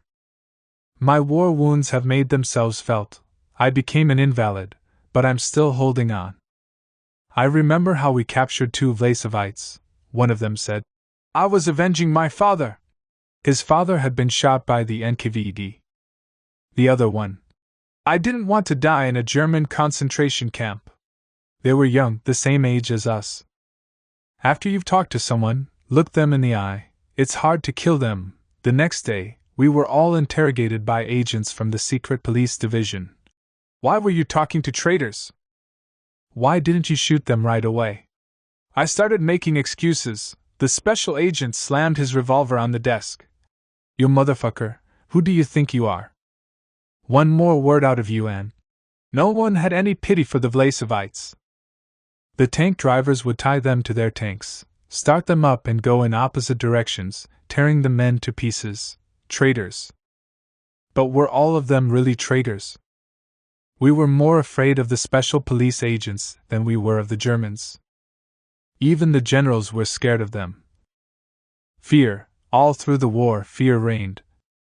If it weren't for Stalin, without an iron hand, Russia would have never survived. I wasn't fighting for Stalin, I was fighting for the motherland. I swear on the lives of my children and grandchildren that I never once heard people shouting, "For Stalin!" You can't win a war without soldiers. God damn it. The only thing to fear is God. He is the judge. If God exists. They sing in chorus, a slightly discordant chorus. And so, we need just one victory. One for all, no matter the cost. A man's story? My whole life, I've kept my arms at my sides. I didn't dare breathe a word of any of this to anyone. Now I'll tell you my story. I remember, when I was little, I was always afraid of losing my father. Fathers were taken away at night. They'd vanish into thin air. That's how my mother's brother, Felix, disappeared. He was a musician. He was taken away for something very stupid. Total nonsense. He was at a store with his wife and he said, "The Soviet regime has been around for 20 years, and they still can't make a decent pair of pants." Today, they say that everyone was against it, but I'll tell you, the people supported the mass arrests. Take my mother, her own brother was in prison, but she still maintained, "They made a mistake with our Felix." They have to sort that out. But people need to be punished. Look at all the crime all around us. The people supported those policies. Then the war came. After the war, I was afraid of ever remembering it. My war, afterward, when I tried to join the party, they wouldn't accept me. What kind of communist are you if you were in the ghetto? I kept my mouth shut. Never said a word. There was a girl named Rozaka in our partisan division, this pretty Jewish girl, she'd brought books with her. 16 years old. The commanders took turns sleeping with her. They'd crack jokes about her. She still has little kid hair down there, ha ha. Rozaka ended up pregnant. So they took her off deep into the woods and shot her like a dog. People had kids, of course. There was a forest full of healthy men. The usual practice was that when a child was born, it would immediately be taken to a village. Left at a farmstead. But who would take a Jewish baby? Jews had no right to have kids. I returned from a mission. Where's Rozaka? What do you care? This one's gone, there'll be another one to take her place. Hundreds of Jews who'd escaped from the ghettos had gone into the forest. Peasants would capture them and give them up to the Germans in exchange for a bag of flour, a kilogram of sugar. Write that down. I've held my silence for long enough. A Jew spends his whole life afraid. No matter where the stone falls, it hits him. We didn't make it out of Minsk as it went up in flames because of my grandmother. Grandma had seen the Germans in 1918 and tried to convince us all that the Germans were an educated people who would not touch civilians. A German officer had been quartered at their home, and every night he had played the piano for them. My mother started vacillating. Should we leave or not? Because of that piano playing, naturally, we ended up losing a lot of time. One day, the German motorcycles rode into the city. Some people welcomed them in traditional costume, embroidered shirts, bearing bread and salt. Joyously. Many thought that because the Germans were here, we'd finally get to lead normal lives. A lot of people hated Stalin, and now they could stop concealing it. So many new and strange things emerged at the outbreak of war. That was when I first heard the word kike. Our neighbors started knocking on our door and shouting, "That's it, kikes, your days are numbered. You'll answer for what you did to Christ." I was a Soviet boy. I had completed 5th grade, I was 12. Why were they saying those things? I still don't understand it. I come from a mixed family. My father was a Jew, and my mother was Russian. We celebrated Easter, but in a special way. My mother would tell us that it was the birthday of a very special person and bake a cake. For Passover, when the Lord took mercy on the Jews, my father would bring matzah over from my grandmother's. The times were such that we didn't advertise it. You had to keep quiet. My mother sewed yellow stars onto our clothes. For several days, none of us could bear to go out. We were ashamed. I'm old, but I still remember how it felt, how embarrassing it was. There were leaflets lying around all over the ground in the city. Liquidate the Commissars and Jews, save Russia from the Bolshevik regime. Someone slid one of those leaflets under our door. It all happened so fast. Rumors started spreading that American Jews were collecting gold to bail all of the Jews out of Europe and bring them to America, that Germans loved order but hated Jews, so Jews would have to spend the war in ghettos. People attempted to make sense of what was going on, to catch on to a thread. Even hell is something that people will try to understand. I remember how we moved into the ghetto like it was yesterday. Thousands of Jews marched through the city, with children, with pillows. It's funny, I brought my butterfly collection with me. It's funny now, the residents of Minsk spilled out onto the sidewalk to watch. Some were curious, others were full of malicious glee, but a number of them were in tears. I didn't look around much. I was afraid of seeing one of the boys I knew. I was ashamed. I remember the constant shame. My mother took off her wedding ring, wrapped it in a handkerchief, and told me where to take it. That night, I crawled under the barbed wire.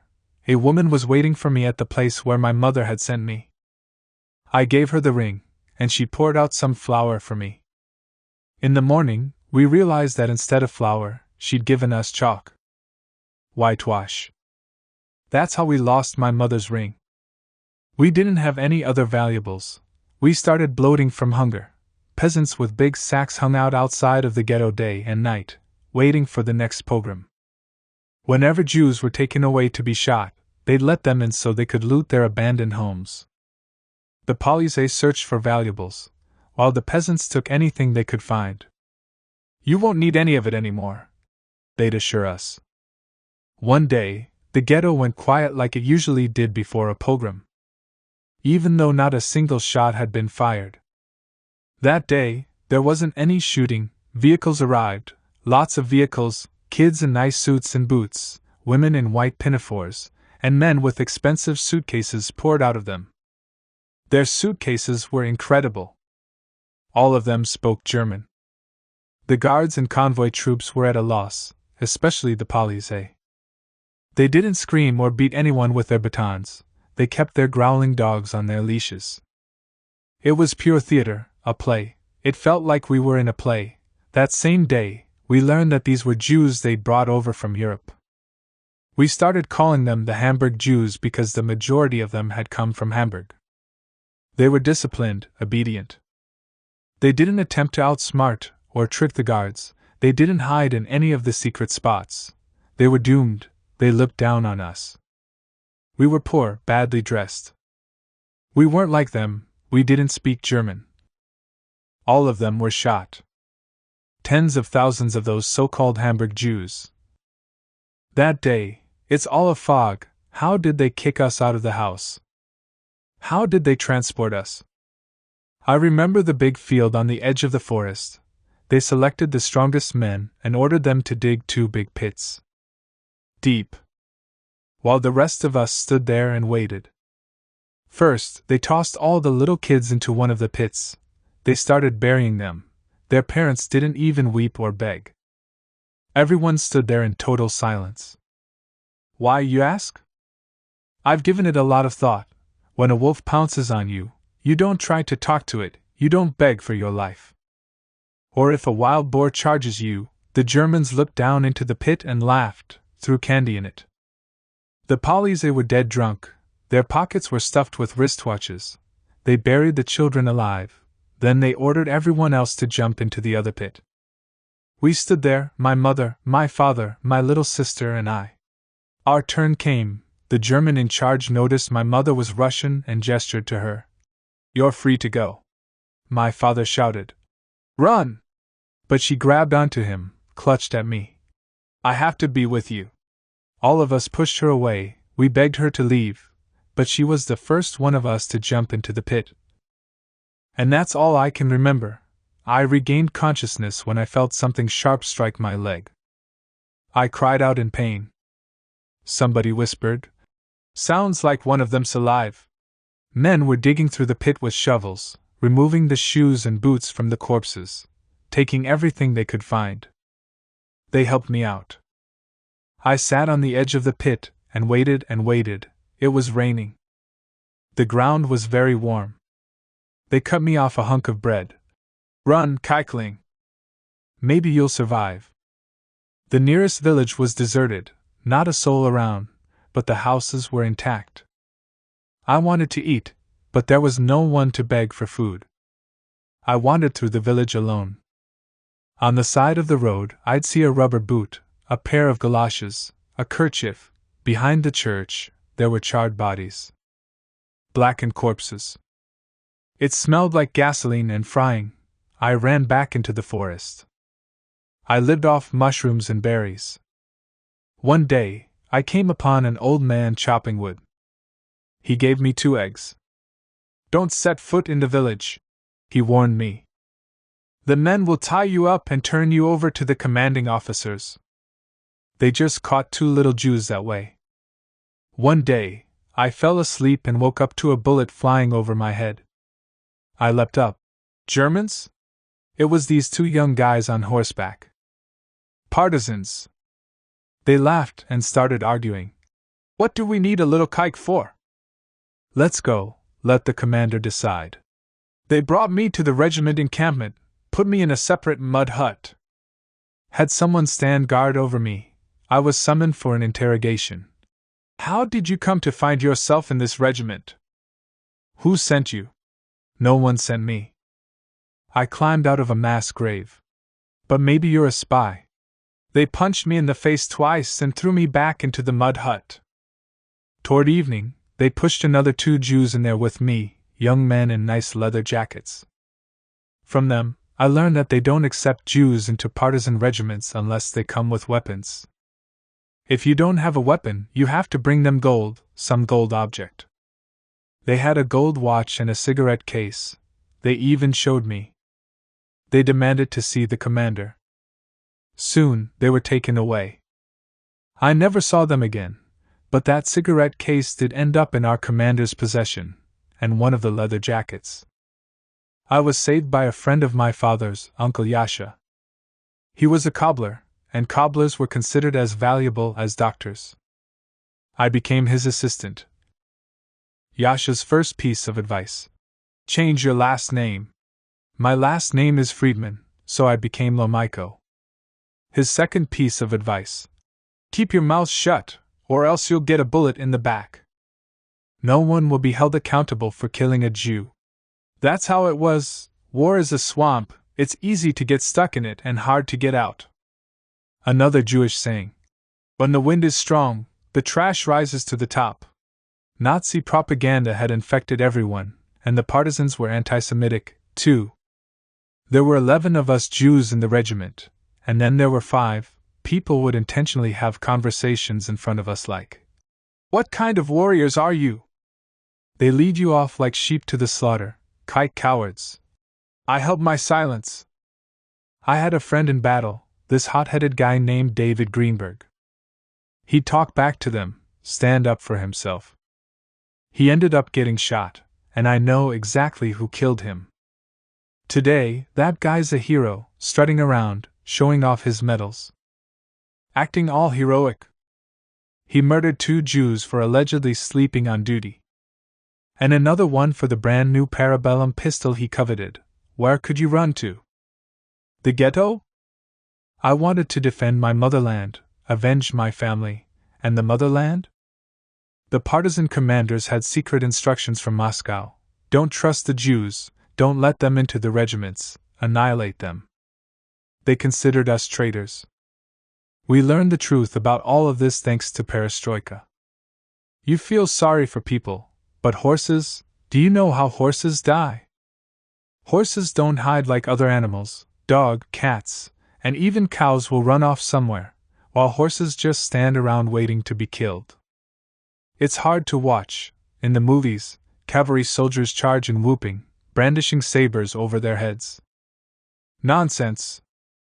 Pure fantasy. There were some cavalrymen in our regiment for a little while, but they disappeared pretty quickly. Horses can't walk through deep snow, let alone gallop. They get caught in snowdrifts. Meanwhile, the Germans had motorcycles, 2-wheelers, 3-wheelers. In winter, they'd put them on skis. They'd ride by laughing, shooting our horses and riders. Some of them would take pity on beautiful horses. Many of them must have been country boys. The orders burned down the Palisade hut, along with the family. It was a big family, a wife, 3 kids, a grandma and grandpa. At night, we surrounded them. Nailed the doors shut, drenched the house in gasoline, and set it on fire. We could hear them screaming inside. The little boy tried to climb out the window. One partisan wanted to shoot him, but another one stopped him. They threw him back into the fire. I was 14, I didn't understand a thing, all I could do was try to remember it. And now I told you the story, I don't like the word hero. There are no heroes in war. As soon as someone picks up a weapon, they can no longer be good. They won't be able to. I remember a blockade. The Germans decided to clear out their rear units and set their SS divisions on the partisans. They hung lights on their parachutes and started bombing us day and night. After bombing, they'd shell us. Their division was retreating in small groups. They were evacuating their wounded. They'd gag them and put special muzzles on their horses. They were leaving everything behind, even domestic livestock, who ran after their retreating owners. Cows, sheep, we were forced to shoot them all. The Germans got so close we could hear them. Oh mutter, smelled their cigarettes. Each of us had a final bullet, but it's never too late to die. One night, 3 of us were left behind as the rear guard. We cut open the belly of a dead horse, tossed everything out of it, and climbed in. We spent 2 days like that, listening to the Germans go back and forth, shooting at them from time to time. Finally, the forest was completely silent. We climbed out covered in blood, guts, and shit, half insane. It was night, we saw the moon. You should know that the birds helped us, too. When a magpie hears a stranger coming, it will always squawk. Give out a warning signal. They'd gotten used to us. The Germans smelled different.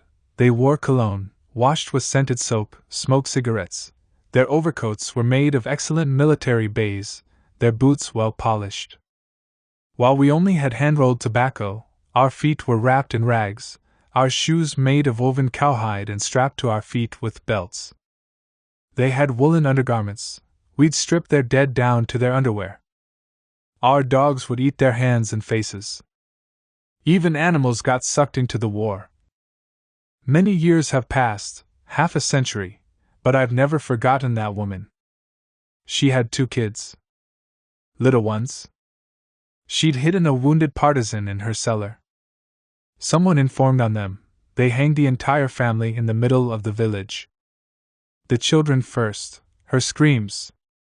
They weren't human, they were animal. Should people risk making such sacrifices? I couldn't tell you. Silence. Today, people who weren't there write about the war. I don't read any of it, forgive me, but I can't. We liberated Minsk. For me, that was the end of the war. I was too young, they wouldn't let me enlist in the army. I was 15. Where was I supposed to live? Strangers had moved into our apartment. They tried to get rid of me. You dirty kike. They didn't want to give anything back, either our apartment nor our things. They'd gotten used to the idea that us Jews were gone for good. A discordant chorus. The fire burns bright in the little stove. Sap drips down the logs, like tears. In the mud hut, the accordion sings. About your smile and eyes. The people weren't the same after the war. I myself came home crazed. Stalin didn't like our generation. He hated us. We'd tasted freedom. For us, the war meant freedom. We'd gone to Europe and seen how people lived there. When I would walk past the monument of Stalin on my way to work, I'd break into a cold sweat. What if he could read my thoughts? Back to the stables, they told us. And so we went. The Democrats. They've destroyed everything, now we're rolling around in shit. I've forgotten everything, even love, but I still remember the war. I fought with the partisans for 2 years. In the forest. After the war, for 7 years, 8 years, I couldn't even look at men. I'd seen too much. I had this apathy. My sister and I went to a sanatorium. People courted her, she'd go dancing, but all I wanted was peace and quiet. I ended up marrying late. My husband was 5 years younger than me. He was like a little girl. I went to the front because I believed everything they wrote in Pravda. I fired guns. I had this passionate desire to kill. Kill. It used to be that I wanted to forget it all but couldn't, now it disappears on its own. One thing I remember is that in war, death smells different, murder has a particular smell. When it's not a lot of people, but just one lying there, you start to wonder. Who was he? Where is he from? Someone out there must be waiting for him. Near Warsaw, an old Polish woman brought me her husband's clothes. Take everything off. I'll wash it. Why are you all so filthy and thin? How did you manage to win the war? How did we manage to win? Oh, please, put away those violins. We won indeed. But our great victory didn't make our country great. I'll remain a communist until my dying day. Perestroika is a CIA operation to destroy the USSR. What stayed with me? The most hurtful part was how much the Germans hated us. Our way of life, our daily lives, Hitler called the Slavs rabbits. The Germans invaded our village. It was spring. On the very next day, they started building plant beds and a toilet. The old people still talk about how those Germans planted flowers. In Germany, we'd go into people's homes. The closets were filled with so much high-quality clothing, so many linens and knickknacks. Heaps of dishes. Before the war, they'd been telling us that people were suffering under capitalism. Then we saw it all for ourselves and said nothing. Try praising a German lighter or bicycle. They'll slap you with Article 58 for anti-Soviet propaganda. For a brief while, they let us send packages home. A general could send 15 kilograms, an officer 10, and a private 5. We flooded the post office. My mother wrote me, "We don't need any more packages from you. Your packages will get us all killed." I'd sent them lighters, watches, some silk fabric, huge chocolate bars, so big that they thought they were soap. No German women between the ages of 10 and 80 were left unfucked. The generation born there in 1946 are the Russian people. War erases everything, it already has. Here it is, victory. Victory! Throughout the whole war, people fantasized about how well they would live afterward. They celebrated for 2 or 3 days, and then they wanted something to eat, they needed clothes to wear. They wanted to live again. But there was nothing to be had. Everyone walked around in German uniforms. Adults and children alike. They'd mend them and remend them. We bought bread with ration cards, waiting in kilometer-long lines. Rage hung in the air. You could get killed over nothing. I remember the clamor, all day long, invalids rolling around on homemade boards with ball-bearing wheels. The roads were paved with cobblestones. They lived in basements and sub-basements. They'd get wasted and lie around in the gutters. Beg. Trade their medals for vodka. They'd roll up to the bread line pleading, "Please let me buy a little piece of bread." But the lines were full of exhausted women. "You're alive, my husband is in his grave." They'd chase them away. When life got a little better, people started outright hating the invalids. No one wanted to be reminded of the war, everyone was busy living in the here and now. One day, all the invalids were cleared out of the city. Policemen caught them and tossed them into cars like they were piglets. Swearing, squealing, yelping. We had an invalids' home in our town. Full of young men without arms, without legs. All of them with medals. You could take one home, they issued an order permitting it. Many women yearned for masculine tenderness and jumped at the opportunity, some wheeling men home in wheelbarrows, others in baby strollers. They wanted their houses to smell like men, to hang up men's shirts on their clotheslines. But soon enough, they wheeled them right back. They weren't toys, it wasn't a movie. Try loving that chunk of man. He's mean, hurt, and he knows he's been betrayed. Oh, Victory Day. A woman's story. I'll tell you about my love. The Germans rode into our village in big cars, the tops of their helmets gleaming. Young, cheerful. They pinched the girls. At first, they paid for everything, chicken, eggs. No one believes me, but it's the honest truth. They paid with Deutsche Marks. What did I care about the war? I was in love. I only had one thing on my mind, when was I going to see him? He'd come and sit next to me on the bench and look at me, unable to look away. Smiling. What are you smiling about? Oh, nothing. Before the war, we'd gone to school together. His father died of tuberculosis, his grandfather was declared a Kulak, and they sent him and his family off to Siberia.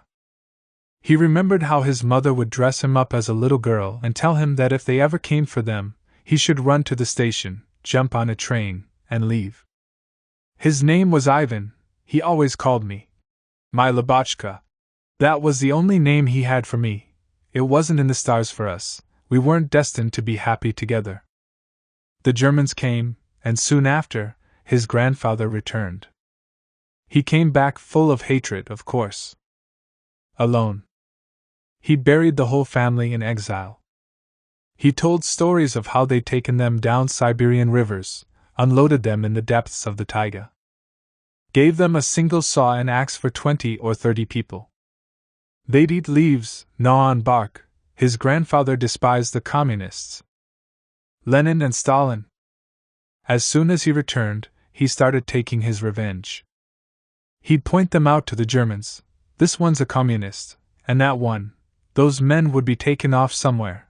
It took me a long time to understand what the war was. I remember the two of us washing a horse in the river. The sun.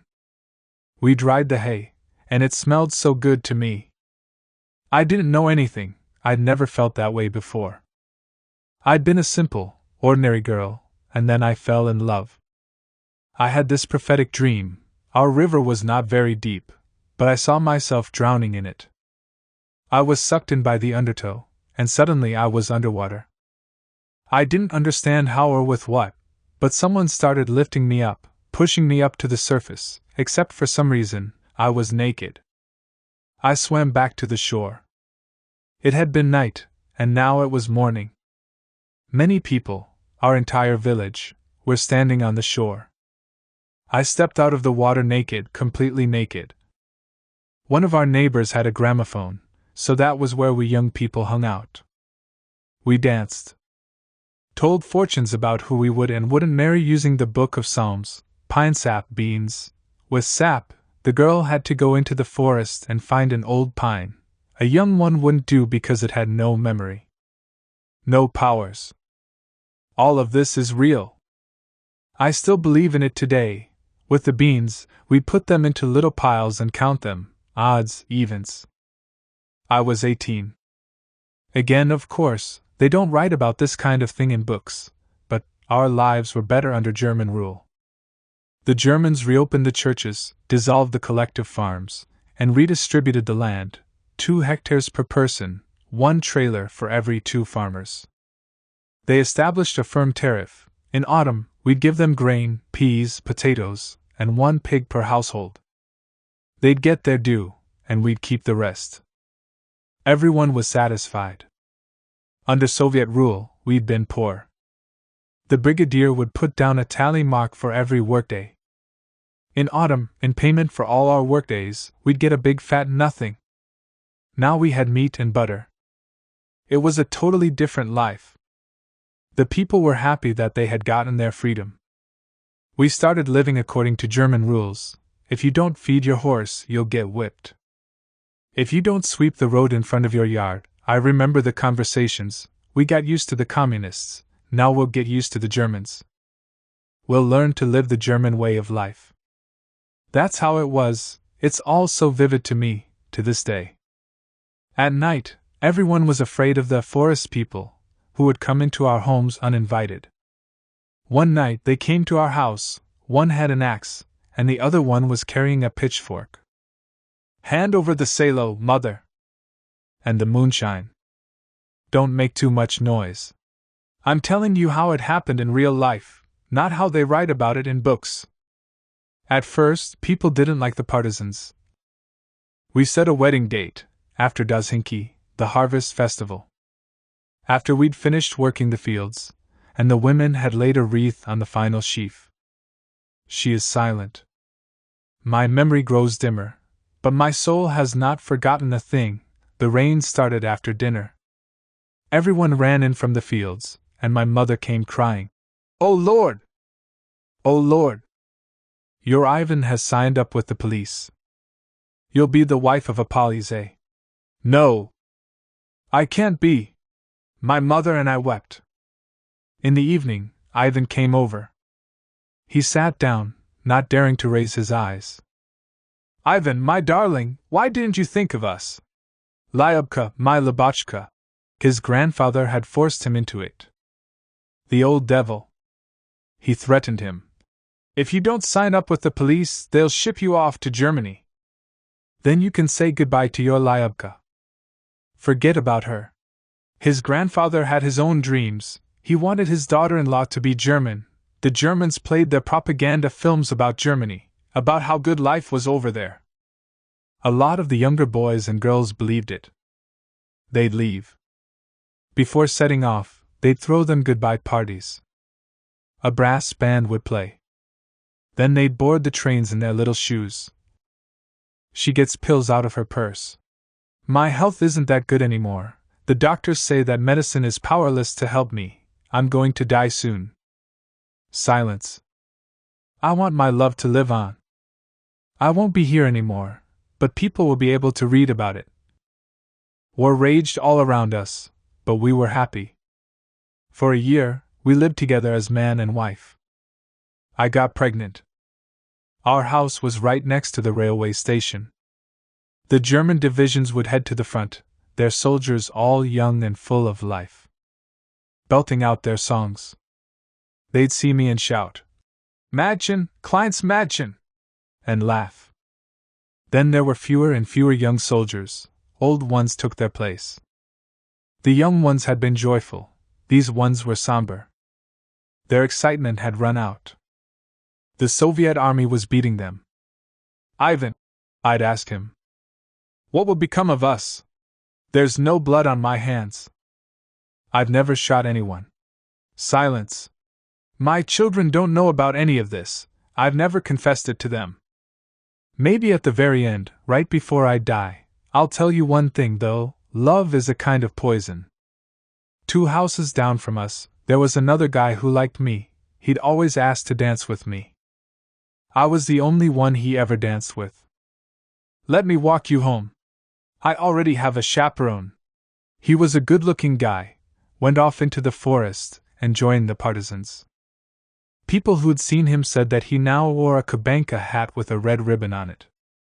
One night, there was a knock at our door. Who is it?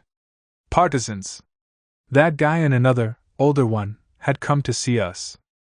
My suitor started in. How have you been, Mrs. Polise? I've been wanting to call on you for a long time now. Where's that little husband of yours? How should I know? He didn't come home today.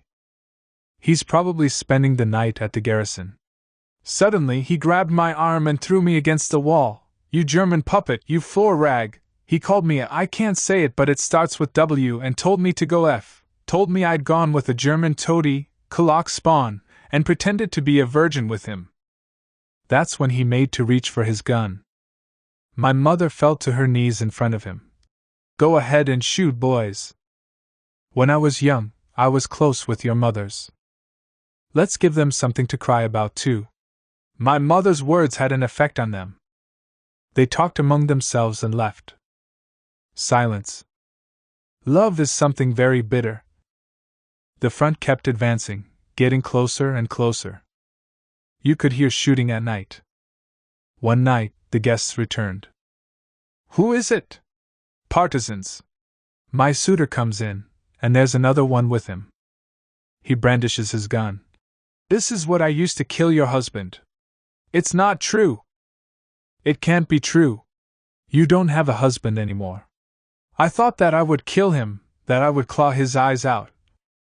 She is silent. In the morning, they brought me my Ivan, lying on a sled. On top of an overcoat, his eyes were shut, his face was like a little child's. He never killed anyone, I believed him. And I still do. I rolled around on the floor, wailing. My mother was scared that I'd go crazy and that my child would be stillborn or sick. She ran to get the wise woman, Baba Stasa. I know your trouble, she told my mother, but I am powerless here. Have your daughter pray to God. And she told us what to do. When Ivan was taken to the cemetery, I would have to walk in front of the coffin, instead of behind it with everyone else. Up to the very cemetery gates. Through the entire village. By the end of the war, many men had disappeared into the forest. Gone partisaning. There'd been a death in every family. She cries. And so I walked, in front of the Polizei's coffin. I walked in front of it, and my mother walked behind it. All of the people came out of their houses, leaned on their gates and watched us pass, but no one said a single unkind word. They just looked at me and wept. The Soviets returned to power, and that suitor of mine found me again. He showed up on horseback. They're interested in you. Who? What do you mean, who?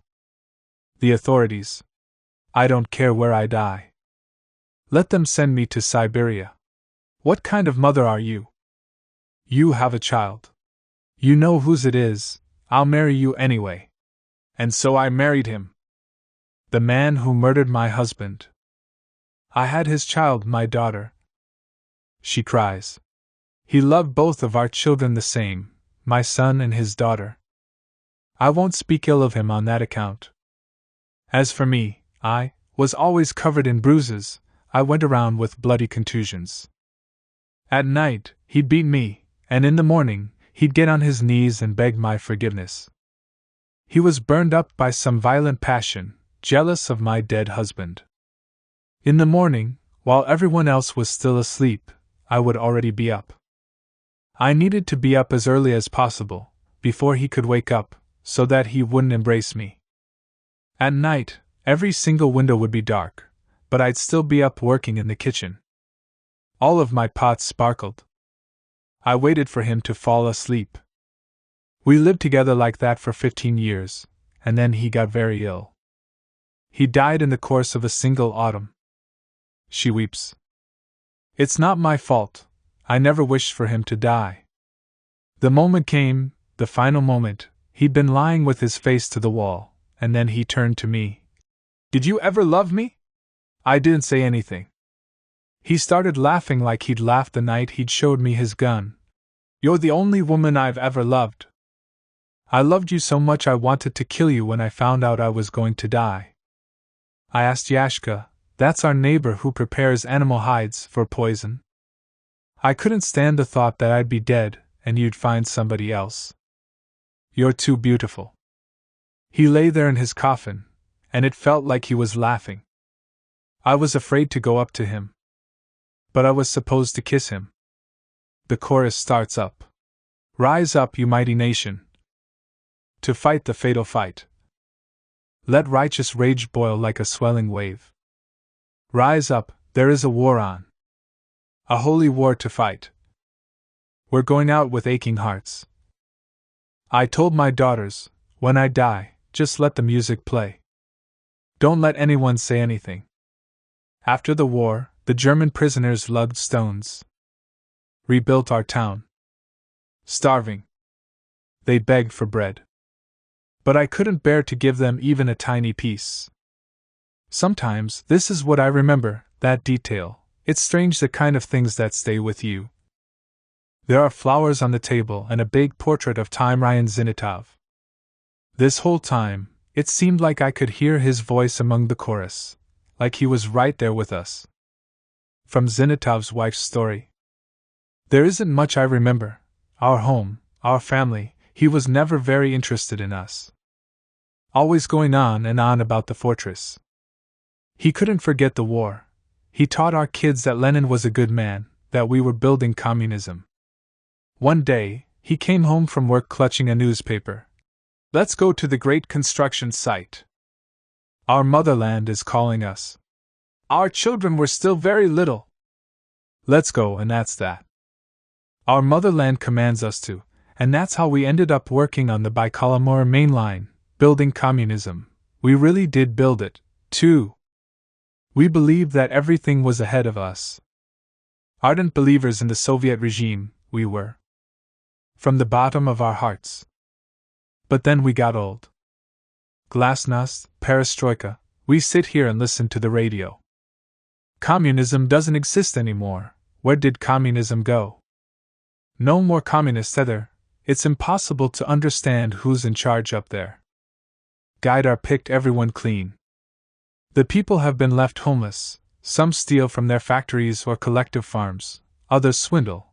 That's how people get by these days. But my guy, he lived up in the clouds, he was always up there somewhere. Our daughter works at a pharmacy. One day, she brought home some medications to sell on the side so she could make a little bit of extra money. How did he find out?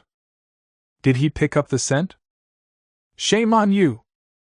Terrible shame, he yelled. He kicked her out. I couldn't get him to calm down.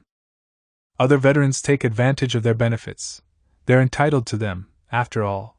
Go down there, I implored him. Maybe they'll give you something. He started screaming at me. I fought for the motherland, not benefits. He'd lie awake at night with his eyes open, completely silent. I'd call his name, but he wouldn't answer me. Eventually, he stopped speaking to us altogether. He was beside himself. But he wasn't upset for us, his family. He was upset on behalf of everyone. The entire nation. That's the kind of man he was. I saw my share of grief with him. I'll tell you the truth, speaking to you as a woman, not as a writer, I couldn't understand him. One day, he dug up the potatoes, put on his best clothes, and went off to his fortress. He didn't even leave us a note. He addressed his final statement to the state, to strangers. To us, he said nothing. Not a single word. No, no, it's impossible. I can't go through with it. I thought that one day I'd tell someone the story, but right now, I can't. Now is not that time. It's all under lock and key, walled up and plastered over. Done, secreted away in a sarcophagus. I put it all in a sarcophagus. It's not on fire anymore, but there's still some kind of chemical reaction going on. Crystals forming. I'm afraid of disturbing it. I'm scared. My first love, can I really call it that? My first husband, it's a beautiful story. He pursued me for 2 years. I really wanted us to get married because I needed all of him. I didn't want him to go anywhere. All mine. I can't even fathom why I wanted him so much. Just to spend every minute together, never be apart, fight and fuck and never stop fucking. He was the first man I'd ever been with. The first time it was just this, interesting, like, what's going on here? Same thing the second time, and in general, it's kind of mechanical, you know, the body, that's all it really is. It went on like that for 6 months. It didn't seem like it was particularly important to him that I was me, he could have found himself something else. And then, for some reason, there we were, getting married. I was 22. We went to conservatory together, we did everything together. And then it happened, something opened up inside me, except I missed the exact moment, when I fell in love with the male body. And now I had one all to myself. It was a beautiful story, it could have either gone on forever or ended in half an hour. So, I left him. Left him of my own accord. He begged me to stay. But for some reason, I was set on leaving. I was sick of him, dear Lord, I was so sick of him. I was already pregnant, with a big belly, what did I need him for? We fucked, we fought, and then I'd cry. I didn't have any patience back then. I didn't know how to forgive. I stepped out of the house, closed the door behind me, and felt a rush of real joy that I was leaving. Leaving him forever. I went to my mother's, he ran after me, it was the middle of the night, he was in total shock, I was pregnant, unhappy all the time for no apparent reason, what did I want from him? Huh! What else did I want? I turned over a new leaf. I was happy when I got him and happy when I got rid of him. My life has always been like a change jar. It's full, then it's empty, then it's full again, then it's empty again. Anya's birth was beautiful, I liked it so much. First, my water broke. I was on one of my long, many-kilometer walks, when, in the middle of the forest, my water broke. I didn't really know what to do. Was I supposed to go to the hospital right that minute? I waited until evening. It was winter, it's hard to imagine now, 40 degrees below zero. The bark on the trees had cracked from the cold. Finally, I decided to go. The doctor took a look and said, "You're going to be in labor for 2 days." I called home. "Mama, bring me some chocolate. It's going to take a while." Before her morning rounds, a nurse popped in. The head's already sticking out. "I'm calling the doctor." So there I was in the stirrups, they told me. Any minute now. Hang in there. I don't remember how much time went by. But it was fast, very fast, and then they were holding up this strange little clump to show me. It's a girl. They put her on the scale, she was 4 kilograms. "You don't have a single tear." She took pity on her mama.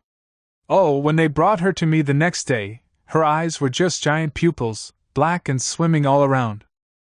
After that, I couldn't see anything else. My new, totally different life began. I liked how I started looking after I gave birth. Overall, I instantly became more beautiful. Anya took her place immediately. I adored her, but for some reason, it felt like she had nothing to do with men. With the fact that she had a father. It was like she'd fallen from the sky. From heaven. She learned to talk, and people would ask her, Anya, do you have a daddy? I have Granny for a daddy. Do you have a doggy? I have a hamster for a doggy. That's how the both of us are. My whole life, I've been afraid of suddenly not being me. Even at the dentist, I tell them, don't give me a shot. I don't want to be numbed. My feelings are my feelings, whether they feel good or hurt. I don't want to be unplugged from myself. Anya and I liked each other.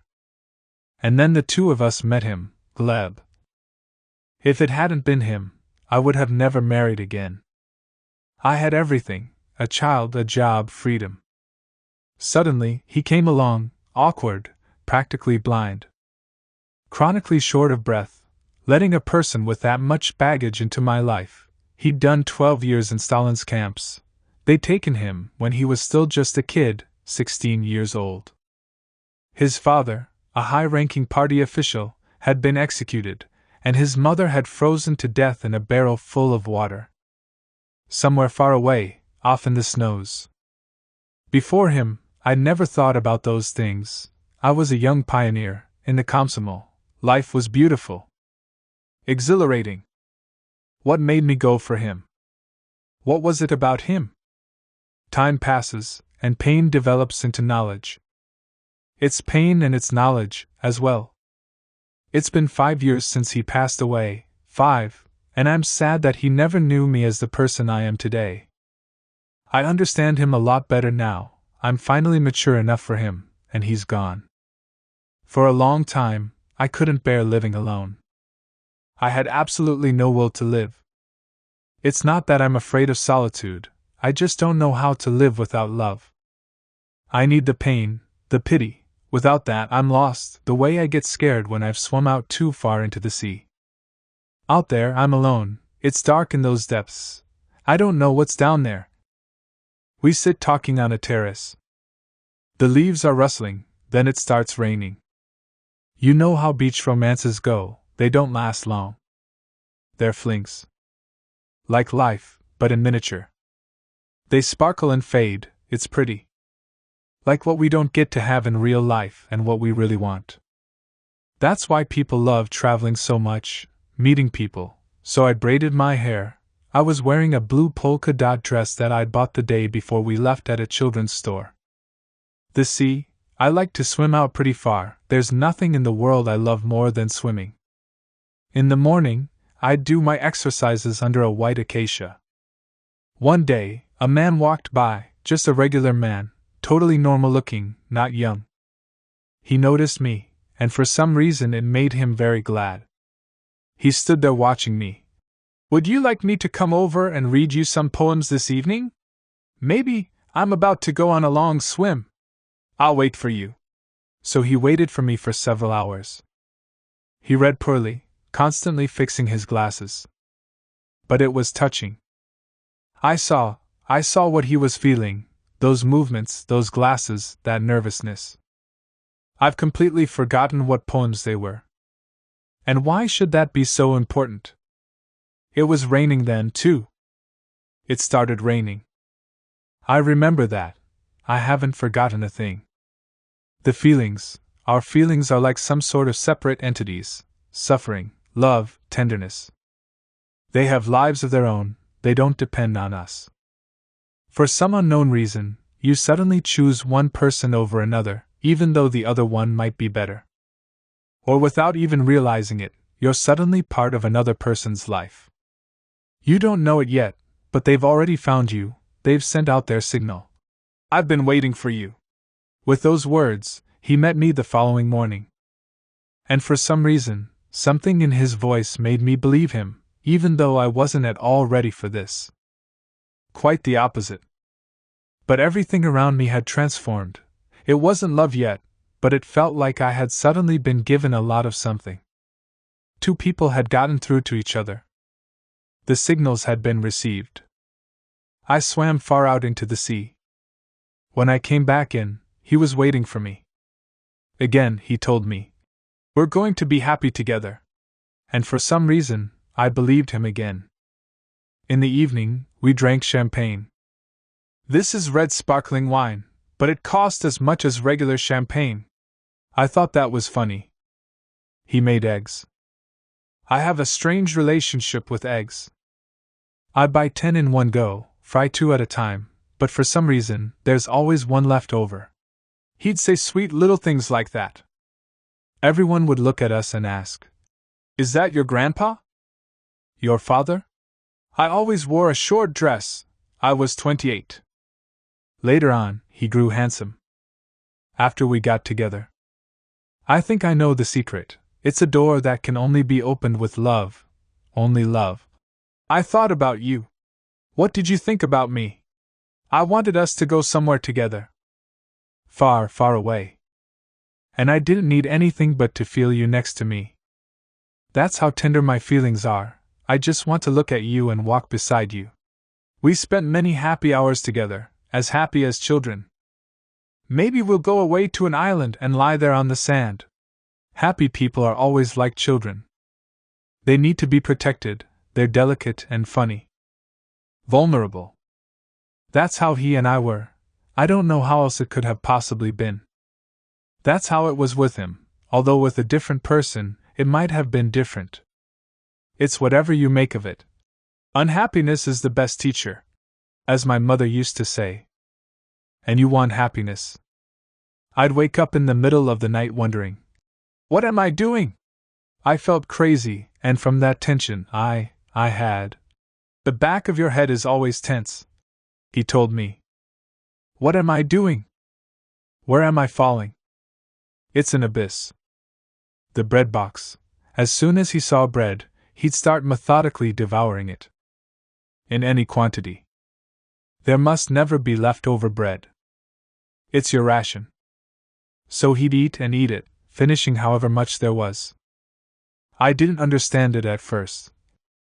He told me about school. In history classes, they'd open their textbooks and draw prison bars over the portraits of Marshals Tukhachevsky and Blyker.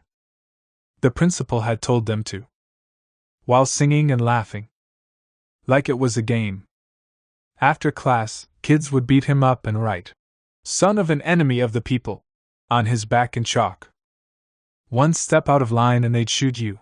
If you made it to the forest, wild animals would tear you to shreds. At night, in the barracks, other prisoners could murder you. Just for the hell of it, just like that. Without a word, nothing, it was camp life, every man for himself. I had to understand that. After the Leningrad blockade broke, a transit of blockade survivors arrived in the camp. They were like skeletons, nothing but flesh and bone, barely human. They were in for stashing away ration cards for 50 grams of bread, the daily allotment, that had been issued to their dead mother or dead child. People would get 6 years for that. For 2 days, the camp was terrifyingly silent. The guards, even they were silent. For a while, he worked in a boiler room. Someone was looking out for the kid. The stoker was a philology professor from Moscow. His job was pushing the logs in on a wheelbarrow. They'd argue about whether someone who quoted Pushkin could be capable of shooting unarmed people. Someone who listened to Bach. But why him? Why him specifically? Russian women love finding these unfortunate men. My grandmother was in love with someone, but her parents were marrying her off to somebody else. She really didn't like the guy, she didn't want to be with him in the least. Lord! She'd decided that when the priest in the church would ask her whether she was marrying him of her own free will, she would say no. But the priest had gotten drunk beforehand, so instead of asking her like he was supposed to, he just said, "Be nice to him, he froze his feet off in the war." After that, she had no choice but to marry him. That's how my grandmother ended up spending the rest of her life with my grandfather, even though she never loved him. It's a great caption, summing up our whole lives. Be nice to him, he froze his feet off in the war. Was my mother happy? Mama, my father came back from the war in 45, destroyed, drained. Sick from his wounds. Victors. Only their wives really knew what it was like to live with a victor. My mother would cry day and night after my father returned. It took years for those victors of ours to get reaccustomed to civilian life. Get used to it. I remember my father's stories, how at first, just the mention of fire up the sauna and go fishing would set him off. Our men are martyrs, all of them are traumatized either from war or from prison. From life in the camps. War and prison are the two most important words in the Russian language. Truly Russian words. Russian women have never had normal men. They keep healing and healing them. Treating them like heroes and children at the same time. Saving them. To this very day. Women still take on that same role. The Soviet Union has fallen, and now we have the victims of the fall of the empire. Of the collapse. The Gulag had made Gleb brave. It was like a badge of honor. I survived. I endured that. The things I saw. But I still write books and kiss women, he was proud. While the men today walk around with fear in their eyes. Nothing but fear, they're downsizing the army, the factories are at a standstill, the markets are full of engineers and doctors peddling their wares. Yes. There are so many of them. Everywhere you look, you see people who've been thrown off the train. They sit on the curb waiting for something to happen.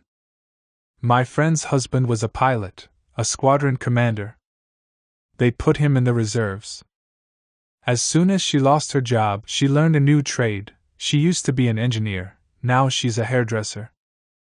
Meanwhile, he's at home drinking his pain away, drinking because he was a pilot, a battle veteran with Afghanistan under his belt, and now he has to make his kids kasha. That's how it goes. He's angry at everyone. Furious. He went down to the conscription office, begged them to send him anywhere at all to fight, on a special mission, but they turned him away. There are plenty of men just like him. We have thousands of out-of-work army men, people who only know the gun and the tank, unsuited for any other kind of life. Our women are forced to be stronger than our men. They travel the world with their giant checkered bags. From Poland to China. Buying and selling. Carrying the weight of their entire households, the children and old folks too. Plus their husbands. Plus the entire nation. It's hard to explain this to an outsider. Practically impossible. My daughter is married to an Italian. His name is Sergio, he's a journalist. When they come stay with me, he and I have our kitchen dialogues. In Russian, we'll talk until morning. Sergio thinks that Russians love to suffer, that's the trick of the Russian soul. For us, suffering is a personal struggle, the path to salvation.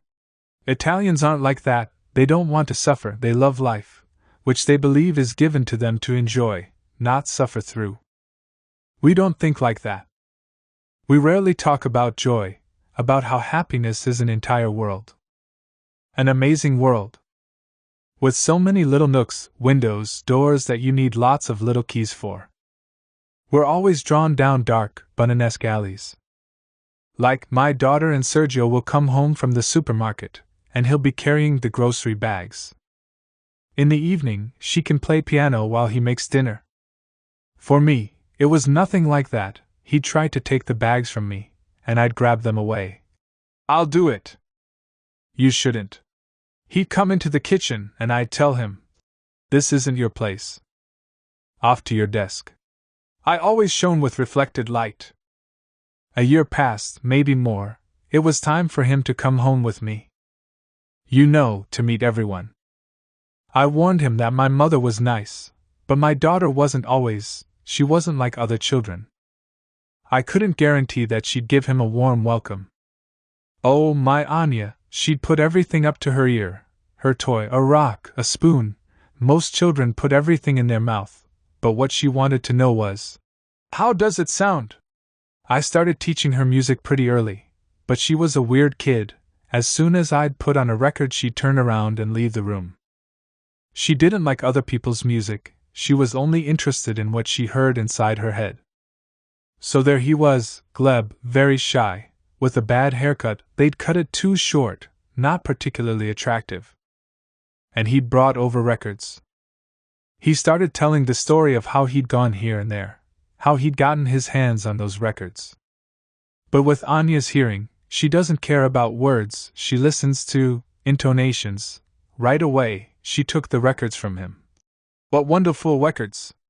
Just like that, a little while later, she put me in a tough spot. How can I not call him Papa? It wasn't that he'd been trying to get her to like him, he just liked spending time with her. They fell in love at first sight. I was even a little jealous, thinking they loved each other more than they loved me. I managed to convince myself that I played a different role. She is silent. He asked her, Anya, do you stutter?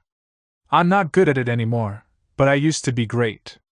You won't get bored around the two of them. You could write down everything she said. So, how can I not call him Papa? We were at the park. Gleb had stepped away to buy cigarettes, and when he came back, So what are you girls talking about? I winked at her. Don't you dare, it's too stupid. But she goes, You tell him then. What was I supposed to do? What could I say? I confessed, She's scared of accidentally calling you Papa. He replied, It's not a simple matter, but if you really want to, you can go ahead. But watch out. My Anya grew serious. I have another Papa, but I don't like him. And Mama doesn't love him.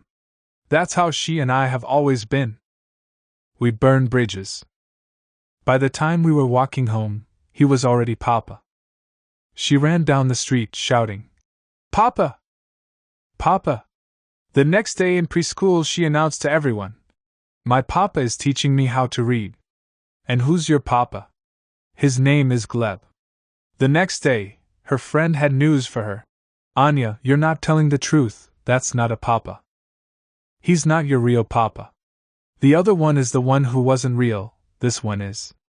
It's useless arguing with Anya, he was Papa now, and as for me? I wasn't his wife yet, no. I had a vacation from work. I went away again. He ran down the platform after the train and waved to me for a long, long time. But I'd barely boarded the train before I met someone. There were these two young engineers from Kharkov who were also headed to Sochi. Lord! I was so young.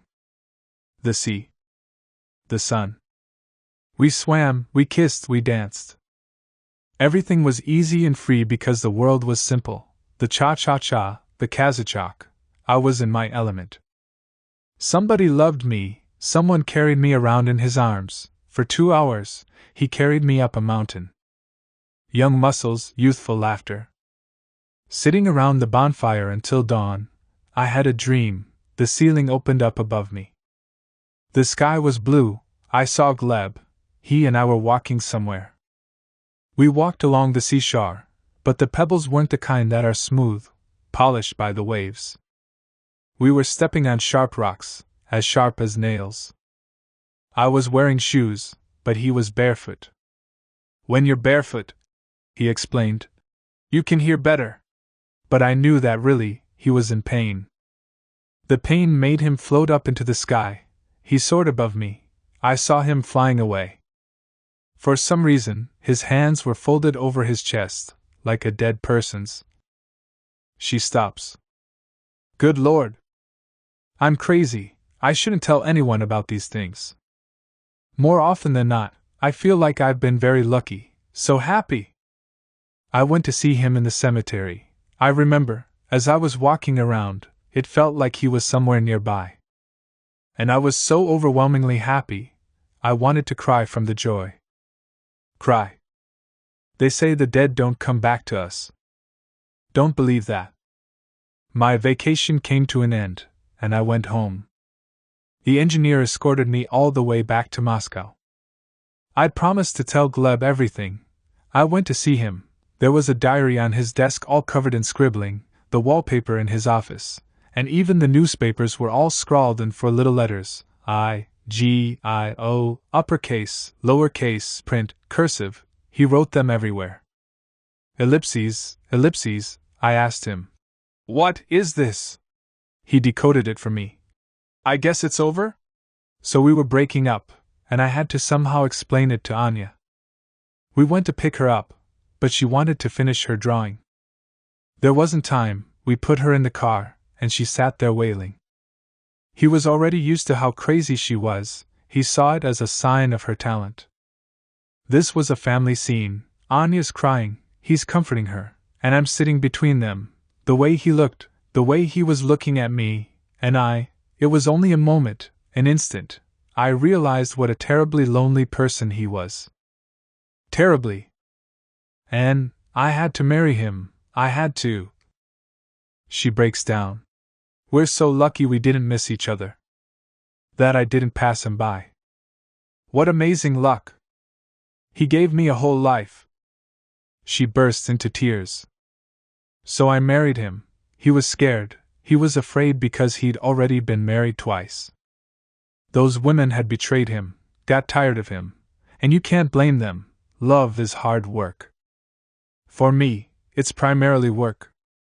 We didn't have a wedding, I never got a white dress. It all went off modestly. I had always dreamed of having a wedding in a white dress, of throwing a bouquet of white roses off a bridge. That's what my dreams had been like. He didn't like being questioned, he had this bravado, always trying to make light of everything, this prisoner's habit of hiding everything serious behind jokes. The bar is higher for them. For instance, he never said the word freedom, it was always the outside. Here I am on the outside. At rare moments he'd tell stories, but he'd tell them so vividly, so avidly, I could just feel the happiness he'd taken out of there, like when he'd gotten his hands on some tire scraps and tied them to his felt boots. When they were transferred, he was so happy to have them. Another time, they'd gotten half a sack of potatoes, and somewhere on the outside, while they were working, somebody had given him a big hunk of meat. That night, in the boiler room, they made soup. And it was just so good. So wonderful. When they released him, they gave him a reparation payment for his father. They told him, "We owe you for the house, the furniture." It ended up being a lot of money. He bought a new suit, a new shirt, new shoes, a camera, and went out to the best restaurant in Moscow, the National, where he ordered the most expensive things on the menu, and cognac and coffee with their signature dessert. At the end, when he'd eaten his fill, he asked someone to take a picture of him at the happiest moment of his life. Then, when I got back to my apartment, he recalled, I caught myself thinking that I didn't feel any happiness. In that suit, with that camera, why wasn't there any happiness? At that moment, the tires and that soup in the boiler room came back to me, now that was real happiness. And we tried to examine it, like what makes happiness? He wouldn't have given up his years in the camp for anything in the world. He wouldn't have changed a thing about his life. That was his secret treasure trove, his wealth. He was in the camps from when he was 16 until he was almost 30. Count that up, I asked him. But what if they'd never arrested you? He'd make jokes to avoid answering.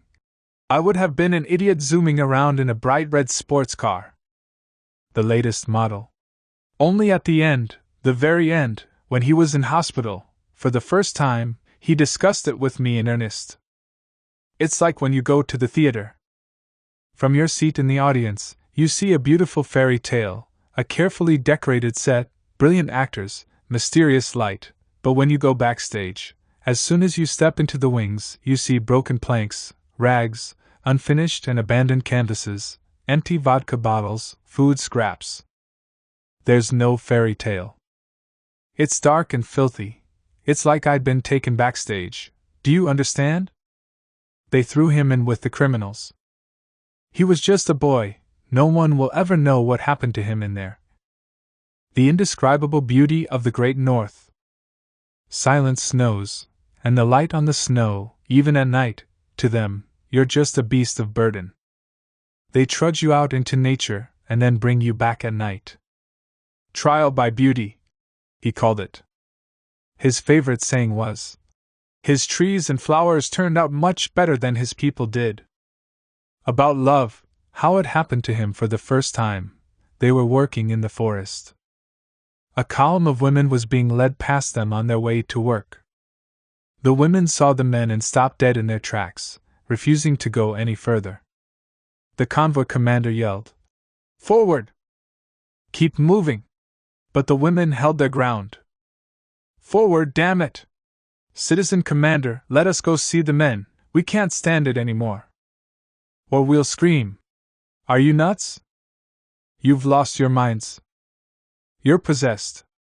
They stood there. "We're not going anywhere. The orders. You have half an hour. Disperse." In the blink of an eye, the column shattered. But they all came back on time. On the dot. They came back happy.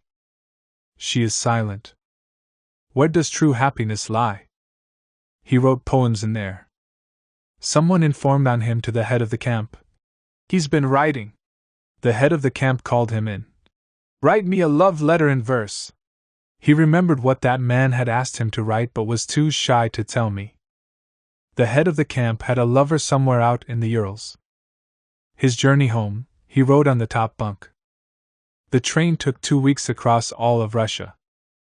That whole time, he lay there on the top bunk, afraid of coming down. He would only smoke at night. He was scared that his travel companions would offer him something to eat and he'd break down in tears. Tell them everything. And they'd find out he'd come from the camps. Distant relatives of his father's took him in. They had a young daughter. He hugged her, and she broke down in tears. There was something about him. He was an insanely lonely person, even with me. I realized that even with me, he was lonely. He proudly told everyone, "I have a family now." Every day, he was enthralled by our regular family life. He was very proud of it. But the fear, no matter what the fear, he didn't know how to live without it. Sheer terror. He'd wake up in the middle of the night drenched in sweat, afraid that he wouldn't finish his book. He was writing a book about his father, that he wouldn't get a new translation to do. He was a technical translator from the German, that he wouldn't be able to provide for his family. What if I suddenly left him? First, it was fear, then came the shame for being afraid. "Gleb, I love you. If you wanted me to become a ballerina, I would do it. I would go to the ends of the earth for you." He survived the camps, but in normal, civilian life a cop pulling him over was enough to give him a heart attack, a phone call from the building management. "How did you make it out of there alive?" "My parents loved me a lot when I was little. We're saved by the amount of love we get, it's our safety net." Yes, only love can save us. Love is a vitamin that humans can't live without. The blood curdles, the heart stops. I was a nurse, a nanny, an actress. I was everything for him.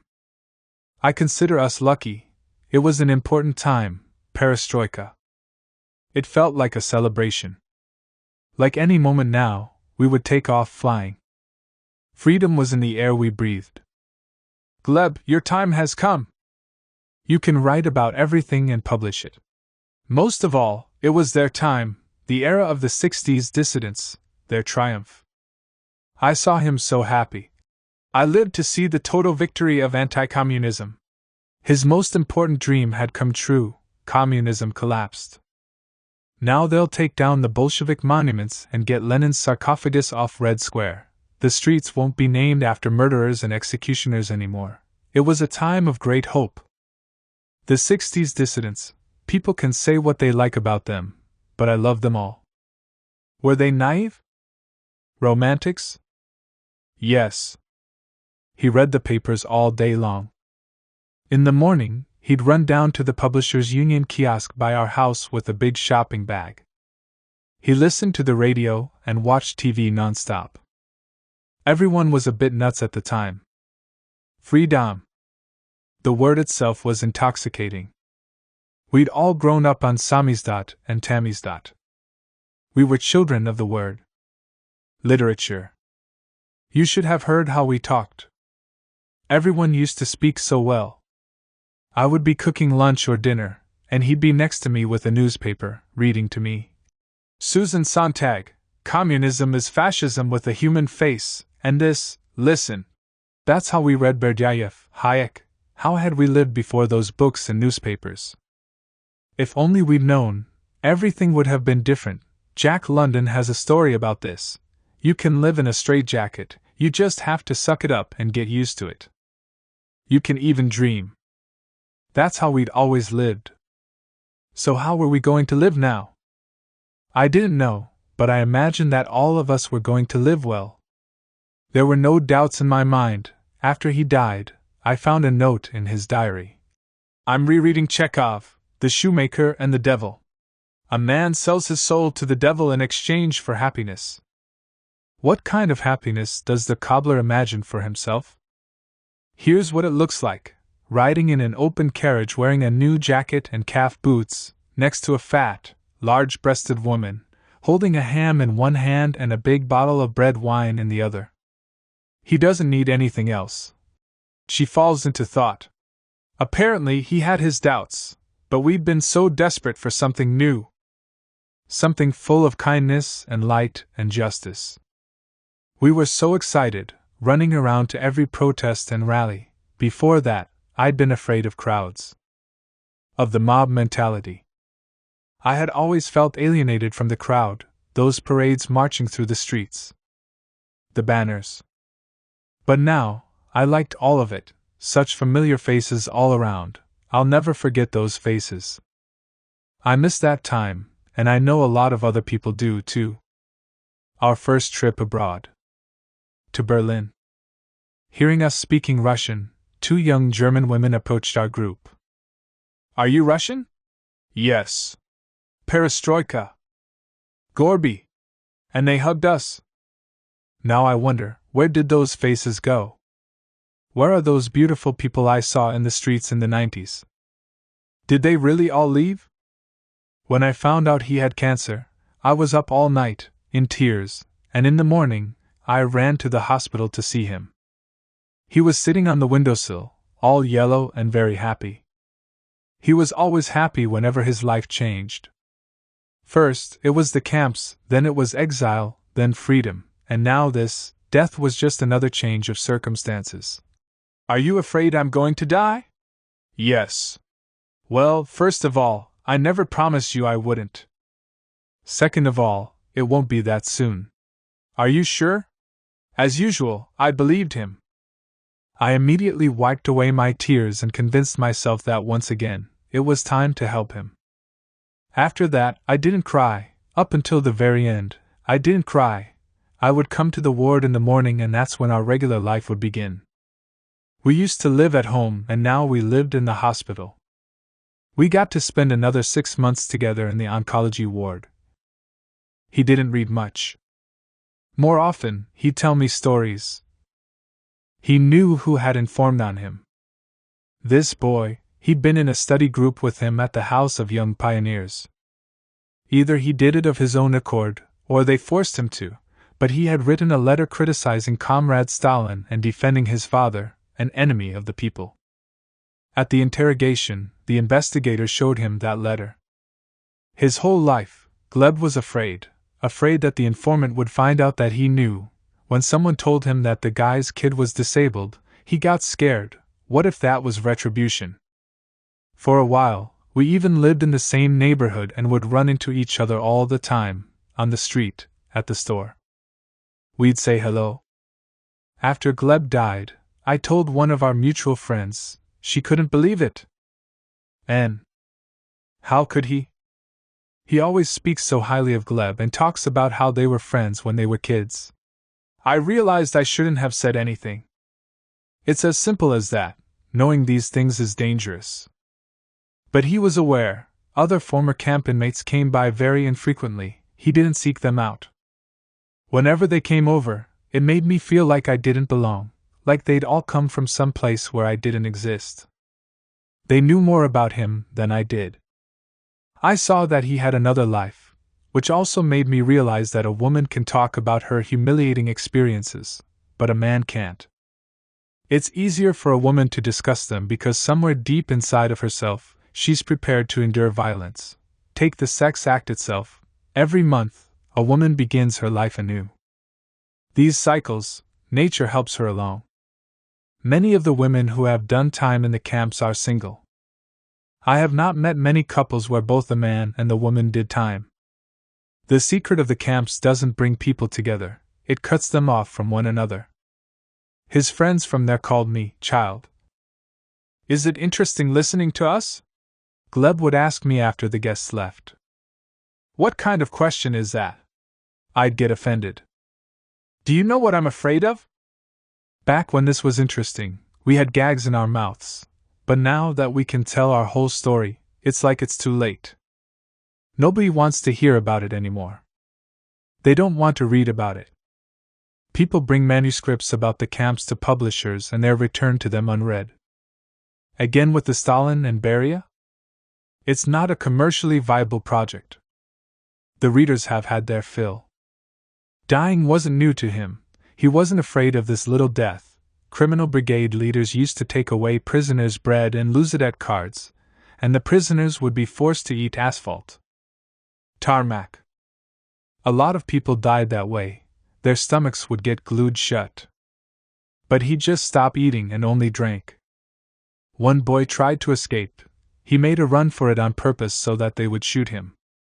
In the snow, in the sun, excellent visibility. They shot him in the head, dragged him back to camp with a rope, then put him up in front of the barracks. Take a good look at him. They had him up there for a long time, until the spring. It was election day. There was a concert at the polling station. The camp choir performed. Political prisoners, Vlasevites, prostitutes, pickpockets, all of them singing about Stalin. Stalin is our banner! Stalin is our joy! At a transfer station, he met a girl. She told him what an investigator had once said to her while trying to talk her into signing a confession. You'll end up in hell, but you're beautiful, some higher up is sure to like you. That can be your salvation. Spring was especially terrifying. Nature is full of changes, everything coming to life. It's better never to ask anyone how much time they have left in their sentence. In spring, any sentence is an eternity. The birds are flying overhead, but no one lifts their eyes to admire them. In spring, prisoners don't look at the sky. I looked back at him from the doorway, and he waved at me. When I returned a few hours later, he'd lost consciousness. He was begging someone. Hold on. Hold on. But eventually he stopped and just lay there. 3 more days. I got used to that too. There he is, lying there, and here I am, living. They brought in a bed for me and put it next to his. So, on the 3rd day, it had gotten difficult to give him intravenous injections. He was getting blood clots. I had to give the doctors permission to stop treatment. It wouldn't hurt him, he wouldn't feel anything. And then he and I were left alone. No more machines, no more doctors, no one came in to check on us anymore. I lay down next to him. It was cold. I got under the blanket with him and fell asleep. When I woke up, for a moment I thought we were asleep at our house and that the balcony door had opened for some reason, like he just hadn't woken up yet. I was afraid of opening my eyes. When I did, I remembered exactly where we were. I started fussing over him. I got up, put my hand on his face. He heard me. The agony began, and I sat there. Holding his hand, I listened to his final heartbeat. Afterward, I sat with him like that for a long time. I called the nurse, and she helped me get his shirt on. It was light blue, his favorite color. I asked her, "Can I stay here?" "Sure, go ahead." "You're not afraid?" What was there to be afraid of? I knew him like a mother knows her child. By morning, he was beautiful. The fear had evaporated from his face, the tension dissipated, all the frenzy of life had dispersed. And I noticed his subtle and elegant features. The face of an Oriental prince. So that's what he was like. That's what he was really like. I never knew that about him. His one request: write that I was a happy man on my tombstone. That I was loved. The most terrible torment is not being loved. Silence. Our lives are so short, just a flash. I remember how in her old age my mother would look out at the garden in the evenings, her eyes. We spend a long time sitting in silence. I don't know how to live without him. Men have started pursuing me again, bringing me flowers. The next day, she calls me unexpectedly.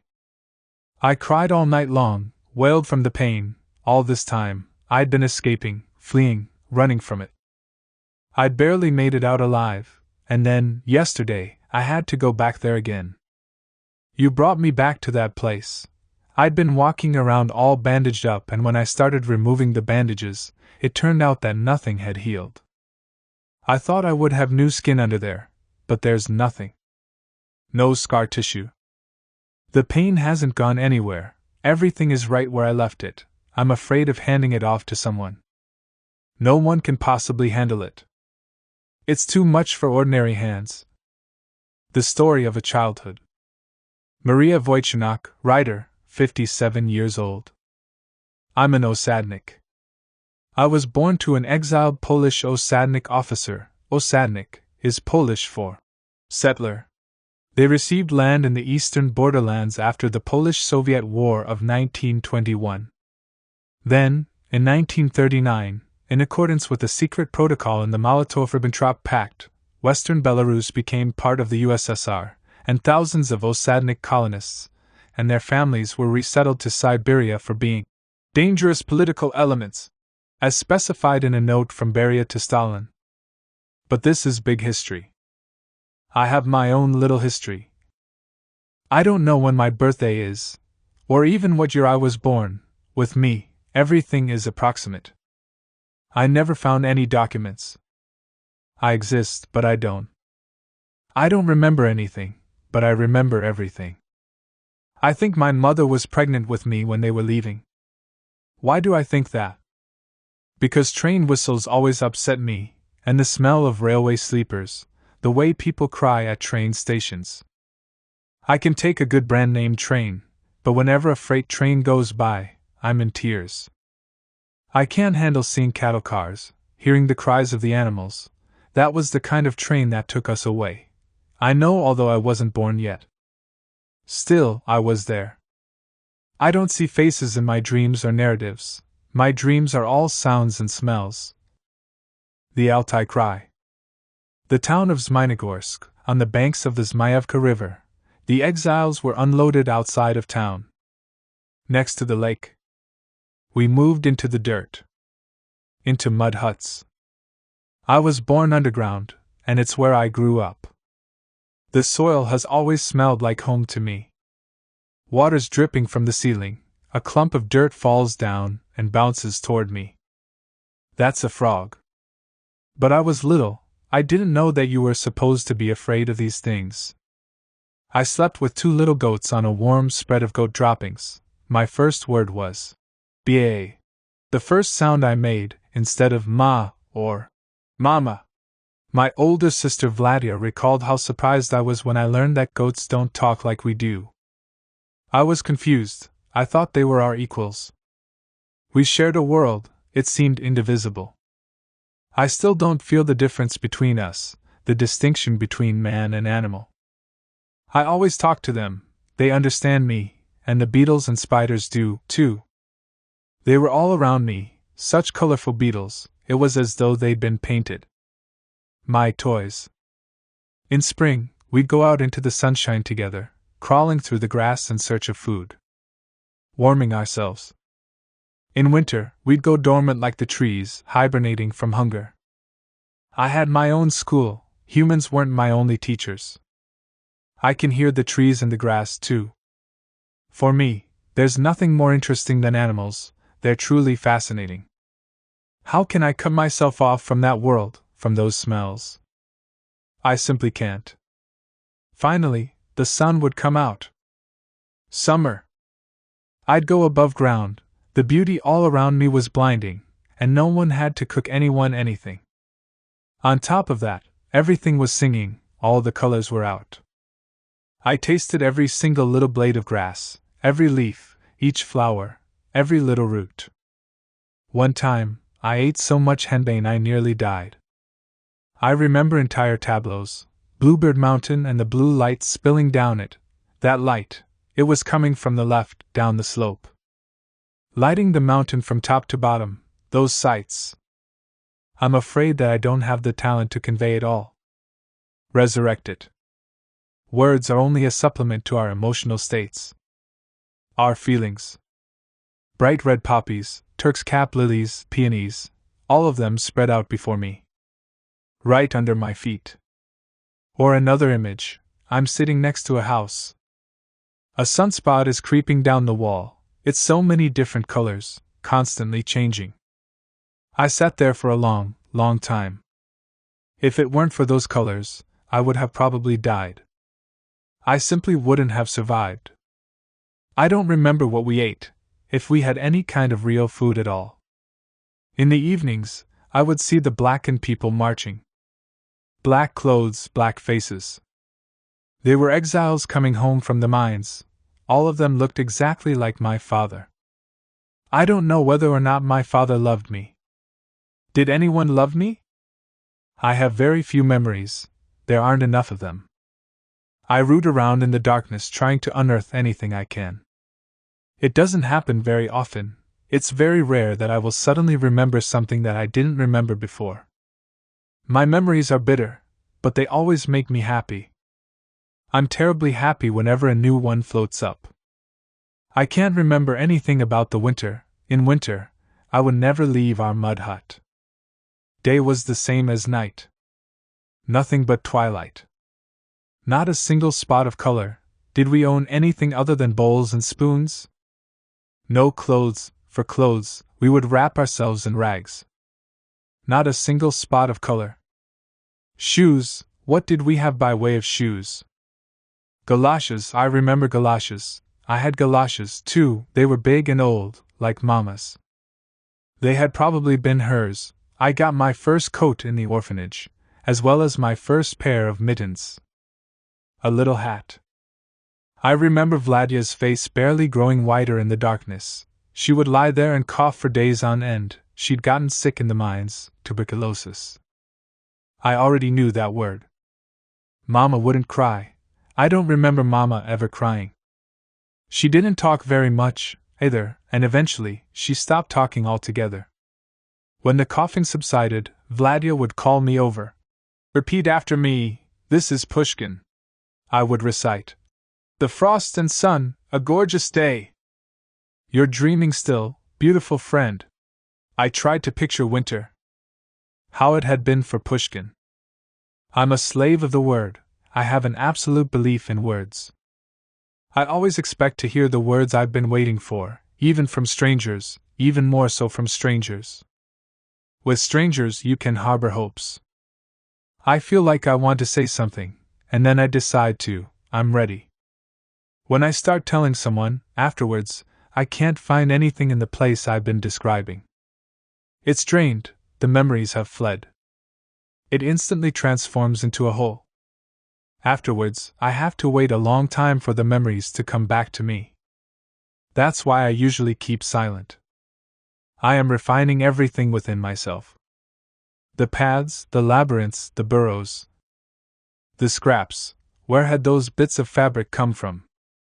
There were many different colors, a lot of them magenta. Someone had brought them to me and I sewed little people out of them. I would cut off pieces of my hair to make them hairdos. They were my friends. I'd never seen a doll, I didn't know a thing about them. By then, we lived in the town, but not in a house, we lived in a basement. With one little blacked-out window. We even had an address, 17 Stalin Street. Just like other people, like everyone else, we had an address now, too. I would play with a girl there. The girl lived in a real house, not a basement. She wore dresses and shoes while I was still in my mother's galoshes. I brought my scraps over to show her. They looked even prettier on the street than they had in the basement. The girl asked me for them. She wanted to trade me something, but I wouldn't do it for anything in the world. Her father came home. Don't play with that pauper girl, he scolded her. I saw that they had cast me out. I had to make a quiet retreat, get out of there as soon as I could. Of course, these are the words of an adult, not children's thoughts. But the feeling, I remember the feeling, it's so painful, you don't even feel hurt or sorry for yourself, it's like you suddenly have a lot of freedom. But there's no self-pity. When there's still some self-pity left, it means that you haven't gone so far that you've left humanity behind. But once you have, you don't need people anymore, you're self-sufficient. I went too far, it's difficult to hurt my feelings. I hardly ever cry. I laugh at all the regular kinds of pain, women's problems. For me, it's all play acting, in the play that is life. But whenever I hear a child crying, I can never walk past a poor person, I will never just walk past them. I remember that smell, the odor of tragedy, I pick up the wavelength, I'm still tuned into those frequencies. That's the smell of my childhood. My diapers. I remember walking with Vladia. We were carrying a down shawl, a beautiful object intended for some other world. She'd made it for a customer. Vladia knew how to knit, and that was the money we lived on. The woman paid us, and then she said, "Let me cut you a bouquet." A bouquet, for us? We're standing there, two beggar girls in some kind of respectable setting, cold and hungry, and here she is giving us flowers. The only thing we ever thought about was bread, but this person saw that we were capable of thinking about other things as well. You're locked up, walled in by your circumstances, and suddenly, someone cracks the window, lets in some fresh air. It turns out that besides bread, besides food, people were capable of giving us flowers. It meant that we really were no different than anyone else. We were like everyone else, this broke the rules. "Let me cut you a bouquet." She wasn't going to pick them or gather them, she was going to cut them for us from her garden. From that moment on, maybe that was the key for me, it opened the door, my world turned upside down. I remember that bouquet, it was a big bouquet of cosmos, I always plant them at my dacha now. We're actually at her dacha. There's nothing but trees and flowers all around. I recently went to Siberia, to Zmaynogorsk. I went back, I looked for our street, our house, our basement, but the house was gone, it had been demolished. I asked everyone, "Do you remember us?" One old man remembered that yes, there was a beautiful girl who had lived in a basement there, she was sick. People remember beauty more than they remember suffering. The reason that woman had given us the bouquet was also because Vladia was beautiful. I went to the cemetery. Near the gates, there was a guardhouse with boarded-up windows. I knocked for a long time. The guard came out, he was blind. What kind of omen was this? "Would you mind pointing out where they buried the exiles?" "Oh, over there." And he waved his hand up and down. Some people led me out to the furthest corner. There was nothing but grass there, nothing else left. That night I couldn't sleep, I felt like I was suffocating. I was having a spasm, it felt like someone was choking me. I ran away from the hotel and went to the station. I walked through the empty town. The station house was closed. I sat down on the tracks and waited for morning. A guy and a girl were sitting on the banks of the railway, kissing. It finally got light out. The train came. An empty tram car, we got in. Me and 4 men in leather jackets with shaved heads. They looked like convicts. They started offering me bread and pickles. "Want to play some cards?" I wasn't afraid of them. Not long ago, I was on the trolley bus and suddenly remembered, Vladia used to sing this song. "I went searching for my darling's grave but her grave is hard to find." Turns out that it also used to be Stalin's favorite song, he'd cry whenever he heard it. I immediately stopped liking it. Friends would come to see Vladia, they'd invite her out to dances. I remember all of that. I was already 6 or 7. I saw how instead of a waistband, they'd sew wires into their underwear, so that no one could rip them off. There were only exiles out there, convicts, there were a lot of murders. I knew about love already. There was a good-looking guy who would come to see Vladia when she was sick. She'd be lying there in rags, coughing. But the way he would look at her. It's all very painful, but it's mine. I'm not running from my past. I can't say that I've accepted everything, that I'm grateful for the pain. There needs to be another word for how it makes me feel. I won't be able to find it right now. I know that when I'm in this state, I'm far away from everyone. Alone. I have to get a handle on the suffering, own it completely, find my way out of it, and also come back from it with something new. It's such a victory, it's the only meaningful thing to do. That way, you're not left empty-handed, otherwise why descend into hell? Someone led me up to the window. Watch, they're taking your father away. A woman I didn't recognize was pulling something along on a sled. Someone or something, wrapped in a blanket and tied up with rope. Soon afterwards, my sister and I buried our mother. We were left all alone. Vladia could barely walk by then, her legs would give out. Her skin peeled off like paper. Someone brought her a bottle. I thought it was medicine, but it was actually some kind of acid. Poison. Don't be scared. She wanted us to poison ourselves together. I took it and threw it into the stove.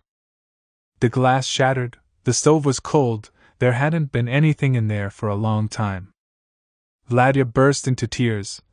You're just like our father. Somebody found us, maybe her friends. Vladia was unconscious.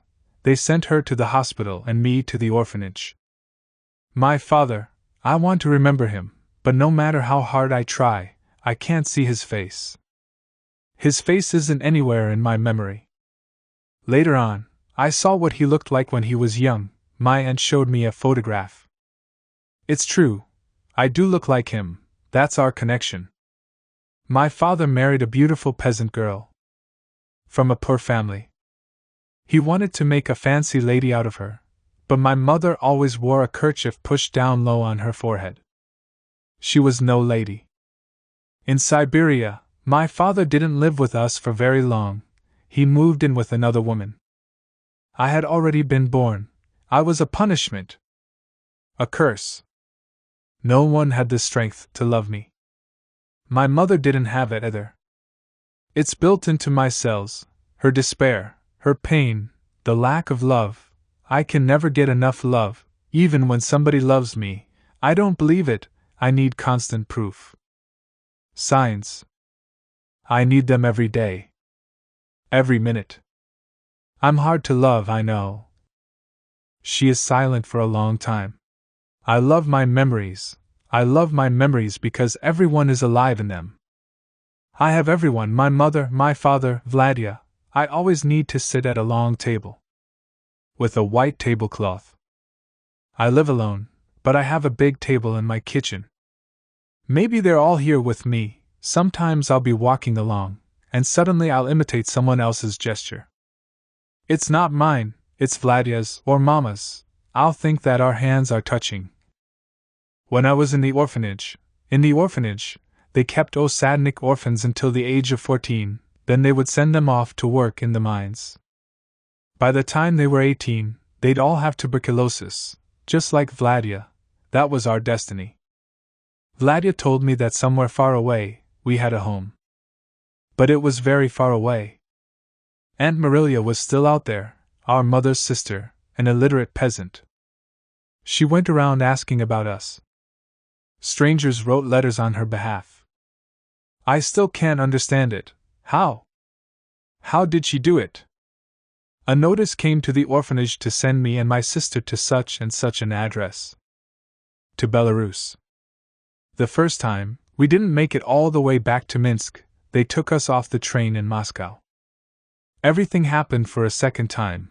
Vladia had a fever and ended up in the hospital. I was quarantined. After the quarantine, I was transferred to a temporary foster care center, which was in a basement that smelled like chlorine. Strangers. I'm always living among strangers, my whole life.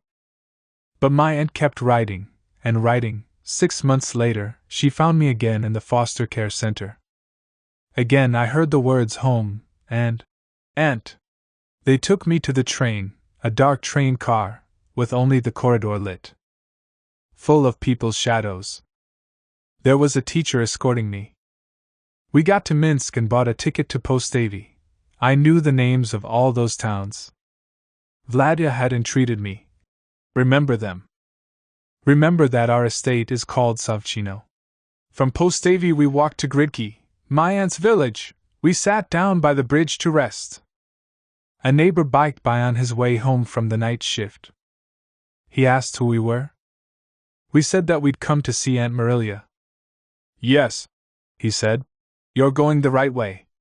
And then he must have told my aunt that he'd seen us, because she came running toward us. I saw her and said, "That lady looks like my mother." And that was it. I had a shaved head. I sat on the long bench at Uncle Staka's house, my mother's brother. The door was open, and through the doorway, I watched the people keep coming and coming, stopping there just to stare at me, speechless. It was completely unreal. No one spoke. They just stood there staring and weeping. In total silence. The whole village came, and they covered my tears with their tears. Everyone wept with me. All of them had known my father, some of them had even worked for him. Oftentimes afterward I would hear, "At the collective farm, all we get are tally marks, but Antek, my father, would always pay us." Here it was, my legacy. They'd moved our house from our farmstead to the central collective farm. It's still the village council building. I know everything about those people. In fact, I know more than I would like to. The same day the Red Army soldiers loaded our family into a cart and drove us off to the station, these same people, Azbita, Yozefa, Matei, had gone to our house and taken everything they could carry. Dismantled the outbuildings, down to the very last planks. Dug up the new garden. The apple saplings. My aunt ran over. All she managed to grab was a planter to remember us by. I don't want to think about these things. I chased them out of my memory. I remember how the whole village nannied me. Everyone carried me around in their arms. "Come see us, Manechka, we picked some mushrooms. Let me pour you some milk, sweetie." The very next day after I arrived, my face broke out in hives. My eyes were burning. I couldn't even open them. They would lead me by the hand to wash my face. Everything inside of me was sick. It all started dying off, burning off, so that I could look at the world with new eyes. It was my transition from that life to this one. Now, when I walked down the street, everyone would stop me. "Oh, what a beautiful girl!" "Ah, what a girl!" Without those words, my eyes would have been like a dog's who'd been dragged out of a hole in the ice. I can't imagine how I would have looked at people. My aunt and uncle lived in a storage shed.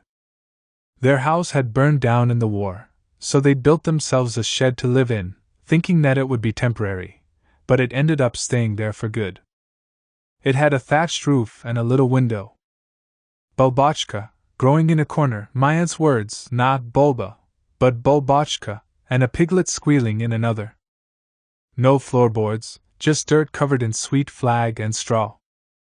Soon Vladia was brought there too. She lived for a little while longer, and then she died. She was glad that she got to die at home. Her last words were, "What's going to happen to Manechka?"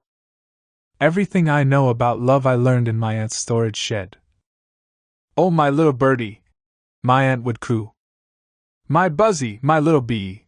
I was always pawing her, bugging her. I couldn't believe it. Somebody loved me. I was loved.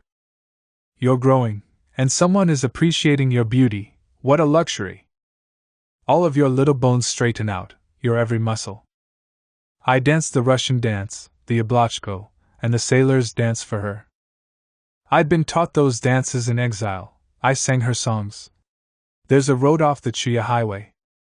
Many drivers will go down that way. I'll die and they'll bury me here. My mother will weep bitter tears, though my wife may find another man. For Mama, there'll be no other son. In the course of a day, you can run around until your feet turn black and blue. We didn't have any shoes. You go to bed, and your aunt wraps your feet in the hem of her nightgown to warm them. She'd swaddle me. You can lie there somewhere near her stomach. It's like being in the womb, and that's why I don't remember anything evil. I've forgotten it all. It's hidden away in some distant place. In the morning, I would be woken up by my aunt's voice. I made potato pancakes. Have some. Auntie, I want to sleep more. Eat some and then you can go back to sleep. She understood that food, blimey, were like medicine to me. Pancakes and love. My Uncle Vitalik was a shepherd. He carried a whip over his shoulder and had a long birch bark pipe. He went around in his military jacket and breeches. He'd bring us feed from the pasture. There'd be some cheese and a piece of salo, whatever the women gave him while the animals grazed. Holy poverty. It didn't mean anything to them, they weren't upset or insulted by it. All of this is so important to me, so precious. One of my friends complains, I can't afford a new car. Another, I dreamed of it my whole life, but I never did manage to buy myself a mink coat. When people say those kinds of things to me, it's like they're speaking from behind glass. The only thing I regret is not being able to wear short skirts anymore. We laugh. My aunt had a unique voice. She warbled like Edith Piaf. People would ask her to sing at their weddings. And whenever anyone died, I would always come with her, running alongside her. I remember, she would stand near the coffin, stand there for a long time, then, at a certain point, she would somehow break off from everyone else and go up to the body.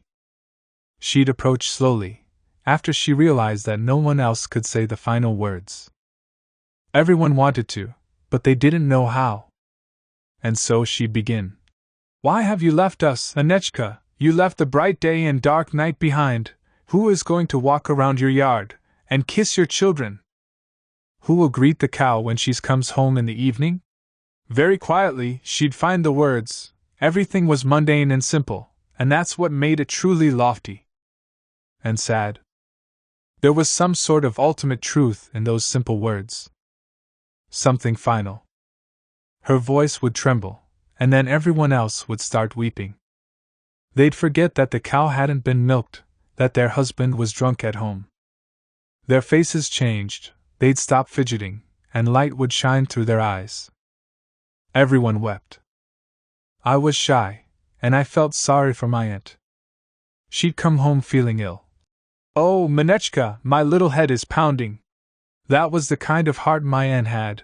I'd run home from school and see her through the little window holding a needle the size of her finger, darning our rags and singing. You can put out a fire with water but nothing will extinguish love. My whole life is lighted by these memories. The remains of our estate, all that was left of our house were the stones. But I can feel their warmth, I'm drawn to them. I go there like you visit a grave. I could spend the night in our field. I walk carefully, watching my step. There are no people, but there is life. The hum of life, all sorts of living beings. I walk around afraid of destroying someone's home. I can make a home for myself anywhere, like a bug. I have a cult of domesticity. I need there to be flowers, it needs to be beautiful. I remember in the orphanage, when they led me to the room where I was going to live with all the white beds, I scanned the room looking to see if there was a bed by the window. Would I have my own cabinet? I was searching for my home. Now, how long have we been sitting here talking? Meanwhile, a storm has come and gone, my neighbor stopped by, the phone rang, those things also affected me, I responded to them as well. But the only things that will go down on paper are my words, there won't be anything else, no neighbor, no phone calls, things I didn't say but which flashed through my memory, making their presence felt. Tomorrow, I might tell this story completely differently. The words remain, but I'll have moved on. I have learned to live with this. I know how. I keep going and going. Who gave me all of this? All of it, was it God or people? If God gave it to me, then He chose well. Suffering brought me up, it's my art, my prayer. So many times I've wanted to tell someone all of it. To speak my fill. But no one has ever wanted to know. And then what? And then what? I've always waited for someone, whether it be a good or bad person, to come and listen to my story. I don't know who exactly I had in mind, but I was always waiting for someone. My whole life, I've been waiting for someone to find me, and I would tell them everything, and they would keep asking. And then what? And then what? Now people have started blaming socialism, Stalin, as though Stalin had godlike powers. Everyone has their own god. Why didn't they speak up? My aunt, our village. I also remember Maria Petrovna Aristova, a respected teacher who'd visit our Vladia in the hospital in Moscow. We weren't related to her or anything. She's the one who brought Vladia back to our village, who carried her home. Vladia couldn't walk anymore. Maria Petrovna would send me pencils and candy and write me letters. And in the temporary foster center, when they were washing and disinfecting me, I was sitting on a high bench, all covered in foam. I could have slipped and broken my bones on the cement floor. I started slipping, sliding down, and a woman I didn't know, a nanny, caught me in her arms and embraced me. My little chickadee. I saw God. It was morning. I was on my knees begging. Oh Lord! I'm ready now. I want to die right now. Even though it was morning, and the day was just beginning. Such a powerful desire, to die. So I went down to the sea. Sat down on the sand. Tried to talk myself into believing that there was no need to fear death. Death is freedom. The waves kept crashing and crashing against the shore. Then night came, and then it was morning again. The first time, I couldn't decide. I wandered along the shore, listening to the sound of my voice. God, I love you! Oh Lord, Sarah Barabzia Zoy. That's Abkhazian. So many colors all around me, so many sounds, but there I was, ready to die. I'm Russian. I was born in Abkhazia and lived there for a long time. In Sukhumi. Until I was 22. Until 1992, when the war broke out. If the water catches fire, how do you put it out? That's what Abkhazians say about war. Everyone took the bus together, went to the same schools, read the same books, lived in the same country, and all learned the same language, Russian. Then suddenly they were all killing each other, neighbor killing neighbor, classmate killing classmate, brother killing sister. And they were warring right there, right in front of their own homes. How long ago had it been? Only a year before that, too, we'd been living like brothers. Everyone was in the Komsomol and a communist. In my papers for school I'd write, "Brothers forever, unbreakable union." Killing someone.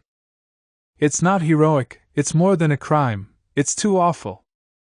I saw it, it's impossible to comprehend, I still can't make sense of it. I'll tell you about Abkhazia, I truly loved it there. She stops. And I still do, no matter what, I love it. In every Abkhazian home, there's a dagger hanging on the wall. When a boy is born, relatives give him a dagger and some gold. Next to their daggers, they hang their drinking horns. Abkhazians drink wine out of horns like their glasses. You can't put your horn down until you've drunk everything in it, down to the last drop. According to Abkhazian custom, the time you spend with guests around the table doesn't count toward your lifespan because you're drinking wine and enjoying yourself. So how does the time you spend murdering count? Shooting people, well, how? I spend a lot of time thinking about death now. She lowers her voice to a whisper. The second time, there was no stopping me. I locked myself in the bathroom. I practically scratched my fingernails off, down to bloody nubs. I kept scratching, digging my nails into the wall, into the clay, into the chalk, but at the last moment, I suddenly wanted to live again. And the cord snapped. In the end, I'm alive, I can pinch myself. The only thing is, I can't stop thinking about it, about death. When I was 16, my father died. Ever since, I've hated funerals. That music. I don't understand, why do people put on such a show? I sat next to the coffin, and even then, I knew that this wasn't my father, that my father wasn't there. It was just a cold body. A shell. The first 9 days I kept having the same dream. Someone was calling me to come, but I didn't understand. Where was I supposed to go? To whom? I started thinking about my relatives. I'd never even met a lot of them, never knew them. Most of them had died before I was even born. But suddenly I saw my grandmother. My grandmother died a long, long time ago. We don't even have any pictures of her left, but I recognized her in my dream. Everything is different where they are. They exist, but they don't exist. They're not covered by anything like we are by our bodies. They have nothing to protect them. I saw my father. He was still cheerful, earthly, completely familiar. All of the other people were kind of, like I had known them but forgotten. Death is a beginning, the beginning of something, we just don't know what. I keep thinking about it. I want to break out of this captivity. I want to hide. And it wasn't even that long ago when I would dance in the morning in front of the mirror, thinking, I'm young and beautiful. I'm going to have fun. I'm going to love. The first one, he was this really good-looking Russian guy, really very handsome. As the Abkhazians would say, a man for his seeds. He had a little dirt sprinkled on him. He was wearing sneakers and an army uniform. The next day, someone had taken his sneakers. He was lying there dead, and then what? What happens underground? Under our feet, beneath our soles, down there or up in the sky, what happens up there in the sky? It was summer all around, and the waves were crashing. The cicadas were singing. My mother had sent me out to the store. And there he lay, killed. Trucks full of weapons rolled through the streets, people handing out machine guns like they were loaves of bread. I saw refugees, someone pointed them out to me and told me that these were refugees, which made me remember that long-forgotten word. I'd only ever read it in books.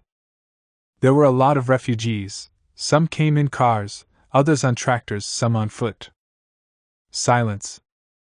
Can we talk about something else? Like about movies. I love movies, but I prefer ones from the West. Why? Because nothing in them resembles our lives, not in the least. Which means I can make up whatever I want, dream up an entire world, put on another face when I'm sick of my own. My body, even my hands, my body's not enough for me, I'm too restricted by all this. I keep having the same body, always the same one, while inside I'm constantly changing. I keep being different. I'm listening to my words and thinking that I can't be saying these things because I don't know these words and I'm dumb, and only like buttered rolls, because I haven't loved yet. Haven't had kids. And yet I'm saying these things. I don't know why I'm saying all this. Where did it come from? The next one was a young Georgian. He was lying in the park. There was a spot with a little sandy area, and he was lying on the sand. He just lay there looking up, and no one moved him. He stayed there for a long time. When I saw him, I knew that I had to run. I had to get out of there. But where could I run to? I made a run for the church. There was nobody there. I got down on my knees and prayed for everyone. Back then, I didn't know how to pray. I hadn't learned how to talk to him yet. She digs around in her purse. Where are my pills? I can't. I'm not supposed to get upset. After all that, I got sick. They took me to the psychiatrist. I'd be walking down the street, and suddenly I'd want to scream. Where would I like to live? Inside my childhood, back then, it was just me and my mother in our little nest. Save us, Lord, save the trusting and blind. In school, I loved books about war. And movies about it. I imagined that it was a beautiful thing. That it made everything vivid, that life during a wartime was something brilliant. I was even sad that I was a girl and not a boy, If there was ever a war, they wouldn't let me fight. I don't read books about war anymore. Even the best ones, books about war, are all full of lies. War is filthy and terrifying. I'm not sure anymore, is it even possible to write about it? I'm not talking about trying to capture the whole truth, I mean writing anything about it at all. Talking about it, how can you ever be happy afterward? I don't know, I'm lost. My mother would put her arms around me. What are you reading, daughter? They Fought for the Motherland by Sholokhov. It's about war, why do you read those books? They're not about life, daughter. Life is something else. Mama loved books about love, my mother. I don't even know if she's alive. Silence. At first I thought that I couldn't live there anymore, in Sukhumi, but it turns out that I can't live anymore at all. And books about love won't save me. Although love does exist, I know it does. I know. For the first time, she smiles. It was the spring of 1992, our neighbors Vakhtang and Ganala, he's Georgian and she's Abkhazian, sold their home and their furniture and got ready to leave. They came to say goodbye. There's going to be a war. Go to Russia if you have anyone there. We didn't believe them. The Georgians were always making fun of the Abkhazians, and the Abkhazians didn't like the Georgians either. Oh, the jokes. She laughs. Can a Georgian go into space?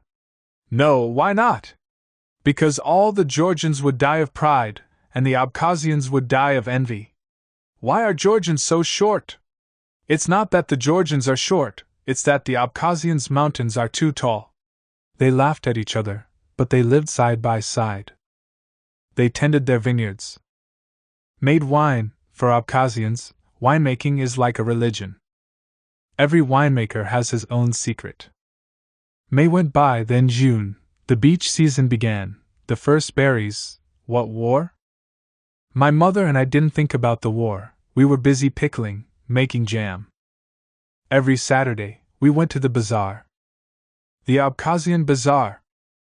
Those smells, the sounds, it smells like wine barrels and cornbread, sheep's cheese, and roasted chestnuts. The subtle scent of cherry plums and tobacco, pressed tobacco leaves. Cheeses hanging, matsoni, my favorite yogurt, vendors beckon customers in Abkhazian, Georgian, and Russian, in every language, it's vai, sweetie. You don't want it, don't buy it, but come here and try it. There hadn't been bread anywhere in the city since June. That Saturday, my mother decided to stock up on flour.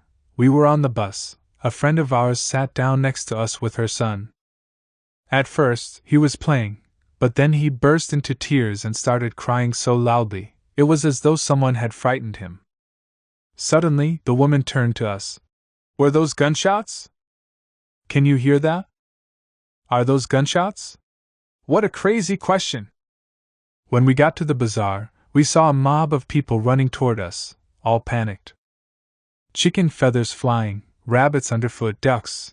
No one ever remembers the animals, how they suffer, but I remember a wounded cat. A cockerel squawking in pain, he had a shard of something sticking out from under his wing. I really am crazy, huh? I think about death too much, it's all I ever do these days. And suddenly, the screaming. That screaming, not just one person screaming, but a whole mob of people, and all of them screaming. Armed men, in civilian clothes but holding machine guns, chasing down women, snatching their handbags, taking whatever they had. Give me that, take those off, are those convicts? My mother whispered to me. We got off the bus and saw Russian soldiers. What's going on? My mother asked them. Don't you understand? A lieutenant answered. This is war. My mother is a big coward, she fainted. I dragged her into the inner courtyard of the nearest building. Someone from one of the apartments brought down a pitcher of water. They were bombing somewhere nearby, the sound of explosions. Women! Women! Do you need any flour?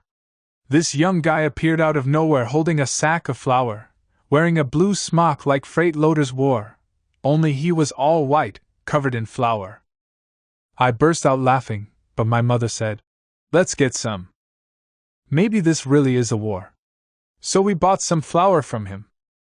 Gave him our money. Afterward, it dawned on us that we just bought stolen goods. From a looter. I lived among those people. I knew their habits, their language. I loved them. But where had these other ones come from? So fast. So inhumanly fast. Where had all of this been lying dormant? Where? Who will answer these questions? I took off my gold cross and hid it in the flour, where I also hid the wallet with the money. Like an old woman, I knew exactly what to do. How? I carried the 10 kilograms of flour all the way home, like 5 kilometers.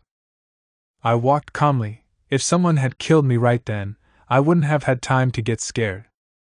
But the people I saw, many of them were running from the direction of the beach, tourists, panicked and in tears.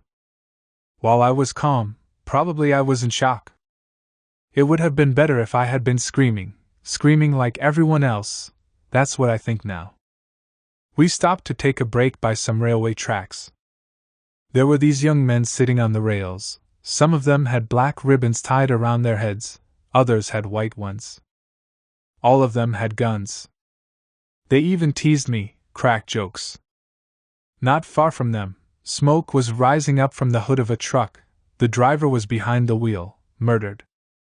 In a white shirt, when we caught sight of him, we took off running through a mandarin grove. I was all covered in flour. "Put that down!" "Leave it!" my mother begged me. "No, Mama, I can't. War has broken out and there's nothing to eat at home." All of these images, a zigzag came toward us. We tried flagging it down. The car went past us so slowly, it was like it was part of a funeral procession. There was a guy and a girl in the front seat and a woman's corpse in the back. Terrifying, but for some reason, not as terrifying as I had imagined it would be. She is silent. I want to think about this all the time. Think and think. Right by the sea, there was another zigzag, its windshield shattered, a puddle of blood and women's shoes on the ground next to it.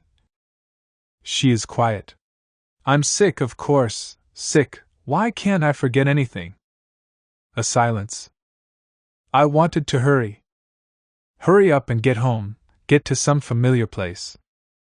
Run somewhere, flee. And suddenly, this booming, war from above. Green military helicopters, and on the ground, tanks. They weren't moving in a column, they came one by one, with soldiers holding machine guns sitting on top of them. Georgian flags unfurled in the wind. The column advanced chaotically. Some tanks moved quickly, while others were stopping at kiosks. The soldiers would hop down and break the locks off with their gun butts. They took champagne, candy, soda, cigarettes. Behind the tanks, there was an Icarus bus full of chairs and mattresses.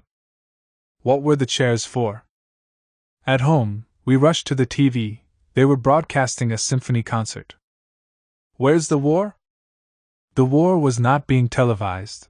Before going to the market, I'd prepared cucumbers and tomatoes for pickling. I'd sterilized the jars. And when we got home, I started filling them. I needed something to do to keep myself busy. In the evening, we watched the Mexican soap opera The Rich Cry Too. It's about love. Morning. We woke up extremely early from the rumbling. Military machines were moving down our street. People had come out to watch. One of the vehicles came to a halt in front of our house. The crew was Russian. I understood what they were, mercenaries. They called out to my mother, "Give us water, Mama." My mother brought them water and some apples. They drank the water but wouldn't touch the apples. They said, "Somebody poisoned one of our men with apples yesterday." I ran into a girl I knew on the street. "How are you? Where's your family?" She walked right past me as though she didn't know me. I ran after her and grabbed her by the shoulders. "What's wrong with you? Don't you understand?" It's dangerous to speak to me because of my husband. My husband is a Georgian. But I had never thought about whether her husband was an Abkhazian or a Georgian. What did I care? He was an excellent friend. I hugged her as hard as I could. That night, her brother had showed up at her house in order to kill her husband. Then you can kill me too, she told him. Her brother and I had gone to the same school. We were friends. I wondered what I would do if I saw him. What would we say to one another? A few days later, our whole street buried a creek. A creek was an Abkhazian boy I knew. He was 19. He'd gone to see his girlfriend one evening and gotten stabbed in the back. His mother walked behind his coffin. One moment she'd be weeping, the next, she was laughing. She'd lost her mind. Only a month ago, we'd all been Soviet, now we were a Georgian, an Abkhazian, a Georgian, a Russian. Another guy I knew lived on the next street over. I knew him by sight. I didn't know his name, just his face. We'd say hi to each other. By all appearances, a normal guy.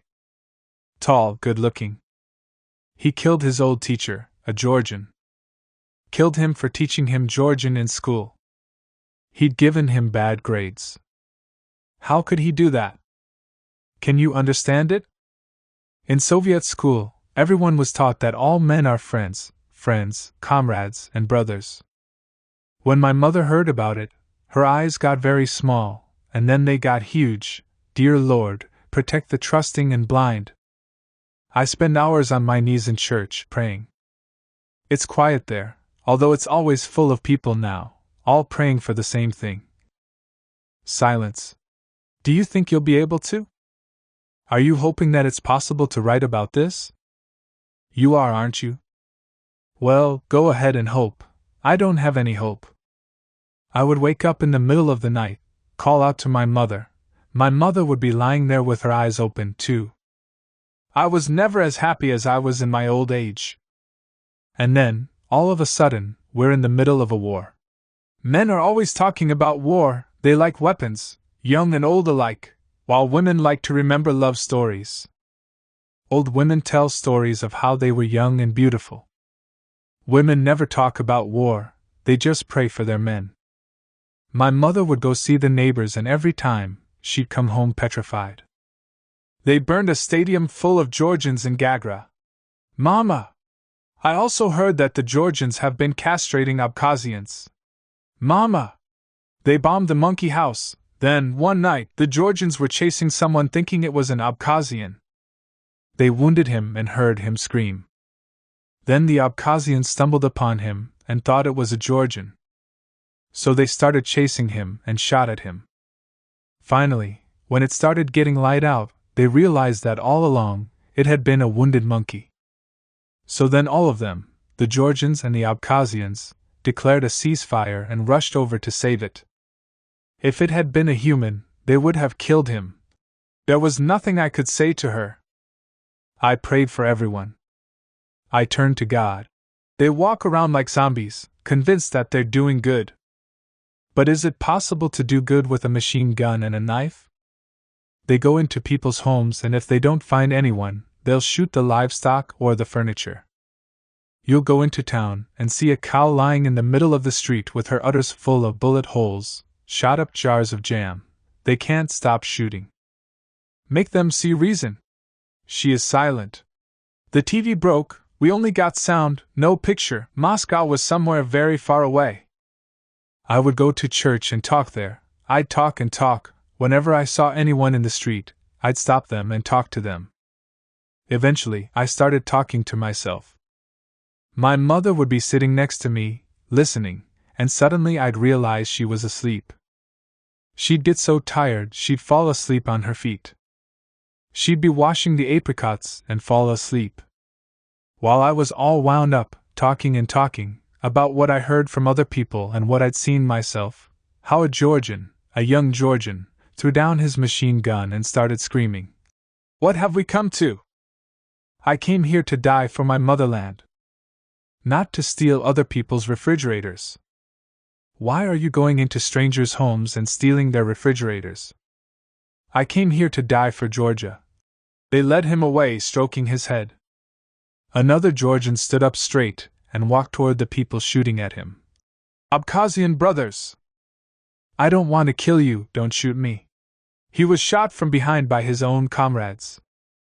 And then, I don't know whether it was a Russian or a Georgian, but he jumped under a military vehicle with a hand grenade, shouting something.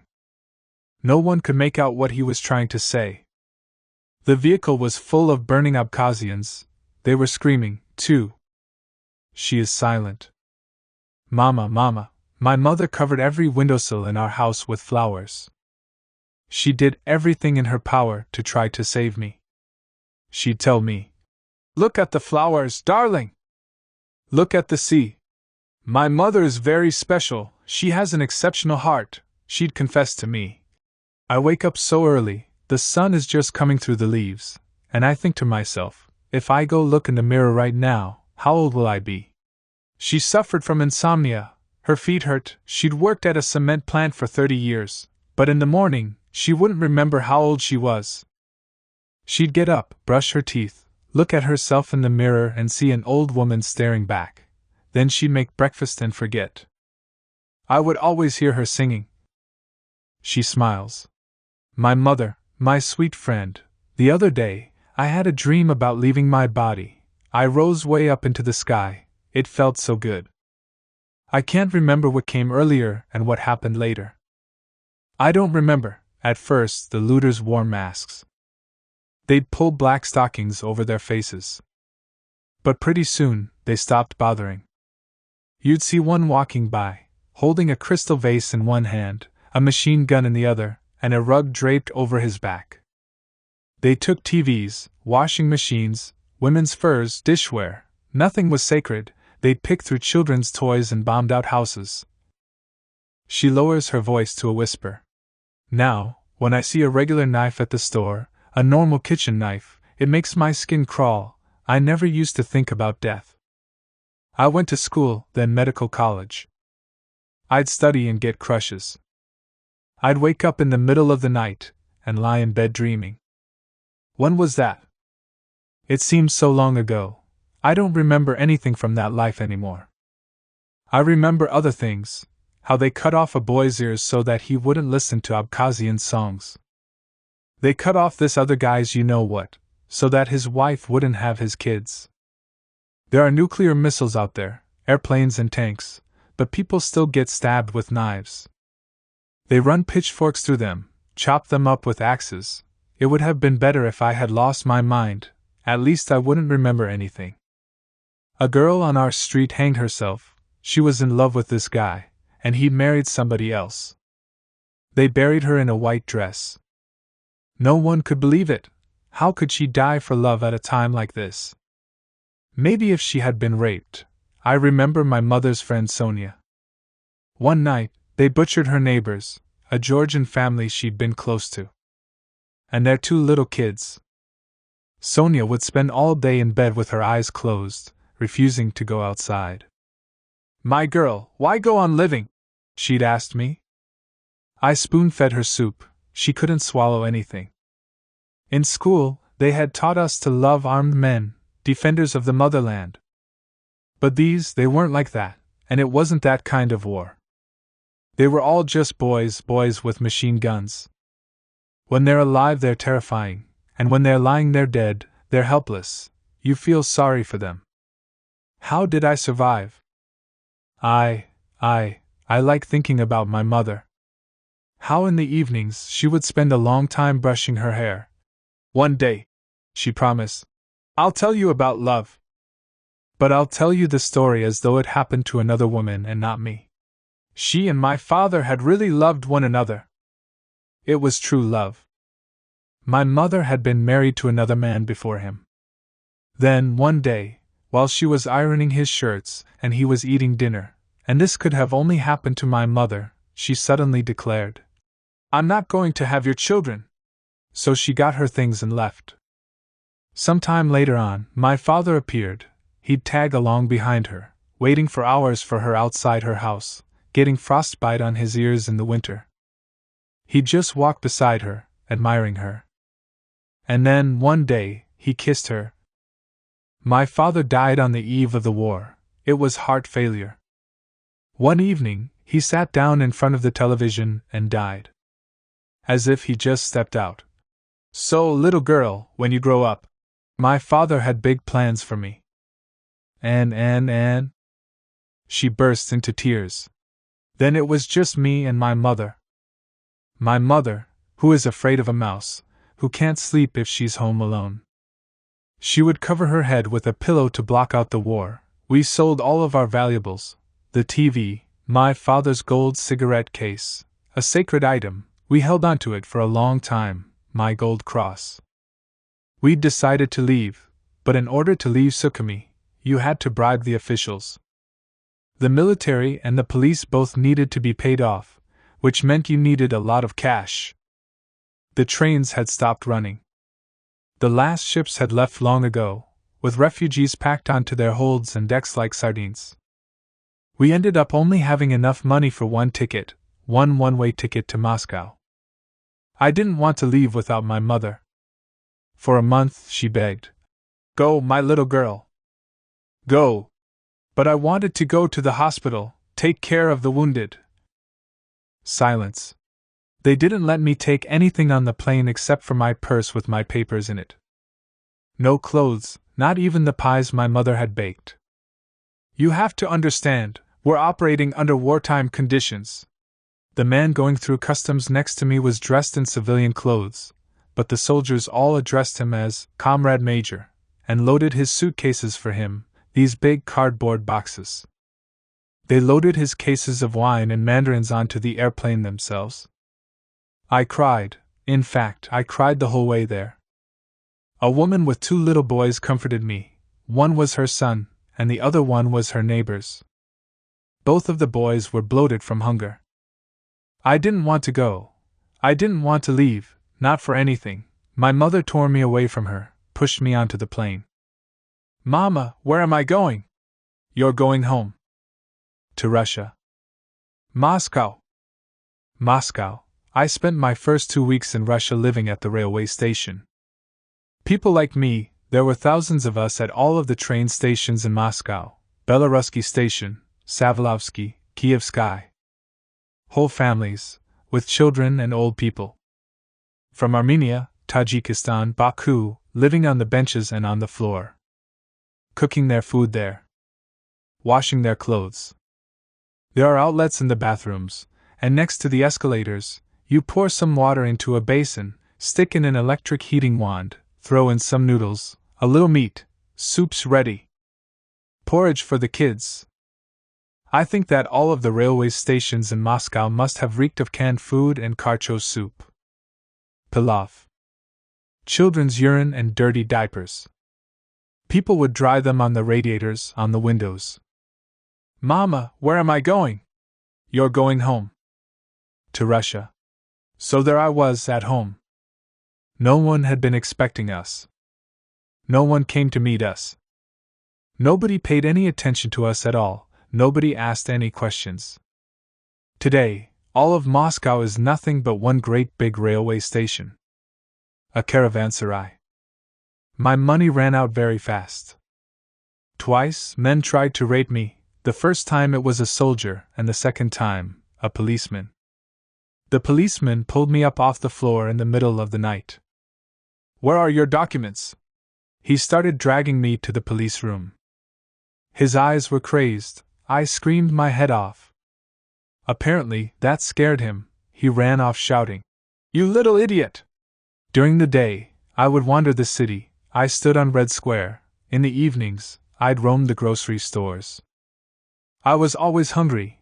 One time, a woman bought me a meat pie. I didn't ask her to, she had been eating and she saw me watching her eat. She took pity on me. Just that one time, but I will remember that, one time, for the rest of my life. She was an old woman. Poor. I was willing to go anywhere, do anything rather than sit at the station, sit there thinking about food and my mother. 2 weeks went by like that. she cries. At the train station, you could occasionally find a piece of bread in the trash, a gnawed chicken bone. That's how I lived until one day my father's sister showed up. We hadn't had any contact with her for a long time. Was she dead or alive? She's 80. All I had was her phone number. I called every day, and no one ever answered. It turned out that she'd been in the hospital. I'd been positive that she was dead. It was a miracle. I had been waiting for it, and then it happened. My aunt came to get me. Olga! Your aunt from Voronezh is waiting for you in the police room. Everything suddenly went into motion. Everyone was abuzz. The whole station wanted to know who had come. Who was getting picked up? What last name? 2 of us ran over to see. There was another girl with the same last name, but a different first name. She'd come from Dushanbe.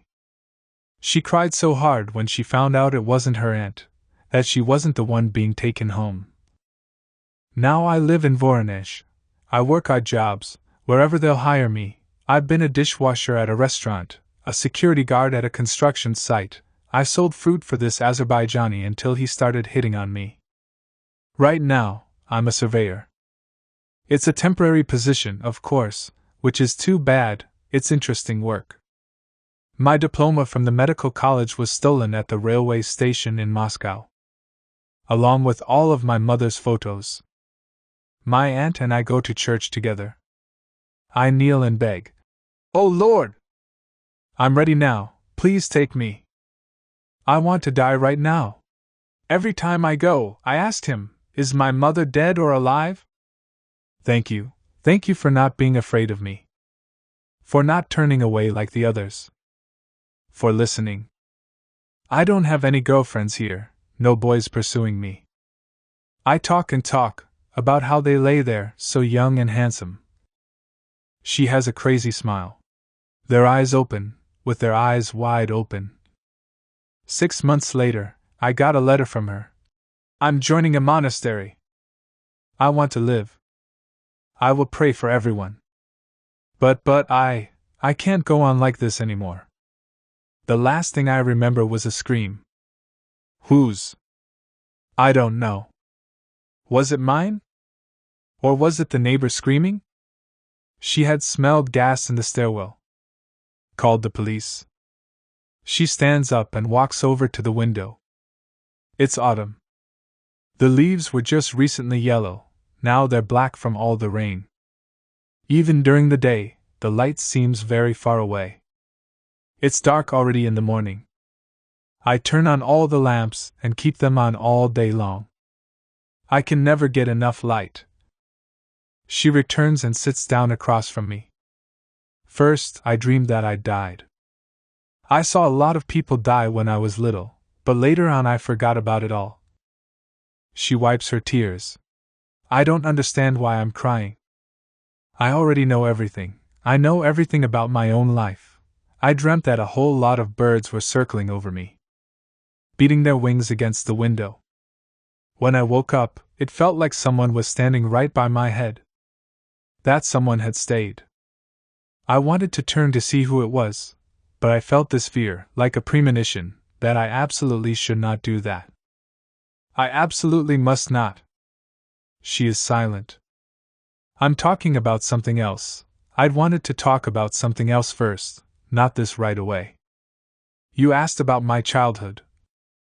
She covers her face with her hands. I can smell it already, the sweet smell of coltsfoot. I see the mountains and the wooden tower with the soldier on top. In winter he wears a sheepskin coat, and in spring it's an overcoat. And the meadow beds, so many meadow beds, all side by side. Side by side. I used to think that if I told someone about this, afterward I would have to run away from that person and never see them again. It's all so much my own, hidden so deep inside of me. I never lived alone. First, I lived in the camp in Kazakhstan. It was called Karlik, and after the camp, in exile. I've lived in an orphanage, a dormitory, a communal apartment, always surrounded by many, many other bodies, other eyes. I got my own place for the first time when I was 40. I would run over to the neighbors out of sheer habit, like I had in the dormitory, to borrow bread, salt, or matches. People didn't like me because of that. But I had never lived alone before, I couldn't get used to it. I always wanted letters. I was always waiting for envelopes to arrive. I still do that. One of my friends writes me regularly. She moved to Israel to live with her daughter. She wants to know how things are over here, what life is like after socialism, what is our life like. You walk down a familiar street and see a French boutique, German, Polish, all of the stores' names are in foreign languages. Foreign socks, shirts, boots, cookies and salami, you can't find anything that's our own, Soviet, anywhere. All I hear is that life is a battle, the strong defeat the weak, and this is the law of nature. You have to grow some horns and hooves, a thick skin, no one needs weaklings anymore. Everywhere you go it's elbows, elbows, and more elbows. This is fascism, this is the swastika. I'm in shock and despair. This is not my world. It's not for me. Silence. If I had someone beside me, anyone, my husband? He left me. And I keep on loving him. Suddenly she smiles. We got married in the spring, when the wild cherries were in bloom and the lilacs were budding. And when he left me, it was also spring. But he comes sometimes, he comes to me in my dreams and can't bear to part with me. He keeps talking and talking about something. But during the day, I'm going deaf from the silence. Going blind.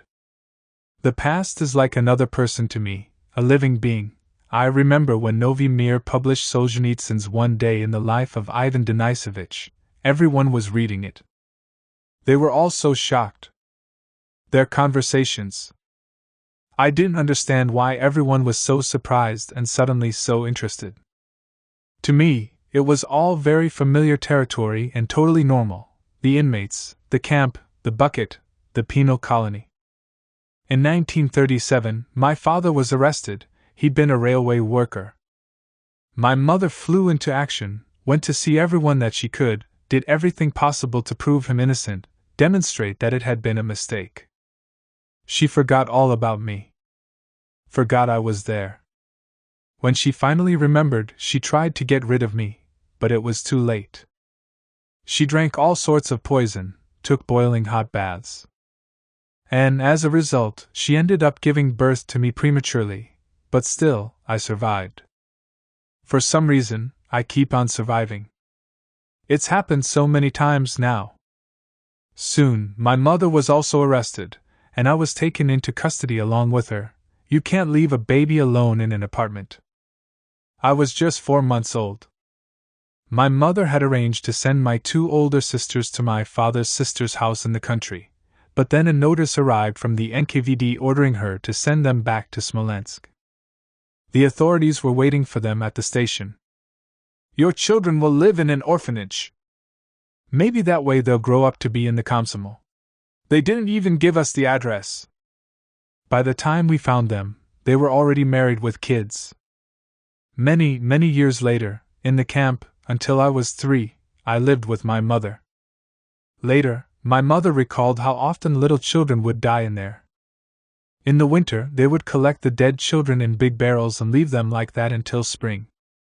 By then, their bodies would be gnawed away by rats. They would wait to bury them in spring, that is, what remained of them.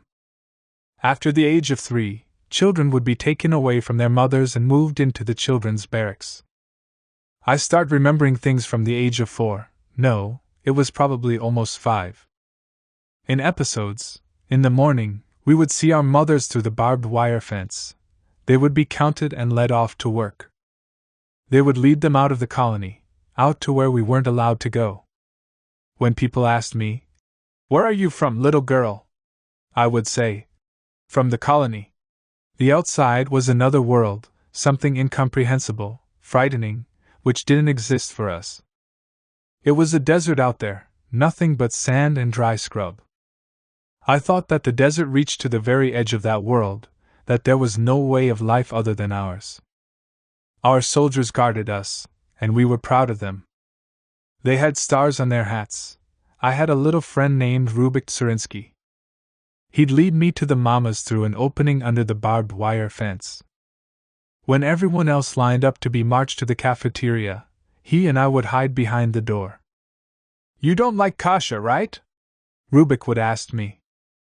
I was always hungry, and I adored kasha, but I was prepared to do anything to see my mama.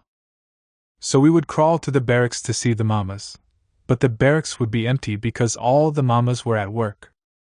We knew they wouldn't be there, but we would go anyway, sneaking around, exploring every corner. The metal beds, the metal canister for drinking water, the tin cup hanging from a chain, all of that smelled like mamas. It smelled like earth and mamas. Sometimes, we would find other people's mamas in there, lying on their beds and coughing. Someone's mama would be coughing up blood. Rubik told me that was Tamachka's mama. She was the littlest one out of all of us. That mama died shortly afterward. And then Tamachka died, too, and for a long time, I wondered, whom should I tell that Tamachka died? Since her mama was dead as well. She falls silent. Many, many years later I remembered this. My mother didn't believe me. "You were only 4. I told her that I remembered her walking around in canvas boots with wooden soles and a large tunic sewn from these little scraps of fabric. That surprised her, as well. It made her cry. I remember the aroma of a slice of melon that my mother had brought me. It was the size of a button, wrapped in a rag. And how one time, the boys called me over to play with a cat, but I didn't know what a cat was. The cat had come from the outside. There were no cats in the colony. They couldn't survive in there because there were no leftovers for them to eat. We would pick up every last crumb. We were always looking under our feet for something to eat. We ate grasses, roots, licked pebbles. We really wanted to give the cat some sort of treat, but we didn't have anything, so we'd feed it our spit after dinner, and it would eat it. It would. I remember how another time, my mother tried to pass me a piece of candy. "Anya, take this candy!" she'd called to me through the wire. The guards chased her away. She fell down. They grabbed her by her long black hair and dragged her through the dirt.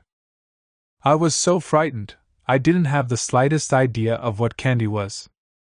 None of the children knew what candy was. Everyone got scared and realized that they needed to hide me, so they pushed me into the middle of our little cluster. The other kids would always put me in the middle, because our Anya is always falling over. She weeps. I don't know why I'm crying. I already know all this. I know what my life was like. But there you go, what was I talking about? I didn't finish the thought, right? I didn't finish?